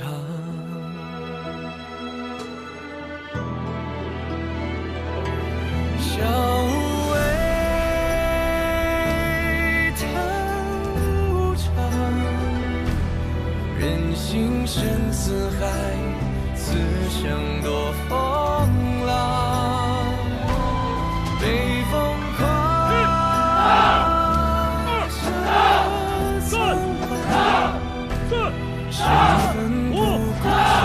现在不努力，等你们上了战场，只有死路一条。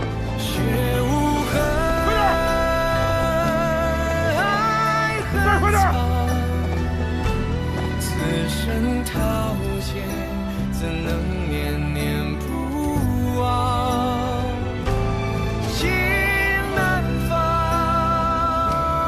爱难藏。窗外雨淋淋，又一年秋凉。了却人间事，我转身。 苍茫。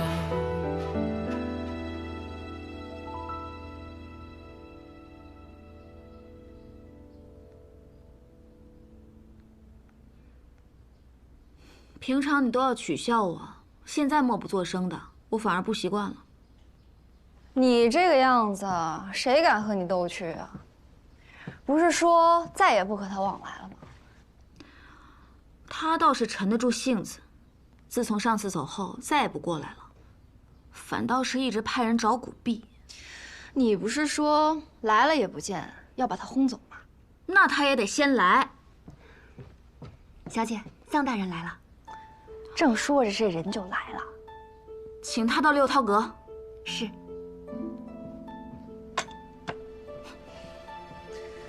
臧大人这下有好果子吃喽。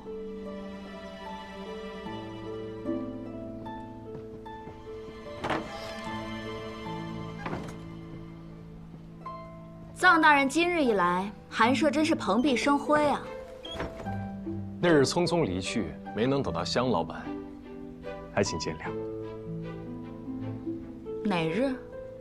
你何时来找过我？我怎么不记得？是在下的错，但香老板今日逼我前来，一定知道我所为何事。你少自作多情了，我没有逼你，是你自己要来的。 那我现在已经在了，香老板，咱就别卖关子了。臧大人，你一定是冲着他来的吧？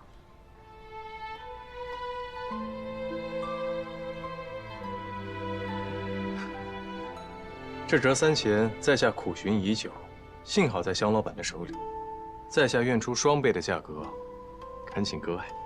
双倍，你出得起吗？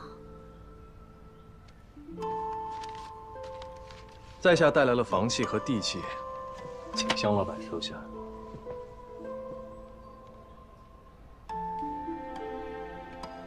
这枚折3钱是罕见之物，在识货人眼里那是无价之宝。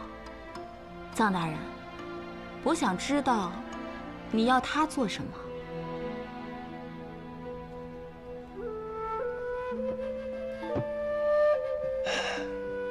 实不相瞒，在下初入官场，需要拜会百官，更想结识京城的永荣王爷。我听闻他爱好收藏古钱币，我要投其所好。看来臧大人还是很在意自己的仕途啊。这枚古币确实是我的心头好。听你说完，我更加觉得价值不菲，我要自己留着。 在下的一切都在这儿了。既然香老板不愿意，我也不勉强。多谢香老板今日赏脸见我，告辞。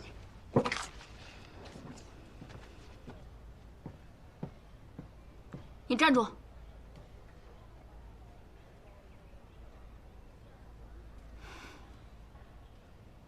我想起一件事儿，上次的手相没看完。 我再替你看看吧。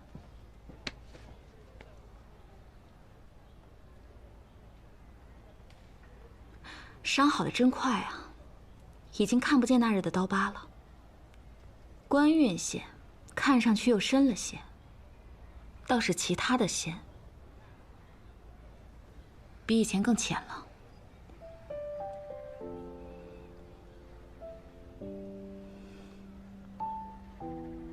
平津侯给你的宅子，我可不敢要，钱我也不缺，这古币你拿走吧。但你又欠我枕楼一个人情。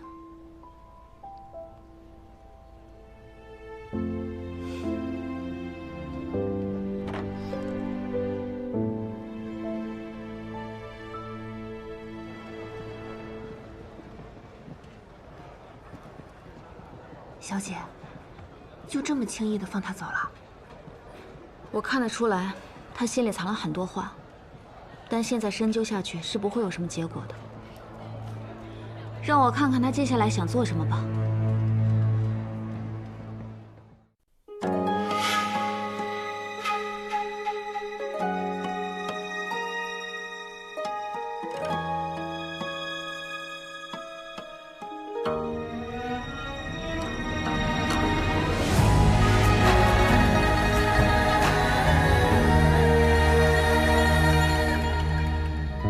收敛眼泪的锋芒，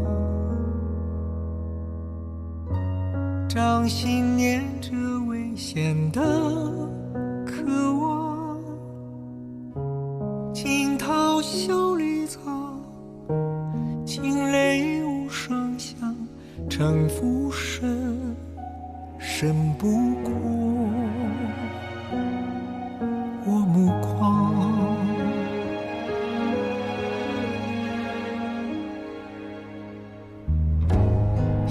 谋是我护身的衣裳，阳谋是我纵横的刀枪，用隐忍的狂，稀释道德脏，也不黑，只因为我心滚烫。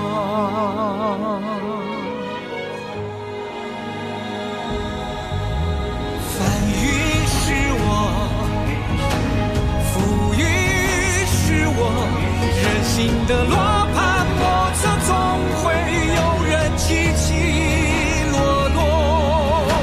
生杀是我，雨多是我，当夕阳如烈日赤裸，与君共高歌。芒种是我，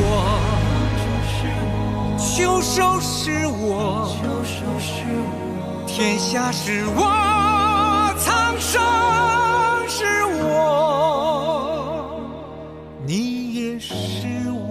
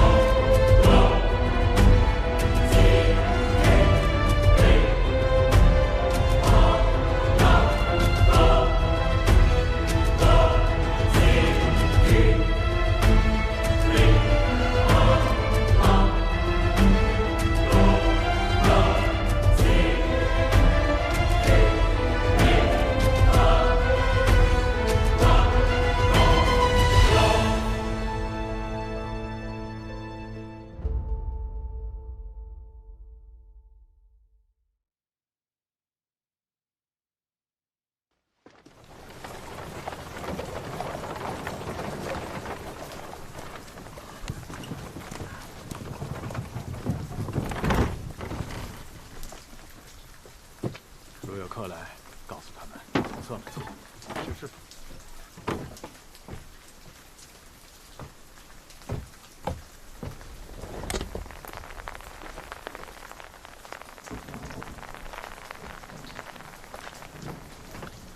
青天剑监正藏海特来拜会王爷，昨日已交过拜帖。藏大人啊，请随我来吧。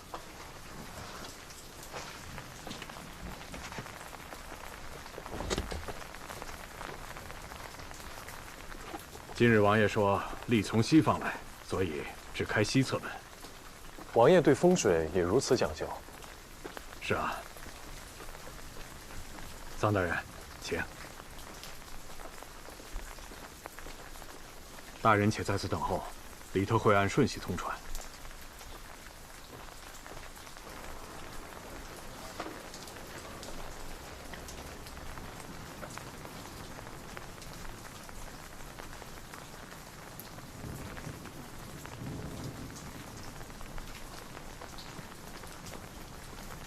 藏大人，请在纸上写下生辰八字，王爷一会儿要看。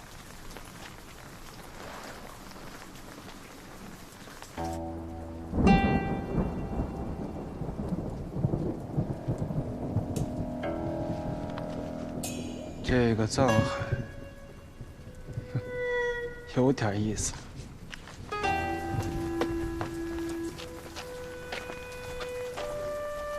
大人幸免。张怀，立奏章。哪位是藏大人？在下便是。在下光禄寺丞沈用，王爷请你去前厅说话。请随我来。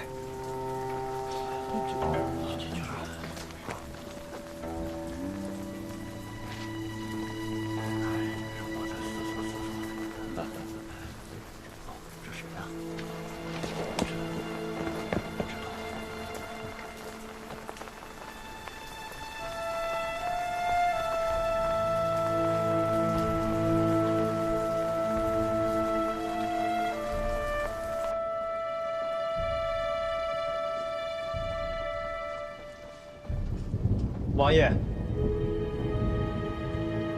青天剑监正藏海，拜见王爷。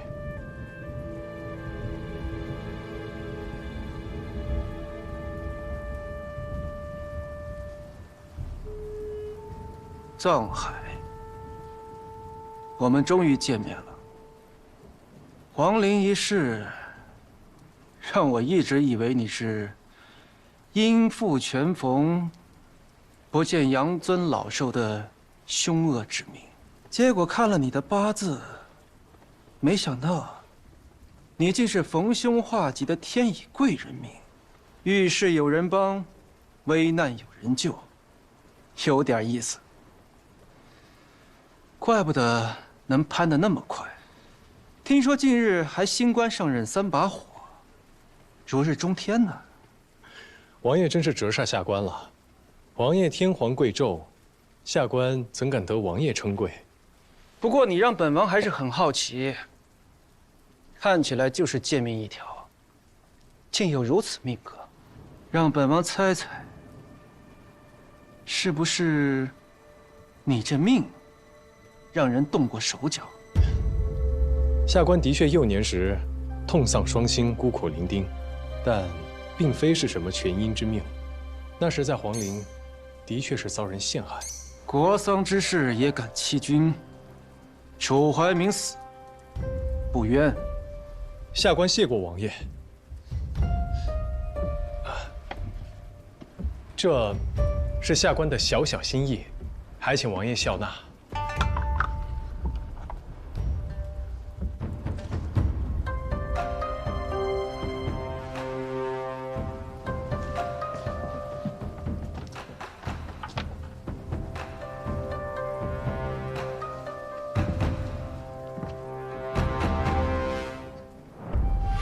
能集齐一套真佑通宝，已属罕见。更何况是这样的成色。你是在何处得来的？这一套真佑通宝的确稀有，下官也是偶然间在一位走南闯北的行商那儿得来的，特来奉上。消息倒是很灵通嘛。不过我喜欢。说吧，求什么？王爷言重了。下官听闻王爷是难得的风雅之人，心中仰慕王爷，一直盼着能见一面，得王爷指点一二。指点你？你是平津侯的人，你不知道这是官场大忌吗？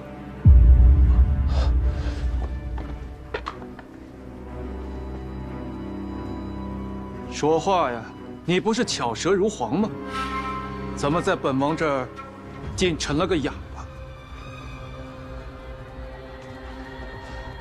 王爷一人之下，万人之上。方才下官在等候时，见着前面的人都悻悻而归，本担心自己送出的薄礼入不了王爷的眼。现下王爷喜欢，便是在下的福分，不该再有任何的非分之想。方才多有冒犯，还请王爷恕罪。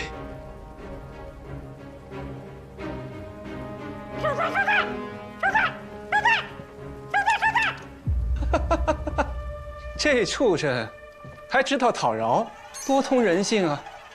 来本王府上送礼的人多了去了，要是什么礼本王都收，那本王这府上得乱成什么样？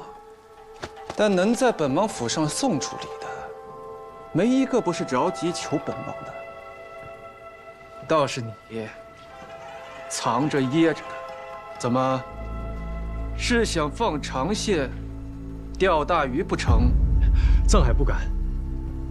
实不相瞒，自打下官进了青天剑，才见识到官路艰险，是怕自己有朝一日步了楚怀民的后尘。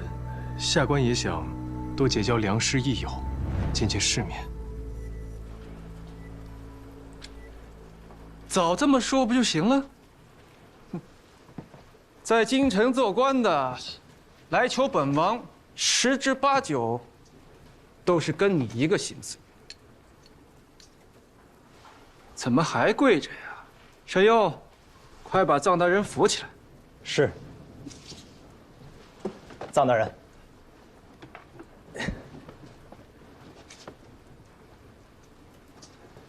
我问你，你说本王是风雅之人，可本王喜好的都是这些有铜锈味的东西，何来风雅？下官一路走来，见着王爷院子里的花草树木，都风雅至极。就说那苍劲求取的胡杨木，生而不死上千年，曲折盘旋，犹如蛟龙。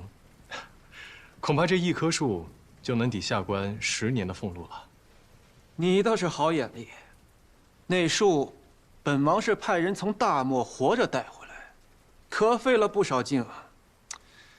可是旁人过来，还好奇本王为何在院中放一棵枯竹朽木。像你这样识货的人不多啊。下官就任青天剑监正，力求在堪舆实务上精进自己。本以为长了见识，没想到今日来了王爷府上，才明白自己就是井底之蛙呀。文绉绉的，你送的礼物本王很喜欢，不过在官场上怎么送礼，就要讲究一些门道了。本王倒是可以教你个法子。沈佑，在。今日藏大人就把这真佑通宝送给你了。是。沈佑，你手上这东西不错啊。王爷，这套真佑通宝是青天剑藏大人送的，说是顶稀罕的宝贝。你也知道我眼拙看不懂，不如王爷赏我些什么，咱们交换品鉴。瞧你那贪样，不白拿你的。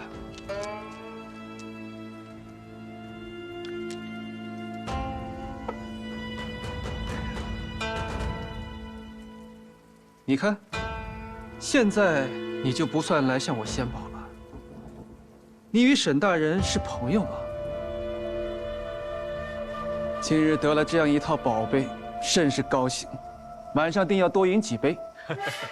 哦，沈庸啊，既然你新交的这位好友如此想见世面，不如晚上就邀他一同赴宴。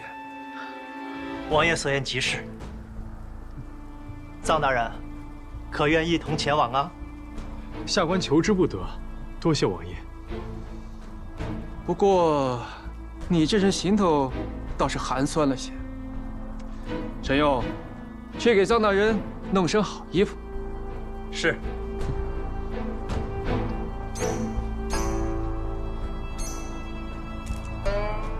给臧大人道喜啊！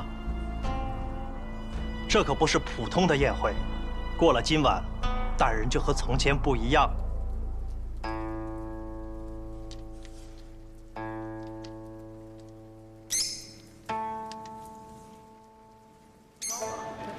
王爷的夜宴3年一次，而且从来不会办在同一个地方。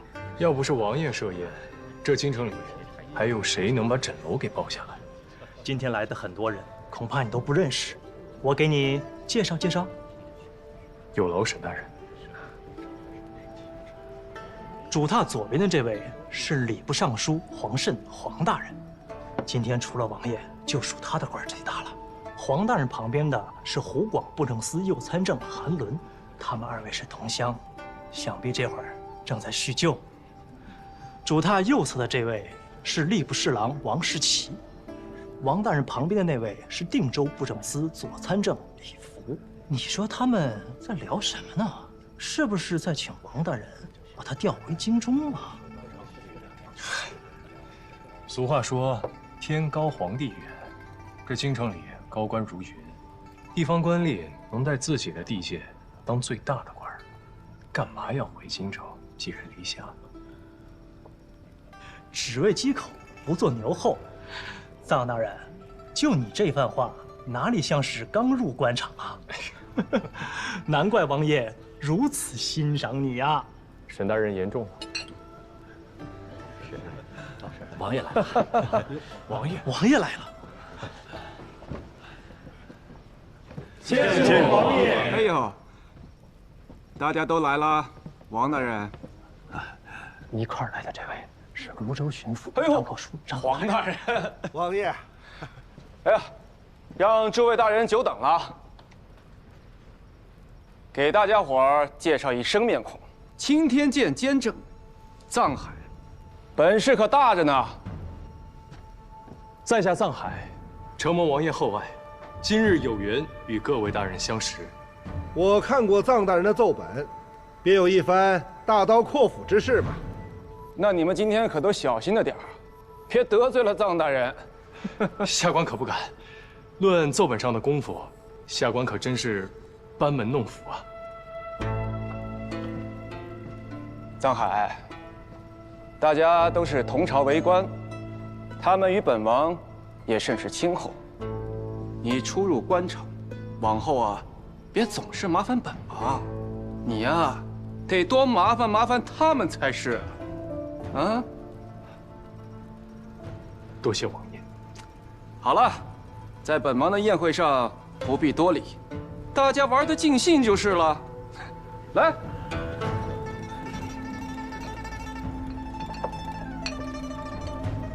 想必诸位大人都见过皇上了，那这第一杯酒，还是要敬皇上，祝皇上龙体安康，也希望诸位大人同心合力，替我皇兄分忧，请。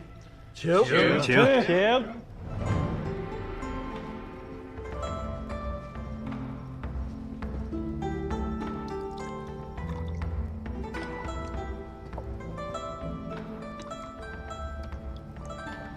臧大人，方才王爷一直与我讲你这个看天象的本事好生了得啊，把楚怀明都比了下去。那都是楚怀明咎由自取，不仅自己的事儿做不好，还想着害别人。当初他要是投靠了本王，也不至于落了个流放的下场。不过呢，本王也未必瞧得上他。王爷，您说这个钦天监监正的位置是不是有问题？那楚怀明也没有什么好下场，要不臧大人干脆也挪一挪。张大人这话说的有些道理，难道你们都忘了？楚怀明之前的钦天监监正是谁呀？蒯夺可是有大本事的人，不也死了？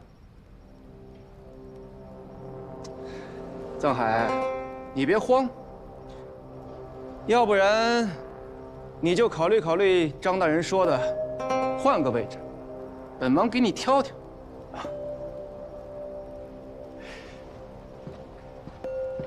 多谢王爷。不过下官对青天剑心有所属。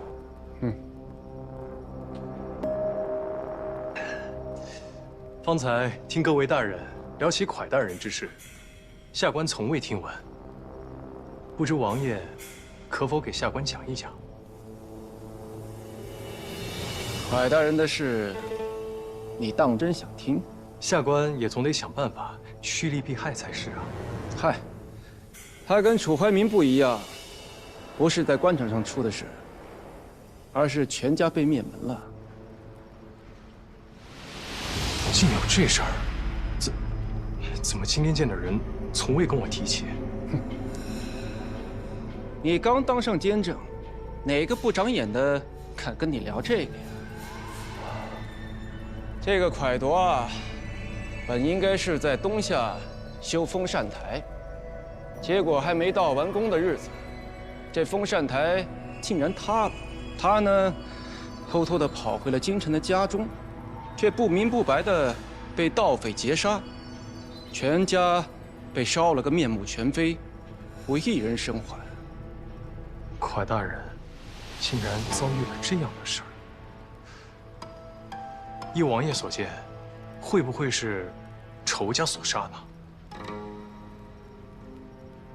哼，要不说藏大人就是聪明啊，本王也是这么想的。后来，还去调查了此案。蒯夺家中财物遭洗劫一空，后来这些盗匪也被抓住了，重刑之下也认了罪，此案才了了。那些盗匪最后怎么样了？按理说呢，有几个罪不至死，但蒯大人那可是五品监正啊，朝中对此事愤慨的大有人在。当时还是户部员外郎的赵大人，更是上表，请皇上严办此事，最终无一流放，全都杀了。王爷，下官有一事不明白。既然蒯家所有人都被烧得面目全非，那又怎么能确定蒯大人从东夏回来了呢？藏海，你似乎对蒯夺的死很感兴趣。王爷，下官也怕死啊，总得想想办法。这万一真的是青天剑的风水有问题呢？哎呀！哎，这大好的日子怎么说上这个了呀？哪个家伙起的头啊？王爷，您不聊蒯夺，哪个敢说呀？啊？你看我这记性，我自罚一杯啊！自罚一杯！哎呀，来，咱们也满上！来，都满上！敬王爷！敬王爷！敬王爷！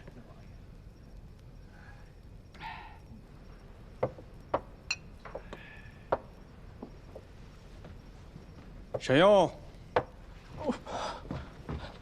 王爷，你不是说今日请了金钟花魁吗？怎么还没到啊？今日可不同往日，这花魁是见王爷的，所以一定要精心打扮一番才是啊。哦，那本王就再等等，免得催得太急了，让这花魁画成个大花脸了。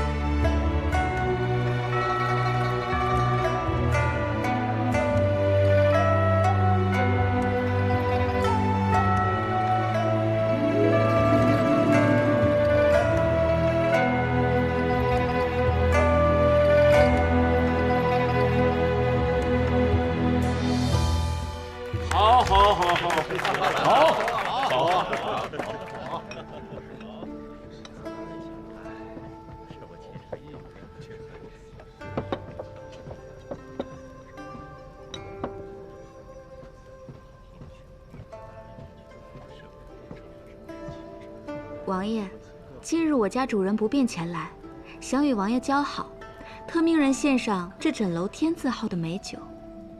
什么酒啊？此酒名为桑这枕楼洛。的美酒啊，味道真不错。好酒。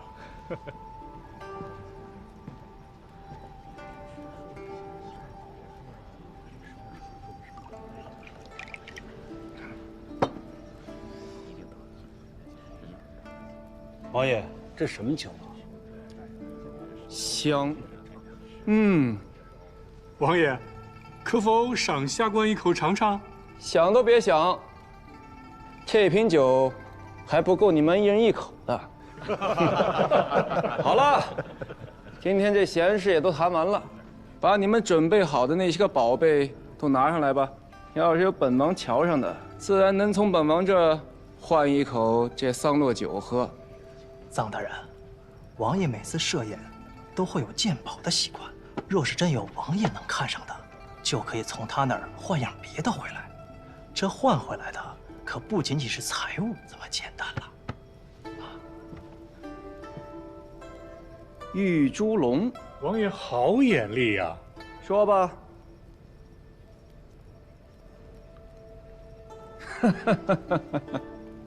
赏。王爷，下官最近得了这么一件奇物，打开瞧瞧。是。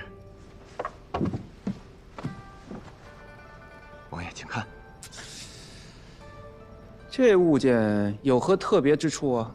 据说是阴兵所带之物。阴兵？正是。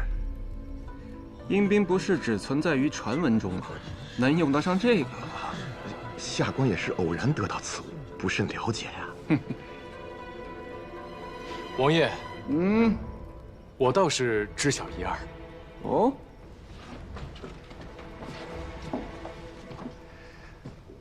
我曾经听一个从边疆回来的老族说过，这阴兵只有肉，没有血，哪怕是刀剑砍下去，伤口很快就会愈合。大军过境，尸横遍野，相传他们是被一件宝物召唤而来。宝物？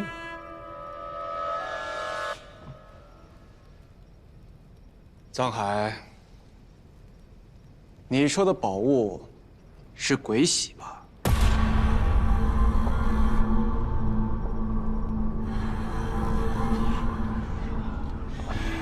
鬼玺啊！原来这个宝物叫鬼玺。老族说他没有见过，还说见过的人都已经死了。不过王爷怎会知晓？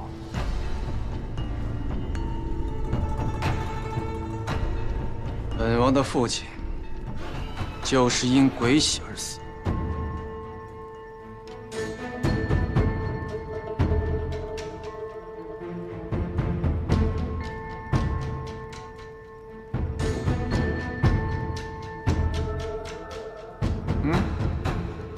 哎呀，你们都紧张什么呀？先帝又不是死于阴兵之手，是前线战事告急，忧愤而去。本王啊，也没有亲眼见过这鬼玺，也是好奇的很啊。李福，王爷，依本王看啊，这东西跟东夏士兵的帽子没什么区别，还不如臧大人说的有意思呢。是。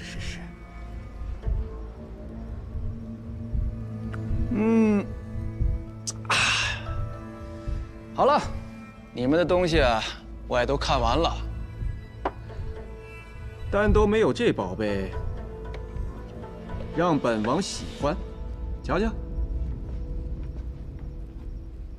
这折三钱，前不久在唱卖会上还出现过一枚，我特地找人去买，结果还是让人给抢了去。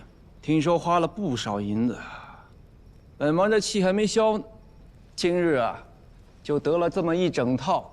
你们说本王是不是有福之人啊？有福之人，是有福。哎呀，要说这古币啊，还得谢谢臧大人，臧大人，当赏。多谢王爷。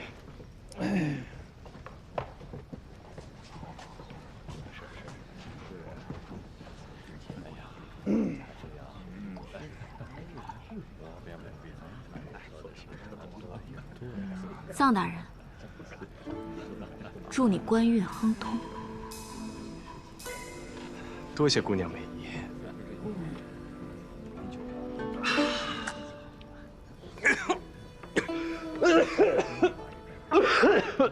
臧海，这酒滋味如何？王爷，此酒醇香无比，但实在太辣了，下官喝不下。你小子是无福消受啊！王爷，你这不公平。谁不知道您最喜欢的是虎臂？咱们得用此酒来赌点别的乐子。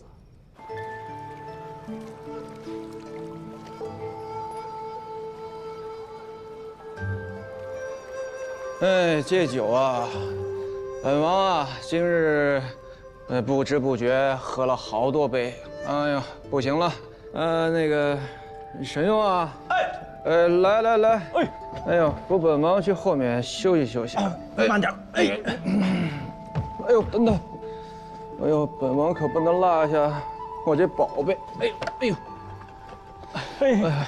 慢点。你们都别偷本王酒喝啊！不敢。哎呀，走，王爷慢走。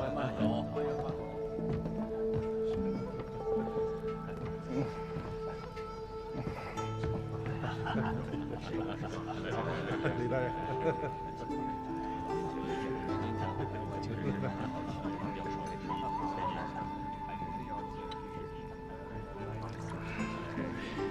香小姐，臧大人，喝酒。香小姐，你怎么会？怎么，你是嫌我倒的酒没有王爷倒的好喝？我没有这个意思。那你喝不喝？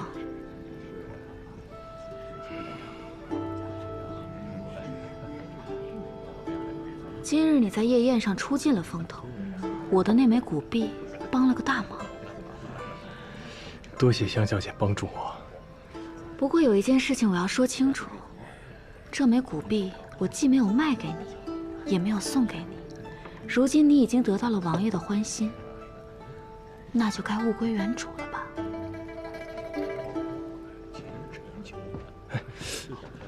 行。臧大人，沈大人。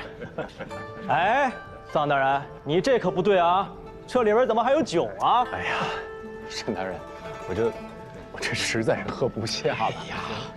臧大人，王爷可说了啊，你今天得尽兴，你可不能拘着啊！来，来。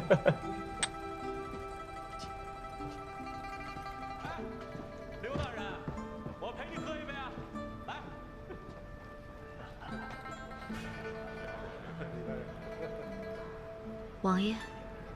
王爷，醒醒，继续喝啊！喝不下了。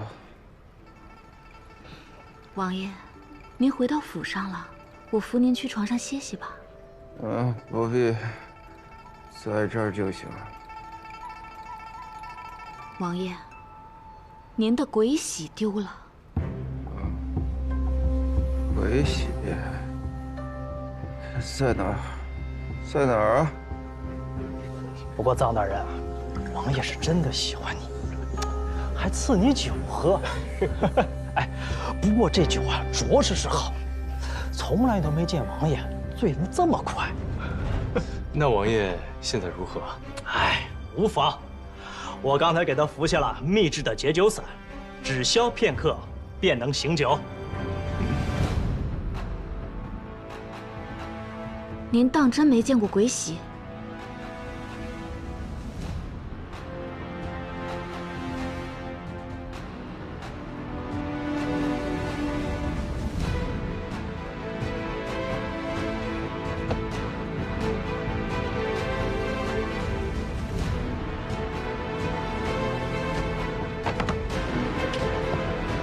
站住！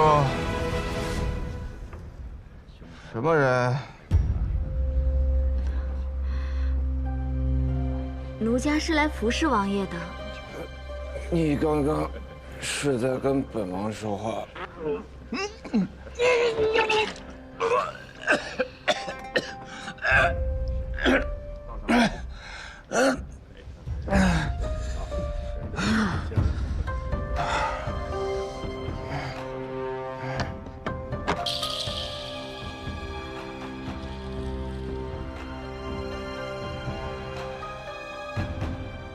说，你刚才干了什么？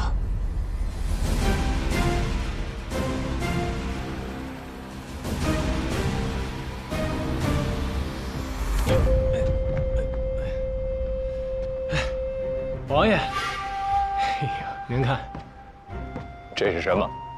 哎呀，您都把折3钱忘在外面榻上了，这要是丢了，下官上哪儿再找一个去呀？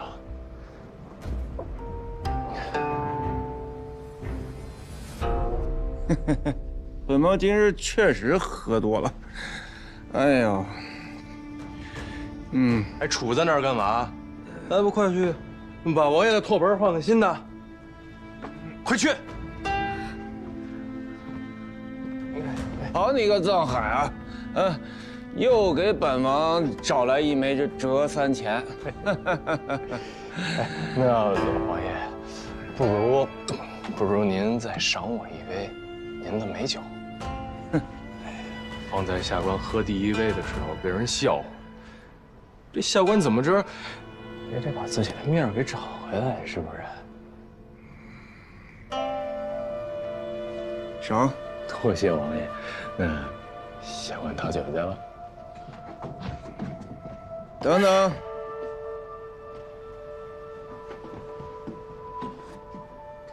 刚才有人在本王耳边问我什么话？哦，方才下官见着沈用从您这儿回去了，会不会是沈大人跟您说了什么？不对，是个女的。女的？说什么来着？哎，王爷，您喝多了。我起开！王爷，我可进来了。王爷可真会耍滑呀，跑到这儿多久不说，还转眼就把我给忘了。我倒是哪个花魁这么大架子呢？原来是六出啊！王爷今日在枕楼设宴，我能不来凑个热闹吗？王爷，我方才问您喜欢我穿哪身衣服，想看我跳哪支舞，您倒好，一句话也不理我。是吗？今日来，没提前让您知道，您不会怪我吧？你给本王这么大个惊喜，本王怎么会怪你呢？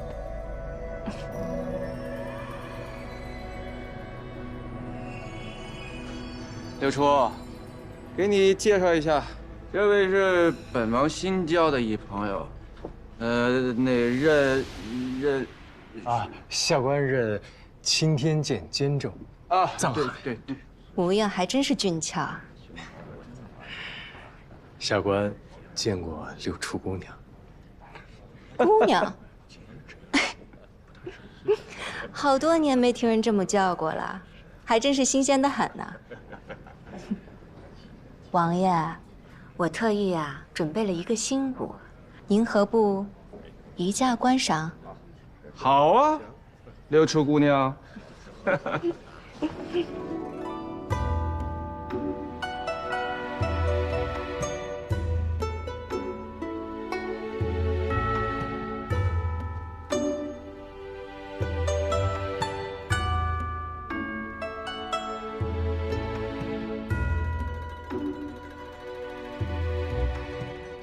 蒯大人之事，不知王爷可否给下官讲一讲？蒯夺可是有大本事的人，不也死了？全家被烧了个面目全非，无一人生还。你似乎对蒯夺的死很感兴趣。你说的宝物是鬼玺吧？本王的父亲就是因鬼玺而死。本王也没有亲眼见过这鬼玺，也是好奇的很啊。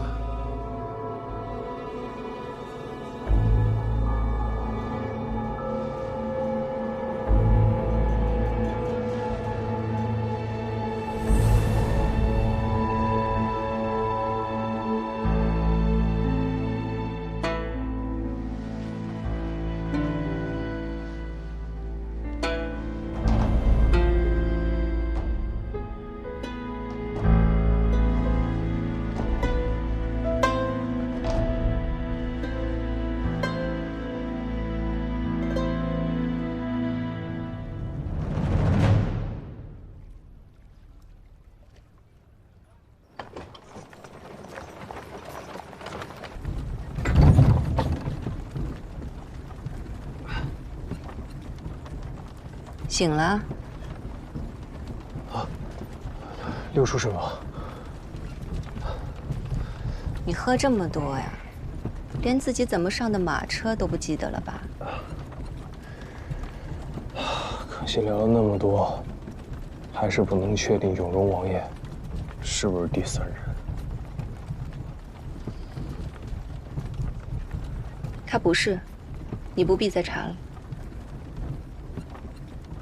因为你家出事的时候，王爷正好在夜宴上。就在我家，被灭门那晚。都过去这么多年，我还能记得那天晚上的大火。宴会定在一艘画舫上，我当时也在。众人黄昏上船，画舫顺着广济河一路往东北方驶去。天亮才靠岸，还是王爷先发现，远处的天边映得通红，大家才出去看的。也就是说，那一晚赴宴的人都不可能参与我家灭门。是啊，高明一跟我说你要去拜访王爷，我就赶紧想办法过来，省得你白费功夫。多亏师傅今日来解围。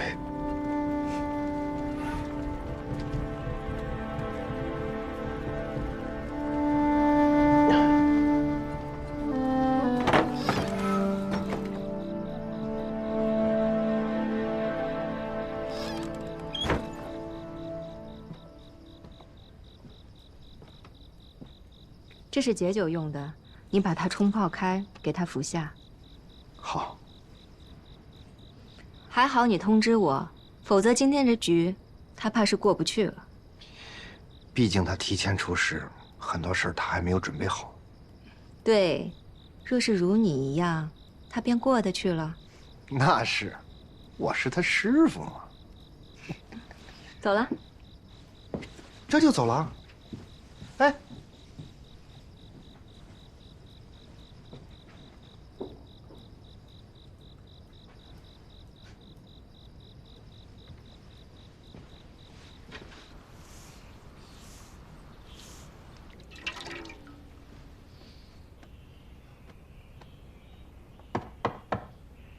小海，师傅，进来吧。起来了。哎，我给你熬的粥，快来。哎呦，多谢师傅。哎呀，来喝。怎么样，酒醒了吧？嗯。昨晚你回来啥也不说，我还担心你一觉醒来什么都不记得了。有什么收获吗？昨日一整晚，我都在怀疑永荣王爷，但六出师傅的话，让我彻底打消了念头。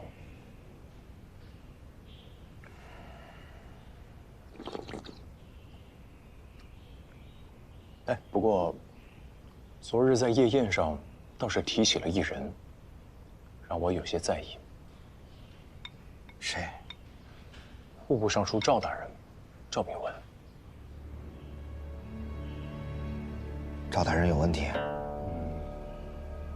倒不是跟我家灭门有直接的联系。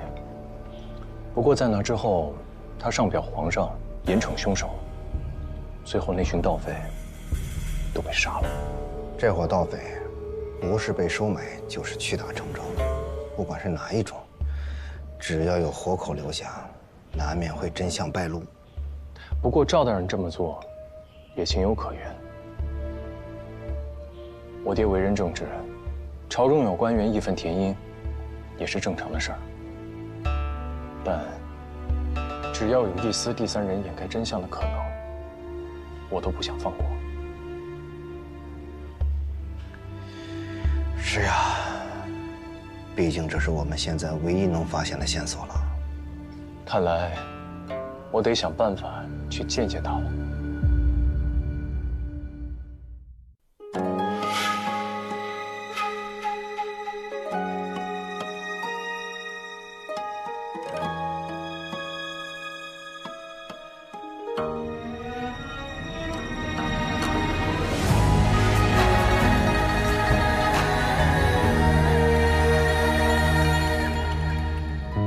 收敛眼泪的锋芒，掌心念着危险的渴望，惊涛笑里藏，惊雷无声响，城府深，深不过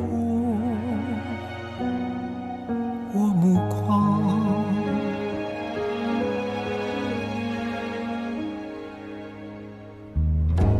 阴谋是我护身的衣裳，阳谋是我纵横的刀枪，用隐忍的狂，稀释道德藏，也不黑，只因为我心滚烫。